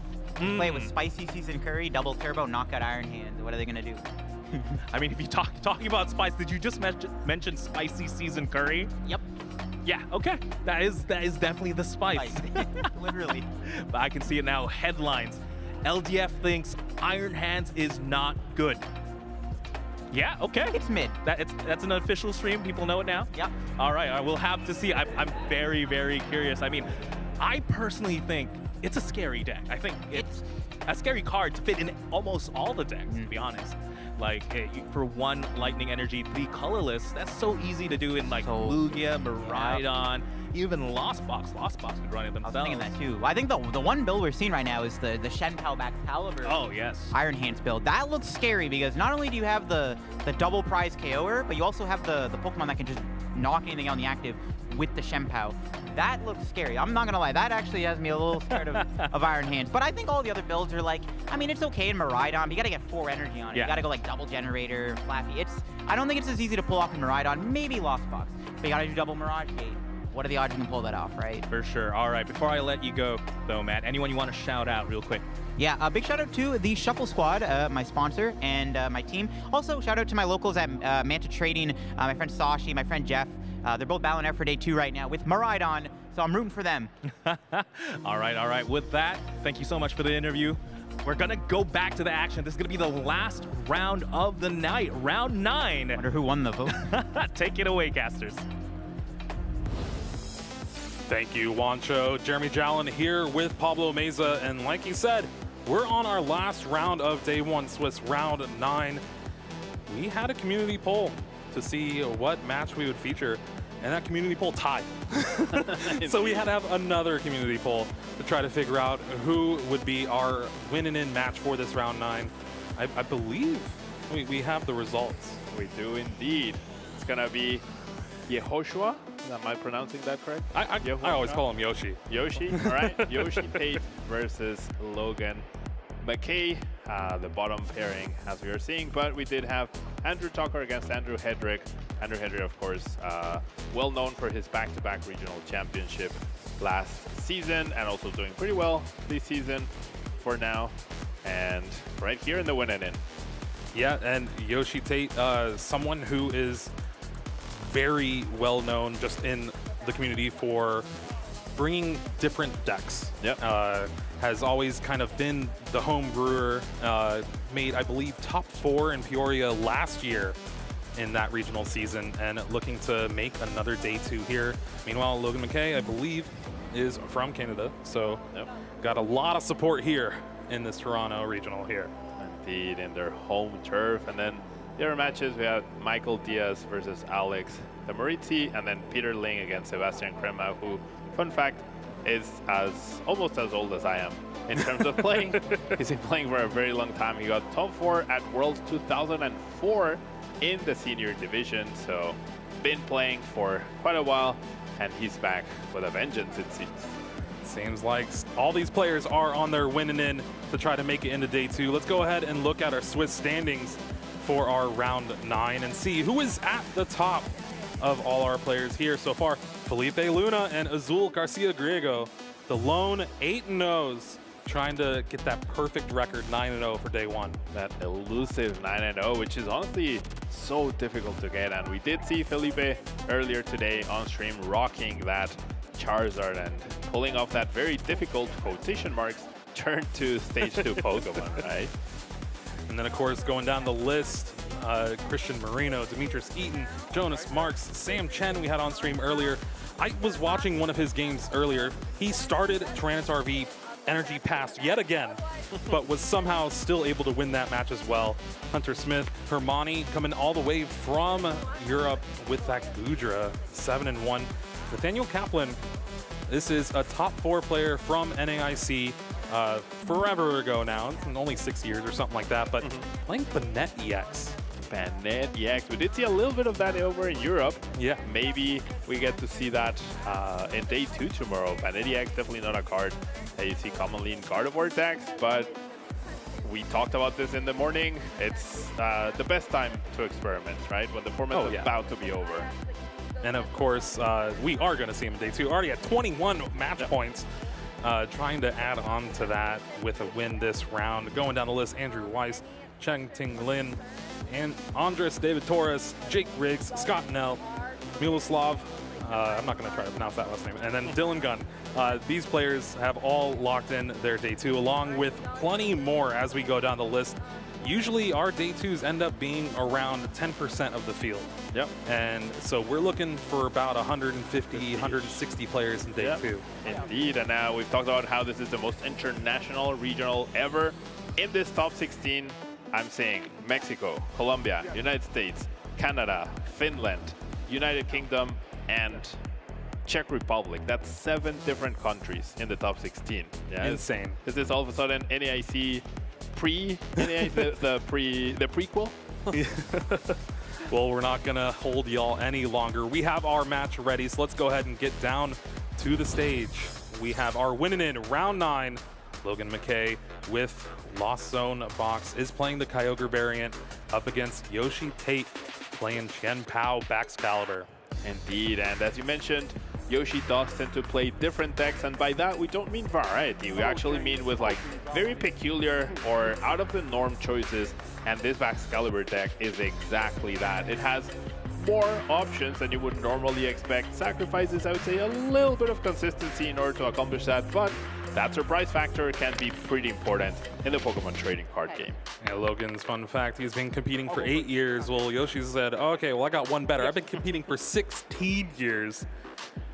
More, and a little double of the whole career for Logan there. Indeed, 16 years is a very long time. And I would know. I feel like today's sim is how old Pablo actually is. I mean, I've been trying, yeah. Yep. So yeah, Kyogre, Lost Box in general has a decent matchup against Chen Pao. We'll see if the extra cards, extra spice that Yoshi has with him in his deck will actually allow him to get an edge, or will Kyogre prevail? Yoshi's one of those players that I always love getting to talk to during an event because the way his mind works is just crazy to think about. He always wants to, he doesn't want to win with just any old meta deck or any old like 60 that everyone's playing. He wants to be able to show people like, hey, yeah, you just lost to this. Good job. Yeah, I think there's a lot of personality that you can infuse to your decks with certain card choices, regional picks, and even flipping over your prices. Yeah, we already see something very original right here. Ooh, double Chorus's Experiment, Raikou V in the prize cards for Logan.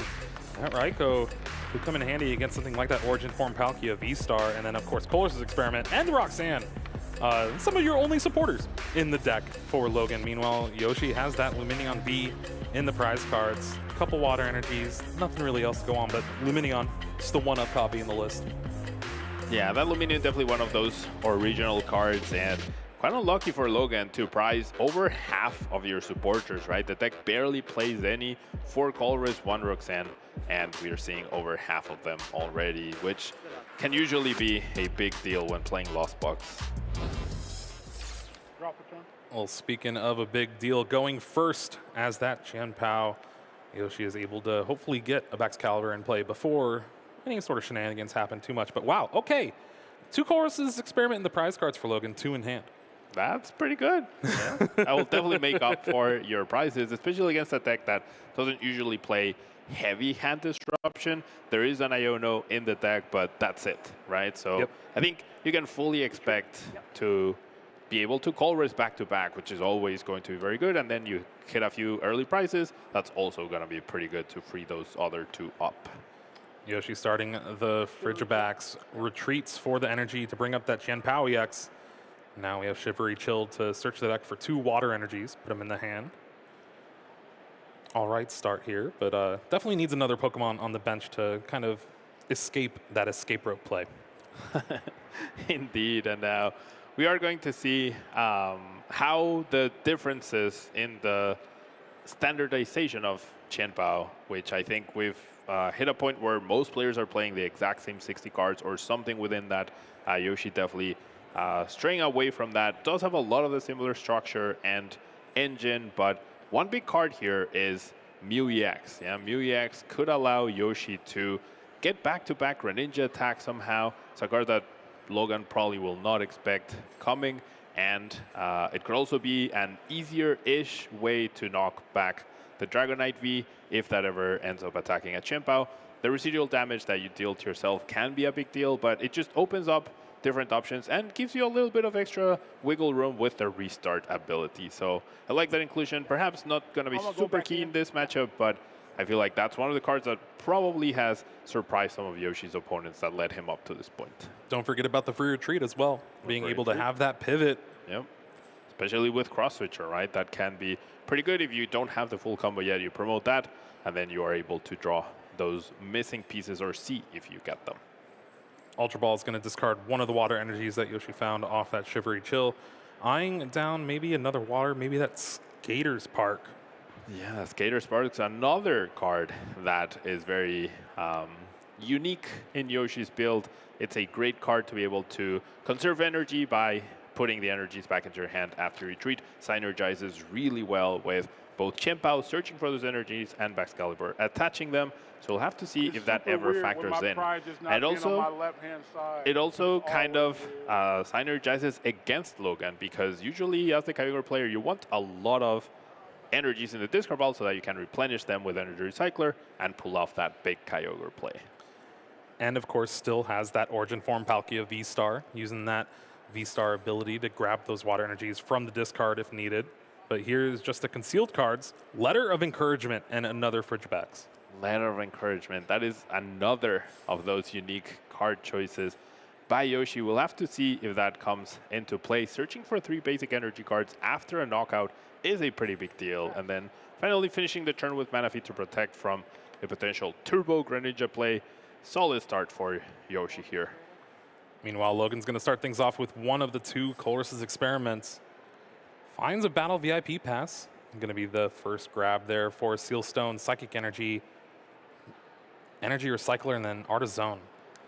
Indeed. So I think one of the issues that Lost Box tends to run into in the early game is when you Colress on turn 1, you find so many good cards, right? That whatever you Lost Zone is still going to hurt. And Seal Stone might be the least valuable of these. Energy and Energy Recycler, so valuable resources to have for the whole game. So those are going to be the picks. And that means 1 Energy Recycler available left if the Kyogre is ever going to hit the field. And those picks are always a little awkward when you aren't able to search your deck before that Colress's experiment, because you have no idea what's prized. Now Logan's going to be able to go through and see, oh yeah, okay, 2 Colress's experiments prized. Maybe I didn't even need the 4 Seal Stone because I already have the other one in hand. Yeah, definitely before you check your deck, making those decisions, you have to make them based on your counts in the deck, right? You cannot assume or like, you cannot prevent your prizes affecting you. You just have to make the call based on your deck knowledge. But now that Logan is able to check his whole deck and figure out his prize cards, every flower selecting and every Colress will be a little easier in the sense that now you know exactly what you count on as long as you thoroughly check your prizes. Eyeing down to Comfey with that Battle VIP pass. Starting the Sableye, never really where you want to be. You always want to have access to that flower selecting as soon as possible. There's a ton of energies in hand along with the switch card, so we'll be able to at least get a couple flower selectings off this turn. Indeed, we'll be able to get 4 cards in the Lost Zone, pretty much guaranteed. However, being able to then retreat, oof, tough choice there. Yeah, being able to retreat is going to be a premium, but with all these energies, you at least get 1 of those. And having used the switch card already, Logan can flower selecting here, but I don't think he'll have a way to get into the Cramorant if he finds one. Does have the escape rope here. Yeah, and then with the Artisan, he can actually find it. There we go. Yeah, so very bare bones in the last card, finding that switching card. Now, Yoshi will be the one to decide which Pokemon either gets KO'd or gets attacked. I think as Yoshi, there's merit to letting the Greninja take some damage off this Cramorant. However, that doesn't mean, oh, Logan didn't get a KO, that's good, because then that Greninja is in range of Sableye sniping it along with a Manaphy at a later point in the game, and could be problematic. So sometimes it is worth considering putting up one of the Frigibax. I know, like, you want to set up Excalibur, you know it can't be super targeted by Lost Box in general, but that way, there's 50 damage wasted from Cramorant, whereas against Greninja, all the damage is useful later down the line. Another thing to take into account is the letter of encouragement in the hand for Yoshi, now able to use it to grab 3 energies on his turn. The 3 water energies, which will be very useful as long as the Excalibur hits play. And I think one big thing missing from Yoshi's hand is that Irida to set it up. Does have option to draw with concealed cards here. Can also thin the deck out with Artizone yet again. But you're at least going to get 5 energies. Shivery Chill and Letter of Encouragement. It's a card that has not really seen much play at all. We got Professor's Letter at home, basically. Indeed, Logan even choosing to read the card. And with 2 water energies prized for Yoshi, the benefit of the Letter of Encouragement is there, but now there's no more energies for Shivery Chill. So less thinning than he would like to maximize his chances of finding that Irida of the concealed cards. But this concealed cards has got to be the best concealed cards in the history of concealed cards if Yoshi wants to keep up the pace that Logan set by that KO. There's been some pretty good ones throughout the history. Gonna thin out a little bit more with this Artizone, maybe get another Frigibax here. Yeah, extra Frigibax would make sense. Yoshi is playing the 60-70 HP split. So this 70 HP Frigibax or the 60 HP Bidoof, that's a little risky. Not a big fan of that. You're putting it all on the line of this concealed cards, and if Logan is able to turbo his Lost Zone into 10 cards, he has the perfect numbers to snipe that 60 HP Frigibax and the 60 HP Bidoof. I guess the one thing, it's kind of a mix between Turbo and Kyogre, playing 2 Lost Vacuum in the deck, so it is possible. Here is the 2 cards off concealed cards. 2 big cards. Irida needed. 2 big cards. What are they? Rare Candy and Cross Switcher. So gonna be not doing much, unfortunately, this turn for Yoshi. Yeah, had to use all the energies that he had in hand from the previous turn, so didn't get that attachment turn 1. Had to retreat, sorry. So only 1 energy on that Qianpao EX. And we're going to see a pass here. Only 1 Frigibax in play. This is scary. This is definitely a scary position to be in. I think with that second Frigibax, even if Logan gets 2 Sableye, you're still feeling all right. But Logan is 1 card away, or a couple cards away. And the Lost Vacuum and a switching card is what he needs. Did not find that Lost Vacuum, but still has a couple Comfeys to try and get there. Did find a couple more switching cards in that 5 off the Colossus experiment. So can go ahead and grab that along with something like that Mirage Gate, maybe. Yeah, I think the Escape Rope's too valuable, but getting rid of the energy and the Nest Ball's definitely going to hurt. Yeah, Escape Rope does seem to hit the Lost Zone. He's already holding the one he got from his prize cards and the switch card, so that's going to be good enough to either power up the get to 10. Yeah, still needs another one to be able to retreat finally into Sableye, or just get another hit with Cramorant. And I do think there's a little less pressure. You would love to pull this off, but you have the information that Yoshi definitely does not have Rare Candy Excalibur. So hitting for 110 on Qianpao is less decisive, if you will, but you're still very far ahead here as Logan getting this damage in. There was no response. You get another free attack of Cramorant. You could even attack something on the bench with the Escape Rope, setting up that Greninja. So lots of possibilities here. And Nest Ball for the Greninja means 2 more opportunities to try to draw into that Lost Vacuum. Does not have it just yet, but another switch card to the hand. So we're going to spin the wheel 1 more time and then another time. All right, 6 cards in the Lost Zone. Comfey number 1 will get us to 7. Comfey number 2 will get us to 8. And the Artizone in play is Logan. So he needs to find that Lost Vacuum, and that could honestly seal the game. And there it is. Immediately grabs it. I think based on didn't even need to look at the other card. Yeah, based on his recomposure, yes, I hit the card. I think we're about to see a Sableye play. Well, is there only 7 in the Lost Zone? Right, there's 7, but there's going to be another Comfey, and then with the Lost Vacuum, he's on a Lost Vacuum, he's on Artizone, and an extra card, getting to 10, and that's bye-bye Bidoof and bye-bye Frigibax. And that's bye-bye to game 1. Bye-bye to game 1, I would imagine so.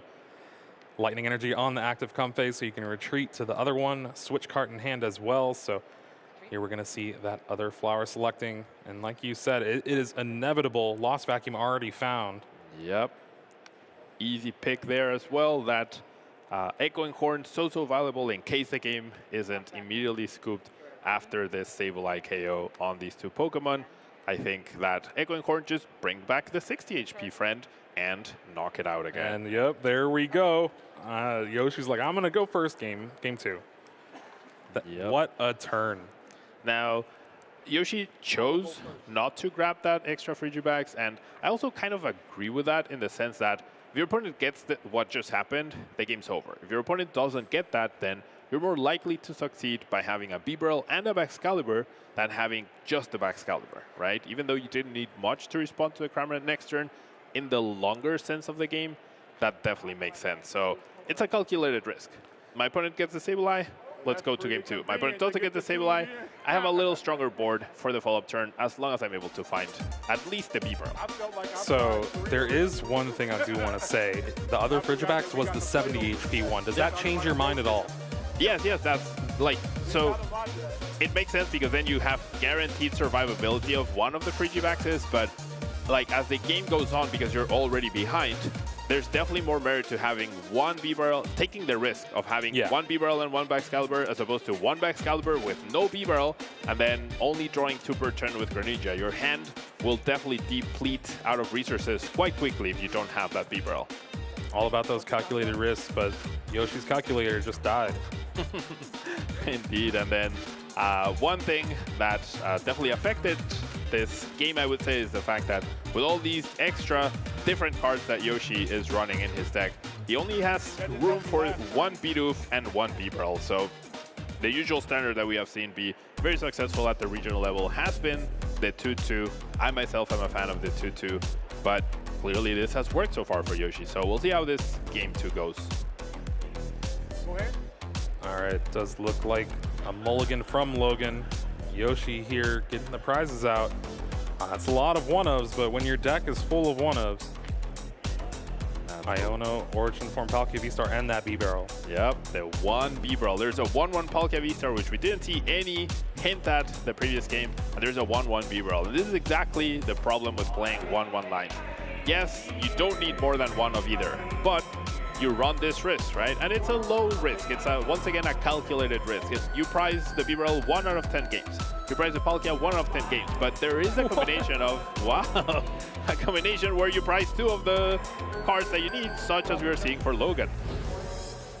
Now, Logan was unaffected by those 2 Colress's experiments in the prize cards the first game.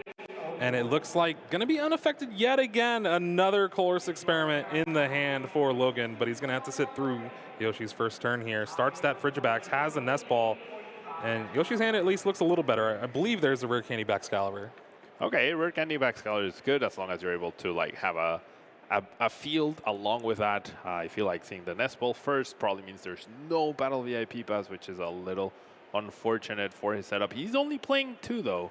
So making room for different cards.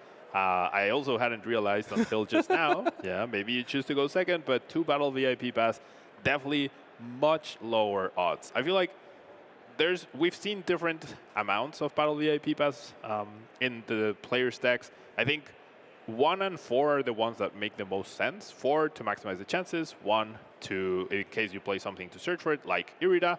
2, okay, you don't want to prize that 1 Battle VIP pass, right? I think anyone who plays 3 is very questionable. You hear that? Pablo's calling all y'all out. Yoshi's just taking a look at the deck, checking what is prized. Gonna get a little unfortunate news, but gonna have to deal with what the cards have laid out for you. This is the last round of our day 1 Swiss. Winner of this game will move on to day 2 at 6-2-1. And from there, still even needs a lot of work to try to make it a deep run in this tournament. Escape Rope is going to bring up that Chanpao EX, though, so we'll be able to thin a little bit more with Shivery Chill yet again. And now I didn't see much else from Yoshi, so this opens up an opportunity for Logan to get a KO on that Frigibax with a simple Escape Rope and the Cramorant. And Yoshi doesn't know it, but Logan's hand is incredibly good. Prizing 2 Colress has not been a problem. He's holding a Battle VIP pass, he's holding a Colress, so as long as there's an Escape Rope, that Frigibax is once again bye-bye. Gonna grab these 2 energies off Shivery Chill, and Are you sure there's nothing in that hand? Because that would be... I could not tell. I didn't see anything else. It's hard sometimes to see from this top angle to know exactly what's in their hand. A lot of the times I find myself talking a lot about how they really need this card and how difficult it is to find, and they already have it. I see Rare Candy, I see Excalibur. Oh, I see a Bidoof. Yep. Is that a Bidoof? Yeah, that's a Bidoof. It is a good Pokemon to put down for Escape Rope, especially with B-Barrel prized. Yep. And I think I see a Palkia towards the end. So prize both evolutions, but does have both basic Pokemon available, I think. Might be the Luminion? It's Luminion. It's that beautiful alternate art. Oh, okay, there you go. So that one's probably not hitting the field this turn. And I guess if Logan is able to find that escape rope, then it's going to be a tough choice for Yoshi on which to KO. But as long as he's aware that the B-Barrel is priced, then I guess that simplifies the choice a little. Nice to live that good. Yoshi's, I don't know if y'all can hear him, but it must be nice to live that good. I mean, you really cannot complain that your opponent starts Battle VIP, because when they play 4 and you play 2, right? You are generally hurting your own chances by not playing those 4, which is understandable, right? There's cuts to be made, there's corners to be cut. I'm not sure that's one of the corners that I would cut, but here we go. Yeah, no Cramorant though, so no focus on attacking. Not sure if Logan top-decked a Netball or top-decked the Cramorant, so maybe not valuing that as much, just really wanting to go through the deck. A Greninja play would be fantastic here as well, except Bidoof has its own ability which prevents Radiant Greninja. We're going to start things off after that Battle VIP pass with the Colress's Experiment. Finds a lot of energy in these 5 cards. 2 Psychics and that Lightning go along with the Artizone and Escape Rope. That is a lot of prizes now for the Kyogre version. We've talked about how important energies are. You at least need 8 available if you want to pull off a maximum damage Kyogre. Usually you don't need to against Excalibur decks as long as you have some leftover damage by Spiritomb. But energies are ways to retreat, energies are ways to attack, and energies are draw with Greninja, as we see for the concealed card. So very important resources to have access to. Now, do you like the Colress and the flower selecting before concealed cards? I know we've seen a lot of the opposite throughout the years. Yeah, so I feel like that one's a little more questionable. It depends on how many energies you have, if you're planning on attaching an energy this turn or not, how crucial it is, if you're planning on retreating. So I think that's how you answer that sort of question here and the sequencing. 4 in the Lost Zone now. Had to get rid of the Artizone and Escape Rope and Switch Cart. So a lot of resources had to go to the Lost Zone and just has to pass. Did I miss the Cramorant being priced? Because I feel like that's the only reason you wouldn't go for it, or you would keep the Artizone. Maybe I'm mistaken, but definitely would have loved to see the aggression, especially knocking out the Bidoof, right? You don't know that Yoshi has it prized, so knocking it out, super, super important. Now this Hisuian Heavy Ball is not going to be as good as it can. It cannot grab those evolutions if only in the prize cards. Oh my gosh. If only, right? Jeremy. Then Heavy Ball almost saying here, trick or treat. Yoshi does find another Chien-Pao EX though, and we know that there is a Rare Candy Excalibur in hand. As long as there's an energy, you can retreat and then get things going with Shivery Chill. Start taking some knockouts on Comfey. Yeah, prizes rearranged in a way where the B-Barrel just ended up in the same spot, so not gonna have access to it too quickly. We do have the Rare Candy Excalibur though, so we are going to see Yoshi be the aggressor this time around. I like the attach before the Excalibur, just saying, yeah, maybe I don't have it. Ah, just kidding. Super Gold. Yeah, Super Gold able to attach to any Pokemon, so just being a little careful there. We're gonna see a Luminion. What are we grabbing here, Jeremy? I'm honestly not sure. Could be Iono, could be Irida. Irida does set up your board a little bit more, perhaps. Well, Iono's in the prizes. Oh, so. There you go. There you go. I'm pretty sure it's gonna be Irida. That's the only other supporter in the list. So yeah, it's gonna be Irida. There's a boss. Oh, there is a boss. Okay. Yeah, I mean, obviously there's nothing here that you would the want boss to is KO in the hand. other than the Comfey. That's true. So let's go for the Irida. Irida can grab Cross Switcher or something like that as well. Cross switcher. I think it's a little too early for the cross switcher play with or against the Manaphy. That would be almost game ending as the Sableye. The previous game knocking out both the Manaphys, both the Comfeys, denying that research, and now there's no follow-up Colress experiment in Logan's hand. With 2 of those being prized, it's going to be very, very problematic. Honestly, it could all come down to this concealed cards from Yoshi here. I believe has pretty much everything in hand except for the second cross switcher and the canceling clone. You can grab one of those off this Irida, and it's, ooh, Yoshi's eyeing down that canceling clone. Okay, no, there's no other cross switcher in hand. We're fine. Maybe planning for next turn. Yeah, planning for next turn, being able to draw a little bit more with Greninja, accumulate cards. One thing that you do know when you're playing against Lost Box is precisely that. They definitely do not play Judge, or 99 out of 100 they do not play Judge. 95 out of 100 times they do not play Iono. Only Giratina sometimes plays Iono, and not even then all the time. So whatever you have in your hand is going to stick. So the more you thin and the more you draw with Greninja, the better it will be for you. Yeah, no need to play around Roxanne at this point in the game right now. There's that Shivery Chill grabbing 2 more water energies out of the deck. And we're at least going to see a knockout on this Comfey. You're going to have to get rid of 2 energies to do it, which is never what you really want to do, but it will leave Logan with just 1 Comfey in play. Yeah, only 1 Comfey, no Colress in hand. Does have the Greninja though, so that extra draw power will definitely come in handy. No more easy targets for Sableye to munch on Yoshi's bench anymore, so we're definitely in for a game, and I think this matchup can come down to, does Lost Box get so far ahead in the beginning that it's really hard for Baxcalibur to catch up, or can Baxcalibur stabilize enough to the point where Lost Box just cannot keep up with the higher HPs and the higher damage output? And there's also the possibility of you taking a knockout here, grabbing that B-barrel from the prize cards, maybe? Yeah. I mean, we did see it was left at the middle, I believe, so... Oh, the heavy ball, you shipped him right around. I mean, after the heavy ball, I'm fairly certain that it was after heavy ball, both Palkia and the B-barrel were in the middle.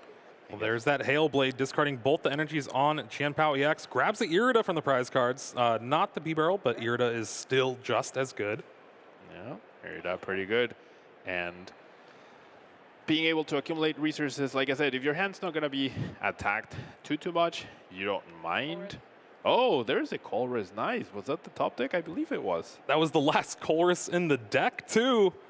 Remember, both of them are in the prize cards. And there is the Cramorant. So I guess Logan played it extremely safe the previous turn, but he definitely had the option to at least be a prize ahead, right? The Cramorant would have gone down to the Baxcalibur, to the Qianpao EX, but being 1 prize ahead can be very, very key. It was that threat of the turn 2 Moonlight Shuriken. It always is looming against the deck like Qianpao. And then here is a flower selecting, a little awkward. Energy Recycler, Mirage Gate. Looked like me when I drew my cards last time. Energy Recycler, always difficult, especially as we do have already, I believe, a couple of energies in the Lost Zone and 1 prize. So that would leave Logan with no margin for error in terms of the Kyogre play, if that's ever what he ends up going for. I personally, I like keeping the Energy Recycler just because you do have plenty of Mirage Gates still left, and none are priced, right? So you do have access to those resources. Usually you want 4. I think 3 is good enough for this matchup. I do believe it's an Artizone under that Lightning Energy. So only 1 in the Lost Zone, but your point is still very valid. You need to play pretty tight to be able to have all the resources available at the end of the game. Retreat to the Raikou V here. Not having access to any more Comfey means no more flower selecting, but can get to 10 maybe here with a Lost Vacuum and a Tool, or a Stadium. I don't see one though. Oh, no. See a pass. That is gonna be a problem. I'm very surprised at this. Why not just poke with Cramorant? Oh, Cramorant went to Lost. Yeah. Sorry, I missed that. Okay, I really think we should be putting more value on the Cramorant. It's not so innocent anymore. Chose to keep a few other cards over that Cramorant Escape Rope off that Colress's Experiment. And this is allowing Yoshi to open up this game 2 here. Shivery Chill, grabbing 2 more waters. I believe there's 2 superior energy retrievals in hand for Yoshi, so plenty of energy. Yeah, I think Logan definitely has the option to Kyogre in the late game, but getting those 2 prizes is going to be very crucial. And the way he could possibly do it is if Yoshi somehow doesn't end up benching the Manaphy this turn or the next, then Logan could go Dragonite KO, the Qianpao, which puts Yoshi at a single prize card, and then he goes Echoing Horn and pulls up the Kyogre play, knocking out Qianpao and Luminion. But that feels like a really big ask with the fact that there's 2 Colress's prize, so the dig next turn is not going to be good enough with only 1 Comfey in play. And a perfect card drawn for Yoshi here. That Skater's Park off the concealed cards will allow him to retreat the Qianpao and keep the energies as well if he wants to.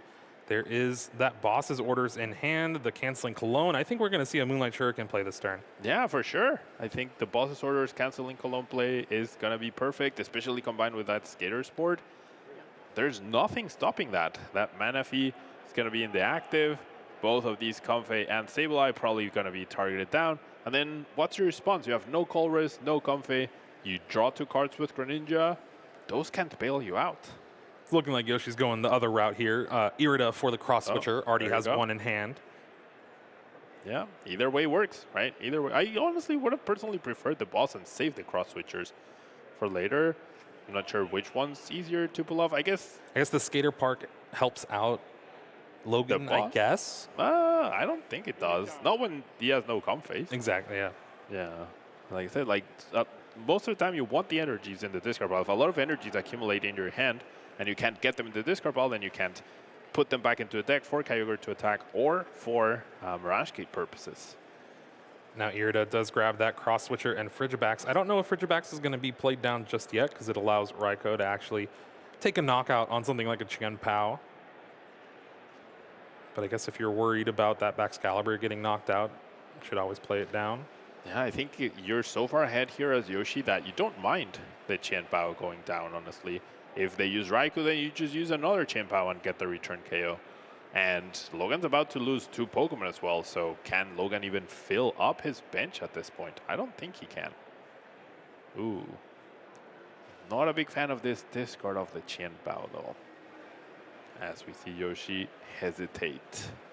There is 3 in the list, but it does limit the resources available going forward. But you would have to assume this attack here is going to be pretty game-ending, just like how Logan's Sableye was on the previous game. Indeed, I think with time being a factor, with how both decks tend to play this matchup and how both decks require setup required to get going in order to do that big damage, I definitely think after you see the Canceling Cologne get played and you don't top deck a Colress, that's the time to go, all right, I want to make day 2. I'm going to play out this game 3 and make sure I have enough time to finish it. Well, how can you top deck a Colress when they're both in the prize cards? Exactly. I'm saying, like, in terms of Logan's perspective, in case he doesn't know, right? We have perfect information. I'm not sure if he checked all his prizes or not, but there's the Greninja knockout, just like the Bidoof plus Frigibax knockout, right? Bye-bye Comfey, bye-bye Sableye. Hisuian Heavy Ball, Logan's going to be able to look at those prize cards and cry. Yep. If he didn't know before, he definitely knows now.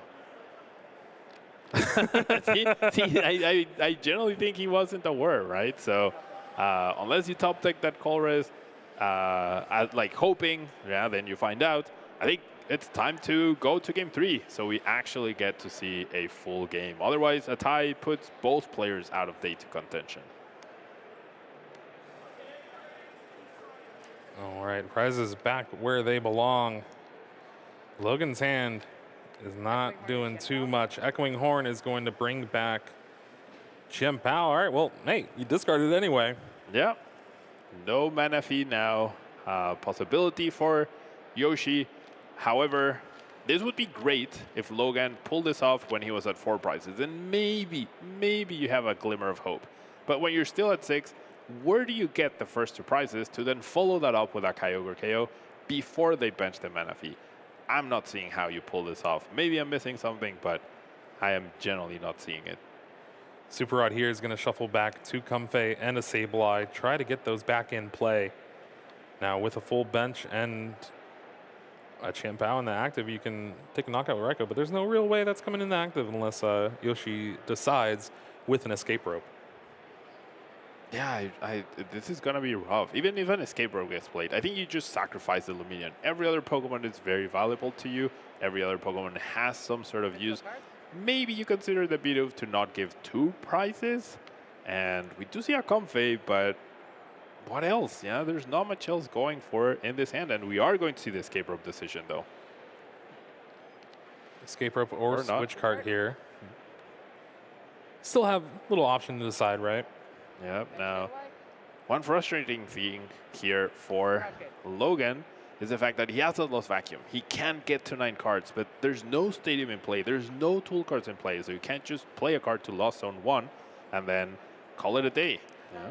That's the reason why you don't play that Skater Spark. So Logan can't get that extra card with the Lost Vacuum in the Lost Zone. Indeed, that is a very good reason. Maybe that's the reason why you go for the cross switcher play. Yeah, honestly, if that was the train of thought for Yoshi, great play for sure. Yeah, very, very impressive. Big flower selecting here, switch card and Sableye. That means no way to get the 10th card in the Lost Zone. That Sableye is not doing anything on that bench.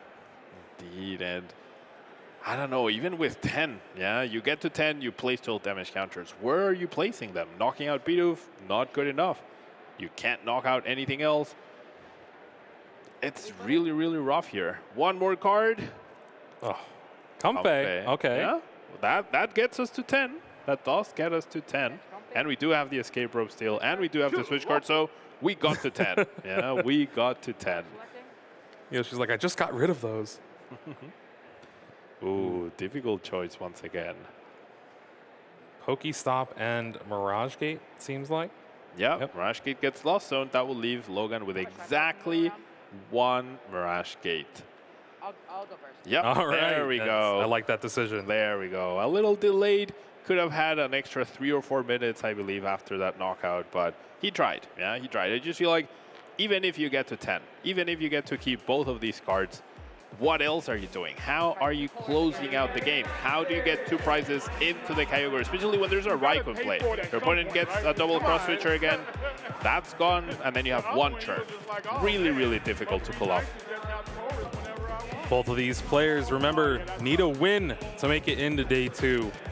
A little over 15 minutes left. Probably going to be a little under when they start play. With the way these games have gone, though, they're kind of decided by the first couple of attacks. Indeed.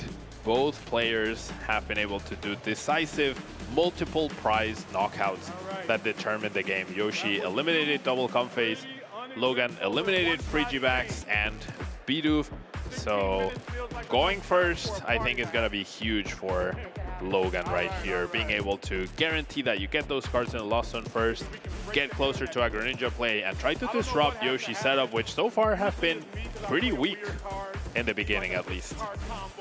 It looks like both players are pretty aware of the time left. They know that they need a win. They know that this game can't end in a tie, so hopefully we'll see a pretty stellar Game 3 here in our round 9 in Toronto. I generally think the time that we have left should be enough. It should be enough with the +3 turns to be able to determine a winner. So I'm really hoping we'd see a full game and one of these players makes it to day 2. Looking at the hand for Yoshi, though. Not to, okay. Oh, my gosh. Okay, Logan, you need to calm down with these prize cards here. 3 Comfey in the prize cards, along with Roxanne, Mirage Gate, and the Energy Recycler. Yoshi, on the other hand, a couple energies, Origin Form, Palkia, Heavy Ball, Pokestop, and Nest Ball. Oh, Logan's about to get the bad news really quickly. That double Nest Ball would normally go for 2 Comfeys. He might not notice it the first time he goes through the deck because he's going to choose a Comfey, unless it's like at the very end of the deck. It is at the very end. All right, so will Logan figure out immediately that he prized 3 Comfeys? And I'm pretty sure it's going to be really difficult to hold back a reaction here. This is insane. All right. You guys didn't know you were going to get so much The enjoyment one out of and this. only Comfey.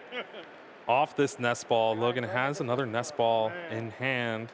This is an entertainment. Choosing not to play it yet, though, which I think is smart. Like, if you flower select, ideally into another Comfey, you can save that for Cramorant, or you can save that for Greninja. So I like this, even though I really like it as well if you just, like, fully thin to maximize chances of getting a Colress. Hisuian Heavy Ball off this flower selecting would be great. Goodbye, Raikou, and this is definitely giving us the 3-prize Rowlets memories. Do you remember that from oh my God. NAIC? That was, what, 2017 NAIC? That's a long time. Keeping with the I'm old team, yeah? Yeah. If Logan was taking notes, there'd definitely be a frowny face. Look at his face. Look at Logan's face. He cannot believe it. There's 3 Comfey's prize. Look at his expression. That is crazy. Some people have a poker face. Yeah. Logan does not. I feel like it would be really hard to have a poker face when you prize 3 Comfeys after pricing 2 Colress, after pricing 2 Colress. Like, what is happening here? Just tell me. It'll make it better. I'm like a bartender or a priest. If you come to me with all your problems, I'm willing to help. I love Yoshi. Oh, okay. Such a character. You love to see If I want it. to be a good priest, you got to tell me up front. There's no absolution if you wait to ask. All right, Pokestop cannot get Colress discards. Oh. Oof, that is a big discard. That Cramorant, which I think has been so crucial and so important. No energies, only 1 card in Lost Zone, no Colress, but Yoshi's hand leaves a lot to be desired. Muscle cramps in your hands. I feel like this Pokestop for Yoshi is going to be everything, depending on this. Oh, what Battle a VIP top pass off the deck. top. What a top deck. We are seeing the complete opposite now. Wow, that is an incredible card to find after looking at that hand with so many very good but not very useful cards at this point. Now, again, I think it's not going to be too big of a deal this turn, at least in the sense of getting set up for next turn. But just being able to get down a Frigibax and a Qianpao, a lot better than just passing. I think the rest of the hand still isn't very good. I don't know if there's an energy to concealed cards, just like Logan had no energy for concealed cards. Yeah. I mean, I think there might have been double cross switchers so that you can switch into the Baxcalibur and get energies through Shivery Chill and then start using concealed cards. But I think at this point, if you looked at Logan's expression, you definitely know something is up. But as Yoshi, can you afford to take that risk? Will you choose not to bench double Frigibax if you have the possibility? Will you forgo the Bidoof or the Manaphy? I don't think you play it risky, especially in Game 3. I will say, though, both players are taking their sweet time. And with 10 minutes left on the clock and a lot of single prizers in play, I don't know. We won't necessarily have enough time to finish this, assuming that both players are off to a slow start, which I think is the case, at least for now. Now, I don't know if there's double cross switcher in Yoshi's hand here, but there is that B barrel for next turn. So as long as Bidoof sticks around, going to be pretty beneficial. Yeah. And I don't think there's going to be a way for something like even a Cramorant attack next turn. Yeah, I mean, Cramorant hit the discard pile because of Pokestop, so with no Colress in hand, with no Battle VIP Pass played, Nestball's gone. Spin in the wheel. Don't discard double Baxcalibur, please. I mean, for anyone who's played Pokemon Go, you literally spin the Pokestop, right? Ouch. Oh, that's the second cross switcher. That is the second cross switcher. You're right. Does discard the Manaphy and Irida, though. Yeah, did have. Oh, yeah. Wait, is there? Well, now there's yeah, the second there cross is, switcher. there I is. believe there's a Super Rod in hand as well, so you can get that Manaphy back if you'd like for next turn. So very, very bare bones for Yoshi, but he's definitely getting ahead in a more decisive manner than Logan, especially Logan, now that the Comfey is on the bench, it's just getting worse and worse for him. Shivery Chill is going to grab a couple energies now. Yoshi's going to be able to attach to the active Qianpao, and that's pretty much it. Now the real debate is, it's going to be a hard escape rope for Yoshi to deal with, only having that Bidoof and that Frigibax in play. But with that Cramorant being discarded with the Pokestop, it's going to force Logan to try to find Super Rod, get that back in, then search it out yet again. This is a very interesting game 3. I really wish Yoshi played a little bit faster, though. He's taking his time here. Considering removing the Pokestop, sure, but if you want to win this game, especially after seeing an underwhelming turn by Logan and that phrase that he did when he searched through his deck, I think you really need to rush things a little bit more before, or if you want to make it to day 2 here. That tire running square. Oof, what a top pass. Oh, that's not what you want to see on turn 2. Worst feeling ever top decking that battle VIP pass. To see escape rope, and we're going to sit in the tag for a little bit. Thinking about the Frigibacks, I think I would rather risk the Frigibacks than the Bidoof, because you have the follow B-Roll, and you know with just one attachment, if there's a Kramer KO, you get return KO, right? However, the Super Rod in the Lost Zone gives me the shivers. Oof.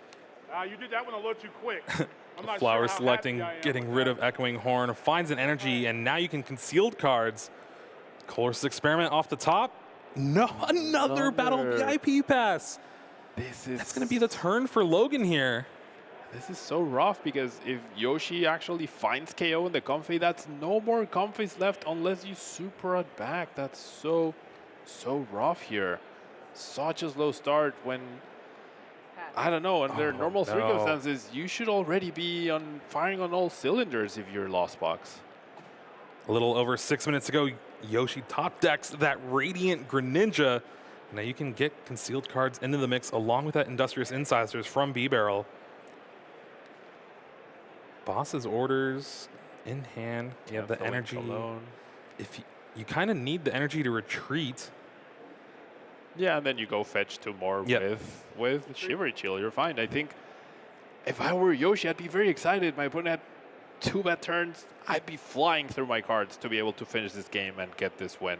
Listen, that's not Yoshi, all right?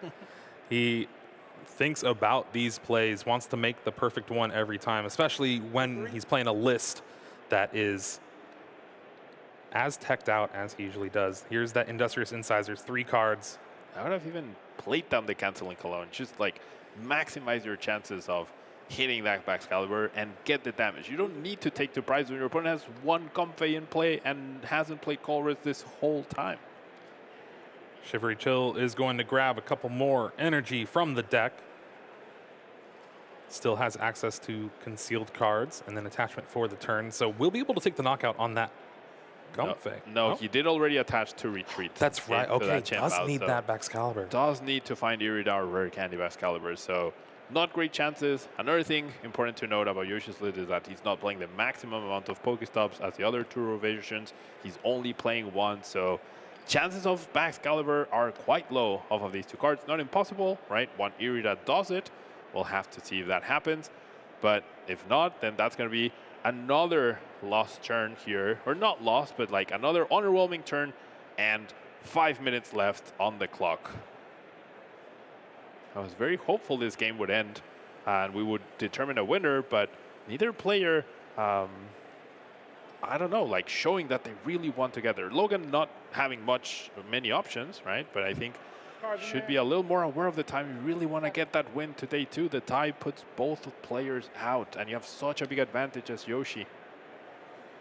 Yoshi eyeing down that Boss's Orders just to kind of disrupt Logan a little bit more, not being able to really do much this turn, but bringing up that Manaphy yet again means Logan's going to have to play another card like Escape Rope or switch card to Flower Selecting into something, and here we go.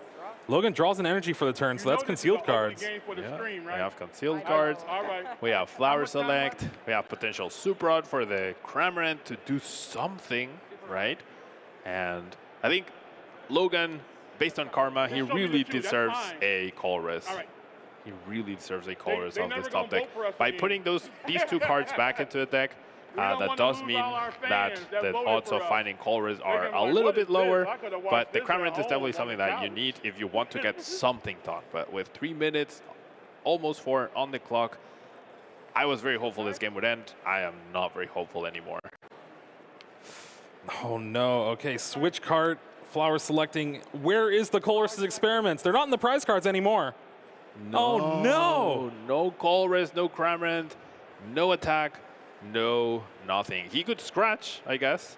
He generally could scratch. I don't think that does him any good. Doesn't lose the Comfey, though. And that seems like the most expendable Pokemon here to get rid of. We might actually see a scratch. I was kind of sort of joking. I feel like you'd rather just sacrifice the Sableye, keep the energy for retreating purposes for Greninja, but we do see the scratch. We was looking for the break the internet. Scratch does do 20. Yeah, but scratch does 10 more damage. Nobody was ready for Don't underestimate the scratch. Oh, Rare what a Candy top off the deck. top. Has the Ultra Ball in hand. Yoshi's going to need to play this turn fast, though. Oh, God, I didn't even know. Yeah, use it. Having a good time, though, both players. Yeah, definitely both players having a good time. I think at this point, if you're Logan, you know there's basically zero chance that you win this game. So I guess an extra point helps you get closer to top 128 or top 56 tiebreakers for championship points, which is always good. I really think this is a big missed opportunity for Yoshi, though. If he had been playing a little bit faster, Logan's turns haven't taken much because he literally cannot do much, right? So if we had 5 minutes on the clock, maybe. I just played but it down for some odd reason. Yeah, we're seeing. Okay, I don't know. It doesn't have the Baxcalibur in hand just yet. Has that Ultra Ball to go find it. Thought maybe the Frigibax in hand was the Baxcalibur. Yoshi got a little ahead of himself. I mean, with that art, I honestly, it can be confusing. Some of the trainer gallery, all of them are so beautiful, but the Frigibax and the Baxcalibur, they have so many colors that sometimes I do get confused, especially from this angle. It's not easy to see, but we're going to see the Ultra Ball, we're going to see the Baxcalibur. 2 cross switchers have been played, right? A boss's orders have been played, so now a 2-price turn for Yoshi is in the cards, but not anytime soon, right? 2 2-price turns with Greninja are definitely off the table. So how do you get 6 prizes when there's 1 minute left on the clock? It's impossible at this pace. Yeah, I believe if Yoshi is able to take a prize on this turn and pass the turn before the time runs out, then he'll at least have a chance to clean up the board that's left. Yep, but any other Pokemon hits the field and it's over. But I don't think the turn is going to be over anytime soon based on the actions that we are seeing. All right, super cold. Gonna attach a bunch of energies here. Has that Skater's Park now, so can retreat into anything you want. Get those energies back in hand. And I believe we are retreating to... That scratch is very intimidating. Yeah. That scratch like puts Chen Pao in range of something. I don't know what, but something. There is a canceling Cologne in hand. Play down the entire hand, canceling Cologne, draw double cross switcher off of Industrious Incisors. But then you already retreated, and the Greninja is active. Oh, so then that doesn't make much sense. And then you all replayed your boss. And it looks like the time has run out here. We'll get confirmation that it is turn 1. Yep, looks like it. Or turn 0. Turn 0, yeah. Even with cross switcher, like, what do you even do here? The cancel Cologne is basically useless. You play that down. So many other actions could have happened here. And now with 0 minutes on the clock, Yoshi is turn 0. Logan will be turn 1, Yoshi turn 2, Logan turn 3, and there is no possible way that I am aware of for this game to end. Well, there is a way of, one of these players conceding to the other, but one of these players could concede. We could see an unrewindable mistake that could lead to a don't game put loss that as in the well. air, Pablo. Definitely not going to happen. Definitely not going to happen. Not with the way, with how careful both of these players are being, that's for sure. Irida here going to find cross switcher along with something like maybe that Lumineon V. I just want to look through here real quick. You got all the time in the world now, Yoshi. Technically, he doesn't. Yeah, I think that's something important to emphasize, actually. I think a lot of players think, okay, time's up, so now I'm going to really think things through. But generally, you have to keep up the same pace in the +3 turns as you are in the +2 turns. And that is something that we are seeing. Yoshi is going to be turn 1, Logan will be turn 2, Logan will be turn 3, and there is no possible way that I am aware of for this game to end. Well, there is a way of, during the round. I think that's especially important for local tournaments. Yeah, I think that's something I run into a lot. A lot of players, time is called, and then it takes 20 minutes to finish the rest of the matches because players are taking that switch precious time. They have 2 cards in their hand, and they're really thinking through, and it's important to keep up the pace and to emphasize that to make sure that rounds do end in a timely manner for sure. And I guess you were losing 2 energy anyway, so having attacked with the Radiant Greninja, just all right. Targets down the mana fee, but does not work. Another energy for Logan here. Concealed cards, 2 more cards off the top. No Colress's experiment yet again. Super odd energy. This has to be a Colress's experiment. There has to be a Colress here. Mirage Gate and no. What is going on?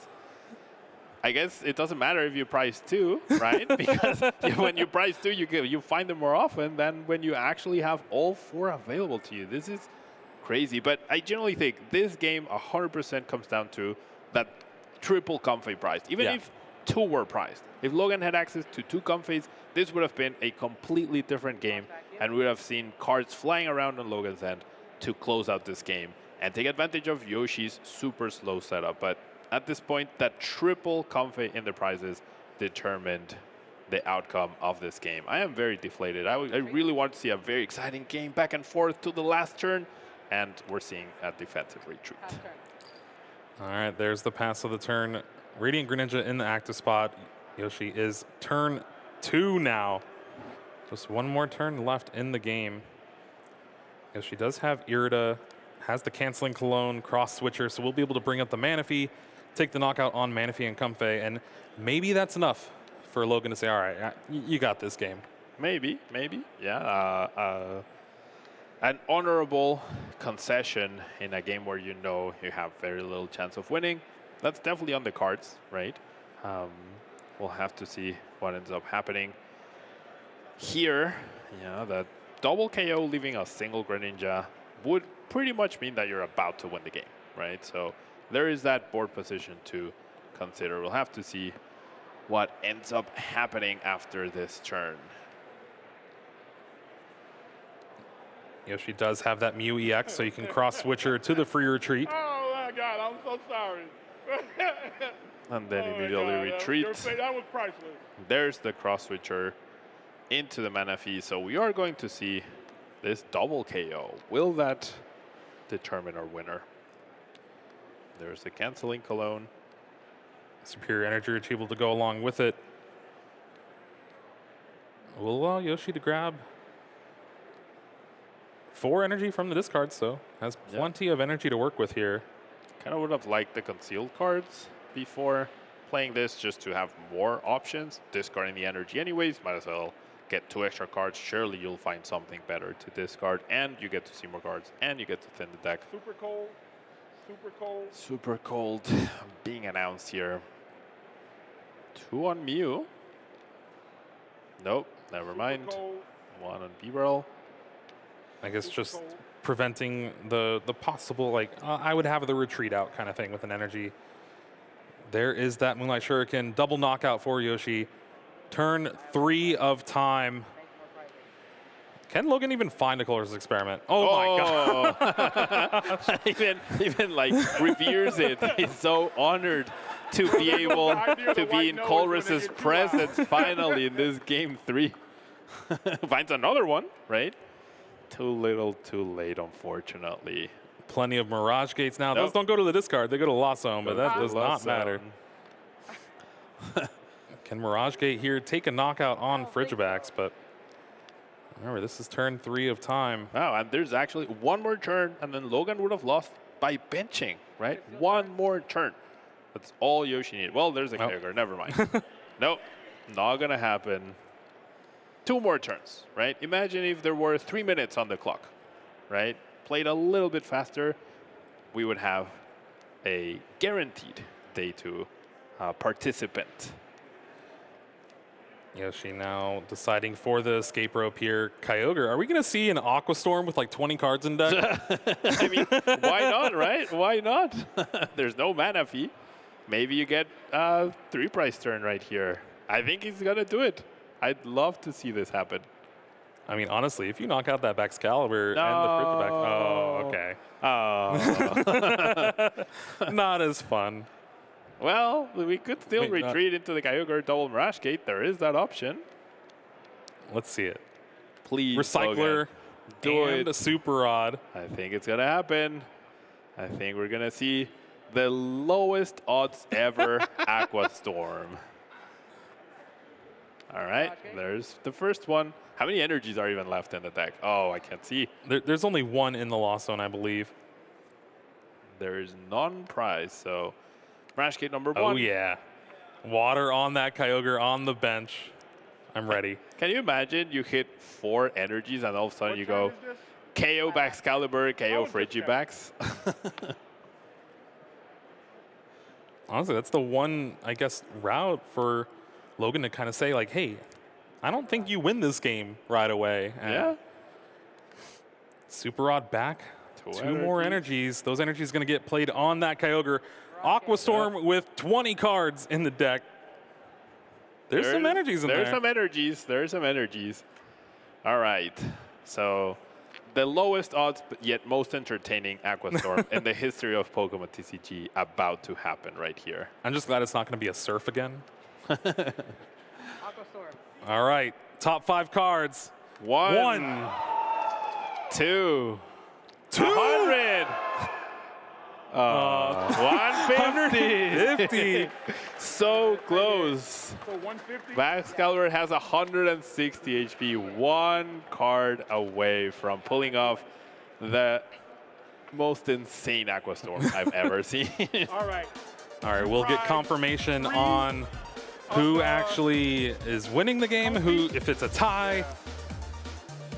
But Logan showing off the 3 Comfey in the prize cards. Okay, I'm fairly certain pricing 3 Comfey in any given game, or 3 copies of any card that you play 4 of in any given game, happens once out of roughly 1,000 times. So we just witnessed a 1 in 1,000 game on top of the 1 in a billion Kyogre that we just saw. It's just crazy to think about. Okay, we got confirmation. Logan is conceding the game to Yoshua Tate. Moving on to day 2, 6-2-1 by the skin of his teeth. By the skin of his teeth, indeed. Now, very good to be very methodical with your plays. I really wish we had seen an extra Comfey hit play, and then I think we would have had a much closer match with a much more exciting Aqua Storm at the end, as we saw. Let's go ahead and take a look back at these games. This is game 1. Logan has that escape rope Cramorant play, able to take the knockout on a Frigibax. Pretty good start for Logan there. Yeah, that Yoshi not able to find that Baxcalibur early. Yeah, that KO definitely determined and opened up this play to be able to utilize Sableye to take the double knockout on the Frigibax and the Comfey. So that denial, that first hit of Cramorant was so crucial. And then we never saw Cramorant show up again. I think that's pretty crucial. And I love the reasons why I'm personally always looking to fit a second Cramorant in my deck, just because it's so essential. You get that hit in, you get some quick prizes, and you're able to close out games by following up with Sableye, as we just saw. And a pretty fast concede from Yoshi there, that game 1. But game 2 has the canceling clone combo with cross switcher. Moonlight Shuriken taking a double knockout on that Comfey and Sableye, leaving none in play for Logan. Yeah, essentially the same scenario. 2 essential Pokemon going down in the same turn, leaving you very, very bare bones. And then took a little bit, but we did see Logan concede after asking how much time was left. As we see him pick up his card after asking. So yeah, interesting series of events we had. And then of course going into game 3, it's all smiles for both of these players until that 3 Comfey in the prize cards for Logan. That reaction is definitely worthy of a replay. Like realizing you prized your 3 Comfeys, 1 in 1,000 chance, and then the top deck, right? Followed by that specific top deck. Battle VIP pass off the top for Yoshi in this game 3. And then the Pokestop getting the cross switcher allows some energies to be added to the hand. Then you have that Baxcalibur with the rare candy.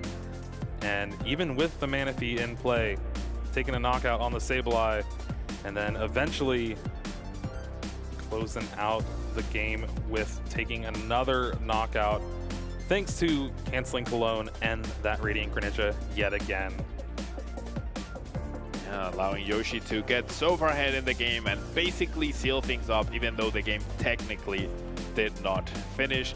Logan doing the very honorable thing and deciding to concede and allowing Yoshi to make it all the way to day 2 after this exciting Aqua Storm that we're about to see. Yeah, it is the Colress's experiment that just did not want to find his way into Logan's hand, and the Aqua Storm trying to do the impossible, and it's still impossible. 3 energy though off the top 5. Honestly, I wonder what happens if in a regular game, right? Logan hits 4 there in the situation he's currently at, and then sure, Yoshi takes another knockout, but with no Baxcaliburs and no Frigibacks in play, all of a sudden there's a window, right? There's a window where Yoshi has to discard the energies to be able to attack, get the KO, and then Sableye comes and sweeps the board of any Frigibacks left over, and combined with our Roxanne, all of a sudden the game could have turned sideways. So low chance, but not impossible. Well, we're not going to keep you any longer. I cannot wait to hear this interview, so take it away, Wancho. Thank you, casters. Wancho Saldana back in the lounge, and I am so excited to do this interview with our round 9 winner Yehoshua or Yoshi Tate. Yoshi, that match, that was so fun to watch, to be honest. Not only the gameplay, but I love how we could see your interaction with Logan. Looks like you're having just the best conversation. I was trying to catch a little bit of it through my earpiece, but yeah, tell me about the match. The match was interesting. First of all, Logan was really good. He was a great sport. He mentioned that was his first time on stream. Oh. I think the goal as we played the match was, I told him just be comfortable. It's just a regular game, so I tried to act in the same fashion so he felt comfortable and we could just play a game. No, it definitely shows. Honestly, that's one of my favorite things about this game is really seeing the community come together. You truly did have the spirit of the game, in my opinion. And just, again, just quick clarification for all our viewers at home, like, you did win the game. It looks like it was through a gentleman's agreement. Tell us about what was agreed on. We had discussed that if we made it to game 3 to assure somebody got in, that whoever was ahead on prizes in the board state, that we would have one person would concede as to allow the other person to continue on. Makes sense. And that's why the Aqua Storm action was such a big deal. Yes. Yes. You could hear it through the crowd. Every single energy that was hit, you'd hear it, oh, no, oh, and it was 3 times. It was really funny. I can't wait for you to watch it back. But yeah, it was a very, very interesting game. Tell me about the matchup though. Again, you're playing a Chen Pao, and how do you feel playing against Lost Box with the deck? I don't mind the Lost Box matchup. I think anybody who watched the stream see, those were 3 completely one-sided games. So we both didn't have a quality thing in order to see who would do better. I think game 1, I just sat there, did nothing. Game 2 was the same. And then prizing 3 Comfies, and then the game before 2 Colress and 2 Colress. So that game just came down to whichever person in each match or each round got something to do. So I don't think it was indicative of how the match normally would go. It was just pretty one-sided both ways. Sure. Tell me about your deck choice, though. You also had a lot of interesting cards in your deck, like the skate park. You had a boss's orders as well. That's something we don't see every day. Tell us about your deck choice and your deck building process.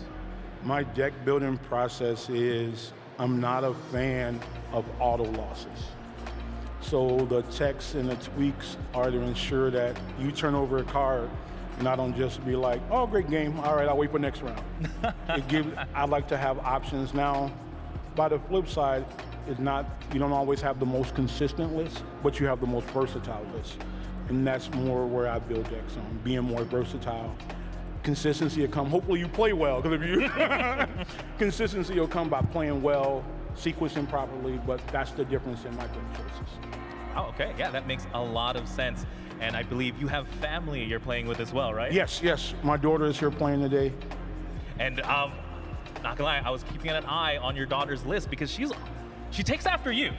She's playing a very interesting deck, Arceus Masquerada, and she was actually 4-0 at the start of the tournament, right? She started off 3-0. 3-0. Yeah. No, that deck choice was 100% her. She had an idea in mind of what she wanted to play. Masquerada is her thing. Mm-hmm. She played, she won a cup, she went undefeated in the cup, so she was gonna make it work for her, and it started off really well. I really thought she was gonna pull it out, but like any decks like that, a couple of tough matches, some you don't draw, you miss out on a few things, but no, that was completely her.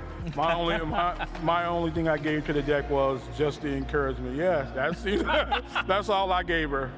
Absolutely love it. I don't know if you heard, but a family that plays together stays together. Absolutely. No, for sure. I'm a family man myself, so I love playing with my family. But yeah, just a couple of more fun questions for you. Tell us a fun fact about Yoshi. Oh, I guess a fun fact would be, I'm pretty old. I've been playing Pokemon competitively for about 16 years. Woo. 16 years, and I heard your favorite Pokemon was Sableye? Sableye, the dark one, not the psychic one. Mm-hmm. The psychic one's a little big for his britches. I'm more of a fan of the junk hunt. Love it. And then just last question for you before I let you go. It is spooky season. What deck were you scared of facing the most? Or what deck are you scared of the most? To be honest, it probably is for this tournament, it would have been Lost Box. Mm-hmm. They just, similar to what we were talking about, they're so versatile, and it takes a couple of turns for you even realize what variant they're playing if they don't get it. So you over here making choices without enough information, so that's probably the scariest. They can just win the game, period. It doesn't matter what you're doing. I like that. Technically, Lost Box is the definition of a jump scare Pokemon. You just never know. Yeah. That's right. You could drop a Giratina. Whoa. Absolutely. Awesome. Well, thank you very much. Amazing interview. Oh, anyone you want to shout out before I let you go? Absolutely. My daughter who's here with me, Yakira, and my wife who's here with me, Kristen. We made a nice little drive all the way up here, but we're having a great time. Awesome. Well, thank you so much, Yoshi. We're about to close the show, but don't go anywhere. We're going back to the casters for a couple of last words. Always an amazing interview. Yoshua Tate moving on to day 2 with Chien-Pao Baxcalibur, hoping to make a pretty perfect run to make that top 8. Yeah, that day 2 coming in at 19 points. Not impossible, but really, really difficult. No margin for error. You have to play to the best of your ability. You need the cards to combine in the proper way. So it is possible, but Yoshi has a big mountain to climb tomorrow, especially against the best players from today. And that's really what it comes down to. We condensed down to basically 150, 160 people. From tomorrow on, we're going to get down to that top 8, and then top 8, you get in the single elimination bracket. Yep. From there, we're going to crown a champion this weekend. I know, a champion who brings home $10,000 and a world championship invite to Honolulu, Hawaii. I think that's a very enticing thing as well. Yeah, you could take a break for the rest of the season, not have to do anything else, or you can be like most of our champions already. Andrew Estrada and Raymond Long already here. Of course, it's pretty local for them in Toronto, but they have been traveling around throughout all these regionals. Might as well when that much money is on the line. Yeah, and then with the 200 championship points you also earn as the champion. You already have your invite, but those 200 championship points go a long way towards the top 16 race for the Tier 1 invites and the travel award to Hawaii, or the travel awards to the international championships, which we do have coming up with LAIC very soon. Yeah, LAIC is going to be pretty crazy. I cannot wait for that tournament. Paradox Rift is going to add a bunch to the format, but our format here is still chugging along. Yeah, we've seen plenty of Kyogre, plenty of Chien-Pao, Charizard, Gardevoir. I guess with Lost Box variants, we didn't see Miraidon though. Miraidon we did not have on stream, I believe. Yeah, well, we save it for day 2. We know Save the best for JW last. and Jesse Yeah. are already Save the going to best do for well. Miraidon is one of those decks that is still very well positioned, but maybe the metagame kind of pushed it out a little bit for this final tournament. Yeah, I think you hit a good run of Lugias, you're really happy with Miraidon. You hit a run of Charizards, and then you're going to be struggling. So a lot does come down to the matchups, and in such a varied metagame, it's honestly pick your favorite deck and run with it, because everything else is out of your control. Well, that does it for me and Pablo, but let's go ahead and go down to the lounge to close out the show. Thank you so much, casters. Juancho Saldana again, back on the lounge, but this time I'm joined by the one and only Kyle Sablehouse and Piplup? Nope, Shelby Boo over there. Hey, guys. Oh, hey, good to see you. How are we feeling after this day 1 of an amazing regional championship? I mean, it's been a great show. A lot of amazing players. So I wanted to highlight our 9-0 is Azul GG of all people. So very cool to see the Charizard showing some skill out there, and maybe we'll see a little more of that in day 2. For sure. I mean, that's what I was really hyped to see. The rise again, rising from the ashes, the Charizard EX. Anything in particular that caught your eye, Boo? I think there's actually a lot of versatility in our decks today, especially on stream. So that was pretty cool to see. And, you know, I gotta say, just having this Halloween celebration has been so cool too. You know, you can really just see we're out here having a lot of fun with not only just Pokemon TCG, but just the spirit of hanging out, having fun at these events. I'm having a blast. Definitely, I am having a blast as well. With that, let's go ahead and check out the players that made day 2. Well, some key players that made day 2 here. Yeah, so again, Felipe Luna, Azul GG, big names here. Sam Chen, a lot of people we've seen on stream. And, you know, something of note, we didn't see a Miraidon on stream, but I do see JW Krewall on this list. So we do know there are a couple going into day 2. Anything of note here? Yeah, I see Ian Robb and Brent Tonneson. I believe they're both playing Gardevoir out there. They were able to make the cut. Grant Shen playing the Chen Pao. Aiden, I'm not sure if he switched over. He was playing Chen Pao earlier, but he moved on. And Parker Lish is a player that had a big run last year, and we see him back in the mix once more, I believe, on Charizard. For sure. And again, a couple of Canadians as well I do see on the list. But with that, let's go ahead and check out some Swiss standings as well here. So again, we do see again the 9-0. That's how you do it. Look at that. Yo, sitting at number 6 there, Jake Riggs. That's one of my former locals in Nashville. So I think this is definitely the best he's done heading into a day 2. So that is awesome. Playing Chen Pao. Jared Grimes actually making it into day 2 as well after getting featured on stream, making it 7-1-1. Pretty good record in my opinion. With those Chen Paos too, whoa. The only one playing that style right there with the Rotom V, drawing all the cards. It was really fun to watch. I'm going to have my eye on Andrew Weiss there. He's a player who had a really great run, I believe, a year or 2 ago. And I just remember some really excellent play. Made it all the way to the top 4 of one of the regionals and would really like to close out here this time around. Yeah, and I'm pretty sure it was Hermione who was playing the Goodra V-Stars. Had to bring that up. True. I knew you'd have to, Juancho. It's your pick, so you got to throw it out there, right? I was pretty excited to see 2, I believe, make it into day 2, guaranteed. But you know what? That's what I'm excited for. I'd love to know what the folks at home are excited for, of course. Don't forget to follow all our socials, be it X, YouTube, Facebook, or Instagram. I love seeing those tweets, letting us know what you think. And of course, there's also the YouTube and Twitch. The integration nowadays, you guys getting to pick the matches. I mean, the fact that we had our first ever tie, that was pretty interesting. So True. We had 2 really close ones. The one with Chip also was neck and neck there with Azul, and sure enough, we got to feature Chip. Yeah, that was really close. A lot of fun for sure, and we could not have done it without everyone at home. And speaking of fun things we did get to do, don't forget to vote for the pumpkin competition that we did finish a couple. We did finish a couple, and we're going to show them off tomorrow, and you guys get to vote who takes home the gold. I have a feeling it's Kyle, to be honest, but Yeah, no leaks, Kyle. no leaks, but I got something for you. If it's Kyle, I'm going to be upset. No, me too. Me too, for sure. We riot. But, Yes. but we'll have to wait. We have to wait to see. But yeah, again, there's so many more things we're going to be doing, so many more shows we have in store. Again, this is the roadmap for the 2024 season.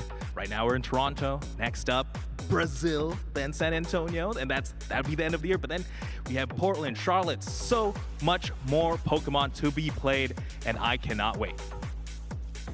But yeah, with that, I believe, don't forget to tune in tomorrow. Day 2 starts at 8 a.m. Pacific and 11 a.m. Eastern. There's going to be a lot of Pokemon, a lot of amazing players, and a lot of amazing games. With that, thank you so much for tuning in. We'll see you tomorrow.